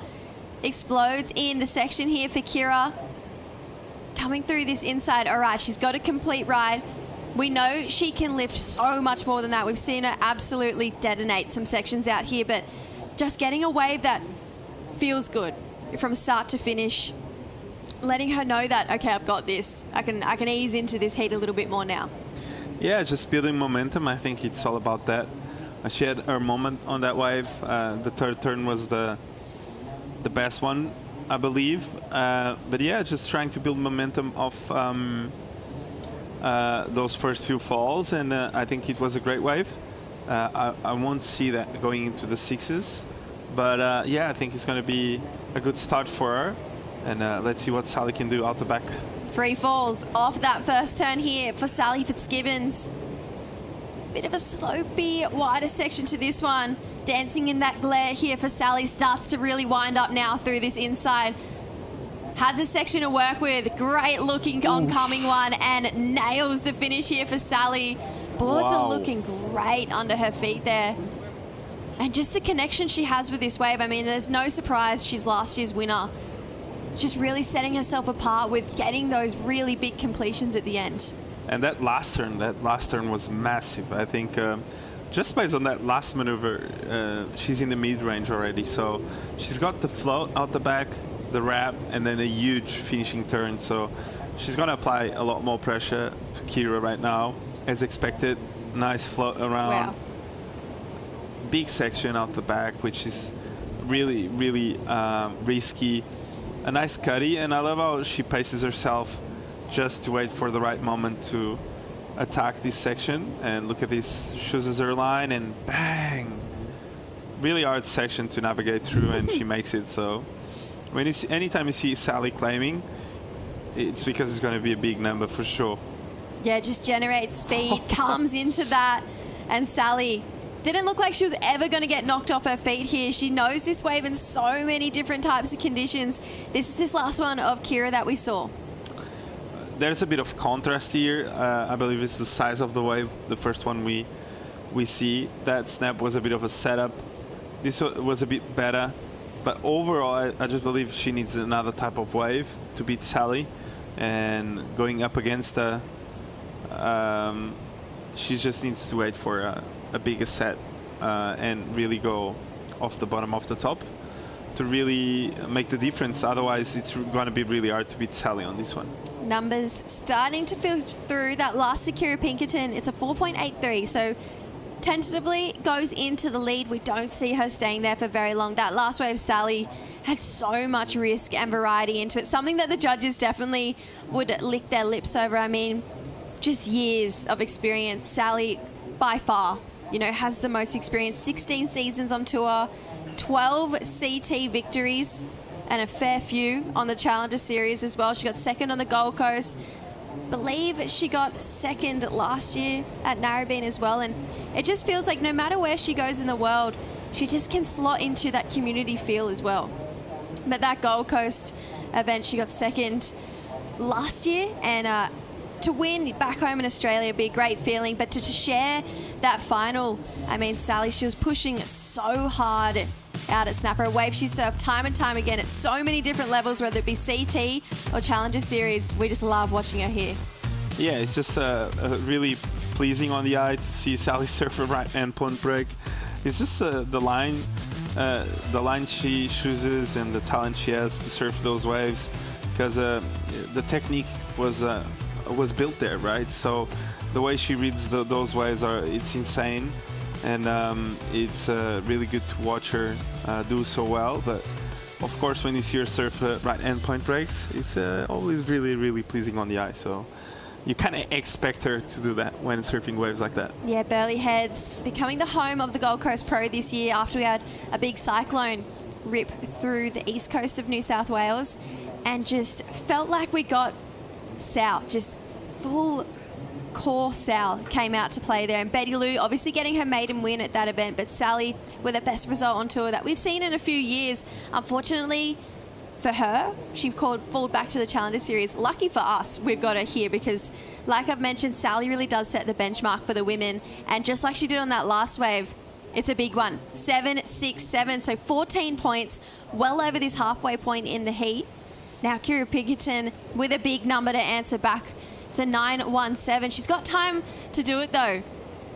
Coming up to one of her idols, Sally Fitzgibbons. We got 16:40 on the clock. Sally currently holding down this one. Let's see if she can hold on to it now after this short break.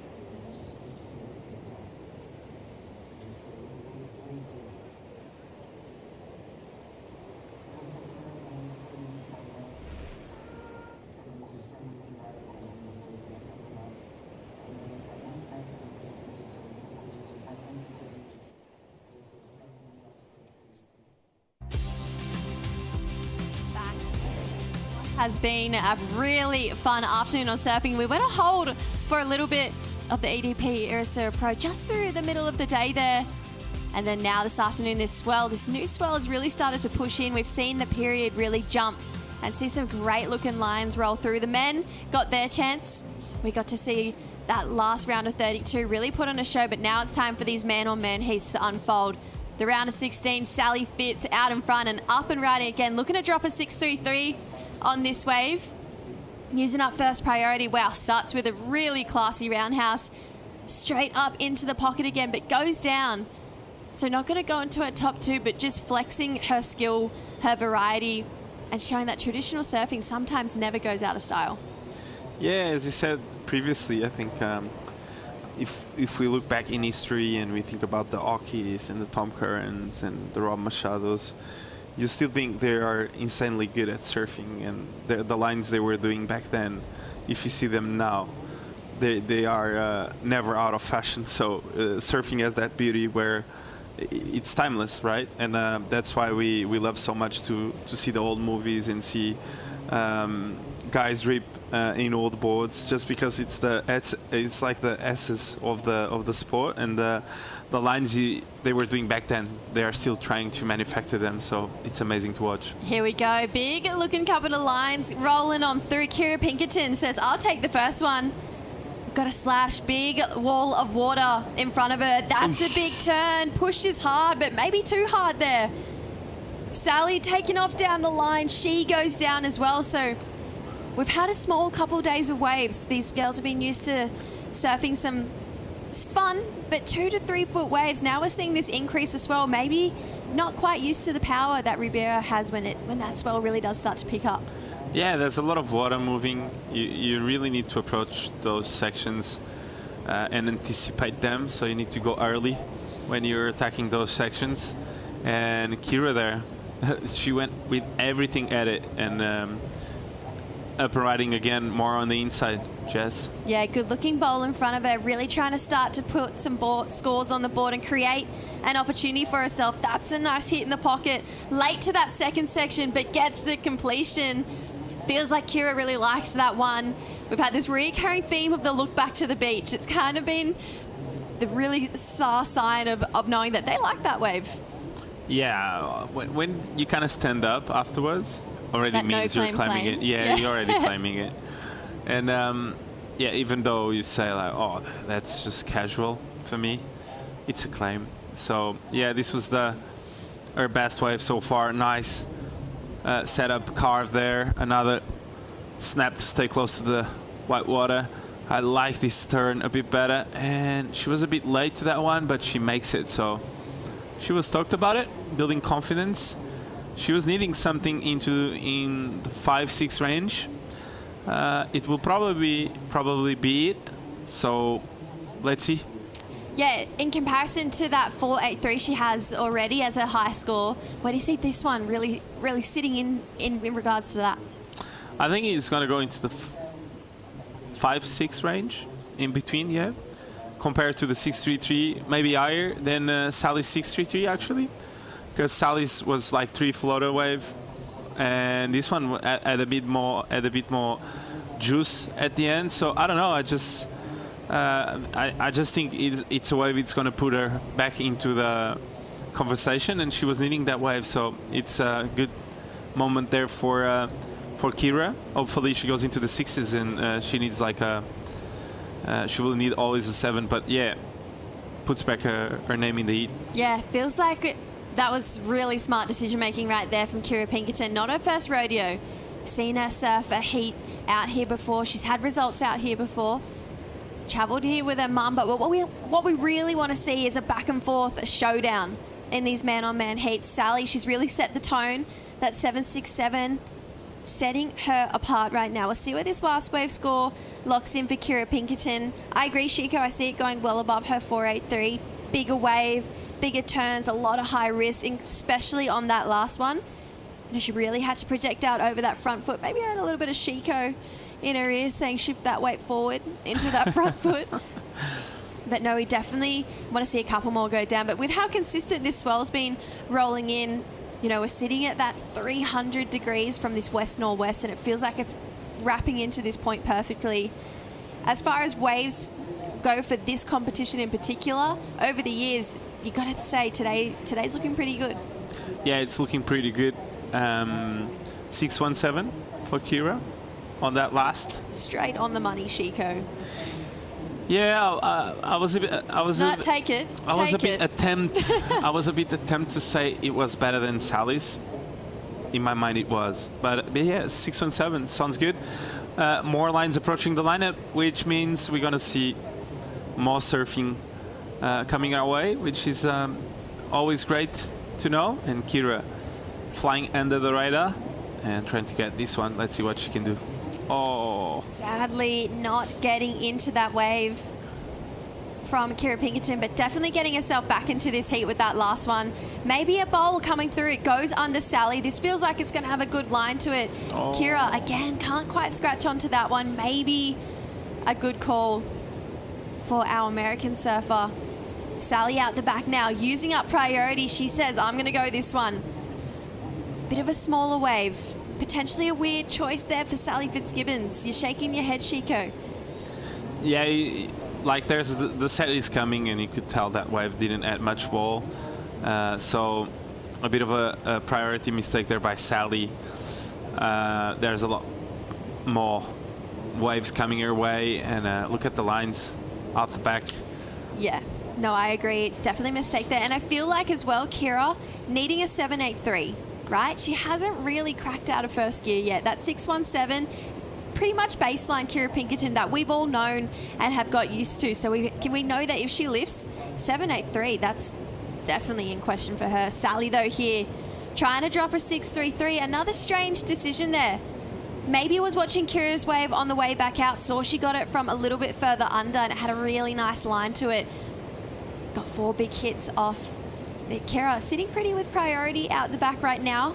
Wants to make sure this next decision is the best of the heat so far. 783 is what she needs to take down one of her idols. I mean, she's had a great season this year, was 9th in the rankings coming into this event.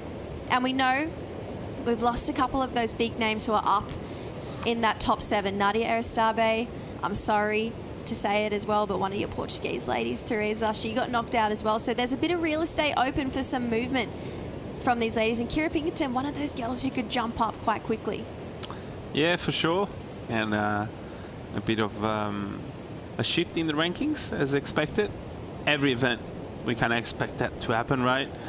Going into Saquarema, I think this is a bit of a make or break time of the season for all the athletes, and of course Portugal is going to be always such an important event on the calendar.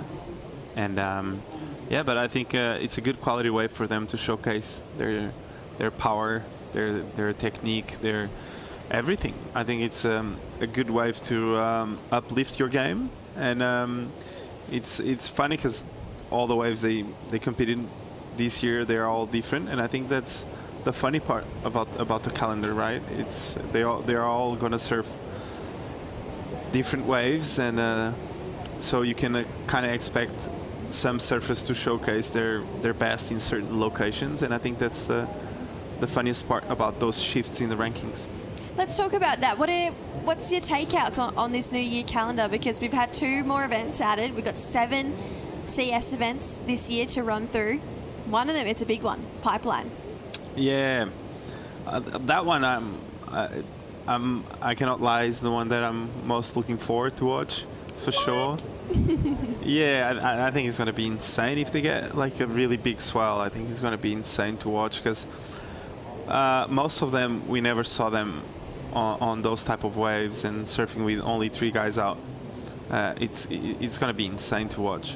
Kira, looking here, big decision, using up first priority. Great looking opening hook for Kira Pinkerton. This is more like it from the 22-year-old out of San Clemente.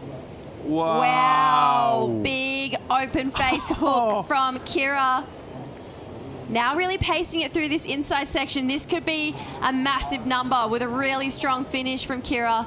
Starts to bowl up here, stays tight in the pocket. One more to work with and hacks it for a finish. 2 hands up in the air from Kira Pinkerton. That is a great looking wave. Maybe one of the best we've seen of this heat so far. Those opening calves, Chico, they were just so beautiful. Yeah, look at this. Really tight in the pocket. Waits in the bottom of that wave. Sets it up this one. Look at this one. This was a full power carve in the pocket. Full speed on that turn. And yeah, she's just connected really well with the inside as well. And yeah, I was just like thinking about just finish this wave. Just finish this wave, and she did it. So yeah, I can't wait to see where this score is going to fall. Yeah, not just calves. These are full power hacks. I mean, full body torque. Every single inch of that rail was just deep in the water. Wow. So much water going out the back as well. She's just got to be one of, if not the most powerful surfer on the Challenger Series for the women's side. Comes through this inside. I was thinking the same thing, Chico. She's got to make this one. Exactly. She's got to make this inside section count. And did she ever? Right into the rocks. Wow, Kira Pinkerton just flexing her rail game out here. Yeah, lovely. Amazing surfing. With pressure, needing a big number against Sally, catches the wave. And I believe by comparison that it can be that wave was impeccable, was really well surfed. Sally getting her piece of the pie through this inside section as well, Chico. Bigger looking waves, so better decision here from Sal. Yeah, just going down the line really fast. There's a really long cutback, staying close to the power source. Another gouging carve. Beautiful stuff there by Sally. Another snap and a good finish. So she was trying to improve on a 6.33. Do you think that's it? It's a really nice wave. I mean, she's definitely pushing hardest on those calves. For Sal, got a bit of torque on that turn as well. It tweaked it out a little bit there from Sally. She's just forever the competitor. She does not want to lose. You know, you can see how much these heats mean to her and how much fun she's having. I feel like she really lives for these back and forth moments, but I have a feeling that last one for Kira, it's going to go excellent. Think about that 617. We touched on it. Didn't really feel like she got out of first gear on that last wave. She was out of first gear. She was just driving so hard from rail to rail. Her boards looking like they were generating speed just in every single moment. Sally with a great wave. I do think it's one of her best. It definitely could better that 6.33. 2 minutes to go, potentially one more exchange between these two ladies. It's all systems go. Quarterfinals on the line. 4,745 points up for grab for the lady who can make it through this. That's what they'll be getting minimum if they make it through to the quarterfinals. A 9th place is the other, will be what the other is sent home with here. And we know at this point in the season, points are so crucial. You can see Sally just shrinking that distance right now between Kira. You can tell priority means a lot. Big score locking in at 8.67. Highest of the heat so far. Goes to the lead. 7.18 is the requirement from Sally Fitzgibbons. Chico on the spot. Is it a 7.18? Yeah, as we see there, Brad stoked. Amazing wave there by Kira. 8.67. I expected a number in that range. 7.18 for the last of Sally. I'd love to watch the replay to really give you my final thought about it. But yeah, she surfed it really well. And with 1 minute to go, Kira might be biting her nails to not be the score. We're going to be hoping that it doesn't go as high as that 7.18 requirement from Sally. 45 seconds to go. The ocean, it's not looking super busy right now. Feels like that maybe all opportunities that could have come through in this 35-minute heat between these two ladies, which has been a great showdown. Kira Pinkerton with a really slow start. Felt like she wasn't really getting much, a little bit in her head, and then it's really started to heat up. Had her best 2 scores in the last 10 minutes. 20 to go. We patiently wait for this last one for Sally. It's an important number. Needs to be a pretty solid score, a 7.18. Got some great carves done. Kira with priority right now. Takes this wave with 10 seconds on the clock. Needs to better a 6.33. and she might need it. Hits this first section, goes up again with a third, and potentially the finish. There it is for Kira Pinkerton.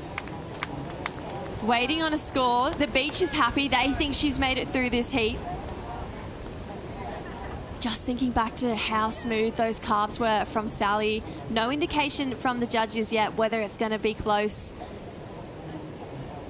That 6.33 early on in the heat, remember, it was her best wave. We had a couple of cars with a nice finishing turn. Felt like this one was a little bit better. She pushed that little bit harder. Let's see. You can see a bit of frustration there by Sally. I don't know. We saw Brad giving ads up to Kira as well, so. It'll all come down to those priority mistakes. Just in that middle of the heat, Sally's sitting with first priority. Went a couple weird inside waves. Kira marching up the beach, waiting to hear these final results. This will be a big one for her. She needs another big result. She wants to stay in the conversation of qualifying. Started off the year with a 5th place. Reed Van Wagner on the beach there. Oh my god. Oh my god. Oh my gosh. Oh my gosh. Did you hear us? Did you not know? No. It was like 150 to 9.2. Like that, we were so good. Listening into this conversation between a couple of our Challenger Series competitors here. Applause from the beach. Still no indication on that last wave of Sally. So the judges rewatching it, really thinking about it. Have they scored her last wave? All right, getting some early indications. Not enough. It's going to come in under. It's a 6.77. So we're going to see Kira Pinkerton moving on through.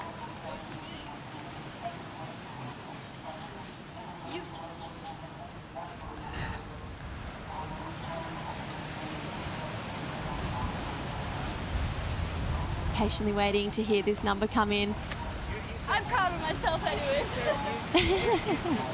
Proud of herself anyways for Kira. She spent a bit of time off. Felt like she hit a burnout. Just needed to regroup, but she's going to find herself into the quarterfinals for Kira Pinkerton. Big result coming into stop number 4. Unfortunately, we lose last year's champion, Sally Fitzgibbons, the most experienced surfer on the Challenger Series and a lot of our favourite. But that was a pretty great back and forth matchup. Look at those totals, 14.84 to 14.44. Absolutely nothing between these two ladies.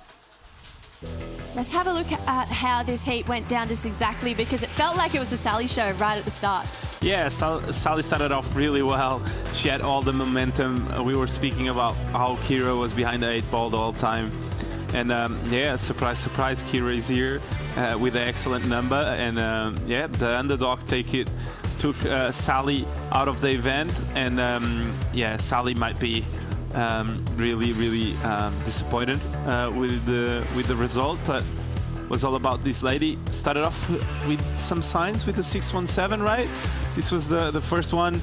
We saw her start connecting some turns, and we could expect big things from her in a different type of wave, and suddenly, out of nowhere, just catches a beautiful wave and goes to town, right, Jess? Yeah, momentum definitely shifted, and this was the wave that changed it all for Kira Pinkerton, just absolutely hooking into some really lethal carves. That one in particular felt like she just pushed so hard through these carves. Kira Pinkerton just looking absolutely spectacular out here this afternoon at Rivera.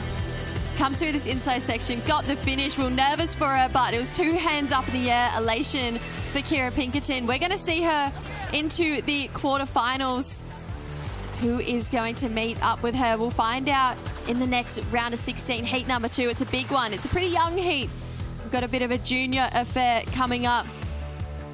But we are super stoked to see the underdog make her way through. We'll be getting to chat with her and Claudia Pinto. We will be back with the next heat to see who she's going to come up against in the quarterfinals right after this short break.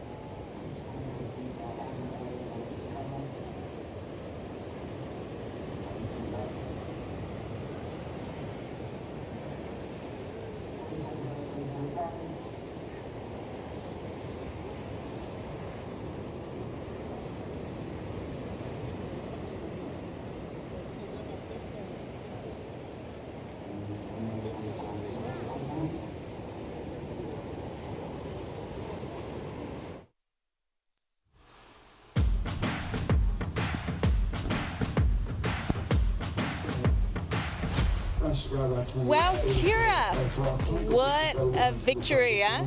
Yeah, that was quite the heat. I knew it was going to be tough with Sally, as always. She's just an amazing competitor, amazing person all around. And I went into that heat knowing I was going to have to do a bit extra. And I kept making some mistakes at the beginning. I think I was just getting ahead of myself. And then finally I got like a 4 and I slowed myself down and was able to build from there. And when I was on that 8, I just saw it was the most perfect wave and I just started smiling. It was like almost like a God-given gift.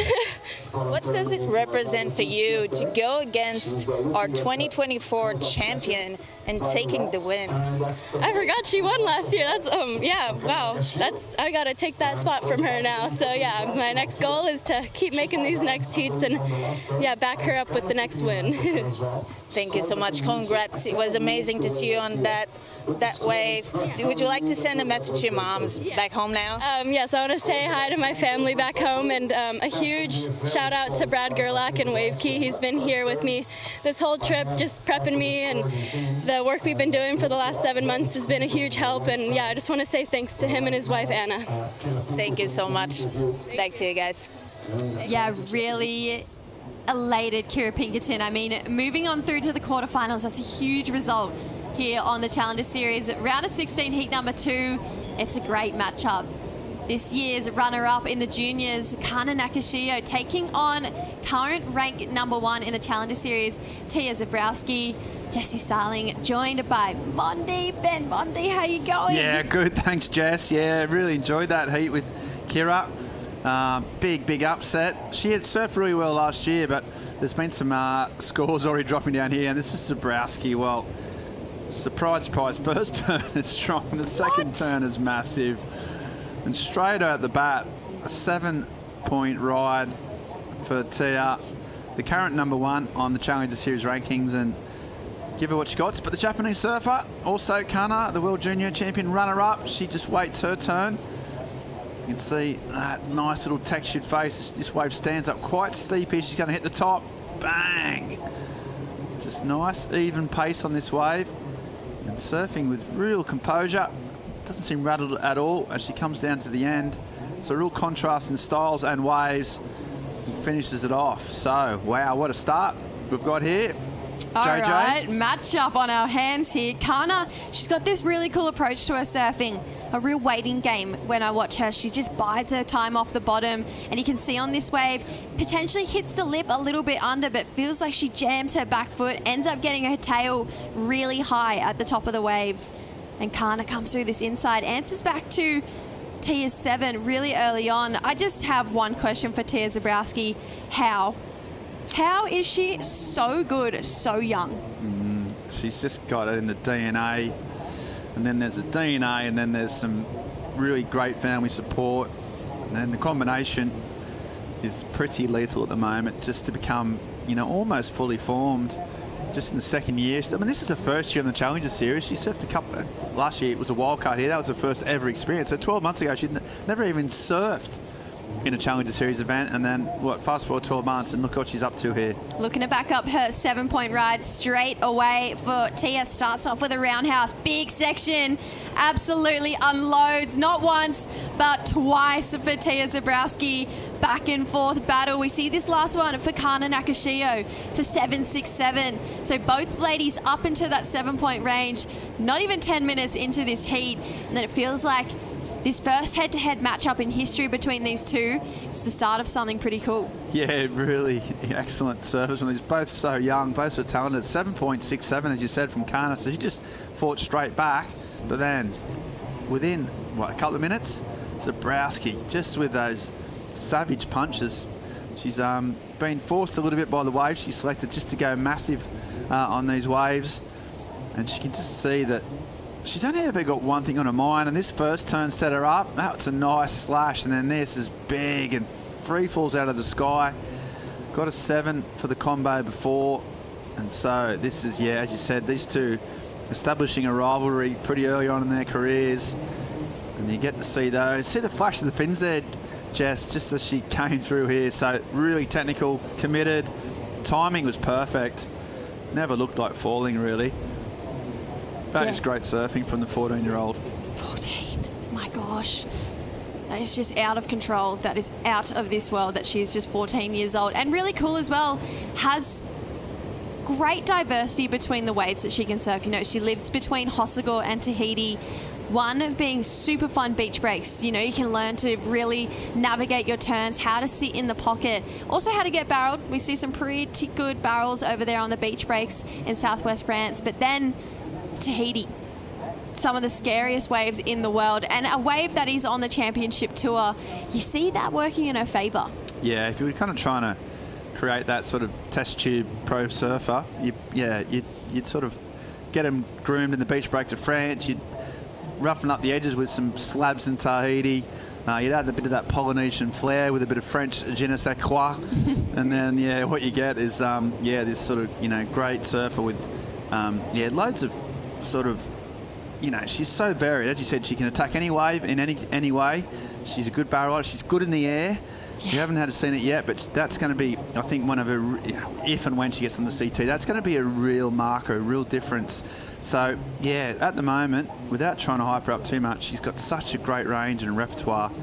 And a 7.3 there for Tia on that second wave. So, yeah, these girls are already posting some massive numbers early on in the piece. Yeah, we talk about airs. I mean, it's kind of a prerequisite now where women's surfing is going and has been going for the last couple of years. It feels like if you want to be at the top of the game on that championship tour, you got to be able to ride big barrels. Pipeline, it's one of the scariest waves in the world. You got to be good there. You have done your time over in Hawaii. Take to the air.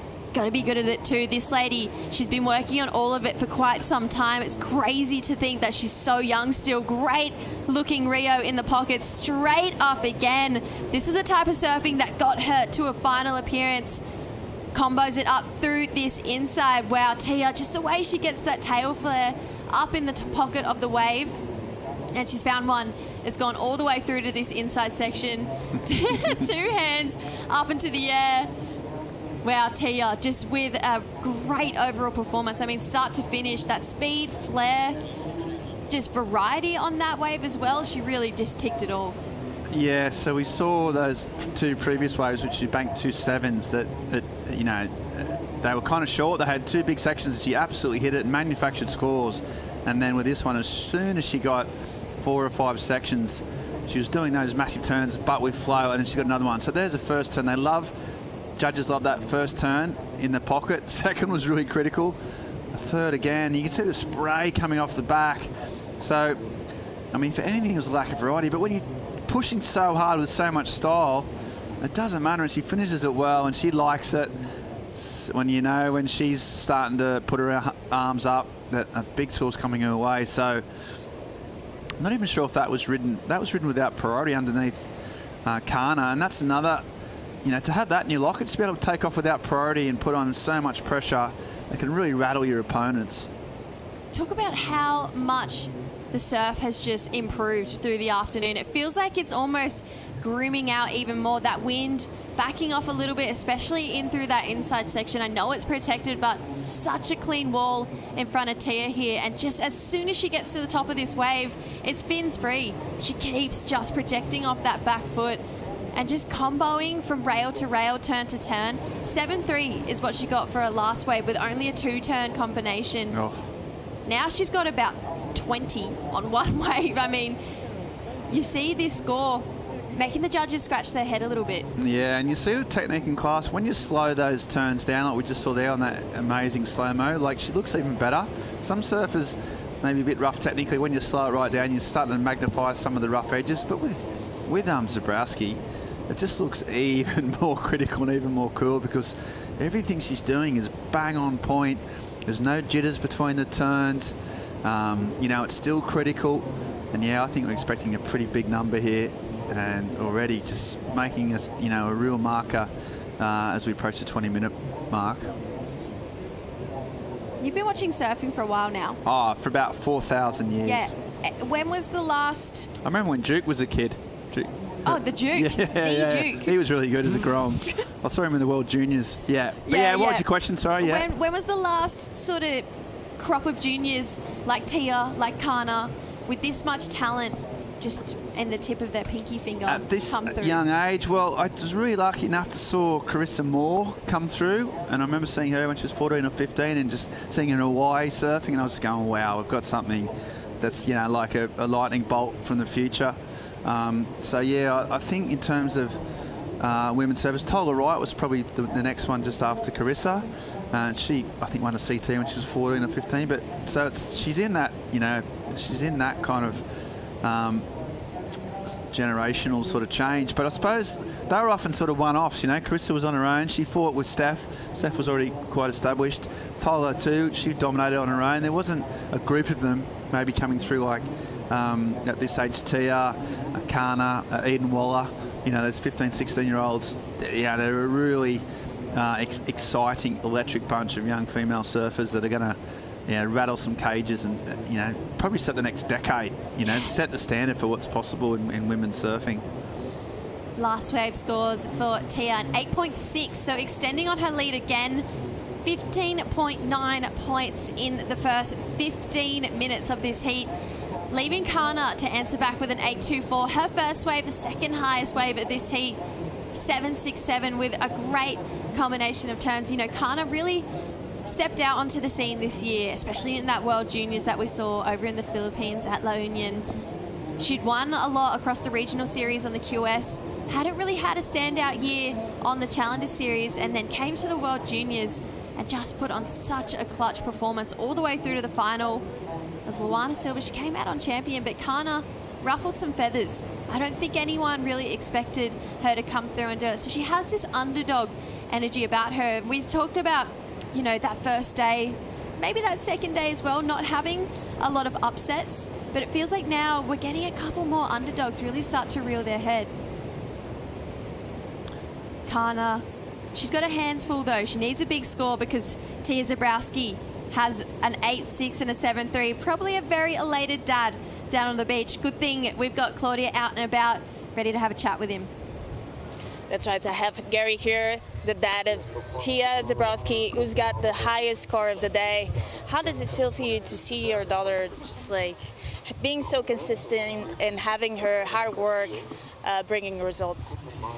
Yeah, I mean, like, you know, she's working every day as all the athletes. You know, she know why she's here like today. For the moment, she have a pretty good ranking on the WSL I mean here, and she's just going like keep going. She have a dream to be in the city like next year. So you know, it's like step by step, and yeah, she work a lot. So this is like good. It's paying off for sure. It was something when she was younger that she always dreamed to be on tour. Do you recall a phrase or a moment when she was younger that she would imagine that she would be on CT? I'm sure now, more than ever, that moment is reaching out. What are the memories that come up to your head when you think about it? I mean, I didn't say anything. Actually, you know, like a couple of years ago when she was like 8 years old, she met like Carissa in Tahiti. So she saw Carissa surfing and the knowledge of Carissa already. And she said like, yeah, I want to be the same. I want to do the World Champ one day and the Olympic as well. So, you know, then she focused on this. Like, and, you know, we just share a passion like of surfing, like riding, family stuff. So, and step by step, she won some event and she had already this dream. And I think right now it's like almost coming true. So, yeah, just going but day by day. Day by day and really, really bringing up results. Such an amazing performance here in Portugal. The dream is closer and closer. Yeah, she's definitely getting there, has the best ranking, can't get any higher. #1 for the Challenger Series on the women's side of the draw. And I love that, you know, that she can share this experience with her father. We see so many dads and mums come across the world and almost act as coach, but just kind of keeping all of our athletes grounded. And I think especially for this younger crop getting so good so young, it's really important to travel with family. Yeah, they're so committed to, and then she's the eldest daughter. There's about so many of her younger siblings. They all travel around in a real cool, happy Tahitian French pack. And so yeah, they're really tight. She's often looking after her little sister who's about 3 or 4 years old. She's often helping out loads. So yeah, they're such a tight-knit unit. really nice. So I mean, look, I don't want to blow my own trumpet here, Jess. You know that's not my style. No. You know that. But No. we're just talking about who does she remind ourselves? And it was Carissa. We mentioned it just before I mentioned it. I mean, it was a good question. Don't get me wrong. Hold that thought. We'll get back to how good I am after we see how good she is. Yeah, she's really putting on a show. Floats this section here.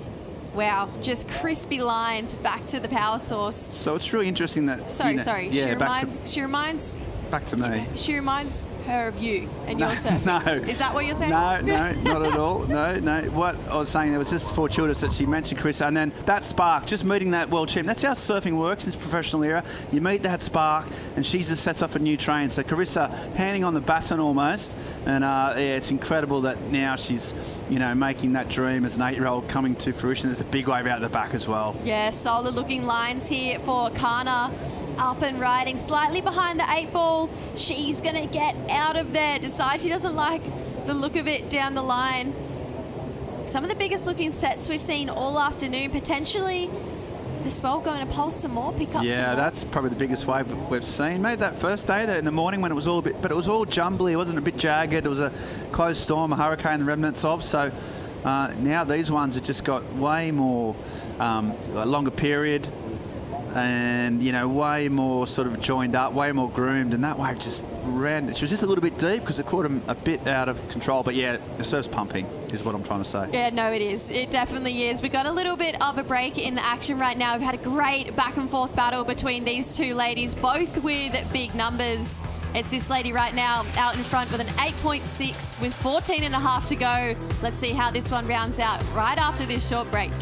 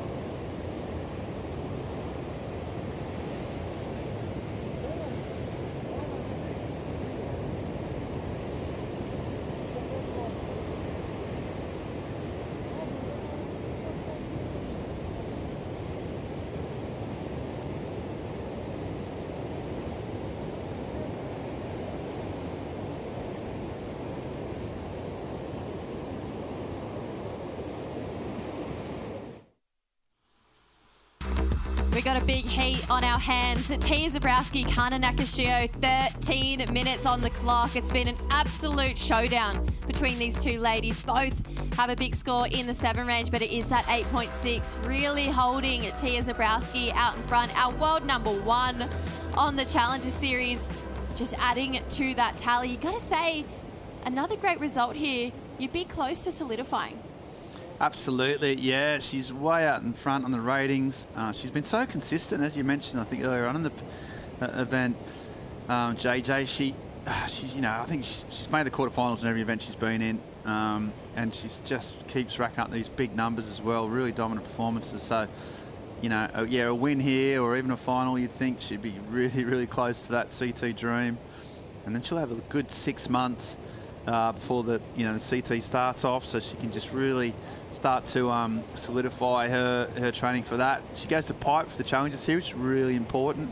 Get some reps at there, which is, you could never do that before. That's a really important piece of scheduling for all these Challenger Series servers. I think especially the women who find it really difficult in those crowded lineups at the moment, and the guys as well. So, she's got time to grow, and I think, 6 months when you're 14 is a long time in terms of development as well. So she could come in potentially. We're not going to get too far ahead of ourselves. You know, she's got to get through this heat first and then win a couple more. But yeah, she's looking very, very close to a dream already this early in the piece. And to think she's got school on her plate as well. Yeah. There's a lot going on there. Yeah. But, you know, with the talent that she has, I mean, it's not surprising that her career is unfolding and opening up so early. She's really got to hold on this heat. We saw a couple early preparation signs from Amira Suzuki and Kika Veselko, who they'll be coming up in a really cool head-to-head matchup in the round of 16 heat number 3. They'll be out there in just over 11 minutes to go. Yukana Nakashima right now, 7.67, 8.24. Is the ask. You know, it's a big ask, but we've got lines on the way. Priority, it's crucial as part of a decision-making right now. Yeah, Kana got that last big one and it didn't work out, so she's still got priority before T come out. So, yeah, some important decisions to be made. 10 minutes to go. Big numbers needed. It's kind of nice that she does need, you know, she has to attack it. She can't, you know, she has to go big. She's really got to put it on the line if she wants to get the 8.24 she needs. So that's good news for us, because if she gets the right wave, she's going to go absolute ham. If she get these little roll-ins, these type of waves, oh, you can see it doubling up. They're the ones you like. It's just a little bit of foam out on the start, and it cleans up. So it looks like that set just didn't quite deliver. Hard to get a read on it with this tide stretching out, the swell increasing. But yeah, with 10 minutes on the clock, she's going to have to go big. Now tell me, bigger swell, we know it's coming from pretty much a perfect direction today, wrapping into the point. You ever get sweeps here? Yeah, yeah, you do. Yeah, when it gets big, there's a lot of paddling involved. The current, especially on the shore, it whizzes you right down towards the rocks on the far side, and sometimes you see guys getting pinned down there. Really, the current sort of keeps you in place. So yeah, as it gets bigger, and so much water moves in this bay, and you know, we've seen 10, 12-foot waves here and guys surfing in it. Yeah, it really does. You know, not so much out the back, but yeah, you got to paddle, and you got to paddle hard. It makes it a real physical battle. Yeah, these guys both with a lot of experience out here, so maybe used to this sweep and know exactly where the right spot to be is. I mean, Tia showing that knowledge last year, first ever Challenger Series, comes here, makes it to the final, gets second to one of the best surfers in women's sport of surfing, Sally Fitzgibbons. And to do that, you know, your first ever Challenger Series, your first time onto this big world stage, to hold your cool across women that you're just idolizing, it's incredible. Then this year, she's just been on form. I mean, starting over at Newcastle, getting a 3rd place there. She hasn't dropped below a 5th this year. Yeah, she's just getting results. You know, that's so many heat wins, only a couple of losses at the very end of the events. If you see any type of waves, any type of place, takes it in a stride. You know, all that travelling, and she's just got in here. Looks like back in Bolito, you know, she was on point again. So no matter where she turns up, she's just been so consistent. It's not easy. And even last year when we were here, she got to the final. She was kind of devastated she didn't win. It wasn't like, oh, I've come to my first ever Challenger Series. I've got to the final. You know, she was like, no, I wanted to win that, and I want to get on the CT. That's my dream. And so she's got a real clarity of purpose. And even for someone so young, you know, she just wants to win. And I mean, the best surfers, even the nicest surfers. We talk about Carissa, she's one of the nicest person you'll ever meet, but all she wants to do is win. She's so driven, and to have both those, you know, sort of counteracting each other is important. And Tia, yeah, that's a goal, and she'll do anything to get it. Yeah, we think about some of our best of all time. Obviously, Steph, right up at the top. You know, the greatest of all time in our sport. She's 8 not times. very nice though. What? Nicest person. And then you got Lane Beachley sitting there at 7 world titles. Maybe still one of the most competitive people going around. I don't think that competitive nature ever really goes anywhere for a lot of those surfers. They just channel it into other sort of focus, don't they, really? But it's inbuilt. It's got to be, you know, you just can't win all those world titles. You can't stay that focused, that disciplined without that, you know, the euphoria and the satisfaction you get from winning. You know, that's what it's all about. If you don't have that, you're just in the wrong game, you know. And some people don't, and that's cool. And some incredible surfers haven't had that drive, and that's, you know, the reasons why haven't gone all the way to the top. But when you get the combination of that elite talent and that real commitment and drive, it's such a powerful package, and it looks like at such early stage. Zabrowski's Tia has that. And you ever see anyone doing what Kelly did again? Or you reckon that's a one in a history thing for our sport? Well, yeah, I mean, it's going to be... it probably is a one in a lifetime kind of, thing, really. He was just that good. He dominated that much. Maybe, too, it's less likely just because the depth of surfing has increased so much. And there's more countries, there's more surfers. I think that's going to mean that it's quite harder to dominate. But, look, we don't want to hype too much, but if Tia can on the CT at 15, if she can start getting a few world titles early, which is possible, then she might be the best case to do it.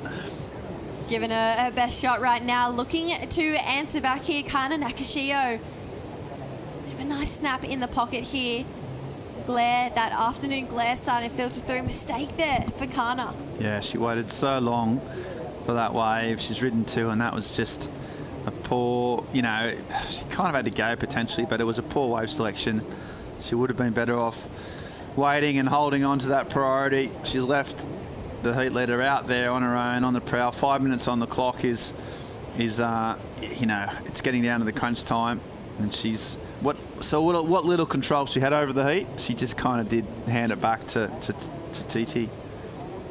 Yeah, Tia, I feel like this is where I find most interesting about Tia is because you're almost programmed into the last 5 minutes. If you're winning, you go into defense mode. All right, I'll sit on my competitor. I have priority. Such a smart thing to do, right? Because how many times have you seen people not do that and it slipped through its hand? But I feel like Tia is just the type of person who wants to keep surfing.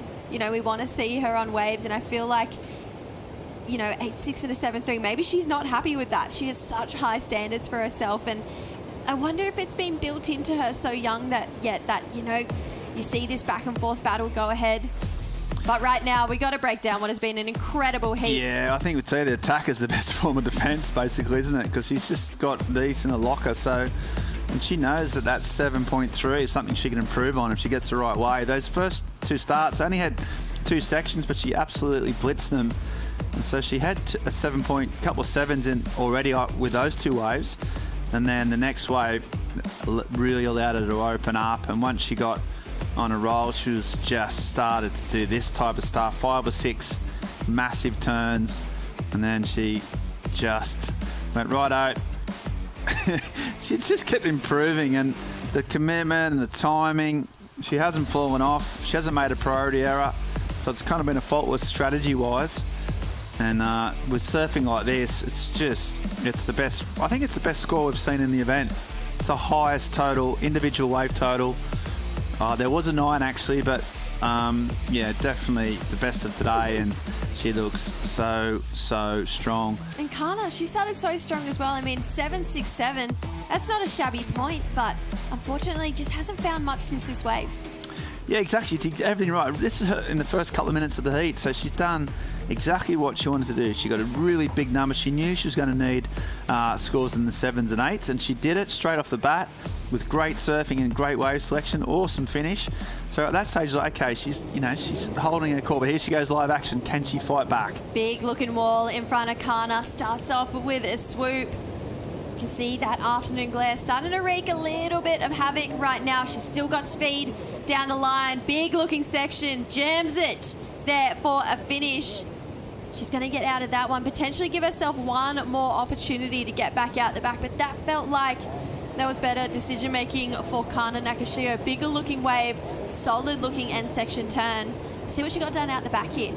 Yeah, I mean, that really nice bottom end turn, which is a bit of a trademark. And then just didn't have the pockets that, Zabrowski's had those really whips right in the corner that you want to be in, right in the juice. And she surfed it great, but when she's chasing 8.24, it's a massive number. She's got to do something super dynamic and super explosive. And as good as she surfed this wave, it wasn't ever going to be up in that range, unfortunately. Really nice technique off her bottom turns and just getting some great surfing done, but it's not going to be... Kind of polite claps from the Brains Trust there. They were just doing their bit. You could tell their heart wasn't in it. Definitely. And then Tia just unleashing again. Oh, crikey. What's she got now? what's she going to do to us now? And these waves, well, that wave just petered out, but 1 minute 40. It's probably the first time the wave hasn't allowed her to show her magic, but still sitting on that massive heat total, 15.9. Yeah, it's been a commanding performance, and she's through potentially through the quarterfinals again, which she's done every single event on the Challenger Series this year. Ever. It's just an incredible batting rate. Oh, that is a crazy stat. Never dropped below a quarterfinals ever. And she's 14 years old. Okay.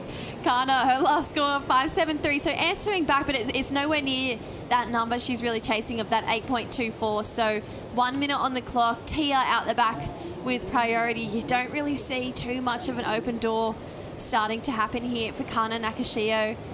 Great result, though. I mean, she's coming away with 9th place.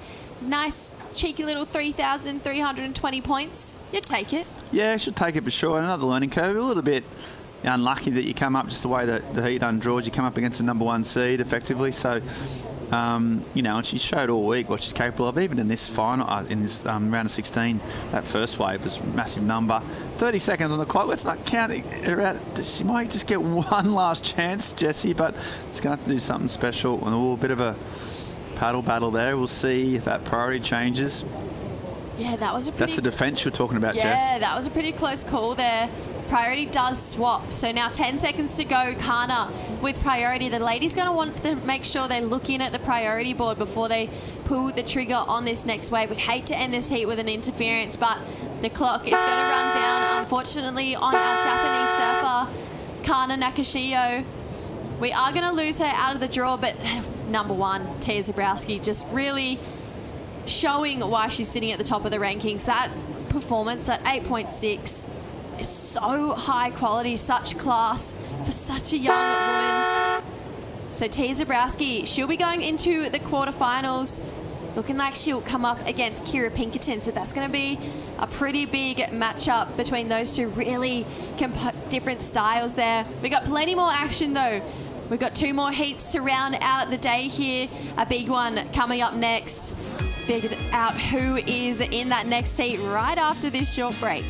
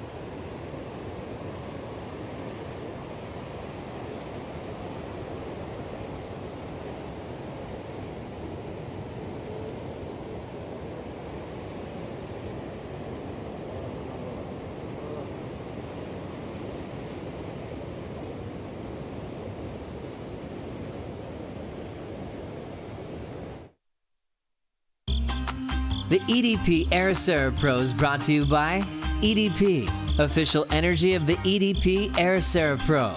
By Visit Portugal, Europe's best surf destination. By the Mafra City Council, Ericeira, a world surfing reserve. And by Millennium Bank, official bank of the WSL in Portugal. Peak action on a super significant Thursday afternoon in the Portuguese sunshine. Now about this matchup, Amuro Suzuki, 14th on the Challenger Series out of Japan, taking on Kika Veselko with a win already this year on this tour in Australia. Coming in here, ranked 5th. A big opportunity for this pair to go to quarters. And we'll pick up Amuro, small away from her. Looking to dial in. Not really pushing hard as yet. More of a section. She'll just claw at it. And then into the lip. Really nice. Can she accelerate out of here? Wow, she does. In the pocket. And then out. So, opening wave for her. It's decent. Not life-changing kind of stuff. Ben Mundy. But she'll take it. Yeah, for sure. You know, just important to get that first wave. You saw the last heat, some massive numbers dropped on that first wave. That won't be that.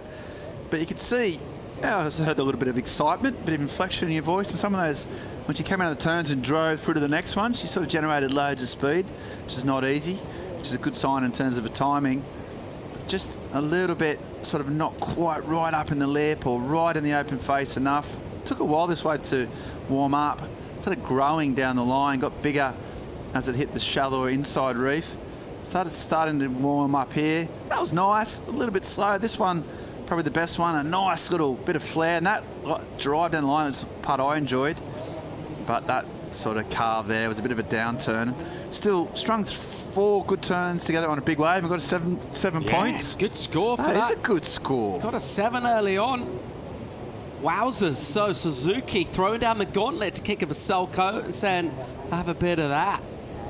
Let's see the reply from the surfer out of Portugal. Bit of a contrast in styles from this pair. I think Amoro a lot more polished with what she does. Her acceleration a bit smoother by contrast. Kicker, a bit more grunt. A few more rough edges to what she does. When it comes off on big meaty sections, it looks really good. She will be hoping to go up to the lip, I think, just in terms of the calves. I just think Suzuki might have this, so we'll be trying to find the lip and smash it for kicker. Portugal will be hoping she does that as well. She likes to look at something outside. She's going deep. What do we think about this positioning from Veselko? Yeah, well, it hasn't worked out. I thought that set, as she saw them out the back, she thought, right, I've got to get out here and get into this position. And then that happens with this tide dropping out. Sort of just probably every, I don't know, 5 minutes, probably goes 5 metres further out. So you've always got to consistently adjust. But that set just didn't hit the reef in the right spot. So I'd be a little bit concerned she's a little bit too far out. But I also wouldn't be concerned because she knows this wave far, far better than I do. There's a lot of people down on the beach, obviously. Portuguese fans enjoying one of their own out there in a really strong position to solidify a position well inside that top 5 of the big result here at home. Good vibe down on the beach. Good tunes as well, Ben.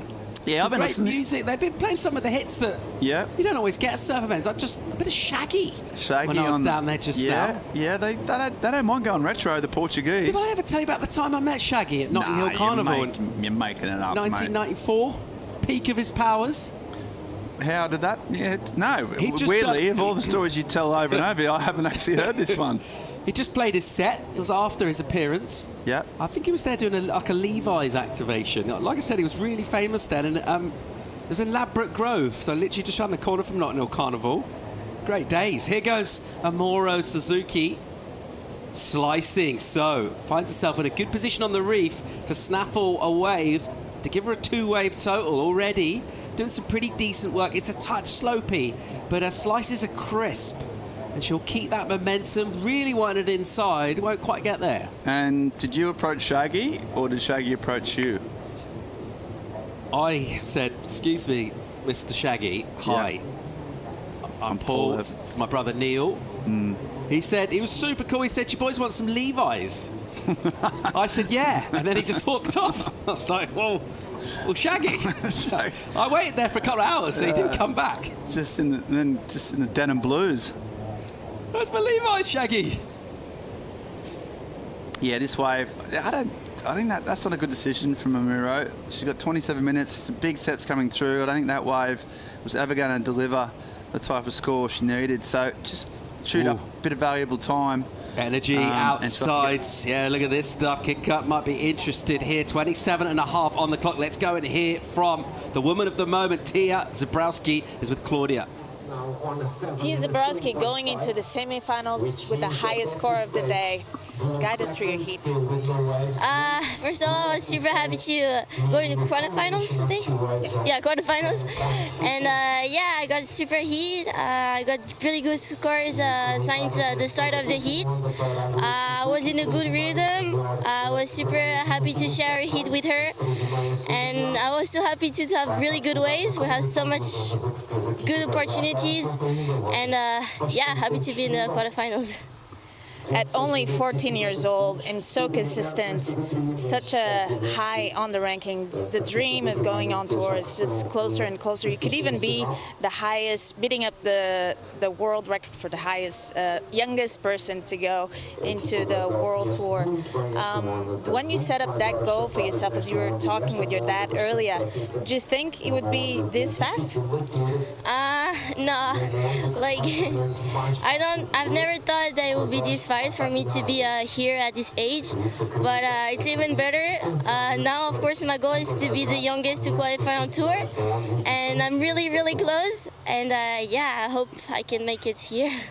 Thank you so much. Congratulations. Good luck for the next one. Thanks to you guys. Historic moment for professional surfing. I love that. Yeah, I'm through to the... Sorry, what round is it? She doesn't even know, mate. Doesn't care. It's a heat. She's going to win. That's why she's looking at it. Sorry, Yeah. Quarters, semis, final. No worries. I'll just go out and get a couple of eights, shall I? I'll just Is that- win, Shall yeah. I do that? Yeah. It doesn't matter who's in front of her. She's just been steamrolling them. And she's so happy. And, yeah, crikey, what a future that woman has. You ever been promised a pair of trousers by... No, I've never been. Not only have I never been offered a pair of trousers for a pop, so I've never had the offer retracted so quickly either. So yeah, no, I'm trying to think of my sort of, my pop star moment. It's an old Arcade Fire story, Paul, that you have heard 1,000 times before. So yeah, that's the closest I've come. Sort of hanging out with Arcade Fire backstage. Until I was unceremoniously booted out of the VIP area, which is something you probably can more understand. Oh, there's the old Surf Coach Curriculum 101, board movement. What does that mean, Ben? Why don't you go to the left? Why don't you have a big arrow instead of a surfboard? You know, mate, it should be a bit more clear. I think you're telling... Doesn't seem to be in a hurry to necessarily heed that kind of directional advice from back on the beach. Interesting. Go wide, get away. What are you going off? What are your sort of your cider markers out here when you're in the lineup? All servers have their markers. They try and navigate off the lineup off the land. What do you when you're out there, Paul? When you're shredding, what do you try and line up out there? Well, it's really tide dependent. So those sort of things work really well on the North Shore, don't they? You got your classic kind of markers at Pipe and. You know, even some yeah, of your classic markers at Pipe. Waimea, famously. Yeah. You've got your favourite little... The church bell is your marker. Wasn't there a story about... Was it Nat Young that used the traditional... There was like one palm tree that he lined up with the church and then he kind of got clobbered and cleaned up and he worked out afterwards they'd actually like done some landscaping. It'd been a little while. But yeah, out here with it shifting so much, I'd probably say you're probably better off going off like the whitewater. It's quite... easy to kind of see the line of the reef while you're out there. It's not like super tricky in terms of positioning but where you want to be, where most of the sets are coming at that stage. But obviously you get rogue ones. You do get the wide swingers. I thought best of the wide swingers that we saw today, Liam O'Brien got a really wide one, and quite often they do go soft. His just got really good. It just grew. So yeah, in the lineup, trying to make those decisions on where to be exactly. If you get yourself in around about the right spot, you've got options to go deep or wide or further out. Veselko, at the moment, just having to sit there. And that's 7. Feels quite big at the moment for Suzuki. Doesn't have a backup really, it's just a 3-5, but even so, she has been in motion. She's put a bit of scoreboard pressure up. Yeah, and 12 minutes without a wave. For Veselko, it just, you know, she's obviously experienced. She's on the top 5 on the Challenger Series rankings, but it just starts to get you. That's just long enough now to say, okay, I've got to get something happening pretty soon. Next set is going to be pretty important. You tell the nerves are there. to the coach and Kicker's mum as well. So they're just, you know, hands on the hips, aren't they? Going, okay, it's not panic stations, nowhere near it, but next exchange is pretty important to a short-term future. Veselko having to be patient. She knows how to put heats together. You can't win an event on this tour without having to draw deep, come back from situations where maybe your rhythm isn't quite what you feel you left off with in your previous seat. And you go out and it's a brand new ocean. You've got to try and come back for that. You've got to keep a cool head. And then, of course, when the opportunities do come, you've got to take them. Right now, she hasn't really had any decisions to make, actually. She's just been sitting there looking for that energy with the priority. And the chance to buzz around and kind of annoy her for Amori Suzuki hasn't really been there either, so she's also quite politely. Do you wonder if when Francisca was walking down to the beach, you might have heard Shaggy on the speaker, and you know how sometimes you go in the water, whatever the last song, the earworm, whatever, the earworm sticks in your head and it sticks in. So she's very likely, I would say almost certainly, probably got Shaggy sort of going around in her head right now. I don't know if that's a help or a hindrance, to be honest. Can be a little bit irritating at times. I mean, I know he does tune in sometimes to the CS. Feel free, I wouldn't mind those tunes, but it's still a 32, so just, you know, DM me. Meanwhile, next heat getting ready, Leilani McGonigal and Nat Lelore. What a clash that's going to be. Those two have been outstanding. I think, and Nat's been as good as I've ever seen her out here in this event. I don't think I've ever seen her connect quite this well. She's been on an absolute roll. I think her timing really has been different class. And that spray she's getting as well. I don't know if I could really think of anyone who's thrown more water than her with the backhand hits. Leilani, another goofy. So those two. Battle of the Goofies. That'll be an interesting clash. I wonder what they're making of this as they're watching on. Yeah, well, they would have seen the previous heat and just seen Zabrowski just going ham, you know, 8-point rides, fairly consistent, and thought, okay, this is good. This, you know, formulated a plan, and now they've got to recalibrate pretty quickly, actually, and that's all about this sport, especially in these type of conditions and this type of reef. It can change quick, and you either, you know, you just got to say, okay, if it's slow, that's fine, I'll deal with it, sort of readjust pretty quickly. But the coaches that be in their ears saying, stick to the plan. Would have been timing the sets, you'd hope, over the last sort of, you know, last 3 or 4 heats. But yeah, it'd be a worry. Or is it that theory, you know, often when you're just about to paddle out and all the sets come, they might say, you know, might turn on, get a flurry of activity. Still 20 minutes to go. They've got plenty of time to even readjust again. It's, yeah, Francisca's the one that's kind of probably the most concerned right now.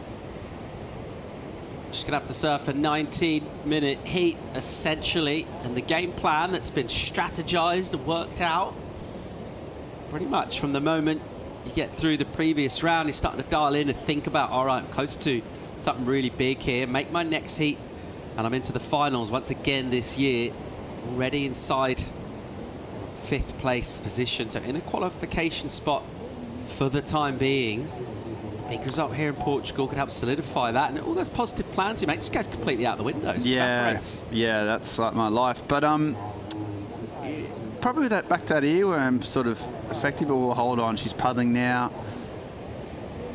And Kicker. She's gonna pull the trigger. She looks really deep. Yeah, from way deep, and not the position at all on that. And it seemed kind of obvious that that was going to happen from where we were looking. Obviously, we got the advantage, our camera angle, sort of higher up, but didn't look pretty straight, that one. So she just hands priority over to Suzuki. He's already got a massive lead over her. She's got a 7 in, and right now, a good opportunity. I just wondered, not having the priority, Kicker might change up the tactics. Time for a quick break here. One-way traffic thus far. It is Amoro with a bit of a lead over Kicker. Plenty of time left to go. More live action right after the break.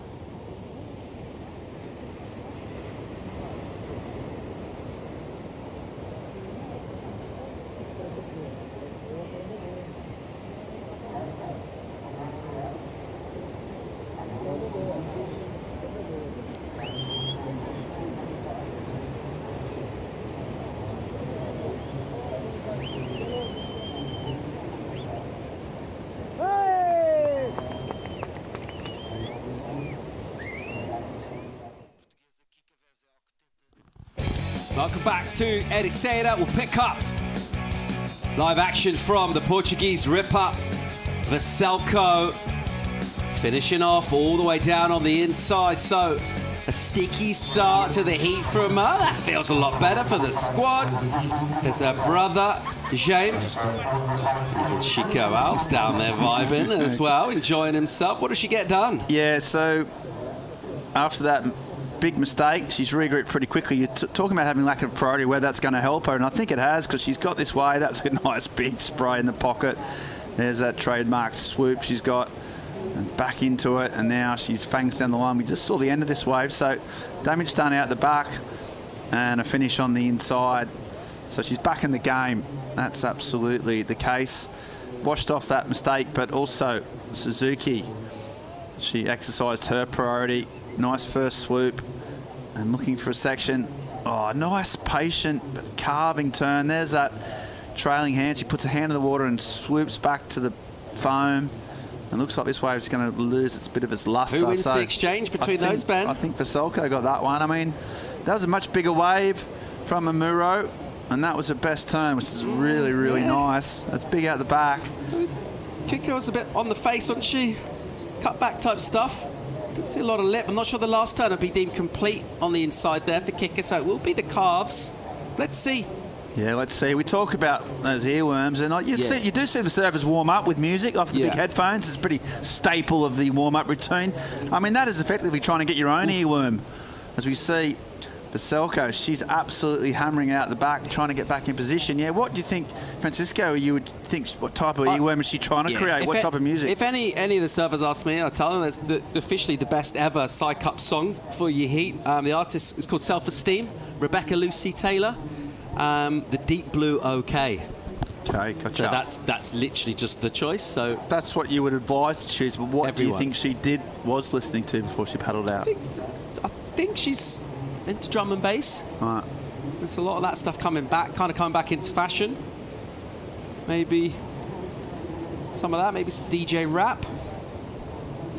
Tell you what, she's got some motoring back out there. Whatever earworm's working, look, it's kicking, splashing, it's back in the game.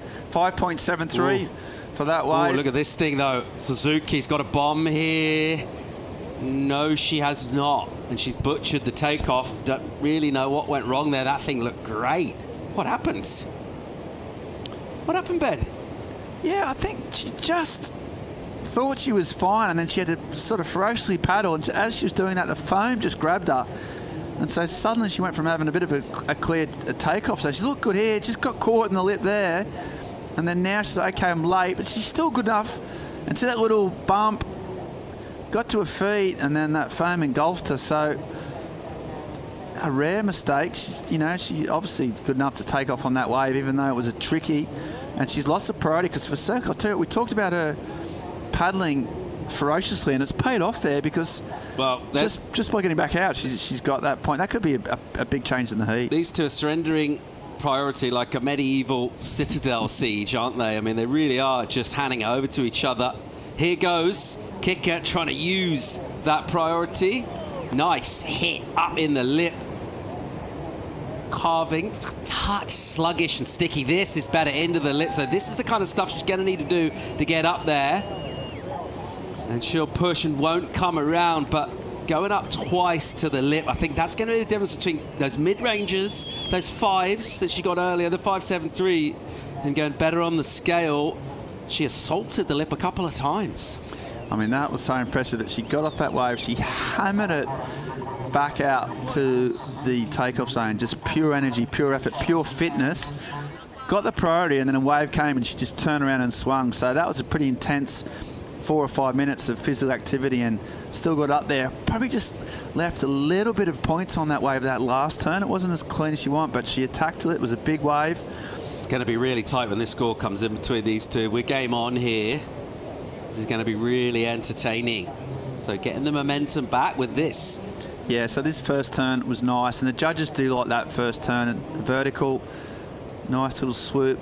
And this turn here was also just got a little bit hung up, but still good, and then couldn't ride it out. So if that last turn was a little bit crisper, you know, we saw Zabrowski sort of just punching through the lip and swinging it back around with these. But I'll tell you what, it's a good three-wave combo. Needed a score. At the very least, she's going to improve. Despite, from that angle, actually looks a bit better than I thought. Had a bit of fin release. It looked 8 feet from above, didn't it? The wave sort of doubled in size. She crouches there. Good progression, and she just hits it up. That was that first turn. So the judges will score that. They like that sort of stuff. That cut back a little bit short, but still it was all about setting up for this last turn. She stuck it up there and dropped down. Never looked like falling, to be fair. So yeah, good surfing, and then, you know, the fact that she's turned around after that mistake, people behind are pretty confident. So yeah, and there's more ways coming. Like you said, we are game on. Yeah, be a big number for her. It's going to be really entertaining. 10 minutes or so, more energy on the outside. The Veselko, she's got momentum. The number comes in 5.27. So not quite what she needed to get past Suzuki. Here goes Amuro right now. Nice looking pocket. Good clean hit. Look at this. Wow. Beautiful combo there. Look how low she gets. Up there again.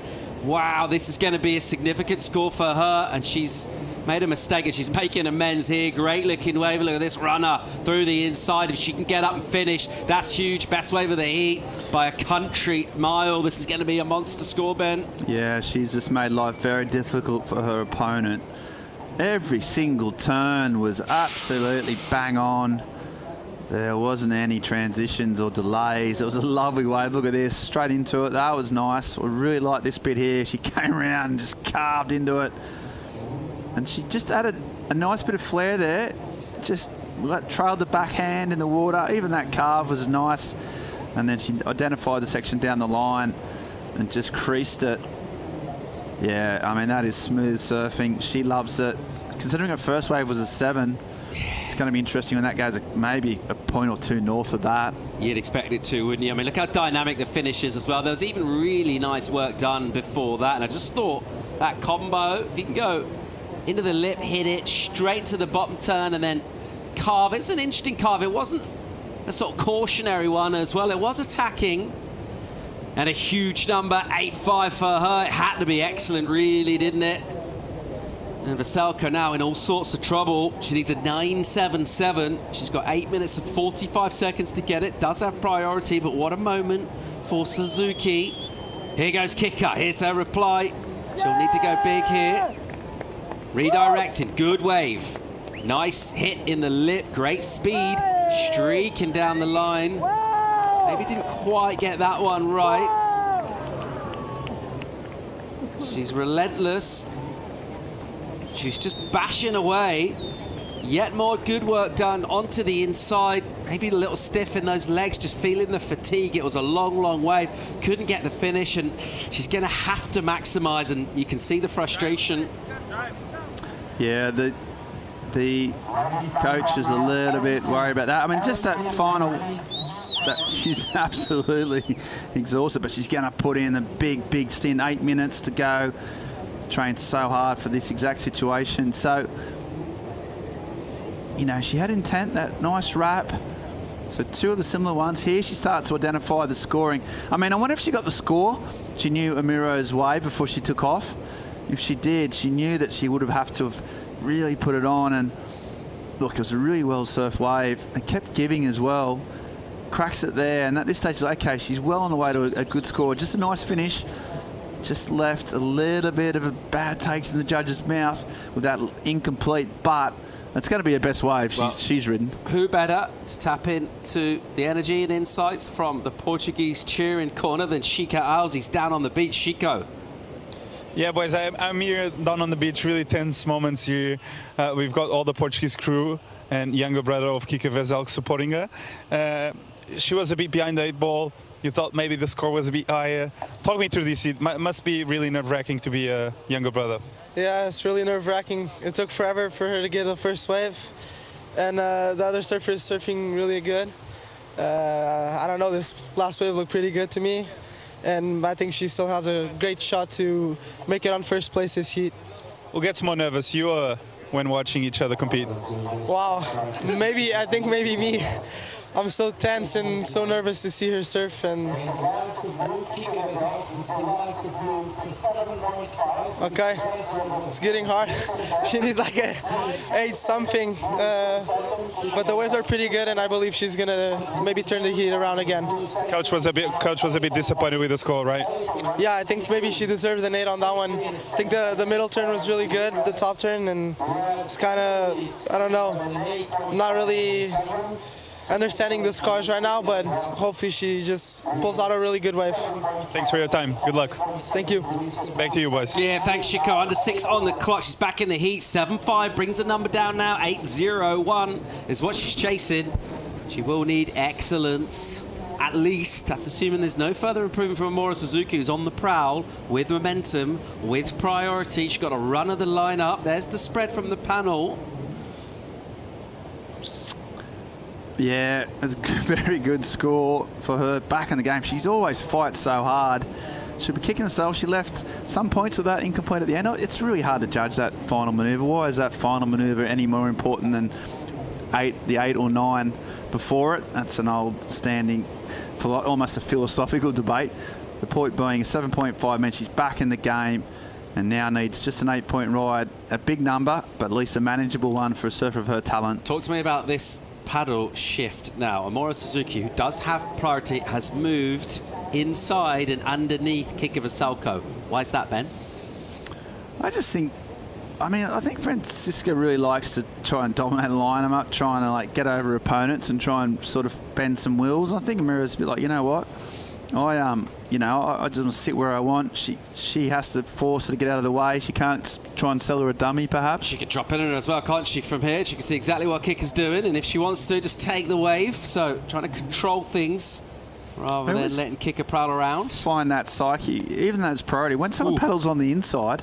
Hang on, Ben.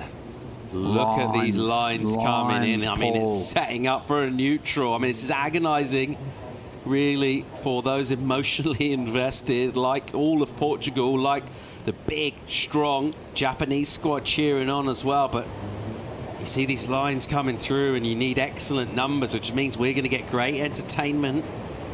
4 minutes now. A late afternoon in Portugal where the surf has doubled in size really since this morning. It was a little slow and a little soft. Plenty more out there right now. Who's going to quarterfinals here? Suzuki at the moment. Let's kick of Veselko. Has already got the win over there in Newcastle. Unless you can get an 8-0-1. She will be a spectator for the rest of the event here on the home shores. And those lines just didn't deliver. So we saw them coming a mile up, but didn't hit the reef they want. Feels like we're going to go back to the start here. Suzuki's been so impressive, massive numbers. Really on point from start. Just made one mistake with the falling off. Got lost away a little bit in the middle of the heat, but at the start she just started tagging these walls. Good wave selection. And then driving down the line. So this was a 7-point ride, a first wave. Took a while to get back into the mix. As you see here, this wave was the one. A massive 8.5. Just the ground she covered in between the turns. The bottom end turns are drawn out. It's probably 10-yard bottom end turns. Tagging the phone, timing was spot on, and she got the 8.5, which got her in the box seat. And finishes off nice, something that Francisca's had trouble doing, and she liked it. The Japanese crew liked it. The judges liked it. Yeah, watching those, it's quite surprising to think there's only 1.5 points difference between those. It felt a lot more. Well, especially when you watch it back. Well, yeah, the Portuguese were saying the opposite. See, I don't know, these little zappy turns in the middle, I think that's where the scores came. Just a bit more less drawn out, but a bit more in the pocket. I think that's what the judges rewarded that 7.54. And as you said, just came down the end here. Would have maybe even better riding out that. Just got a bit late to that last one. So, yeah, this is great surf, isn't it, from Kitka. I'm just talking about the two waves for Vamoro. Felt like a much bigger spread than 1.5 points between those. Not seeing that. Inside 2 minutes here, Suzuki with priority still, with the lead still. Kitka will have to try and go. Here she is. Quick in and out. She'll need to just try and slip away. Suzuki will be watching.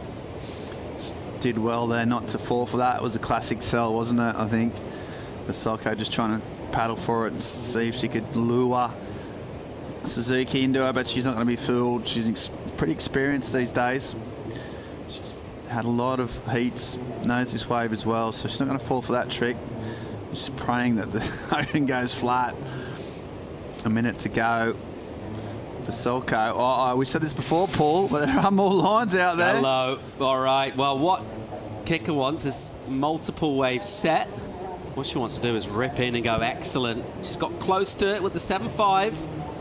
Mora Suzuki has gone excellent, the 8.5, and that's the difference really between these two at the moment. And the fact that neither of these two waves will actually break won't bother our Japanese server Suzuki 1 iota. Not sure we're going to see another wave ridden here. 40 on the clock. There are some lines out the back. Are they going to get there in time? Not sure. Let's see how it plays out. Nervous moments here.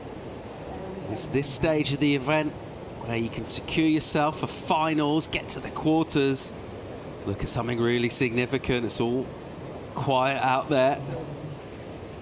At the moment, it'll be turmoil for Veselko, who will be kicking herself at a couple of moments where she did make some errors in this heat. And here we'll go, we'll count down. It will be disappointment for Portugal, but elation for Japan. Suzuki, good value for the win there, the strong start. And they're absolutely loving that. A well-deserved victory for Amuro Suzuki. And her style, sort of carves she can do in the pocket, much more than out on the face. Going to be crucial for going really deep into the event. She's already through the quarters. Well done to Kitka Veselko, who will head over to Brazil. See if she can get herself another massive result. She got to kick off the season in Newcastle. But it is Amuro Suzuki who will be featuring in our second quarter-final. Quite a bit of time to play with as well here in Portugal. 3 more days in our event window. So we're going all right here for time. And Suzuki can have a well-deserved rest. She can watch the heat back. She can take counsel from her advisors and her squad. But so far, so good from her. We'll keep rolling with the action and all goofy clash. One of the outstanding surfers of the event so far, and Nat Lalor taking another. Leilani McGonigal. That's all coming right after the break.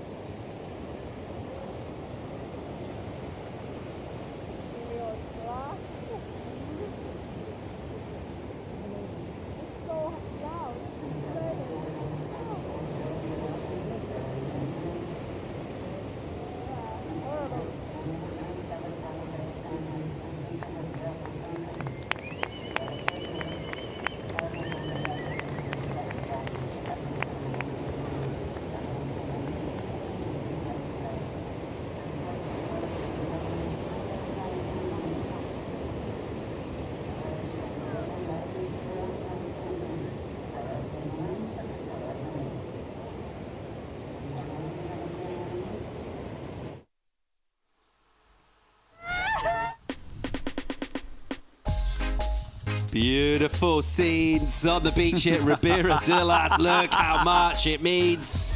Absolutely loving this. Amora Suzuki beaming, glowing, and reveling in afternoon sunshine as she's earned a spot in quarters. The vibes are amazing at Ribeira. Loads of stuff going on down here. The JBL skate zone is a good place to come. Massive fan of JBL. They have soundtracked my life, that lot. Got that little speakers. If you got one of those, if you got a JBL near you, you're sweet. And yeah, I reckon there's some pumping up music down there at the skate ramp. And yeah, I'd just like to say, just thank them personally for all they've done for me, Paul. Wow. It's emotional. Didn't see that coming. Here we go. And Nat Lalore, what she got into a good-looking wave.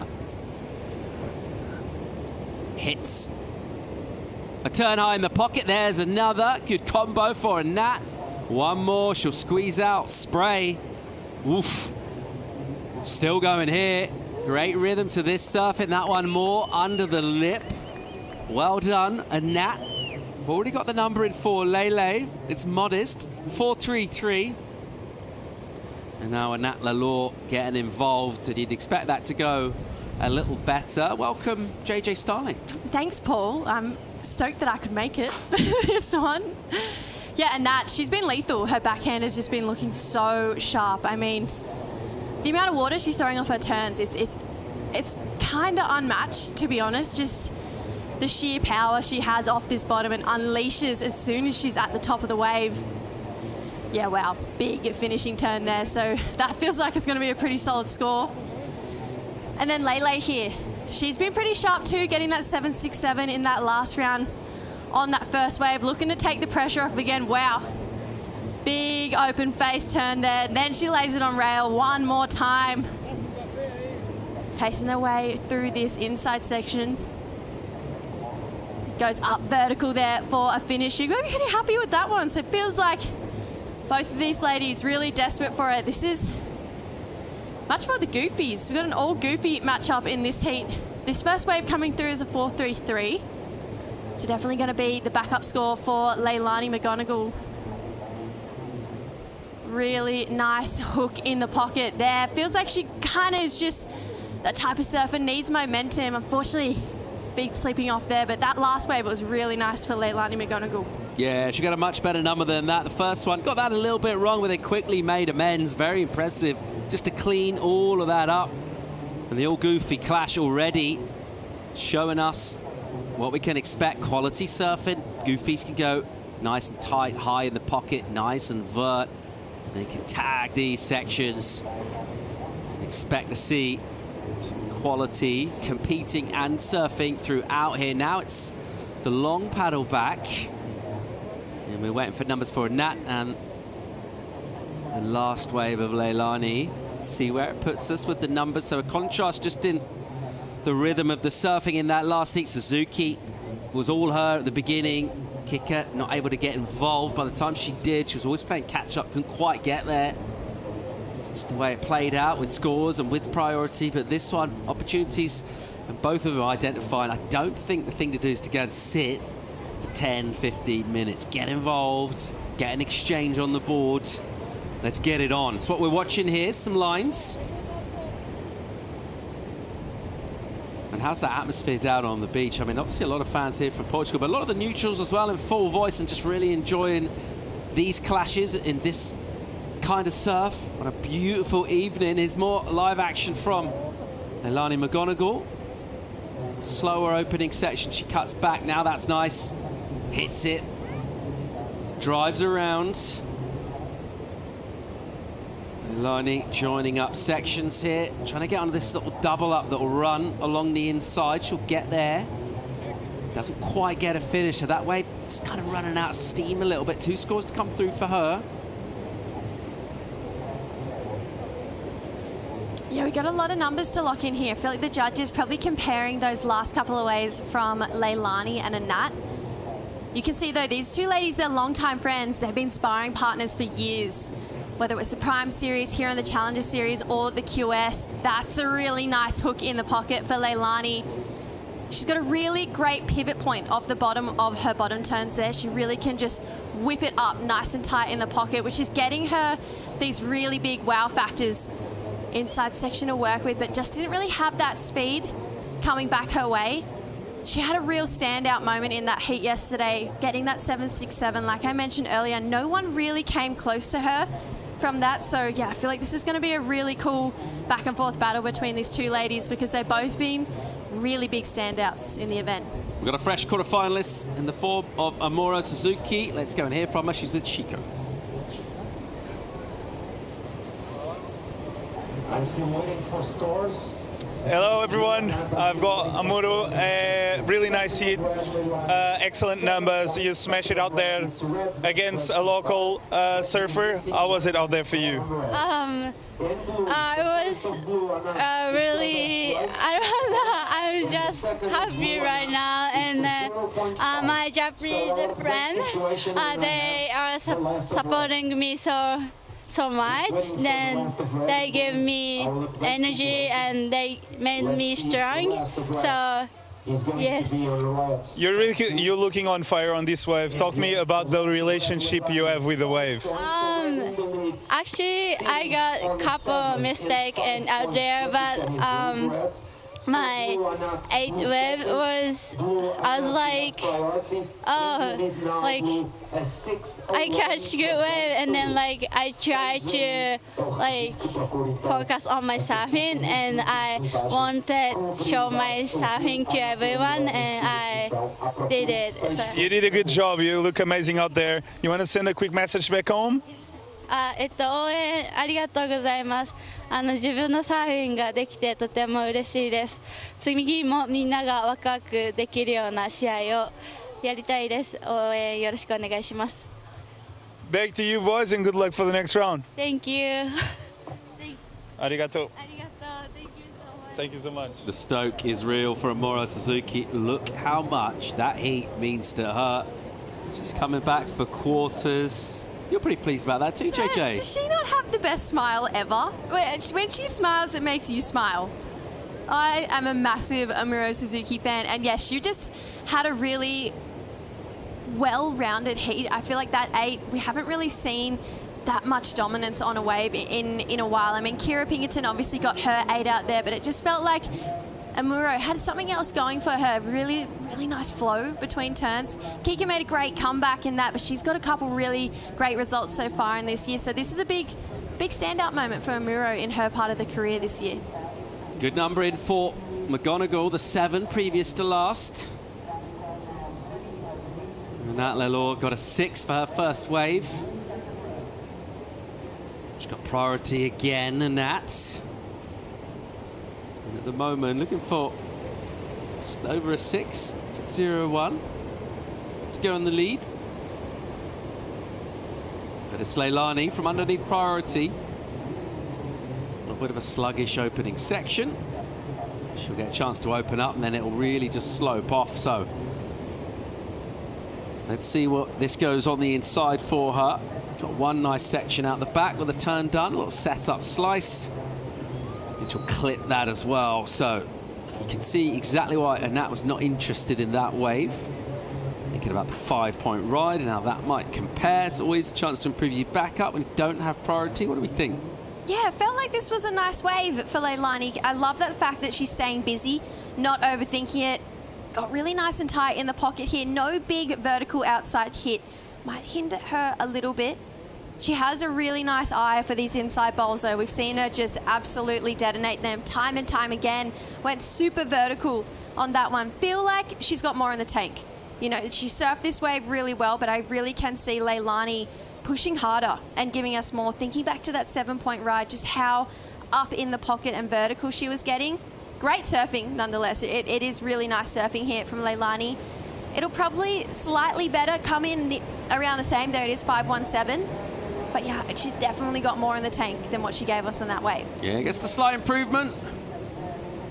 In the meantime, not a lot else happening out the back, so why not give it a swing?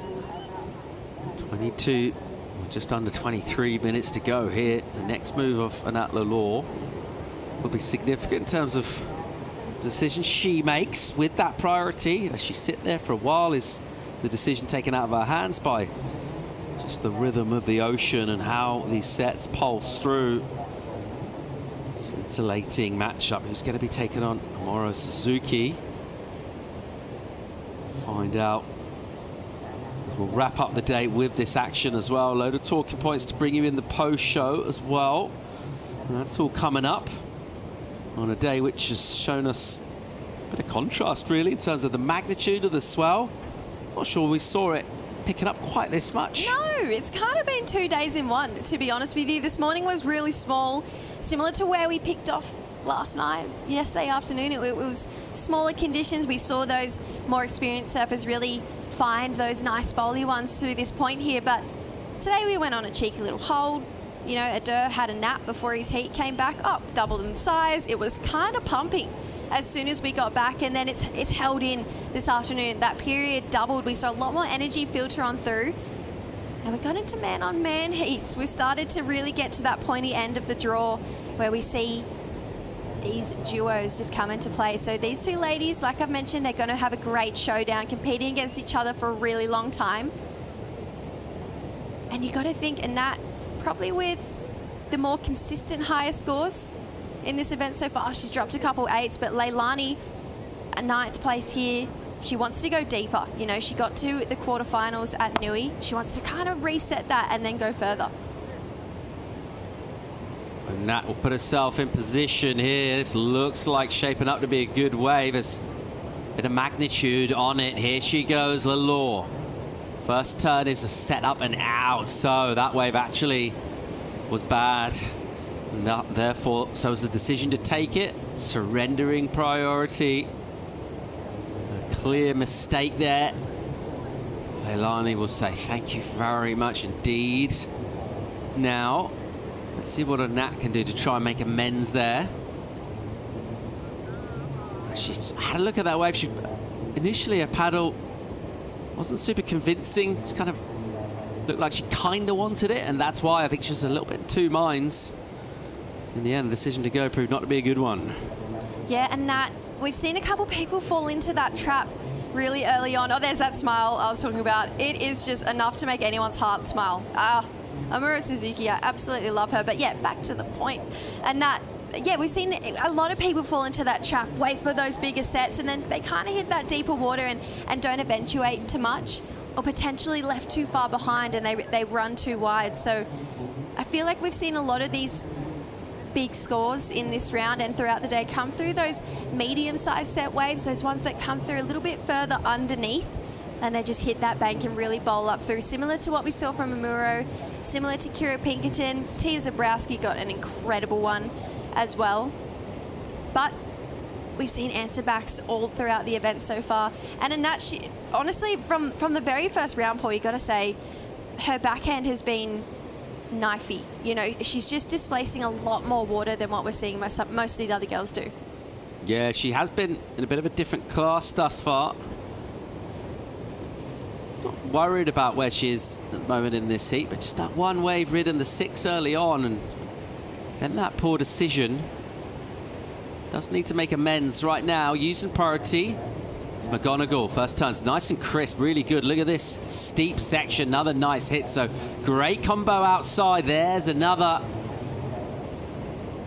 And capitalizing on that priority, climbing up nice and vert. That's going to be a good number for her. She's going to increase her lead for sure. Piling on the pressure on a Nat Lalore. 18.5 now to go. Panel will look at particularly, I think, that combo turns out the back. I like it. Really nice vertical whip in the pocket. Again, heaps of spray coming off this second turn. Look at this pivot point off her back foot. How much more she can drive when she really projects up into her backhand there. So Leilani, 4 turns, sorry, but 4 pretty vertical turns, or very tight turns in the pocket, which is something the judges have been just licking their lips over the last 4 days. Came up to this section late, so did really well to project out and over to get the ride out here from Leilani McGonigal. Out the back though, and Nat answering back here. Yeah, wow. Great hit. There we go. Just belting it again. got up a little late there, and she'll go down. So another error. She looked like she'd done good work prior to that. Not sure what exactly the initial section was, but a mistake to fall at the end. Let's see exactly what happened at the start of the wave. And this is the backhand, the lethalness that we've been talking about. Just dispersing so much water. Really nice vertical whip in the pocket there. And then just goes down. When she went into that bottom turn, you could see that maybe a little bit hesitant on the section, not getting there as early as she's wanting to. She's got great technique, gets that hand in the water really nice and deep. That allows her to open up her shoulders, get so vertical in the pocket. But getting to this section just ever so slightly late, and you can see that white water pushing the nose down as she came over. So unfortunately, that's going to hurt her there. The turn prior to that looked and felt like the best individual turn we've seen in this heat. Agreed. The wave overall, compared to multiple linked up, clean, powerful maneuvers from Leilani. Let's see where we go with the number. Before that was a little setup turn, but it would be a significant number for her, just getting her back in contention. Leilani gets a significant improvement. She improves her high score, 7.07. So good surfing from her. She'll have priority again as well here, so let's see where exactly this number goes. 16:20 on the clock.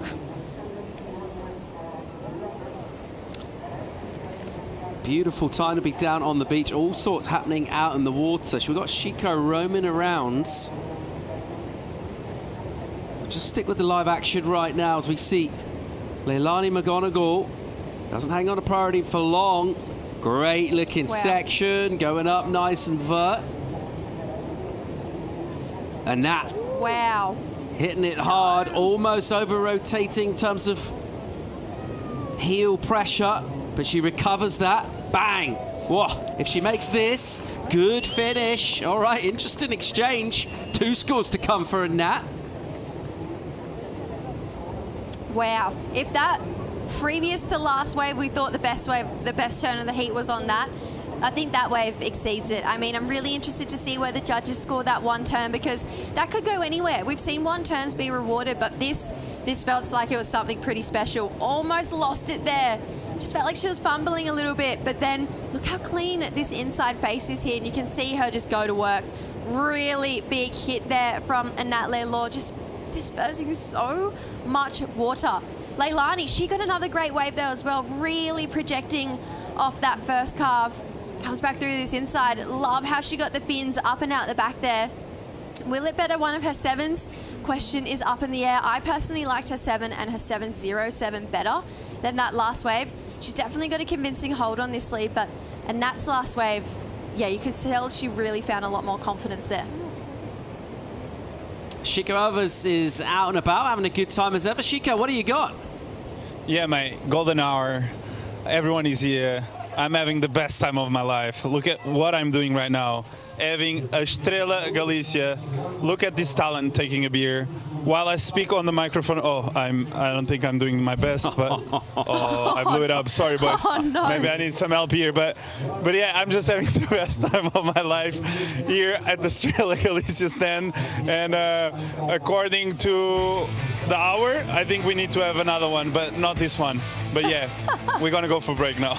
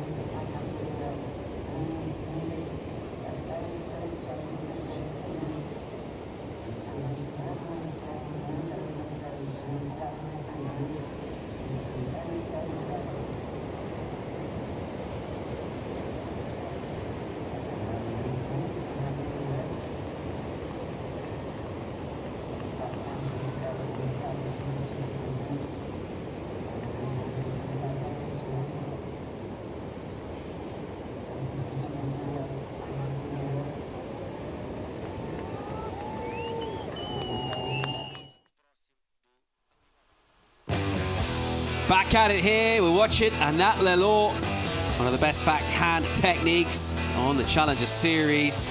Having at it here at Ribeira. Nice rhythm, just tagging it, belting it, building momentum. She made a couple of mistakes in this heat. She's still got bags of time. She'll finish down on the rocks. And this has been a great, goofy clash so far. McGonigal with a bit of a healthy lead, but how's Anat going to go here about coming back on the scoreboard? Okay, Nat's got 2 scores to lock in now, including this wave here.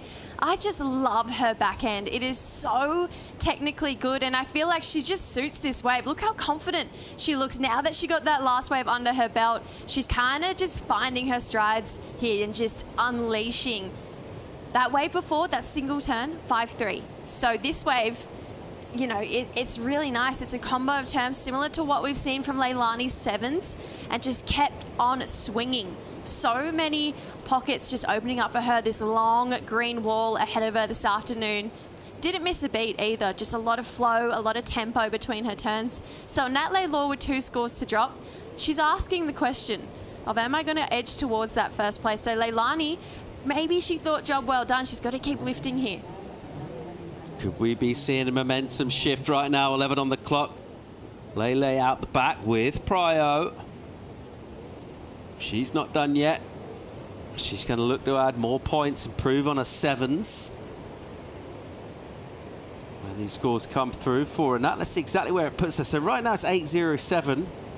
Just to jump up, go into the lead towards quarterfinals. But she improves on the high score, which is a 6. That number comes down. I have a feeling Leilani needs to stay in attack mode. You know, she really does. She needs to stay just building her scores. I don't think she can get too caught up with defending right now. She's just got to stay in her own lane and just keep building on that scoreline. 2 7s, 14 points. That's an amazing combo. You know, that's healthy. That's what you aim for, 14 points. But then, and that's just had 2 waves, and it feels like maybe the energy is shifting, and she looks a lot more confident now. She had a lot of mistakes at the start of this heat. A 5-3 for 1 turn.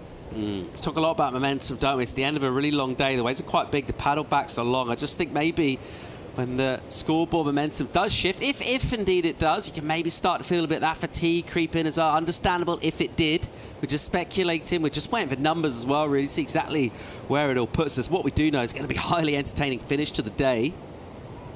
Okay, number in for a Nat, 7-7-7. She's got another number to come as well. Is this the momentum shift right here? It feels like it.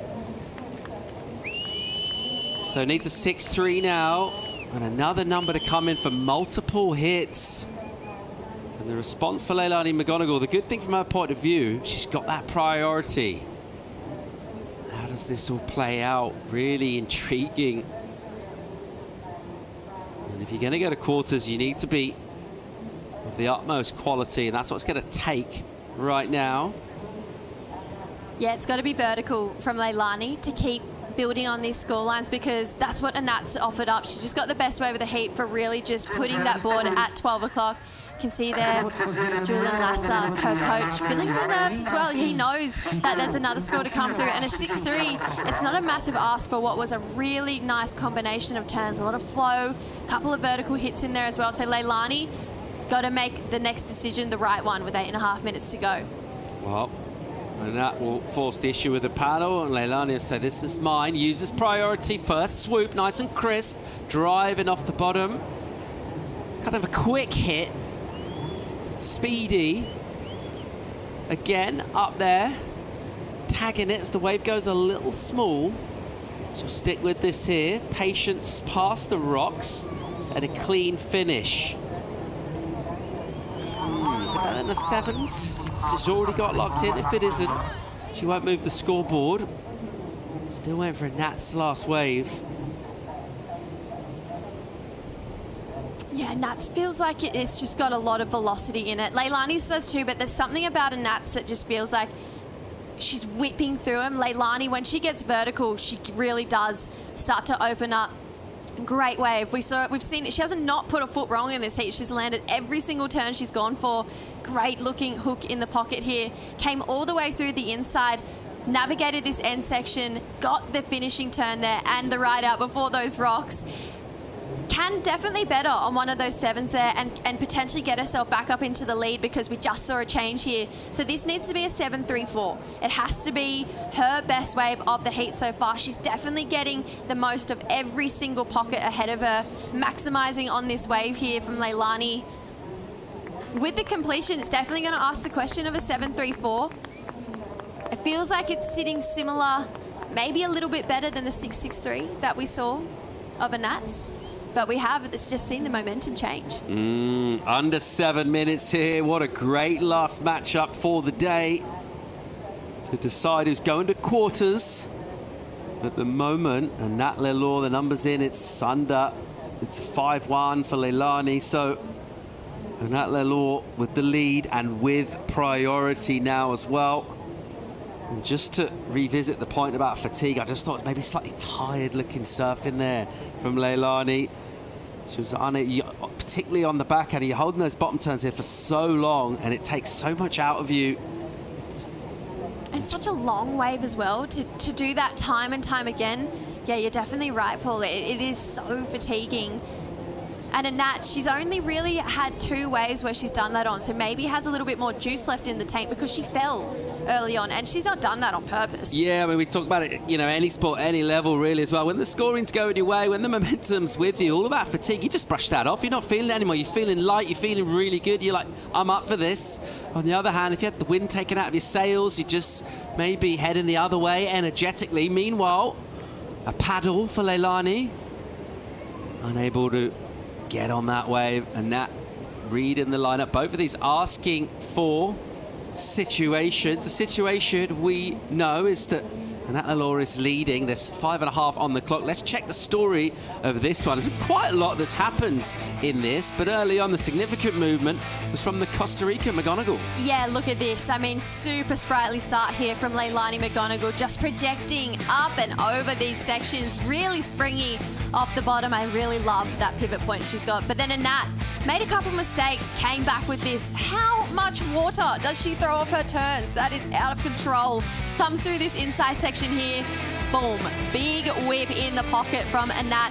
That's the high mark of the heat. 7-7-7. And then she came through this.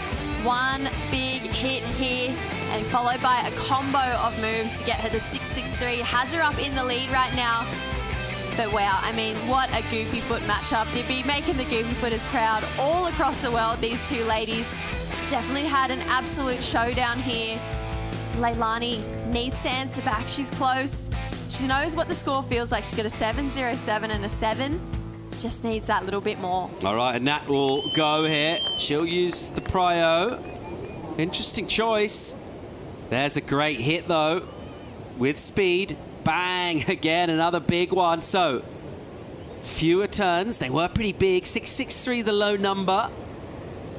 She could improve and make the requirement tougher. Leilani now still with 4 minutes. At the moment, it's the 7-3-4. Still a bit of time. What do we think about this decision to go? It's a smaller wave. It is. Maybe a mistake here, but really smooth surfing. I mean, she just has such an exclamation point with the amount of water that she throws. I mean, and Nat, it was 3 turns. Is it better than the 6-6-3? I don't know. Leilani in action here. Hammers a section. Tries to climb up over the foam, or she'll go down right in front of the rocks. Oof. 3.5 minutes remaining. Let's see where this goes. Fascinating viewing, really. And you think the situation they're in, the requirements they need, and the sort of waves are coming through. I mean, all of these set waves are offering 7s or better. So all in play here. Wow, great looking bowl for Leilani. That's a better looking first whip. Get that fatigue out of here and just give it your all. We know Leilani, she's a fighter. She absolutely wants to get through this inside and through this round. Good looking hook in the pocket. Gets there late, almost second guesses it. Felt like she thought that maybe she should have finished on that term and thought, hang on, here's one more. Really nice outside section. This is definitely better than that last wave from Leilani McGonigal. Using all of her rails. Felt like we were seeing that same sort of energy we saw at the start of the heat from Leilani. Just didn't get the completion there. The rocks were really rearing their head quite quickly, but I feel like she second guessed herself going into it. But I felt like the damage, it was well done before that one. That last wave for a Nat, though, scores her in. So a mistake doesn't improve, and what it did is allowed that wave to be ridden by Leilani McGonigal. The judges are deliberating on right now. So Anat has made mistakes throughout this heat, and although she's in the lead, she's just handed a major opportunity, and it's with the judges right now. 2 moments on the wave, really. There were 2 turns that were super significant. How do they compare to 7-3-4? Is it her best wave of the heat? We'll find out soon. 2 minutes on the clock. Lelor now will have an opportunity to answer if a wave comes through with 2 minutes remaining. Do you think it's her best wave of the heat? I'm not convinced, to be fair. Don't know. My honest answer, but it wasn't definitely her best wave of the heat. I'll say that much. Yeah.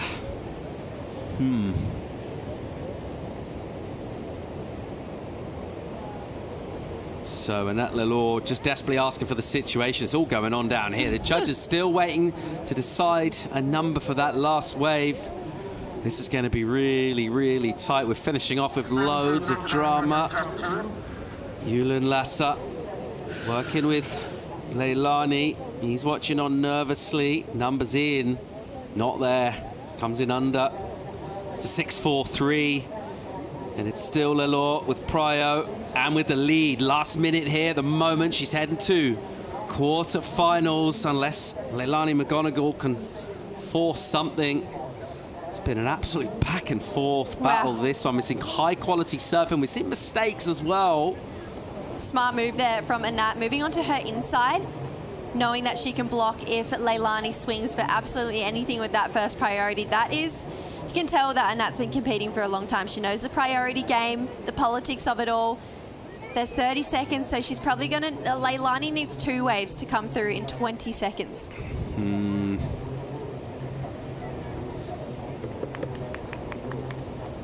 A little bit of energy will slip in here. Leilani will just desperately try and go it. She has to. And that will let her. It's a small closeout. Hang on. She gets around the first section. Didn't quite close out, actually. She was good enough to drive past, but small in here. It's not going to be that number that she needs. Decent surfing. Well done. It is a smaller wave. And she'll bring that in. She's asked a question of the panel. The answer's going to be no. But another really entertaining heat. And you have to say, Anat Lelor shown us something a little bit different, a bit more resilience from her. She's kind of dominated heats earlier in the rounds. She's gone out there and just kind of blown up. She actually got quite a lot wrong, but good enough to kind of clean it up. Yeah, she cleaned it up well. I mean, even she paddled for a wave at the end there, and the priority judge deemed that Leilani wasn't out there yet, but if she was, she would have lost priority. So definitely a lot of errors there to clean up for that next round in the quarterfinals for Anat. Leilani didn't put a foot wrong in that heat, only didn't land 1 turn. I mean, that's pretty solid. All of her scores, bar her last wave, above a 5, you know? So Leilani surfed a great heat, and Nat just looking a little bit more vigorous through her turns. Yeah, you can see the disappointment from her. I mean, she considers quite harsh. She's probably had the better waves by far in that. She had the waves to win the heat, not quite the surfing ultimately. She'll reflect on that. She'll look to come back in Brazil and go again. And ultimately coming up against someone that showed us real quality. She's heading to quarters. Great heats to finish off the day. Loads of great talking points. All of those coming right up in the post show. We'll be breaking down another fun day here in Portugal on the Challenger Series. We'll be right back.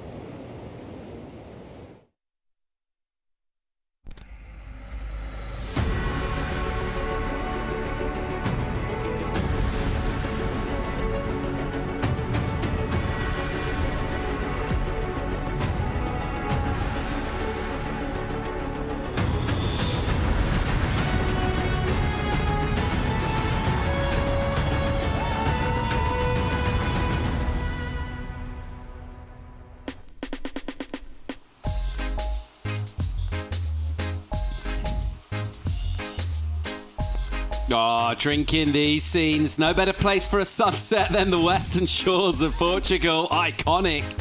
As it's golden hour at Ribeira del Haz at the EDP Ericeira Pro. And what a day of surfing. We've had a bunch of storylines as well. All sorts has happened. The star of the show, of course, has been the swell, which has jumped up loads. But we've had some incredible action as well and some heats. There's quite a lot that's gone on. It's been a lot today. It has been a lot today. We got a little nana nap time in the middle of the day. We started off with small waves, ended with pretty solid ones.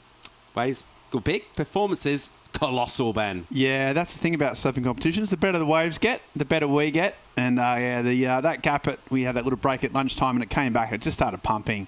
And especially the women in the afternoon absolutely delivered. Massive numbers, Paul, massive. Yeah, one of the things we talk about a lot of events as well is as you go through the rounds, you expect the better surfs to be left in the draw. But I think the significant thing here, the chances to do more reps at this wave and be able to get a better read on it. It's been a tricky wave to read, but by the time you've made 3, maybe 4 heat wins, you're able to be really confident and back yourself. Definitely. I feel like the more reps we see out here, the better everyone's getting. Think of Amira Suzuki. We hadn't really seen her have anything. Paul's making me laugh. Something I said? Paul, come on, mate. I was just talking about... Stop making Jesse laugh. I was just talking about the Can't surfing. take you seriously. That's what I'm here for. Yeah. What did I do? I don't know. Well, one of our great talking points from the day, one of many big stories, was a heat that showed us loads. We had quality seamless surfing, we had a bit of drama and interference as well. Let's remind ourselves what went down in the Heat 8 of the round of 32 from the men. Liam O'Brien, my question is, when you look at him surfing, particularly in a wave like this, is why doesn't everybody in the world surf like that? Because he's so good. Lobby is so good. He's so silky smooth, and just the lines he draws is just absolutely stunning. Started off with heartbreak, though. We saw a very devastated Snake because this guy got a non-priority interference right at the start of the heat for Hiroto Ohara, who currently holds the highest number of the heat, that 9-point ride. And just for a simple mistake at the start of the heat, basically his story over in this heat. Then Mateus came out, and he's just, we always talk about him being such a big personality here, and he's just delivered today. The swell came up, he gave us so much spark in this heat, and yeah, I feel like this back and forth battle between Lobby and Mateus is just starting to tell the story of what I think we have to expect for the rest of this competition in the men's. Really different characters in and out of the water, but once he gets going, this man is just so stylish, so committed to all his turns. Wave selection impeccable, absolutely charged. And look at that type of stuff. He's got that in his locker, brings it out at the right time. This is Liam O'Brien. And these two, they've got to be sort of inching up towards favouritism just based on this heat alone. Yeah, definitely. Lobby, he's surfing this style, how smooth he is, especially on this wave. He just doesn't belong here. He's such a CT surfer. And Mateus, he's creeping closer to it. He's so close to making this his year. But look at this, not an ounce of confusion in Lobby surfing. He is just so clean. Just the way he pumps off the bottom, the lines he draws, where he places his boards, it's just that next level. It really does have the jump on the rest of the field. Lobby, could you just not watch this all day? Just his surfing and these lines. Yeah, he's such a creative surfer as well. He's had some incredible clips he's dropped this year showing his all-round ability from massive slabs to small round punts. He's such a complete surfer. And he's so close to the cut, wasn't he? He was right on the cusp. Yeah. He had a few injury issues which held him back. He's CT level, and he proves it today. All right, let's have a look at the rankings right now. A little bit of a shuffle, some movements going on there. Luke Thompson, the chief beneficiary. He served so well. He was just so on point. He's got that 10,000 points in Bolito. We've seen how important that is. Look at Jacob Wilcox. There's a really good comparison. Jacob had a win in Newcastle, started off strong, and then just had an injury. Things starting to go a little bit unlucky. Lost his first heat in this event. And so for Thompson to just keep powering away it's pretty crucial. Yeah, what I'm really invested in is how close all these points are. I mean, Eli Hanneman still making it through 11,000. And then just below him, it kind of gets really tight in between. We're talking 200, 100 points in between a lot of these surfers. And they're not far behind that top 10. It is by no means solidified at this point in time. And as they keep progressing down that draw, I expect that top 10 to change multiple times. Absolutely, and there's a lot of those guys from 10 to 20 already been knocked out, so we'll find out if there's a few bolters that come up from the 20 or 30s, like a semi-final or a final from some of those guys ranked down, they can be right back in the mix. So, yeah, it's fascinating. It's all due to unfold over the next 3 days, Paul. Let's go and hear from the winner of the very last heat of the day. It was a great battle. It was scintillating viewing, very entertaining. It's Anat Lalor with Chico. Yeah, boys, I have with me Anat. Anat, what a comeback on that heat. You were a bit behind Leilani, and you made sure you came back. You fought strong. Talk me through that heat. Yeah, definitely Leilani made me work on that one. It's always fun competing with her and hard beating her because I love her so much and I look up to her a lot. But yeah, the conditions are amazing, and I'm stoked to be surfing in Ribera alone with one of my good friends, and yeah, definitely grabbed it by my teeth in the end, but happy to make it. That board is looking insane, and before going on interview, we spoke a bit about it.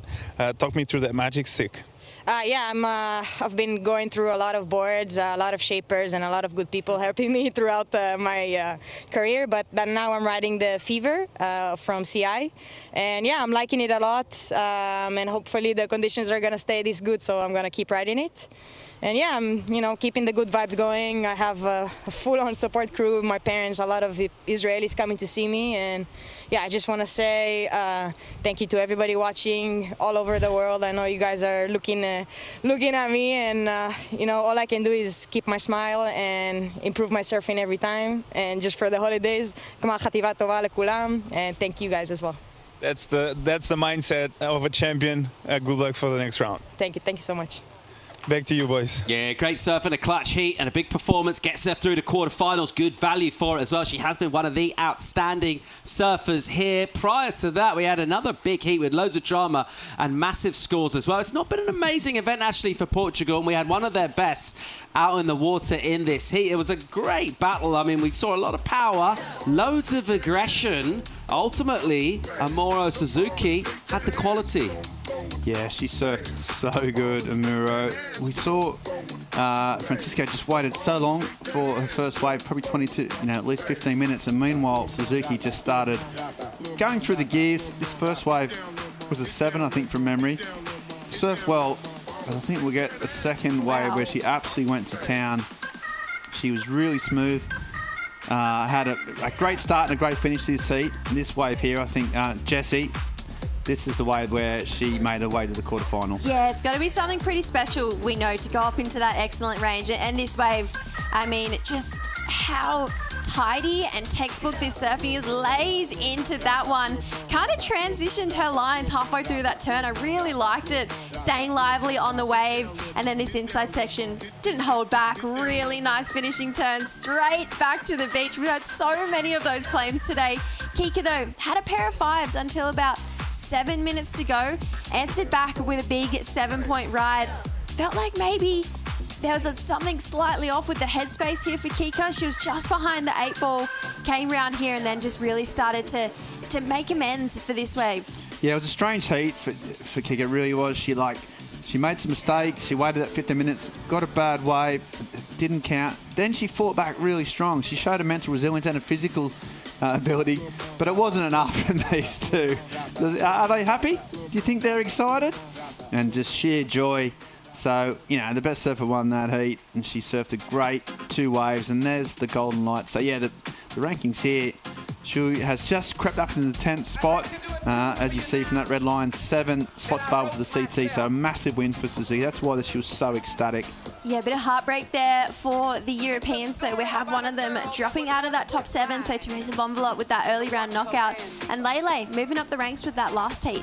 Fitzgibbons, gone. Veselko, gone. Ericeira, gone. So 3 heavy hitters in that top 7, Paul. What are they? they're gone. So it's like, you know, there's a lot more movement going on the women's side.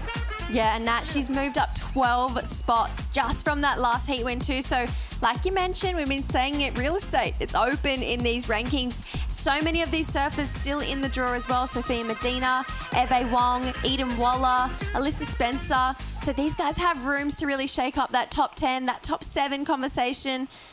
It's all happening down here. We still have so much surfing to do. Yeah, there's a lot up for grabs in terms of moving up those leaderboards as we go towards finals. Still got a few more days to go here, actually. 3 full days to play with as well. We won't need all of that time, which is good news. It means we can pick the best conditions. Speaking of which, maybe it's time to have a little squiz at the Surfline forecast. Let's see what's coming.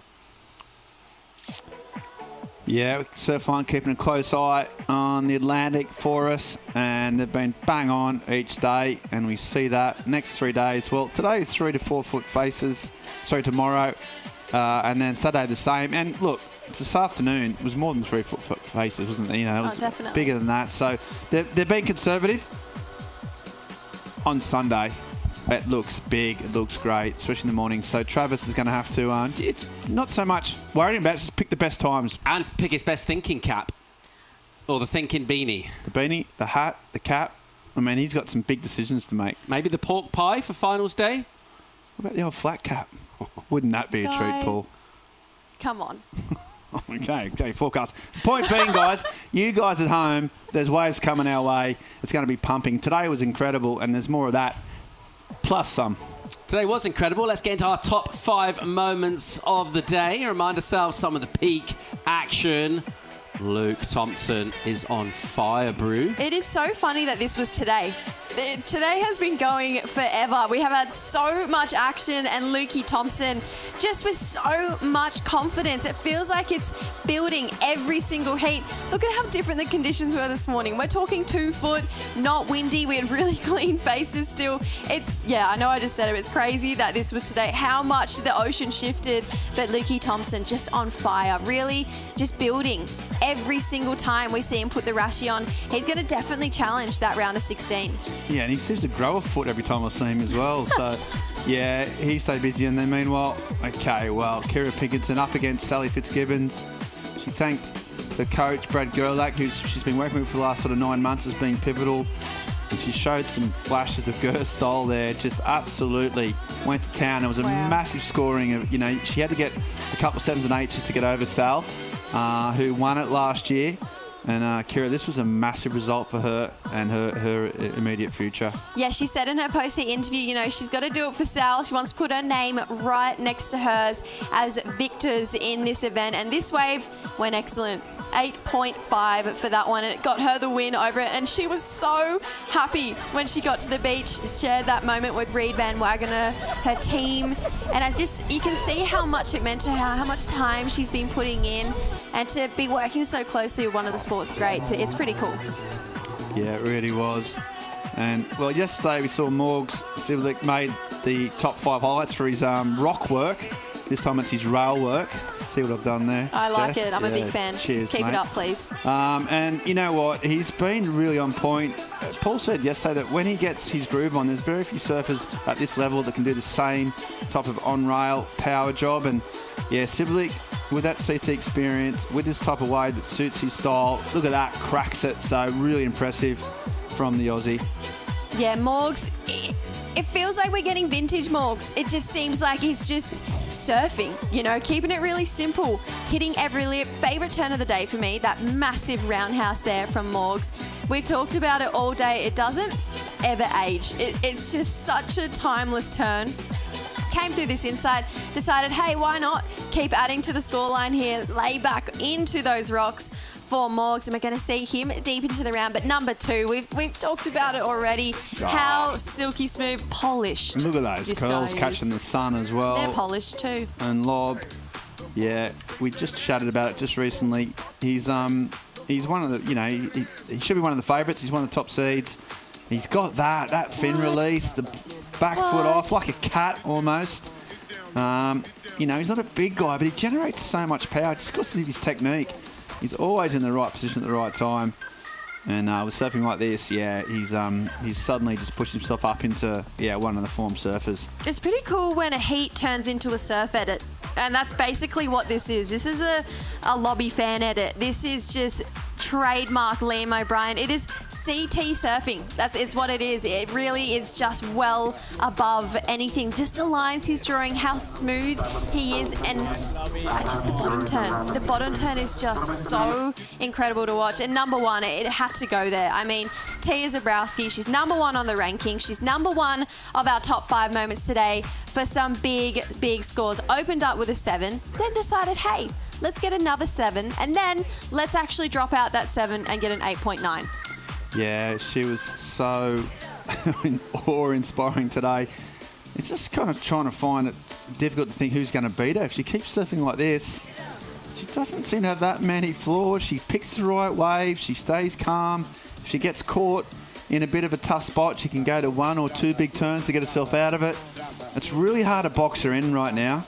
And there's a reason she's the number 1 on the Challenger Series. There's a reason she's very possibly going to get onto the CT potentially this week because, her surfing and her heat strategy is flawless. The other point worth mentioning, of course, she didn't even know what round she was in next. She's like, I'm through the quarterfinals. Cool. No worries. Pretty cash. Yeah. If she's feeling any pressure, she's not showing it. She's surfing pressure-free. She's pretty much flawless. She's unbelievable. I'll be very surprised indeed if we didn't see her on the CT next year. Let's see how the rest of the event goes, rest of the season as well. Been a fun day today, you guys. Absolutely loved it. Enjoyed every minute. Again, great day, guys. We're going to come back tomorrow morning. 7:30 call, 8 o'clock potential start. Well, they don't like to mix it up, do they? They don't like to mix it up. They're pretty consistent on that front. Don't fix what ain't broke, you know. I agree. That old saying. Be here at 7:30. Yeah. Check for updates, worldsurfleague.com. We'll send it out with some highlights. Thanks for tuning in. We'll see you tomorrow. Ate amañana.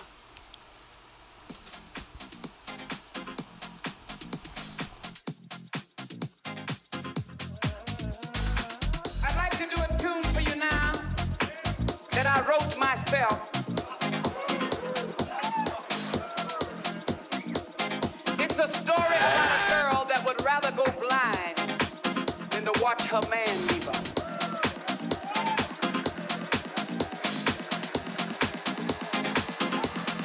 Something told me it was over, baby.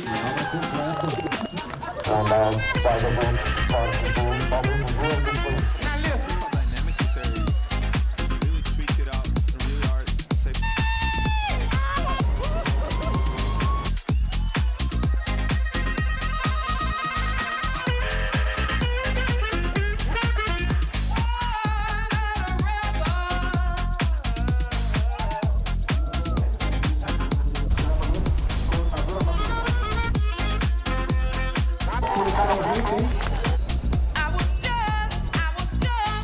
Sitting here thinking, yeah, about your sweet kiss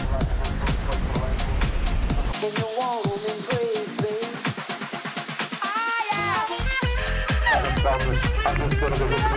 Now listen.